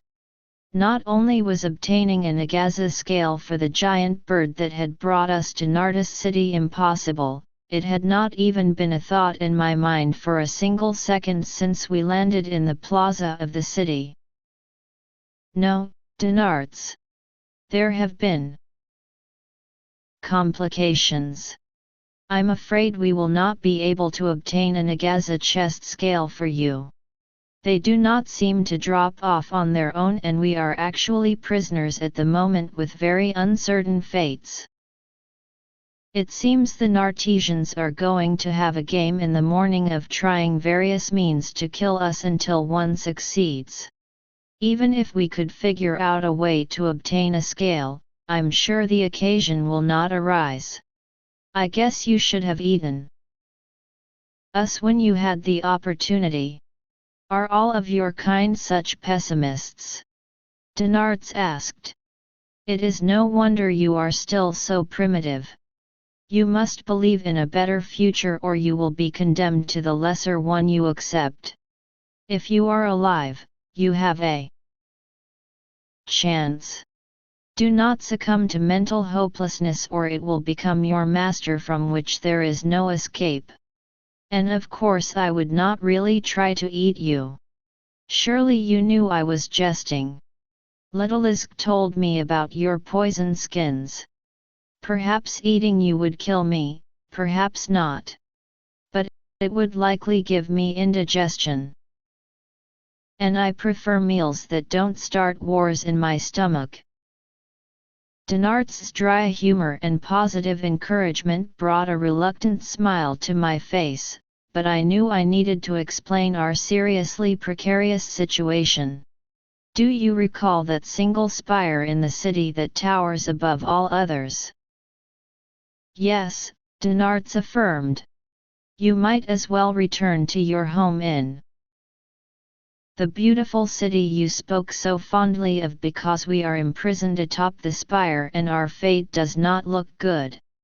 Within a few short hours we will be back on the ground among the Nartesians, who it seems will be taking great joy in our torture and eventual death. That does not sound too disadvantageous, Dinarts answered nonchalantly. As you may remember, I too can fly. I will simply fly up and bring you to safety. Then we can plot together to come up with a better plan to obtain the chest scale of a flying worm for me. I really do not wish to leave without one. Even more importantly, I must bath in the spring of renewal until my feathers are restored to their former glory so I can compete for females. I was surprised to know Dinarts would so casually risk his life to try and rescue us, but I knew I had to dissuade him from such a foolish action. I am grateful to know that you would attempt to bring us to safety, I expressed with sincerity. But it would be for naught and you would surely lose your life in the attempt.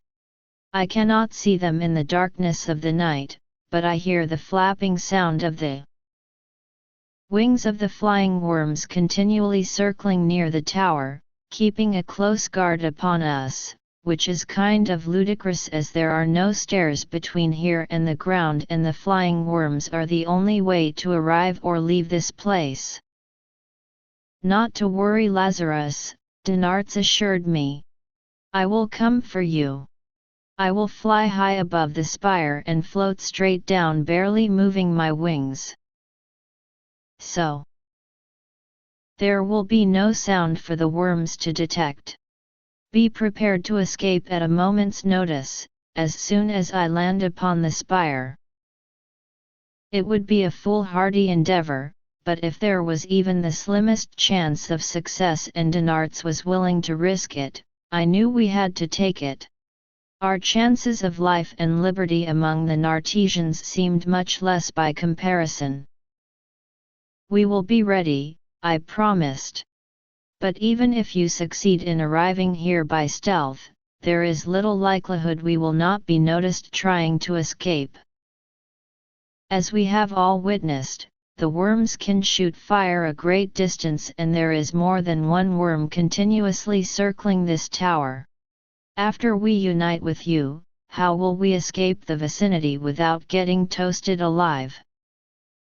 It is a problem, no doubt, Dinarts admitted candidly. But west of the city there is a long, narrow canyon filled with a dense forest. If we can get beneath the canopy of the trees, the cover and narrowness of the canyon will prevent an effective search for us.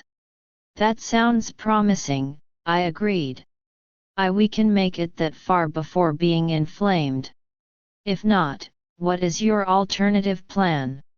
There is no alternative plan, Dinarts replied gruffly. Be ready. I waited with all my senses alert, expecting Dinarts to arrive any moment, but he must have had more difficulty than he imagined trying to arrive undetected. Or perhaps he had been detected and was no longer among the living. I only came to that morbid thought because since we last spoke telepathically he had failed to answer several times when I called out to him. After a time, despite my best efforts to stay awake, the weariness of my last hours began to overtake me and I slipped into slumber. But once again, I was destined to get no rest.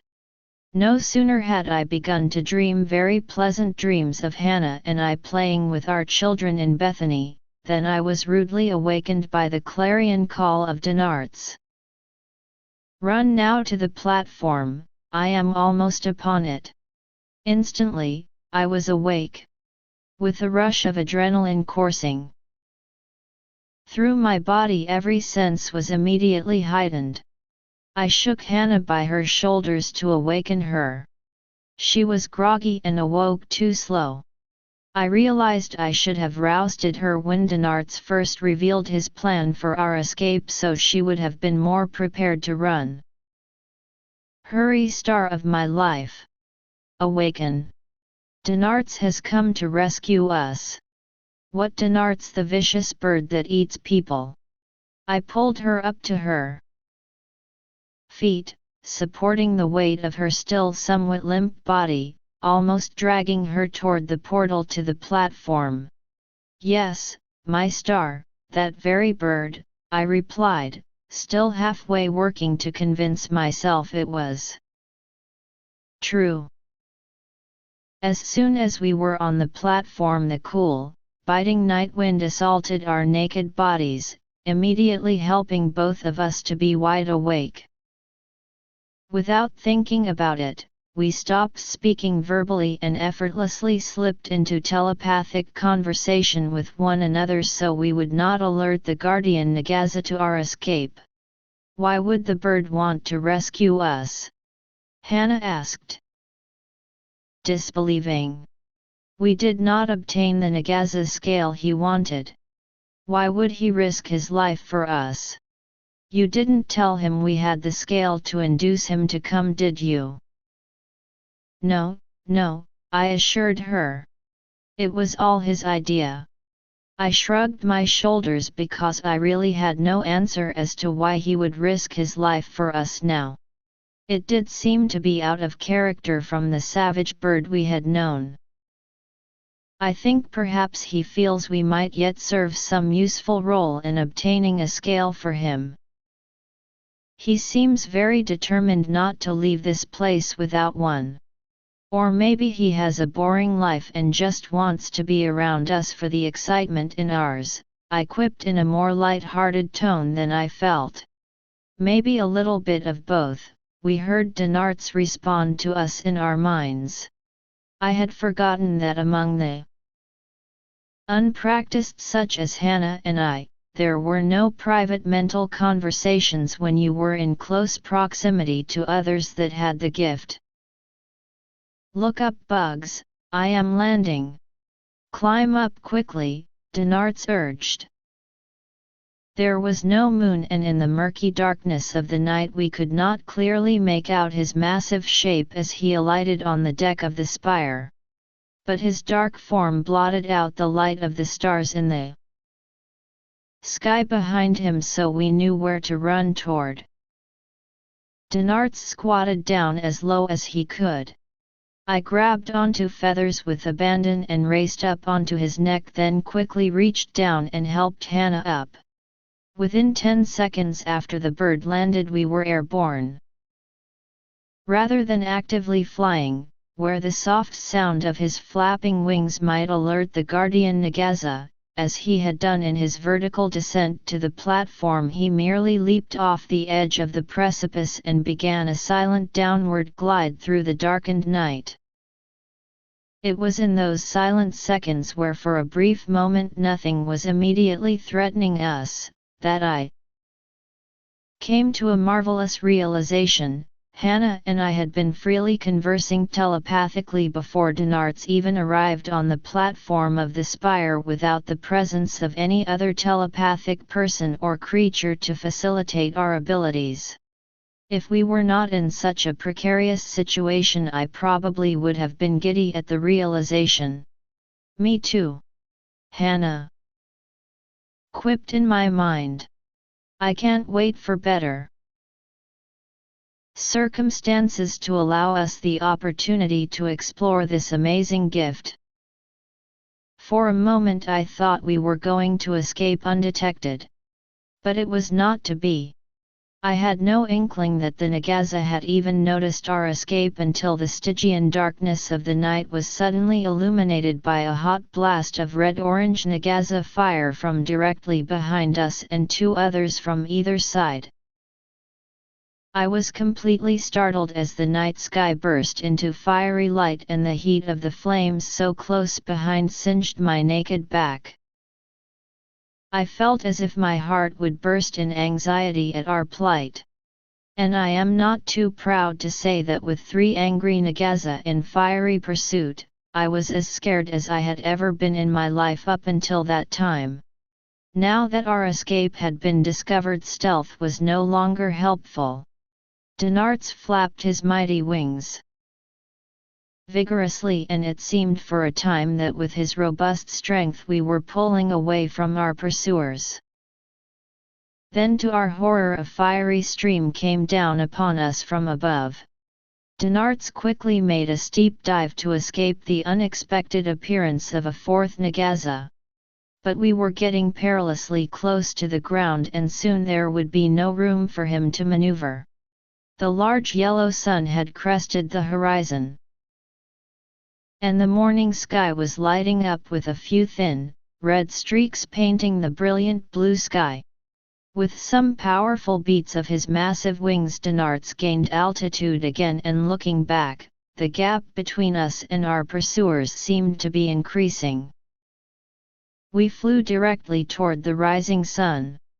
Just as I was about to breathe a sigh of relief, thinking we might just escape, my momentary appreciation for the splendid panorama of the morning sky and erstwhile hope for escape vanished. A shadow blotted the light of the sun as a 5th Nagaza loomed straight ahead of us, already taking in a big breath of air as it prepared to blast us with the fire of death. Even if our shield skins managed to protect us from the fire, we would likely suffocate from the heated air. And poor Dinarts, if he wasn't killed immediately from the fire enveloping him, he would still tumble helplessly to the ground, his already ragged feathers burned into useless ashes. "We are not dead yet, Bug," I heard Dinarts proclaim angrily. "Keep your pessimistic thoughts to yourself, else they affect me as negatively as they affect you." We closed the distance between us and the Nagaza in front of us very rapidly. It took in a big inhale of breath and blew out another searing blast of fire straight at us, and we were well within its range. It seemed like immediate, inevitable destruction. Both Hannah and I screamed out for help in our minds to Mary Magdalene and Jesus. And thankfully for the moment, we were miraculously saved. But it was not by either of them. Our salvation came because of the amazing aerodynamic combat maneuvers executed by Dinarts. Even as the blast of fire was speeding toward us a mere second from enveloping us, Dinarts avoided it by diving steeply toward the ground and skimming rapidly over its surface so closely that the tops of the small trees on the hillside were whipping lightly across his underside. I was sure he would use that small window to continue trying to escape to the refuge of the forested canyon he had spoken of. However, he had something far braver in mind. As soon as we passed beneath the Nagaza, Dinarts banked up hard and to the right. For a second we were simultaneously sideways and nearly upside down, hanging as tightly as we could to not plummet to the ground. Moments later, Dinarts was flying right above the Nagaza. This one was riderless, but looking at the 4 others rapidly approaching, I could see 2 of them had an artesian rider sitting in the saddle on their necks. I couldn't fathom the strategy of Dinarts. Moments ago it seemed as if he had expertly outmaneuvered the Nagaza and opened a path to our escape. But rather than fleeing for the refuge of the canyon, he had turned about, and we were now headed right back toward all of our pursuers. Rather than creating distance between us and the nearest Nagaza, he was soon flying right above it. Unexpectedly, he dropped down and grabbed the beast by its neck with his mighty talons. Nagazas are large, but their size is extended out in a long thin length. Dinarts, however, was larger overall, and his more compact body gave him immense power in his wings and strength in his legs and feet. The Nagaza flailed about viciously as it was held in Dinart's unrelenting grasp. It clawed him with its short forearms and ripped clouds of feathers out of the parts of his body it could reach, especially around his head. It whipped its long tail upward and slapped it down hard upon Dinart's back. We were hit several times by the massive tail and certainly would have been killed with the first blow if not for our protective skins. I heard Dinarts telepathically cry out in pain with each vicious blow of the tail on his unprotected back. But he did not let go of his iron grip on the neck of the beast. In moments the other 4 Nagaza were upon us, encircling us on the 4 points of the compass, preventing further escape.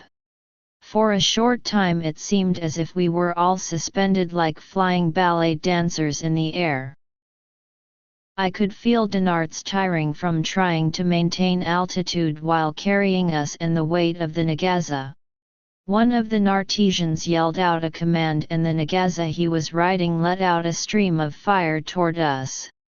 There was no way to avoid it and I was certain the end had come, at least for Dinarts and probably for us as well. But Dinarts lifted up the Nagaza he was holding by the neck and used its body to shield us from the fiery blast.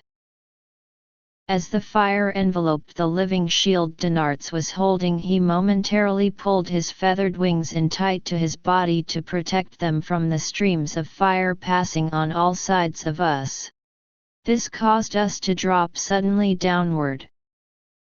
During the moment he had pulled in his wings and much of the fiery blast passed above us without harm. The air around us was still very hot, and all of us were singed in places. But as Dinarts would say, we still lived. The brilliant action of Dinarts seemed to enrage the Nartesian on the Nagaza that had shot the first stream of fire at us. He yelled some more commands and immediately the other 3 Nagazas inhaled big breaths of air and from 3 different directions blasted their columns of fiery death upon us. Though nearly at the same time, there was enough delay from one blast to another that with unbelievable speed for a bird that was carrying weight and basically just hovering in place. Dinarts quickly turned from one direction to another and once again used the body of the Nagaza he was tightly gripping to shield us from the hottest part of the flames while also avoiding some of the blasts by plummeting rapidly downward as soon as he pulled in his wings. The Nagaza he was holding was not so fortunate. Though I thought their scales made them impervious to fire, which is why Dinarts wanted one as a shield so badly, it was apparently not true. For the Nagaza now hung lifelessly in Dinarts' grasp, killed by the fire of its fellow beasts. Dinarts let go of it and it plummeted down to the ground where it hit with a thud and did not move. "What are you doing?" I cried out in startled dismay. Using the beast as a shield was working. Now what are we going to do? Now we flee. Dinarts answered as he quickly turned and flew toward the canyon that had been our original destination. I looked back and was surprised to see the Nagaza only following us in a leisurely pursuit. Dinarts must have heard my thoughts of bafflement because he explained as we flew onward. It takes a great deal of energy for the worms to blow a full stream of fire as these did. It will take at least a few minutes for them to recharge the furnace in their bellies before they can expel it at us again. They must also fly slow to conserve their energy to build their fire more quickly. They can follow us at a distance, but we will be safely hidden within the sanctuary of the canyon forest before they will be able to threaten us again. Chapter 13 Hannah. While it was still daylight, we remained very still, hidden deep within the towering forest. Movement, even very slight, is one of the easiest things for a predator to detect. Well concealed beneath the canopy of the thick forest with its towering trees that spread out with wide, heavily leafed branches, we could peek up through the small spaces between leaves, watching the Nagaza flying overhead searching for us in vain. We were completely camouflaged beneath branches of the protecting trees. When Dinarts first flew into the forest, he continued to amaze me with the dexterity of his flying ability. Flying at breakneck speed. There were many times when we had to pass between two trees with barely enough space for his body to fit through, let alone his gigantic wings. But at the very last second, he would pull his wings in tightly to his body and pass through the close-spaced trunks by sheer momentum without losing any of his rapid speed. Immediately past the tree trunks, his mighty wings quickly spread out again, and we continued our race through the forest as if we had never even encountered an obstacle. At one point we came upon a spacious inset in a 45-degree angled overhanging cliff. Taking refuge underneath it rendered us completely invisible from the Nagazas seeking to find us from above. Here we remained until darkness fell and Dinarts felt we could move once more through the forest without detection as long as we continued to remain silent and exercise caution. I for one was most anxious to be as far away from the land of the Nartesians as possible. But of course, Dinarts had other ideas. First, we are going back to that dead worm and I am going to get the chest scale I came here for. I was exasperated that Dinarts would even consider wasting time returning to the Nagaza. That's crazy! I exclaimed loudly in my mind. As you saw, the protection of the Nagaza scales from fire is a myth. The flames of its fellow beasts doomed that one to death. And I added with some mental emphasis, it is very likely the Nartesians did not leave the body, but retrieved it, if for no other reason than to thwart creatures like you from trying to obtain scales from the dead Nagaza. You are probably correct on both accounts, Dinarts agreed. Nevertheless, we are going back to that spot. And if the worm is still there, I will have my scale. It may not be impervious to fire when 3 other worms are simultaneously blasting it, but it will work enough to make me safer when traveling in their DMSNES than without it. So despite my better judgment and contrary wishes, we flew on, returning to the point where we had just recently escaped death. Once again, it was a very dark night, but Dinarts flew unerringly to the spot where the dead Nagaza still lay in a crumpled heap at the spot it had fallen. Grr, Dinarts growled in upset when he saw the Nagaza. The beast is lying on its belly. We will need to flip it over onto its back so I can pry the center scale off of its chest. I knew there was a good reason I saved the 2 of you, as this is not a task I could easily do by myself. I think Dinarts was just trying to make us feel as if we were not excess baggage, because I was certain that a bird of his stature and strength would have no problem flipping over the corpse of the Nagaza by himself. Dinarts approached its head and grabbed onto its neck with one foot. He directed me to the center of the body and told Hannah to go grab onto the tail. All right, now, on my count of 3, flip the beast to its back. Ready? 1, 2, 3, flip. With our combined effort, the Nagaza flipped over easily. It was actually not as heavy as I had expected it to be. As we turned it onto its back, a big breath of air escaped its body. I thought it must have just been the last remnants of the air still in its lungs when it hit the ground, being expunged out. But then it opened its big green eye, blinking it a few times as if rousing from a deep sleep, and looked right at me. I nervously took a few steps back, rapidly moving both hands in backward motions to signal Hannah and Dinarts to move away. "Hey, this beast is still alive," I called out a loud warning in my mind. Even as I spoke, the Nagaza stirred some more and tried weakly to regain its feet. Dinarts acted quickly. As he had in the air, he leaped upon the Nagasa's neck and grabbed it tightly in a death grip of both feet. The beast was still too weak to resist and barely moved.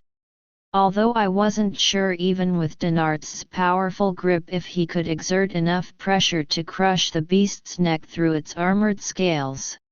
In many ways it was a sad scene, one beautiful creature killing another. A brief thought flashed through my mind as I considered how one creature taking the life of another, either for food or in war, seemed to be such a prevalent trait of not just man, but even the creatures I had met on other worlds. Why did such pervasive violence need to be part of the worlds we all lived on? I know that the Source are all wise, but this did not seem like a good plan of life to me. No matter how hard I squeeze, I cannot collapse this worm's neck because of its armor. Dinarts yelled out in telepathic anger. He looked over at Hannah and I standing beside each other about 10 paces away from the gruesome scene. "You two, go fetch some rocks big enough to plug the nostrils of the worm. It may take longer, but we can slowly suffocate it by blocking its ability to breathe." "No. I will not help you kill this beast," Hannah proclaimed to my surprise. Dinarts looked at Hannah with incomprehension. "This is the very beast that not long ago was trying to kill you, foolish bug. If he regains his strength, he will undoubtedly try again and call back his friends. But more so than that, I saved your lives at great risk of my own. This is a small thing that I ask in return." He looked at me. "Lazarus bug. If your female is too weak to do this simple and logical action, you can do it by yourself. Do so now." I looked at Hannah and she shook her head, indicating I should not aid in the death of the Nagaza. "But Dinarts is right, Hannah," I tried to explain to her with logic. "As much as we may detest the necessity of killing it, the Nagaza is our enemy, one that did try to kill us and will certainly do so again if we let it live." Hannah continued to strongly shake her head negatively. "I do not feel that way, Lazarus. There is something about this Nagaza that I cannot explain. Despite its attack on us, I feel a kinship to it, like I do to you or our children. In my heart, killing it would be like killing one of you. I cannot do it, or let you do it. If I had a way to stop Dinarts, I wouldn't let him do it either." Hearing our conversation, Dinarts was not happy. "I am done with you bugs. It is a lot of trouble, but I will kill this worm myself, take his scale, and then because of your ungrateful impudence, I will leave you here to your fate." With just a couple of flaps of his expansive wings, Dinarts flew a short distance to some nearby loose rocks. Retaining his grip on the Nagaza's neck with one foot, he reached over with his other and grabbed a rock he ascertained to be the correct size and stuffed it into one the Nagaza's nostrils. The beast started to feebly thrash about in his grasp, trying to escape what it realized was going to be certain death. Hannah ran over and stood right next to the two immense beasts. I quickly followed to stand beside her. "Stop! Do not kill this Nagaza," she cried out loud in anger. Dinarts completely ignored her and continued searching for another suitable sized rock. He found it and stuck it into the Nagaza's other nostril hole. After he was satisfied the holes were well plugged, he used his free foot to grab the snout of the Nagaza and gripped it tightly closed so it could not breathe through its mouth either. "Stop!" Hannah began screaming out loud like a wild woman. "Stop! Stop!" Dinarts looked at her with cold, implacable red eyes and did not respond or heed her pleas. I didn't really know what to do. Of course I supported my wife, but I didn't have a thought as to how that could translate into tangible action that would make any difference. So I just stood there somewhat befuddled. Hannah picked up some fist-sized stones and threw them at Dinarts. Her aim was quite good and she hit him with one on his beak and another just under his eye. Dinarts, however, barely noticed. "If I could feel your little pebbles I would be irritated and might have to drop you in a lake or some other suitable grave, but what you are doing is so ludicrous it is humorous, so I will let you live. It is almost over anyway. I can feel the beast's breathing becoming very labored." Hannah slumped her shoulders and walked back over to me in defeat. I put my arm over her shoulder and held her close to me. "You tried my star. Your intent was noble, but against a bird of that size and strength, we are little more than what he calls us, bugs." "My babies," a faint voice rang in my head. Hannah looked at me quizzically. "Did you hear that?" I nodded my head in acknowledgement. "Please save my babies." The ethereal voice floated again through our minds. "That is the Nagaza," Hannah shouted aloud in somewhat of an emotional frenzy. "It is not a male, but a female." She looked up at Dinarts still holding tightly to his prize. "Did you hear that, bird? This is a mother with children. Do not take her from them." Dinarts looked at her disdainfully. "Are all the people on your primitive world so stupid? If I kill this one and because of her death some babies die too, they never grow up to be threats. That is a good thing, not bad." "No!" Hannah screamed aloud. "You must let this mother go." "Will you be quiet, bug?" Dinarts said with upset. "Your screaming with a loud voice is going to alert the other worms to our presence." He called out to me. "Bug Lazarus, if you value your own lives, silence the female." But Hannah had other ideas. "I will not be silenced. I don't even care anymore if the other Nagaza come. If that will stop you from killing this one, then let them come." Once again Dinarts did not answer, but just continued to crush and suffocate the Nagaza. Hannah went over to the bird and beat with her two fists on one of his massive yellow legs at the bottom where there were no feathers. I went over to pull her away because I don't think he noticed her feeble effort any more than he did the rocks she threw at him. But Hannah pushed me away. Now instead of hitting Dinarts she grabbed onto one of his big toes just above a giant talon with both of her hands and tried to pull it open to make him release his grasp on the neck of the Nagaza. "Let go of her!" Hannah screamed in building fury. "Let go of her! Let go of her! Let go of her!" Suddenly, to everyone's enormous surprise, Dinarts was ripped free of the Nagaza by some invisible force and hurtled backward several paces. He landed on his feet and ruffled his feathers, shaking his head trying to understand what had just happened. I looked at my wife with both awe and pride. I had no doubt what I had just witnessed.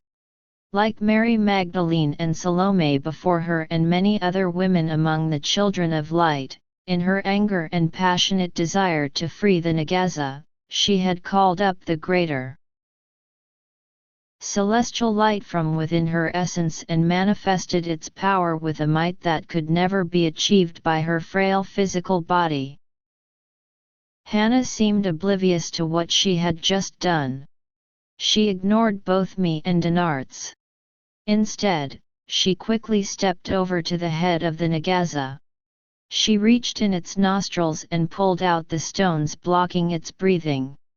Then, as if she was cuddling her favorite dog, she knelt down next to the head full of large, angular sharp teeth and sharp protruding spines. "It will be all right, mother. It will be all right." She reached out her hand and ran it softly over the cheek of the Nagaza. "Everything will be all right." Chapter 14 Lassoon. I looked over at my wife still gently petting the ferocious face of the Nagaza with unabashed affection and decided to leave her alone with her new monster friend for a few minutes. Even if the Nagaza remembered that it was tasked with killing us and managed to muster enough strength to chomp on Hannah, her shield skin should protect her long enough for me and Dinarts to rescue her. Dinarts was scanning the sky and crouching low as if he was worried about being attacked from above. I sauntered over to him and joined him looking at the sky. "What are you looking for?" I asked nonchalantly, even though I already knew the answer, and knew it was not one that Dinarts was going to like. "How can you ask such a stupid question?" he spat out with disrespect. "I was just attacked by an unseen assailant, one whose strength was great enough to pry my fiercely locked grasp from the worm and hurl me through the air. This is a formidable enemy such as I have never before encountered. We need to be very wary of a creature that can attack in such powerful ways with invisibility." "Well, about that," I began, choosing my words carefully. I scratched the nape of my neck with my index finger as I contemplated how to diplomatically reveal this to Dinarts without offending him into anger. "This will probably be a bit difficult for you to grasp." Dinarts glanced down at me with an intimidating, inscrutable look. "Yes. You will not find your assailant by looking up in the sky," I began. Immediately Dinarts looked alertly in one direction after another at ground level. "You saw the assailant attack from the ground behind me?" No." Dinarts shook his head in frustration. "Speak directly, Bug Lazarus. While you are dancing around the subject, the enemy may even now be preparing to attack again." "Actually, there are probably no worries on that account," I assured him. "At least if you don't try to kill the Nagaza anymore." Dinarts stood up and took in a big breath of air. "Of course I am going to return to my task and kill the Nagaza. I will not leave here without the scale I came for, and that has nothing to do with defending ourselves against this powerful unseen assailant." He looked over toward Hannah and the Nagaza with an angry scowl creasing his eyes. "Move your companion away from the worm so I can resume the kill. I will deal with her impudence later for removing the stones I was using to suffocate it." "That's probably not a good course of action," I advised. He did not reply, but looked down at me silently with an angry scowl. I let out a big breath of air with a little trepidation as I revealed the truth about his unseen attacker. Well, you see, the assailant that attacked you, the one you are so worried about. That was actually my wife Hannah. Denarts let out a telepathic squawk of mirth. Your company is agreeable if for no other reason than the humor I get from the ridiculous things you bugs say and do.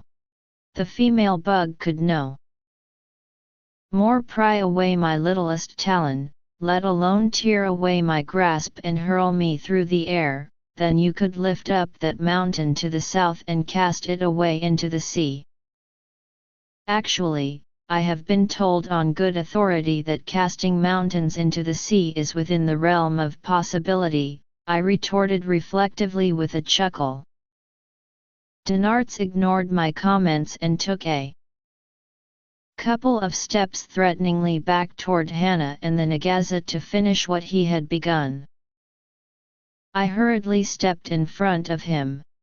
Wait! I cried, holding up both hands in front of me.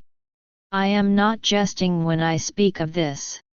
Among my people, not my race, but only among the children of light in my community, there are some women who manifest potent powers stemming from their thoughts and emotions. Their abilities have nothing to do with their small stature or frailty of their bodies. Some train for many years to bring forth their gifts. Others begin to show their power spontaneously only in a moment of distress, danger, or passion. This is what has just occurred with Hannah.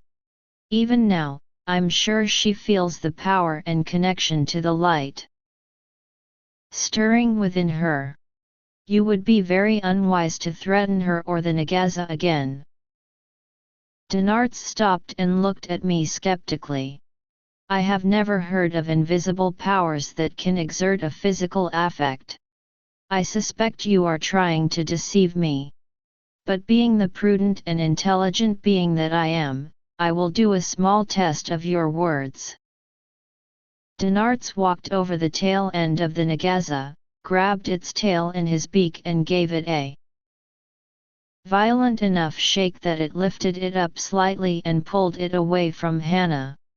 Surprisingly, for a creature that seemed minutes ago, as close as one could be to death without crossing the threshold, the Nagaza leapt up. It turned to face Denarts, jerking its tail from his beak. Hannah, who had been shunt off to the side by the Nagasa's quick movement, quietly stepped in front of it with her back against its chest, and together they faced Denarts. Hannah looked at Denarts with love, not anger or hate. Great and noble bird, you have put your life in danger many times in the last day for us when you could have left us for dead and never looked back. For that we are so grateful. I plead with you now to give us consideration once more and spare this equally noble creature a fate it does not deserve. Denarts shook his head, slightly in disagreement. I think you are deluded, bug Hannah. I am sure I will kill this despicable creature anyway despite your pleas. However, in my curiosity, I will listen to a few more of your words, but be quick. It is already a marvel that we have not been discovered as we squabble here. Our good fortune will not last if we remain much longer. Hannah bowed her head slightly in appreciative acknowledgement. She turned slightly, reaching up with her right hand and began gently stroking the Nagaza. What Lazarus told you is true. I felt the power flowing through me when you were thrown away from my friend. Her name, by the way, is Lassoon. Denarts snorted derisively. I suppose even villainous creatures such as this must have names. She is not a villain, Hannah said in defense. Her attack on us was not done of her own choice, but by compulsion by the Nartesians. And you know this little tidbit how? Dinarts asked skeptically. Hannah explained. From the moment I came to her, Lassoon and I have been in earnest conversation. It has only been a few minutes, but already I know that she is an unwilling slave and she fears for her babies more than for her life. A life that were it not for her children, she would gladly submit to you killing her to end her misery of tortured servitude. Are you making this up as you speak? Dinarts asked sarcastically, rejecting Hannah's explanation. The facts belie your words. First, I have never seen you speaking to this creature. And if you were, it being just a worm, it could not reply back to you. Nor would you understand its language even if it did. It is doubtful if such a rudimentary creature even has a language.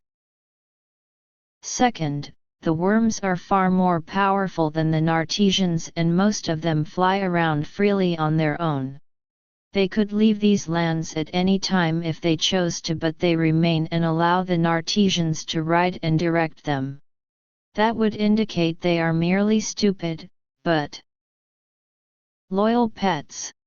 So you have not convinced me of anything. Move aside now so I can kill the worm quick and I may yet take you and your companion away from this loathsome land. Lassoon took in a big breath, the kind of breath the Nagaza take just before they are going to shoot a stream of fire out of their mouth. As she was facing us, both Dinarts and I moved backward as rapidly as we could. I looked at my wife. Hannah, don't let the Nagaza breath fire on us. But it was too late. Before Hannah could intercede or we could get out of harm's way, the Nagaza exhaled. Though I counted on my shield skin to protect me, I still instinctively held my forearm up in front of my face for feeble insurance. But it was unnecessary. I was expecting to be engulfed in a massive blast of fire. Instead, just a tiny trickle came out of her mouth and barely made it a couple of paces before it dissipated. She obviously had not recovered enough yet to build much of a fire in her belly. Her head slumped momentarily in obvious disappointment at her failure. Dinarts took the Nagaza's attack as a signal to renew his own assault.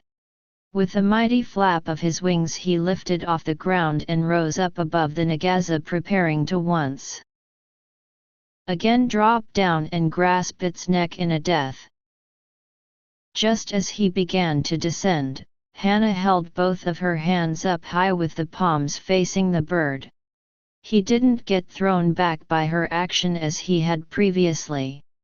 But it was as if he was encountering an invisible wall in the sky and he could descend no further. In frustration he settled back down to the ground near me. Perhaps the bug does have some unfathomable power, Dinarts conceded to his own surprise. Hannah lowered her hands and shrugged her shoulders. I did not want to hurt you, Dinarts. Honestly, I don't even know if I could. This has never happened to me before. It is something I never expected and I am ignorant of the capacities and boundaries of my abilities. But you must stop your bloodlust for Lassoon. She is not the vile creature you think she is. As I have been with her so briefly, there is almost as much that I do not know as you.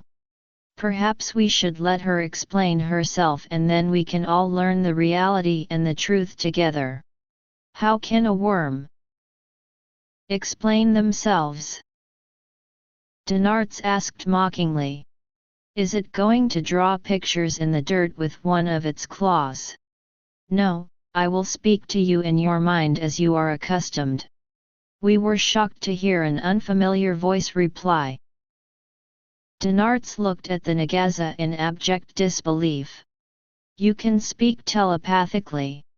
Of course, I am glad to see it is not beyond your capabilities, Lassoon replied with a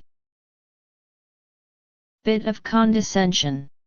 Denarts shook his head rapidly back and forth, trying to grasp realities that were beyond his system of belief. Bugs that can talk telepathically, worms that talk telepathically, bugs that have invisible powers. Nobody is going to believe this when I return home. I am not sure I do either. Maybe this is all just an elaborate, very real feeling nightmare. Lassoon took a few halting steps toward Denarts. He looked at her cautiously, very wary of her intentions.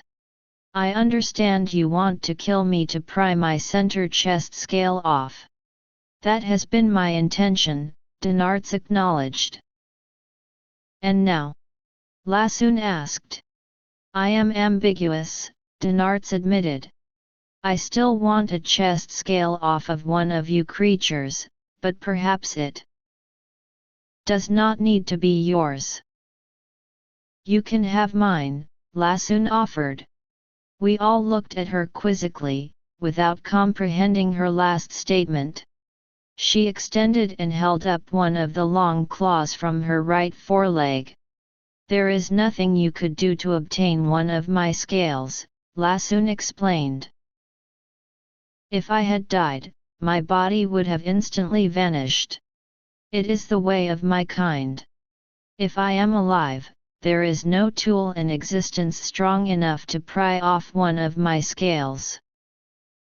But to demonstrate to you that I would rather be your friend than your enemy, I will give you that which you seek. Lassoon took her extended claw and using the tip she inscribed a line all about the perimeter of the large five-sided scale at the center of her chest. We could hear a high-pitched, grating cutting sound as she drew the line around the scale. Once she had completely circumvented the perimeter of the scale, she reached with her claws from both of her forelegs around its edges and slowly pried it right off of her underlying skin. Silently she handed it to Denart's still dripping red blood. Only the claw of a Nagaza can cut or pierce our armored scales. This is the only way you could ever obtain one. Denarts was at a loss for words. He was holding the scale in one of his claws and simply staring at Lassoon. Hannah looked up at her friend. What about you? Will you grow another scale to replace the one you removed? No, Lassoon replied sadly.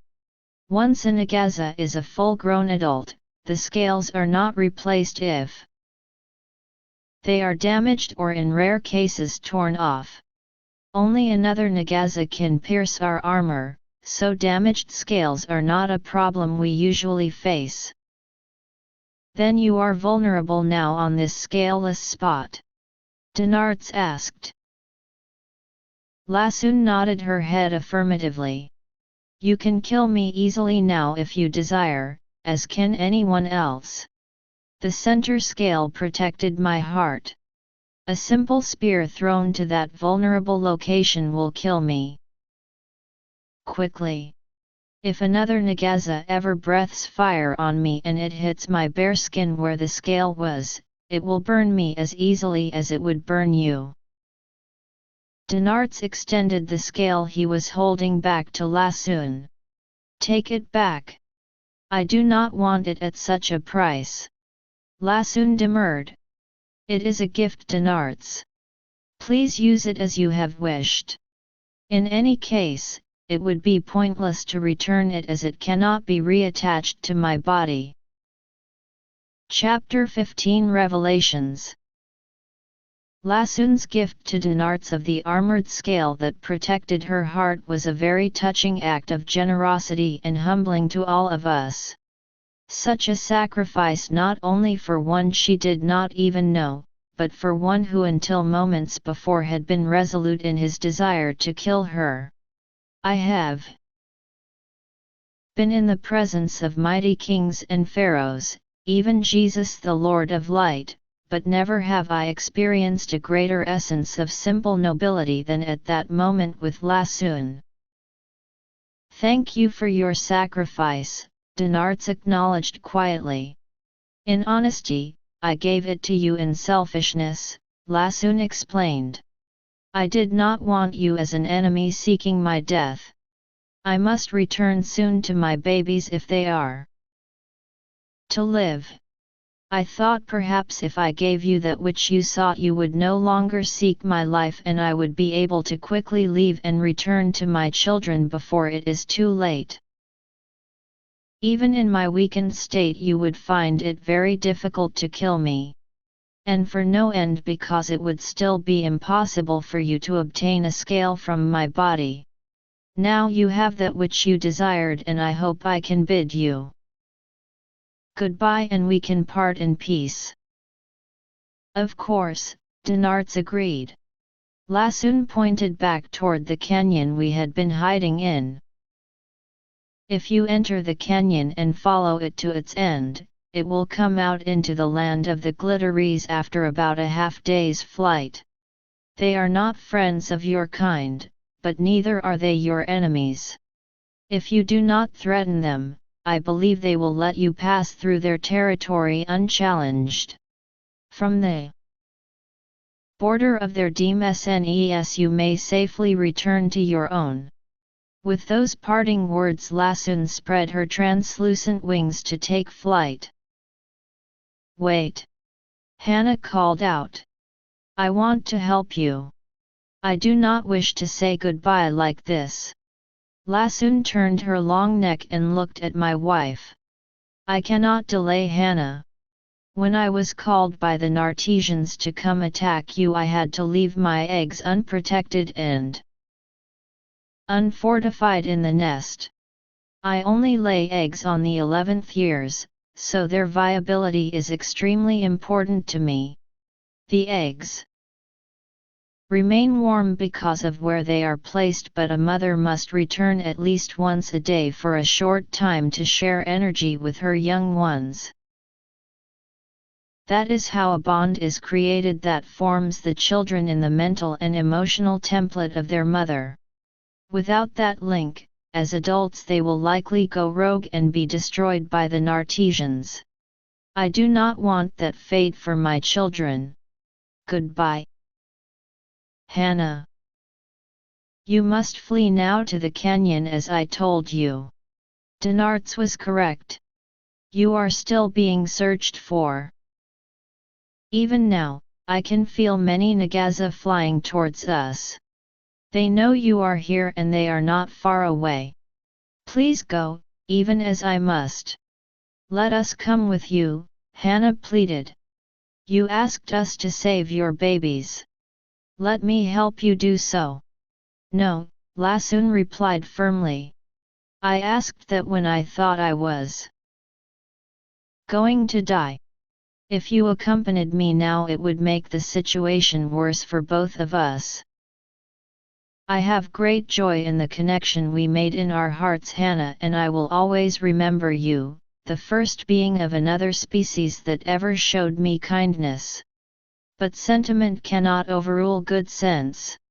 It will be safer for both of us now to part ways. Lassoon spread her wings to depart in flight again. I could see the sadness on Hannah's face and feel it in her aura. A crazy thought popped into my head that I normally would have tapped right back down lest everyone think me a fool. But compassion for Hannah's stressed emotions made me blurt it out. Why did you not die and disappear? I shouted out to Lassoon.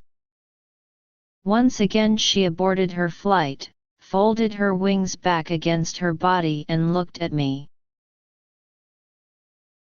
Disappearing is not one of my abilities, else I would do it right now. She scowled at me. Why do you make frivolous conversation, when every moment we remain here puts all of us in graver danger? My thought process was percolating and expanding. I began to realize this might really be an important point. You said that when your kind die, they just disappear. How is that even possible? Beyond that, you did die, or so it certainly seemed. However, you did not vanish. That is true, Dinarts interjected. I was holding you and using you for a shield. I felt you die in my grip and I dropped you to the ground after your body expired and became a dead weight. You even let out a last gasp of air as many do in the moment they perish. Lassoon looked at us in silence. In truth, I too thought I died while in your grasp when my body was engulfed by the killing fires of the other Nagaza. I even remember thinking that this was my last breath of life. I recall my final thought being of great sadness that without me, my babies too would die in the egg or grow up rogue and be killed by the Nartesians. Then I awoke and saw Lazarus. That was most unexpected, but not cause to remain here at our peril. Then let us come with you. Hannah pleaded enthusiastically. Before Lassoon could answer, likely once more in the negative, Dinarts raised an alarm. It is too late. Look to the east. A veritable armada of Nagaza approach in the not-too-distant sky. Looking eastward, ominously, there were many, many flying black dots heading directly toward us. If I do not help you, your fate of death is certain, Lassoon revealed candidly. But if I do help you, your chance of escape is still but slight. While the likelihood of my slow and agonizing death as a traitor becomes far more likely. You think too much, worm. Dinarts bellowed. Take the female and I will take the male and let us just go. As you say, Lassoon agreed.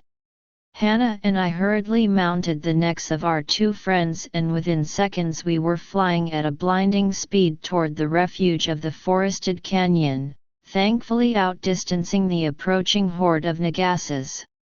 Once under the protective canopy of the forest cover we remained silent in our thoughts for some minutes before I had to ask a nagging question.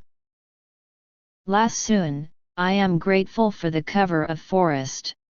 But why do none of the Nagazas search for us in here? If you can fly in here so easily, why do none of them? They were close enough that they must have seen us flee into this canyon. When we were hiding here earlier I caught occasional glimpses of them flying high up in the sky above. If the Nartesians want us so badly, why do they not pursue us into the forest? An astute question, Lassoon complimented. I am not entirely certain of the answer.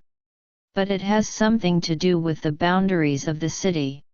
We Nagaza have a symbiotic relationship with the Nartesians. We provide them security of their realm against all intruders. They in turn provide us an assurance of life as long as we obey them when they call or command and we stay within the boundaries of their realm. Some of us are still killed each moon in the arena games where they force us to fight one another to the death. But that is a small number and is reserved as a punishment for rogue or disobedient Nagazas. As long as we strictly obey the Nartesians, our lives are spared and we are allowed to live as we please among our own kind when we are not on duty in service to the Nartesians. This forest is past the boundaries of the Nartesian city. We may venture anywhere on this world if we have a Nartesian rider. But on our own we are forbidden to travel beyond the boundaries of the realm. Still, there are always some of our kind that try to escape, hoping to somehow be free of the Nartesians. Even if death is the result, for many that is a happier choice than continued slavery. This forested canyon has been a mystery from time immemorial. In any other direction, if a Nagaza departs the realm on their own, we can watch them disintegrate into dust as they fly off into the distance beyond the boundary. But because of the thick foliage obscuring our view, we do not know the fate of those that transit the forest canyon. On the other hand, neither do we ever see or hear from them again. It is thought that they meet their end as they traverse through the canyon. But we cannot be certain, as none of us have ever seen their demise. Perhaps they have finally found freedom, I suggested. Once tasted, why would they ever return to the bitterness of slavery? I wish it were so, Lassoon lamented. But as I said, we travel widely in company with an artesian rider. If there were escaped Nagaza in other parts of the world, we would sense their presence when we traveled to the lands we visit. No, I am afraid for some inexplicable reason they all perished. Maybe there is a bigger, meaner monster in the forest that eats flying worms, Denarts suggested. I thought Denarts was just making an insensitive comment, but Lassoon's answer left me apprehensively looking all around. Maybe, she replied in simple sincerity. Yet, there are a few of us in recent times that have ventured into the cursed forest and returned to tell the tale. I am one. I explore the forest regularly. I am still trepidatious and do not travel deep into its depths. But each time I go further and return unscathed. One day, I will fly all the way to the land of the Glitteries and be free of the Nartesians forever. Why do you obey and serve the Nartesians? Hannah wondered. They are like ants to you. You are practically invulnerable with your armor. And your fire could kill a score of them with one breath. That has happened in the past, Lassoon admitted. There have been times when one of our males has taken such umbrage at the cruelness of the Nartesians, that they killed some of them with a blast of fire. But in retaliation they Nartesians slaughtered 20 of our kind. How? Hannah asked in disbelief. How could a puny, little Nartesian kill even one of you? They do not even have any weapons I saw except small daggers. I thought the Nagaza were the only weapon they needed. It is true, Lassoon agreed. Though they do have some weapons larger than a dagger, we are their primary weapons of destruction. It is only so because we fear our fate if we do not obey their dictates. Left to our own, Nagaza are peaceful. We would not seek to harm others that were not being disruptive to our peace and serenity. Even then, we are just. We would only mete out the barest punishment necessary to make an antagonist reconsider their poor choices. Only in the direst of circumstances would we take a life. But for the Nartesians we are killing machines and weapons of intimidation to all other beings upon our world. How do they kill you? Denarts asked gruffly. I know you probably will not tell me, for fear I will use the secret against your kind, but I had to ask. I will tell you, Lassoon answered to our surprise. Because knowing what I know will not help you kill a Nagaza. The simple reason is, I do not know. Punishment is common. The only mass retaliation I have seen in my lifetime was when 52 Nagaza were executed. That was 343 cycles ago. You are that old? Hannah interrupted in surprise. You are not. Lassoon replied with equal surprise. Our people pass from life of old age before their 100th birthday, Hannah explained, most before their 50th. That is sad, Lassoon answered with compassion. So little time to learn anything. I knew you were from a part of the world I had never visited before because I have never seen your kind. You look like Nartesians, but your mind is very different. Is your land terribly toxic that your people die so young? I do not know, Hannah replied. I understand there used to be more years in a life. What happened to make it less is a mystery. They are not from this world, Denarts interjected. They came through a passageway that connects our world to theirs. That is most fascinating, Lassoon mused. And it explains much. If we survive, perhaps you can take me and my children to your world that we might be free of the Nartesians. It would not be better for you and would probably be worse, I admitted remorsefully. Our world is also a cruel, warring and enslaving place. You would have less peace than you have here. People would either wish to kill you because you are so powerful, or desire to enslave you to kill for them just like the Nartesians do. Before I could add more to my thought, Denarts interrupted.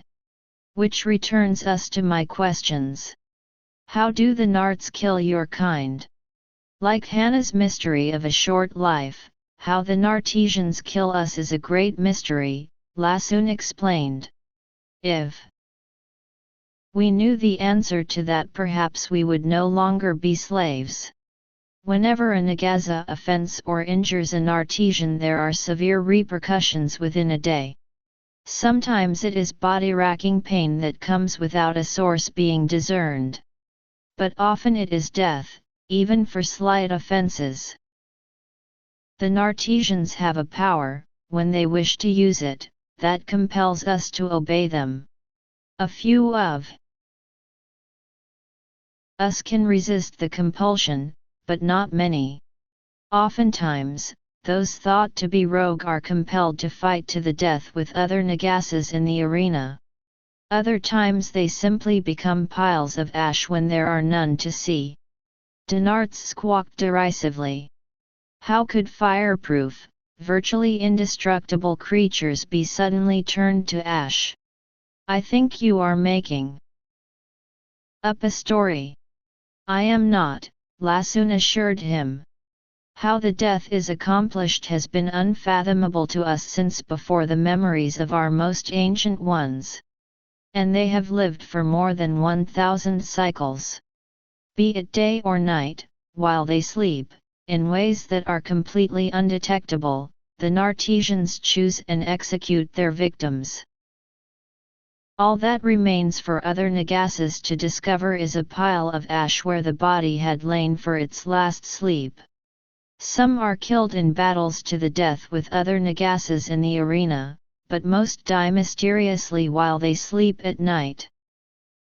We flew on for several minutes after that in silence as everyone thought upon the magnitude of what Lassoon had just revealed.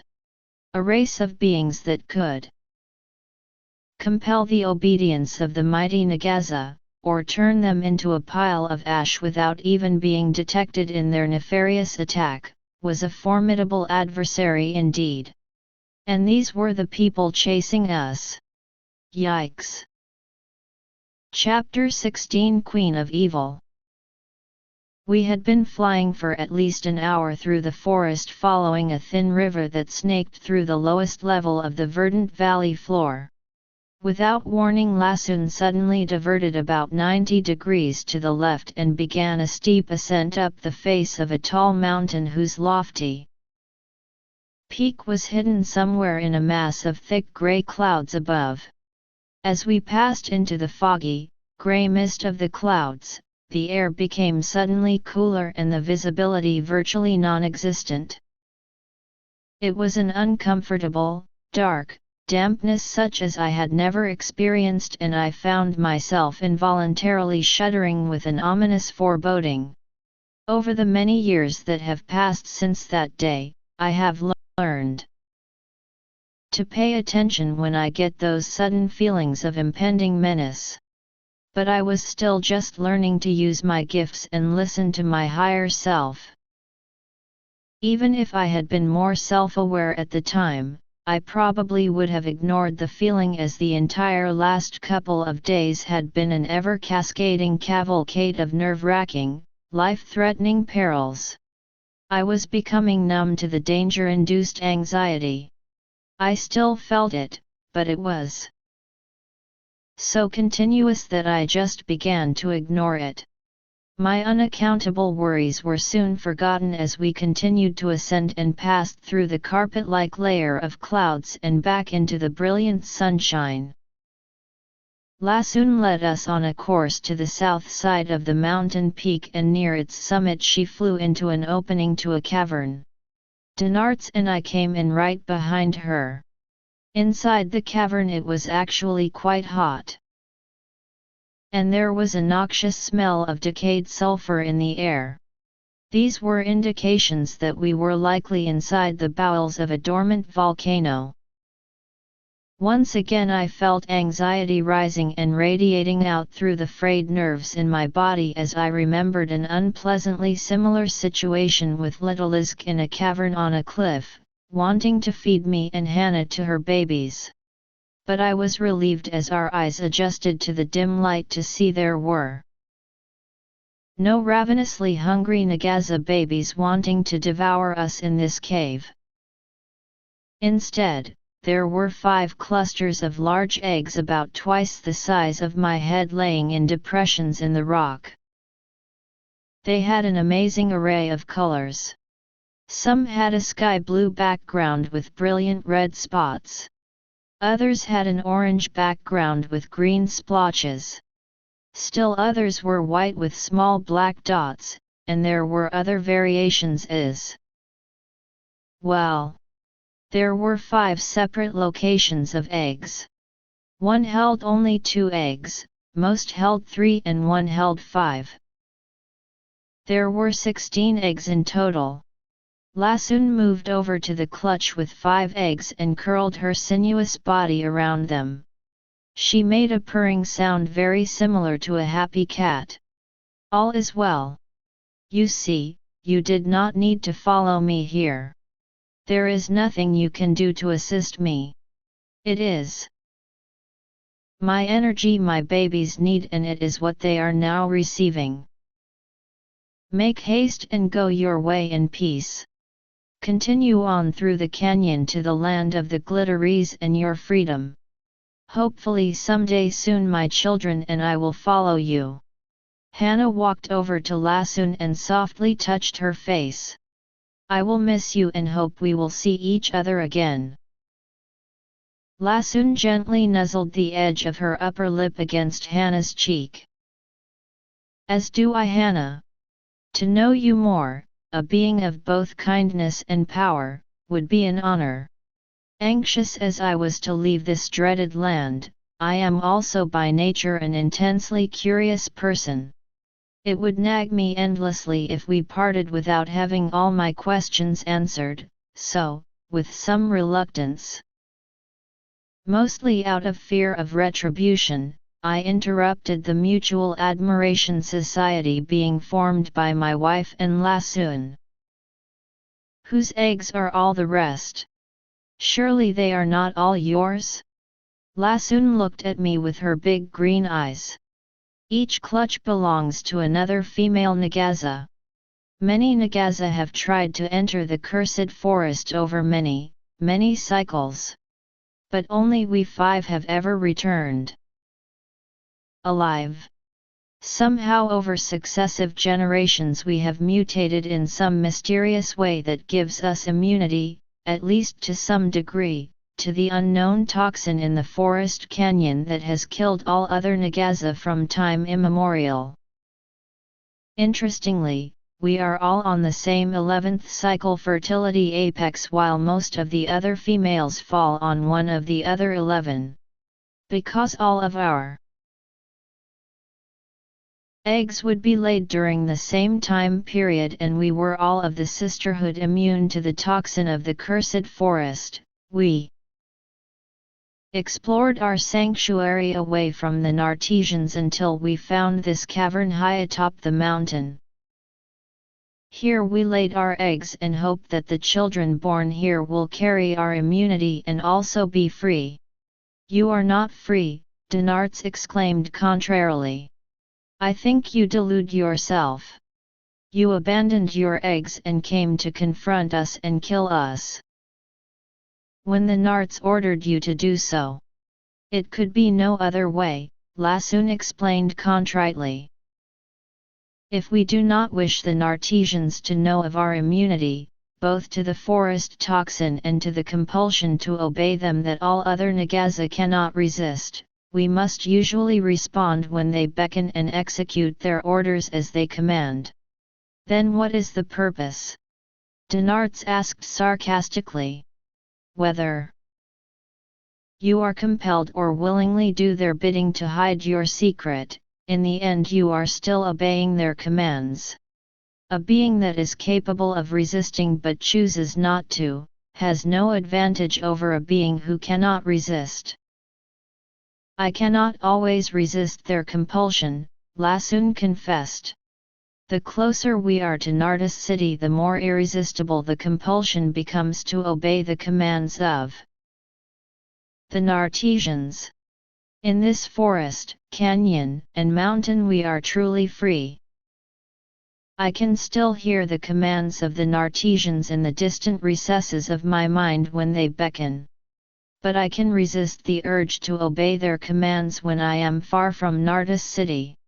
And sometimes, when I think I will not be missed, I do resist and do not heed the call. What about your mate?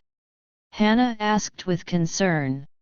If you flee this land for freedom with your children, what will happen to him? Lassoon cocked her head and looked at Hannah curiously as if trying to understand her question. Then she glanced over at Denarts and he perceived she was wondering if he could shed any light on Hannah's question. They are a very odd species, Denarts explained. As difficult as it is to comprehend, these two, and apparently all the others on their world, remain for life with the same mate. Lassoon withdrew her head back sharply in disbelief. You mean couples bond for a lifetime and all of their children are created by the union of the same male and female? That is my understanding, Denarts acknowledged, shaking his head in bewilderment. Lassoon stared blankly at the wall of the cavern for a moment, trying to make sense of what to her seemed nonsensical. Why would they choose to limit the pool of diversity in such a severe manner? It would seem ultimately to be suicidal to their species. She looked over at the other 4 clutches of eggs. You see, there is a mix of colors in the eggs and even within the individual clutches. This reflects the contributions of multiple males, each with their own unique physical characteristics. This ensures genetic diversity within our species produces the strongest and most capable offspring. Lassoon looked at Hannah skeptically. Is it true? Are you and Lazarus committed to remain with each other for your entire lives? You limit yourself to sexual relations and children only with him. Yes, Hannah affirmed, and beyond.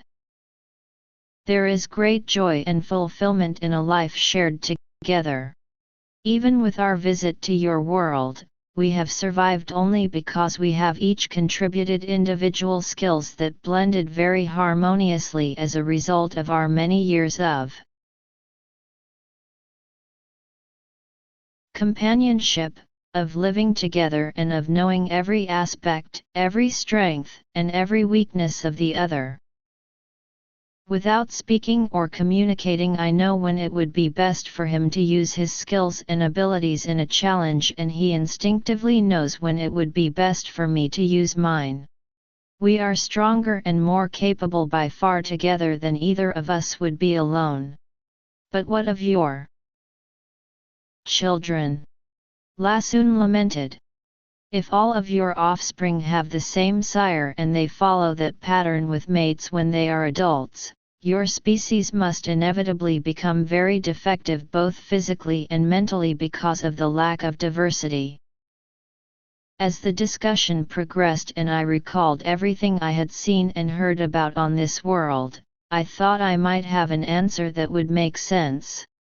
But first I needed to ask a question. Lassoon, how many Nagaza are there altogether? That is an easy question, she quipped, as I know them all. As of this time, there are exactly 400 adults. That seems too small of a number, Hannah commented a bit perplexed. If you have 5 eggs and lay a clutch every 11 years, and your species lives for hundreds of years, there should be an uncountable number of Nagaza by now. So it would seem, Lassoon agreed, but despite our capacity and potential for longevity, we have a high mortality and few make it into old age. I thought your kind was virtually indestructible, Denarts commented. Except in fights among ourselves or mysterious execution by the Nartesians, Lassoon pointed out. As you saw when I removed the scale from my body that I gave to you, our claws can cut through our armor as easily as your beak could snap a branch of a tree. And as I mentioned, one of the greatest pastimes of the Nartesians is to compel us to battle against one another. They have a big arena in Nartis City. Every 100 days they hold a tournament, a spectacle of fights between Nagazas. Fights that are most often to the death. I am sure one of the reasons we are forced to kill each other is to control our numbers. There are less than 3,000 Nartesians. Even though they compel us and force us to do their bidding, I believe there is a limit to how many of us they can control at any moment. If our population was allowed to increase, I am certain we would all soon be free of those despicable beings. But the fights to the death in tournaments and mysterious vanishing that sometimes occur, ensure that for every birth of a child, there will come an offsetting death of an adult. Hence our population seldom varies from 400 adults. That is so sad, Hannah said sympathetically. I just couldn't grasp the crux of what Lassoon was saying. How can the Nartesians possibly exert such absolute control over you even from a distance? I asked. It is a mystery, Lassoon admitted ruefully. We hear their commands telepathically and despite what we desire otherwise, we cannot resist doing as they wish. Even if they command us to kill one another, we must obey. It is a terrible agony to be unable to resist an action that breaks your heart even while you do it. Even as mine is breaking now. We all looked at Lassoon with incomprehension. Why is your heart breaking now? Hannah asked. You are free here, far from the Nartesians. You are with your children and we who are your friends. Certainly your past has been traumatic and tragic, but I believe the future will be much better for you. Well then, you would believe wrong. We all turned with adrenaline rushing anxiety to look at the source of the stern voice behind us. Standing with her arms on her hips and her legs spread in a dominating stance, was Liaza, queen of the Nartesians. Looking past her out the portal, I could see many Nagaza flapping their beautiful translucent wings as they held position in the air facing the cavern entrance. Each of them had an Nartesian warrior riding in the saddle astride its neck. I am sorry, Hannah, Lasun said with a deep sadness and regret. My ability to resist the Nartesians is only effective when I am a great distance from them. When they are this close and there are so many, I must obey, no matter how greatly I do not want to. The Nagaza speaks the truth, Queen Liaza confirmed, and to a lesser degree, but still effective enough, it is the same truth for all of you. She stepped into the cavern and walked over to Hannah. My wife did not move. Nor did I or Dinarts. It was as if we had lost our will to react. Liaza gently grasped my wife's delicate chin. I have missed you, my pet. You ran away before we could finish our play. She slowly dropped her hand and with her fingers spread out and slid it down over my wife's naked breasts, then across her flat stomach until her arm was fully extended and her hand came to rest on my wife's most private area. In my mind I knew Hannah wanted desperately to resist, even as I kept ordering myself to move and attack the queen to defend my wife. But I did not move despite my fervent intentions, nor did Hannah despite the intrusive sexual caresses of the queen, shamelessly done in front of me and everyone else watching. Hannah, dear pet, it is time for you to be collared.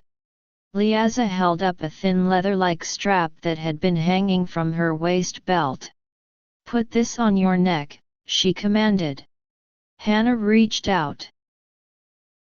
Without objection and grasping the strap on either end with her two hands, she wrapped it around her neck and snapped the two ends together in what appeared to be a very permanent lock. More Nartesians had entered into the cavern.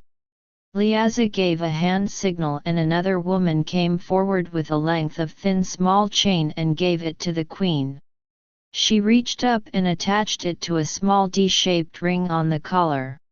Holding the other end of the chain, she led Hannah back toward the cavern entrance.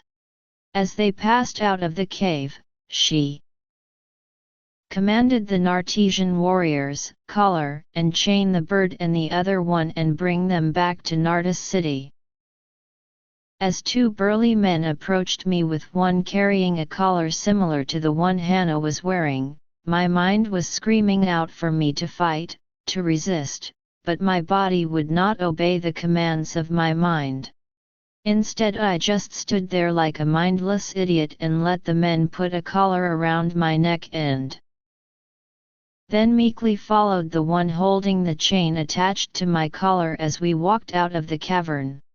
There was a Nagaza hovering in front of the cave facing away from it. The end of its long tail was laid out on the floor at the edge of the cavern. We merely stepped up on the tail and walked down it onto the Nagaza's body, continuing until we reached the saddle at the beast's neck. I obediently sat in front of the saddle. As I felt compelled and my guard sat in the saddle behind me. Looking to my right I could see Hannah with the queen on another Nagaza. But unlike me, she was sitting in the same saddle with the queen. Her naked back was pressed tightly against the queen who had both of her arms wrapped around Hannah holding her tight in very familiar sexual ways. They had a bit more trouble with Dinarts. Apparently he wasn't as weak-minded as Hannah and me and resisted mightily to having a collar put around his thick neck. Though I could not see exactly what was occurring, ferocious noises reverberated from within the cavern. A cloud of dust and feathers was soon billowing out of the entrance and then an Nartesian went flying out, in a way Nartesians cannot fly, and bounced hard and dead far below on the ground. He was followed by a second Nartesian being expelled from the cave in the same manner and with the same fatal results. Queen Liaza was showing some anger at the situation and ordered 4 more warriors into the cave. After a few more minutes of battle they at last emerged, looking much worse from the experience, with Dinarts collared and chained like me and Hannah. He seemed dazed and lethargic. I wondered if they had drugged him or if he was just exhausted from the fight. He was held by long chains attached to his collar and going in opposite directions to warriors on either side sitting astride Nagasas. A third chain was attached to one of his legs.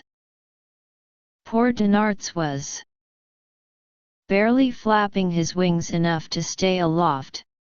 The Nartesians were so cruel I had no doubt that if he stopped flying they would simply continue onward to Nartes city with him hanging like a dead weight by his neck from the chains suspended from the flying Nagasas. The queen now spoke aloud to Lasun who was hovering just to the right of the queen's Nagasa. Expel the highest fury of your fire into the cavern. I want you to be the one that burns your babies alive and those of the other rebellious Nagasas, that it may be forever seared into your tiny brain that you must never disobey an artesian. Please do not ask me to do this terrible deed, Lasun begged in a forlorn, pitiful plea. I cannot kill my babies. Whether it is you or another, it shall be done. The queen sneered with cruel contempt. But I much prefer it to be you.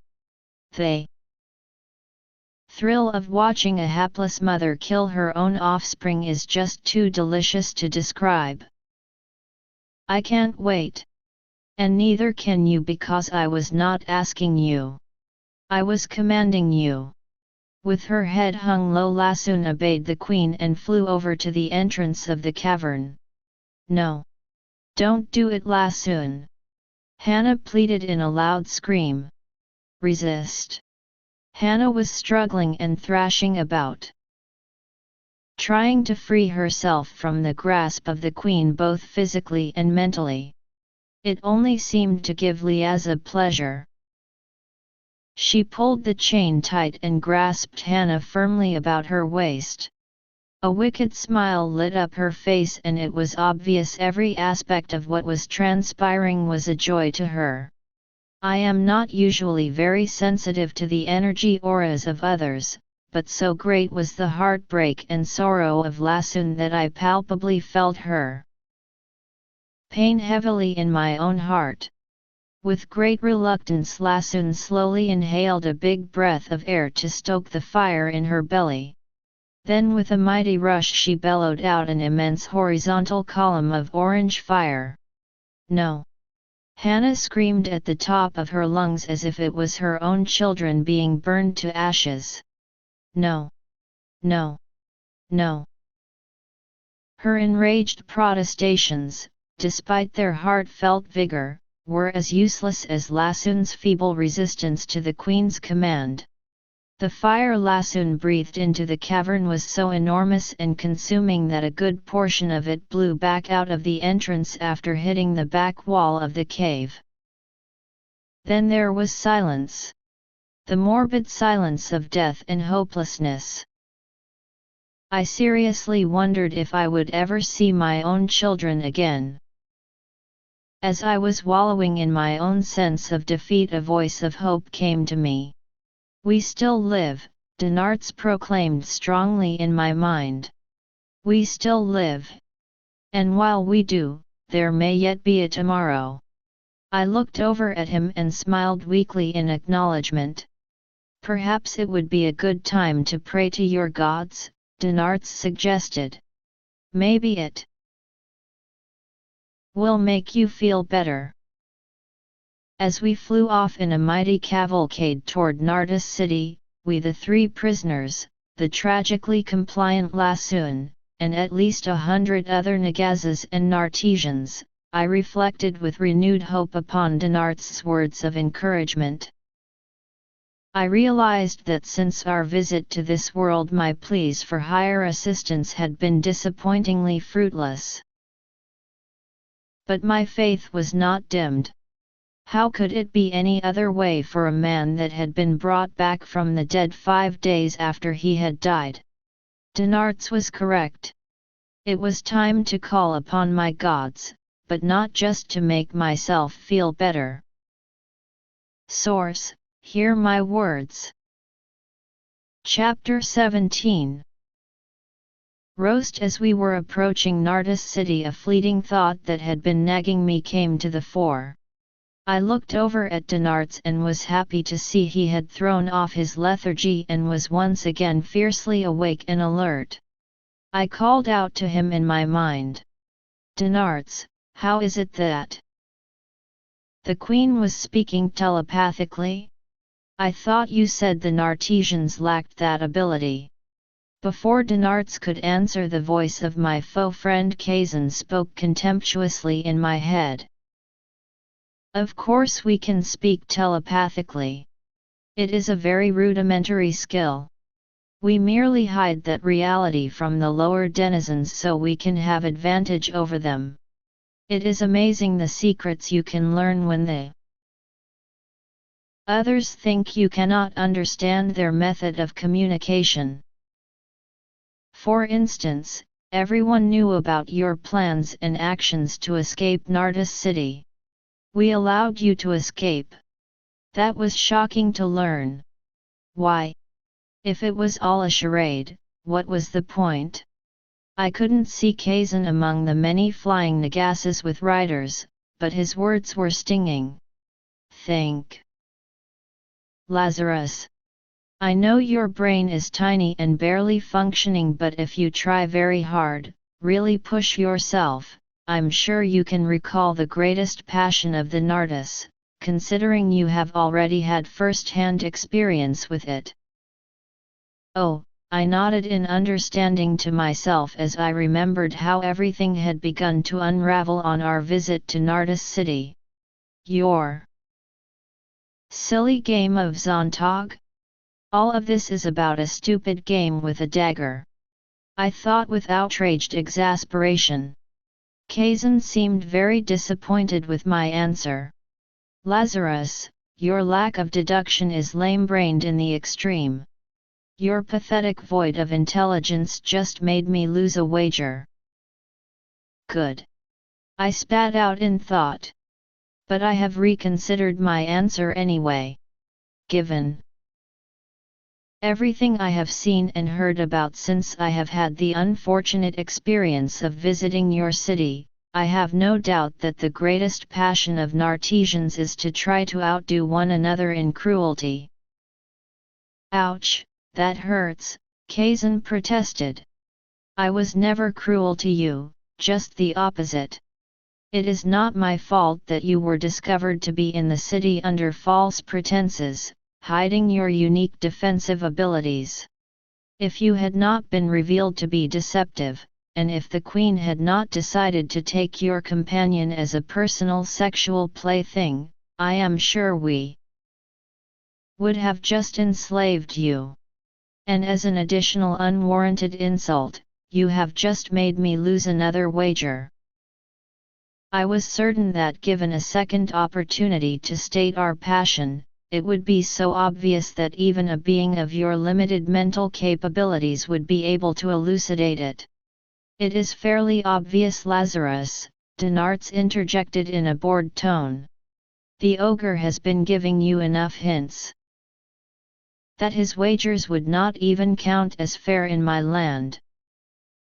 All right.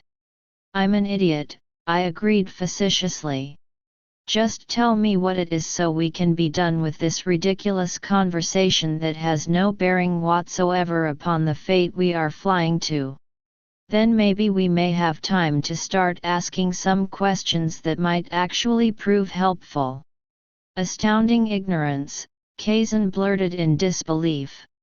If everyone on your world is as dim-witted as you, I think we need to begin regular forays there to capture slaves.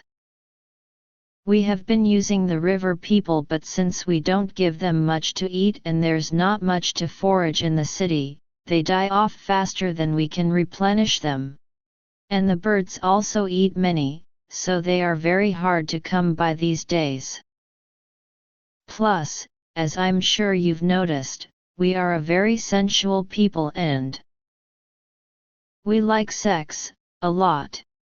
Those river people are so ugly that, even with our best efforts to spruce them up, it is still necessary to cover their heads with a sack when you want to use them for pleasure.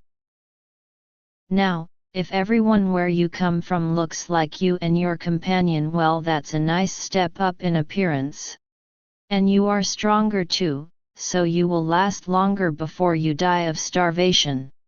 I was horrified by the callous thoughts Kazan was thinking aloud. Hannah and I had been ordained to be Earth Guardians to keep threats like the Nartesians away from our Earth. Instead, our presence here was leading them right to it. Hopefully you have a big population, Kazan continued to muse. It would be nice if it didn't matter how many slaves died off because there was a ready supply to replenish them. Looking ahead, I could see we were rapidly approaching the high walls of Nartis city.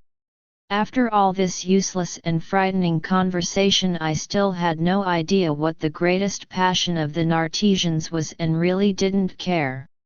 I did have my own questions I would have loved to have had answers to from Kazan, but then there was no more time.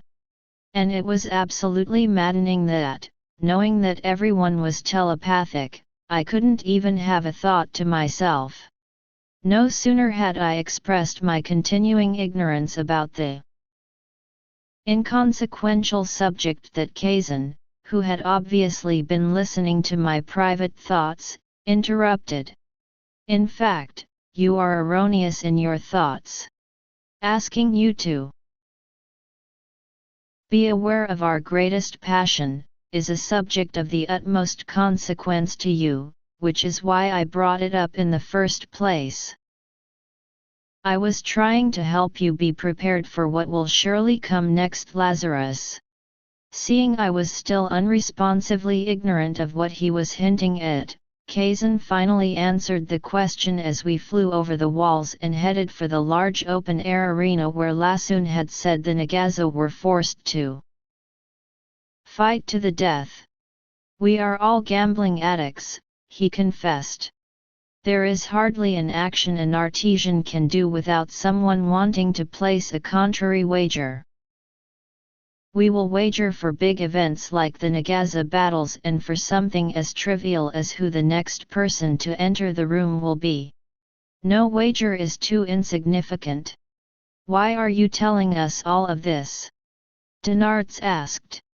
It seems your queen would be less than pleased to know you are revealing secrets that might someday be used against you, such as the reality that you have telepathic abilities. Not to worry, Kazan assured us. There are no secrets from the Queen. I have no doubt she has been listening to our entire conversation. I could freely reveal all that I did because carcasses tell no tales, and very shortly that is what you all will be, at least the two of you. That is why we are going to the arena. Your female will have a different fate because of the Queen's interest. As long as she provides the Queen with sexual pleasure throughout the day and night, I am sure she will have a long life. Surely the Queen will feed her well and let her sleep often enough to maintain her health. And the special ministrations of the Sisterhood of the Crystals will be able to keep her looking almost as good as us for quite some time. I hope that is some condolence to you, Lazarus, he said with obvious sincerity, to know that your companion will live and be well cared for. His sincere concern for my feelings notwithstanding, I was fuming with upset at the situation and the fate Kazan had outlined for me and Denarts, an even worse one for my beloved Hannah. Despite his candid concern for my feelings, I gritted my teeth in anger and frustration and remained stoically silent in response. Moments later we alighted on the dirt floor of the expansive arena. It was far larger in size than would seem necessary for the small population of Nartesians. The arena was made from cut stone. It was circular in shape and had a high wooden wall all around the infield, followed by about 30 tiers of bench seating. There was one very large ornate booth on the lowest row closest to the arena floor, which I assumed was for the queen and her retinue. One peculiar aspect, compared to Roman arenas I had seen, was the floor of the arena was very small in relation to the overall size of the structure. In diameter it was less than 100 feet. I was led off the nagaza and my chain was fastened to a stout wooden post in the center of the arena. They were more cautious with Dinarts. Despite the collar around his neck and being held by 3 strong chains, he was fighting to be free. As soon as he saw the Nartesian detach the end of one of the chains to his neck collar from the saddle on the nagaza, Dinarts grabbed the chain with his one unchained foot and jerked it so hard the Nartesian went flying and landed on his face on the soft ground of the arena with a dull thud. To his credit he still held on to the end of the chain with both hands and his arms extended fully above his prostrate head as he lay on his belly on the ground. Before Dinarts could escape or even do any real damage, I was surprised to see a large, heavily weighted net drop down on top of him, effectively immobilizing him. I looked all around trying to figure out where it had come from and was completely mystified.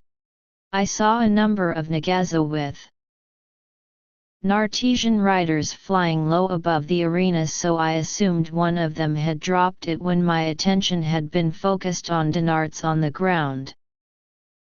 I could see the logic of using it, as Dinarts was so big, strong, and in an understandably foul mood that little else would have been able to subdue him, short of killing him.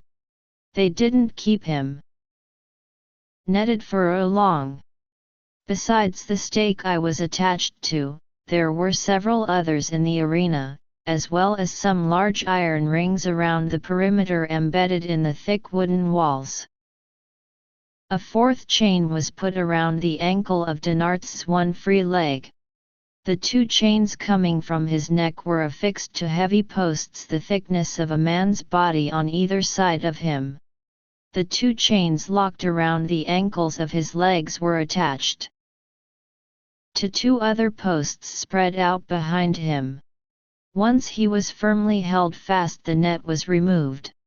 During the next 10 minutes or so the arena began to fill up with Nartesians, or at least fill up as much as their small populace could, which was only about a third of the seats. The sky on the other hand was thick with flying nagasas. They were actually quite beautiful as they gracefully flew around each other, like living currents of air.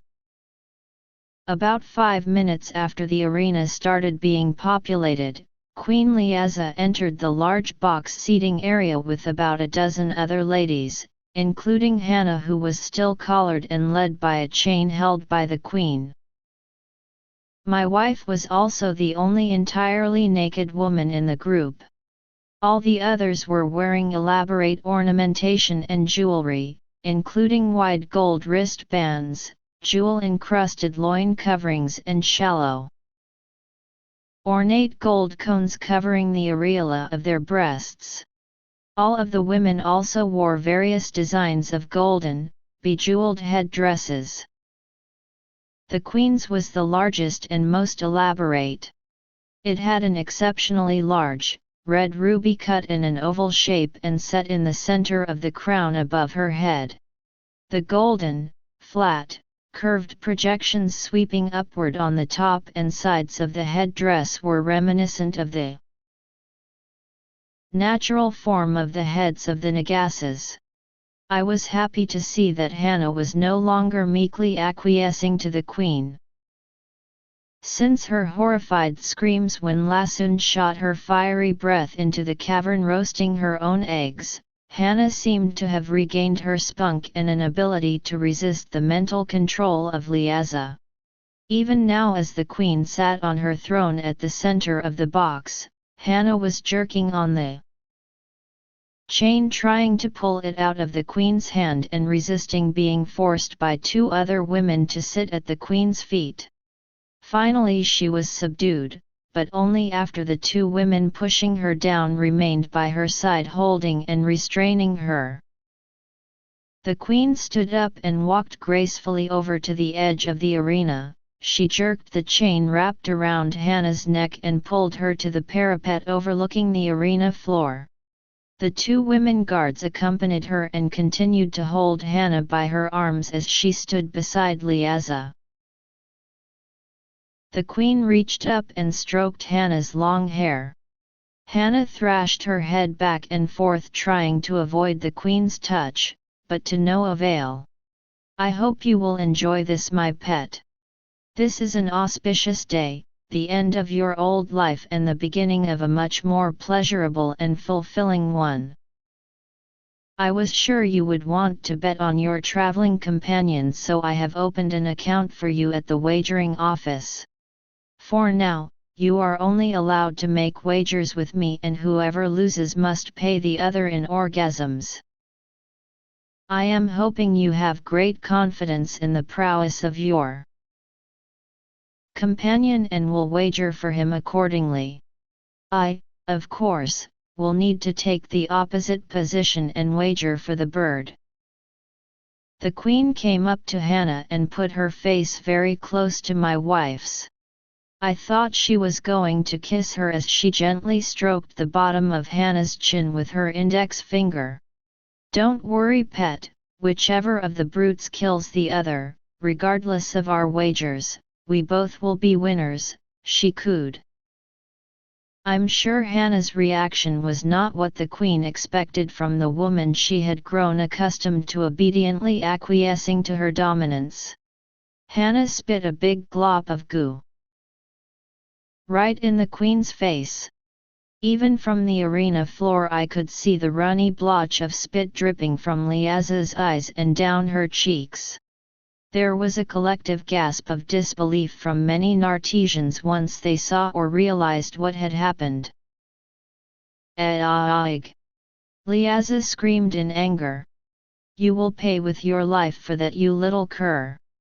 She let go of the chain she had been holding that was affixed to the collar around Hannah's neck.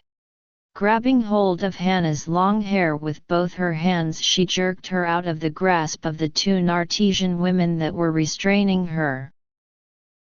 Hannah was bent over as the queen controlled her by her hair. Liaza violently jerked Hannah's head back and forth a few times. Suddenly she pulled her forward and threw her over the parapet. Hannah flew through the air, arms and legs all askew, and landed with a dull thud on the dirt floor of the arena. I wanted to run over to her to protect her and comfort her, but instead was left to grit my teeth and struggle in powerless, impotent frustration constrained by my bonds. Quickly after she fell into the arena, two burly, muscular men entered from a hidden door along the perimeter wall. They walked over and reaching down grasped Hannah by each of her arms and lifted her up. She was still stunned from her fall over the parapet, and the men needed to support her as they dragged her mostly limp body over toward me and Dinarts. They locked an iron ring around one of Hannah's ankles. The chain was about 30 feet long and secured into one of the thick wooden posts. After a minute or so, Hannah revived and stumbled over to embrace me. I held her close and tightly.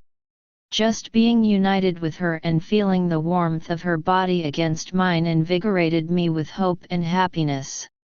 She leaned her head against my chest and clasped me around my waist. "My precious Lazarus! I am so happy to be with you again." "And I you," I said, kissing her forehead, "but I fear you are now going to suffer my fate. And at the moment it doesn't look very promising." I smiled a bit, trying to lighten the somber mood. She kissed me passionately on my lips and held my eyes steadfastly. "I would far more prefer to share your fate, my love, than watch you suffer it alone." Before I could reply, Liaza's shrill voice resounded throughout the arena. "Uninvited interlopers! I am going to give you the opportunity to win your freedom. It is more than any of you deserve, but the wagering public demands it." As she was speaking, several men came out and changed my bonding chain from my neck to one of my ankles and added a longer length so it was about 30 feet like Hannah's. They also pulled us apart and to opposite sides of the arena with Dinarts situated between us. Throwing a net over Dinarts again, they put a new chain around each of his ankles, also about 30 feet in length, then removed the chains from his neck and his previous ankle chains. After they scurried away, he was able to reach back with his beak and throw the net off and over to the side. The three of us now stood facing Liaza, who was just out of reach of our 30-foot chains. Liaza smiled in wicked glee as she announced our fate. "The three of you will have the opportunity to win your freedom by fighting the others to the death. If any of you live after the other two are dead, we will heal you of your wounds and set you free to return to your land. To aid you, the bird may use the net he has thrown to the side, as well as his own sharp talons, fearsome strength, and mighty beak, not to mention the power of his wings, which will surely stun the others into unconsciousness or even death if they allow themselves to be struck by one. My traitorous pet, being the physically weakest of the three, shall be given the most potent weapon." A man came out of the hidden door to the arena carrying a satchel and a weapon of some kind. He put the heavy satchel around Hannah's neck and handed her the weapon. It was similar to a crossbow of the Middle Ages on Earth. But the cross arm was not straight. It curved down sharply at the front and then back up where a person gripped it. And instead of a string to notch an arrow, it had a flat piece of leather like a sling. Liaza looked at Hannah. "Reach inside the satchel, ungrateful wench, and you will find some sharp-pointed, lead projectiles. The weapon you have been given will automatically recock itself whenever you hold it straight down toward the ground. Merely reach in your bag and withdraw another projectile. Place it at the apex of the elastic V, aim, and pull the trigger. It will allow you to attack your opponents from a distance." Hannah reached in the bag and followed the directions of the queen. Once her weapon was fully loaded, she quickly pointed it at Liaza. "You mean like this?" she uttered with vehemence as she pulled the trigger. The lead projectile flew through the air so fast it was barely visible. But it never hit the queen. Instead, it impacted on some type of invisible shielding above the arena wall and dropped harmlessly to the ground. "Yes, exactly like that," Liaza said approvingly, showing no concern whatsoever that she had just been attacked. "However, you will find it much more to your benefit if you point it at one of your two opponents." The same man returned and handed me a long, sharply pointed pike that was at least twice as long as I was tall. He also gave me a pointed iron spike about the length of my forearm that had a stout iron handle with a comfortable grip. Liaza addressed me, "You have been given two weapons. One will give you somewhat of a reach to impale the bird, and the iron spike can be used to pierce the ungrateful, heartless wench. Take 3 deep breaths to plan your strategy and let the games begin, she exclaimed enthusiastically. I threw both of the weapons I had been given down on the ground and looked over at Hannah. I will never harm a hair of your beautiful head. Before Hannah could respond, the queen interjected. A very unwise choice, scrawny one. Together you and the wench might defeat the bird, and at least one of you return to the precious children you seem to have such affections for, but if you are defenseless I am sure he will make gruesomely quick work of both of you. Sadly, Liazo was speaking words of truth. With great reluctance I reached down and picked up my weapons again. I looked over at Dinarts. He had proved to be much more of a friend than the selfish, gruff bravado he projected. I am sorry, Dinarts. I am grateful for everything you have done to aid us on our quest and do not choose to have it end like this. But I must defend my wife, even to the death.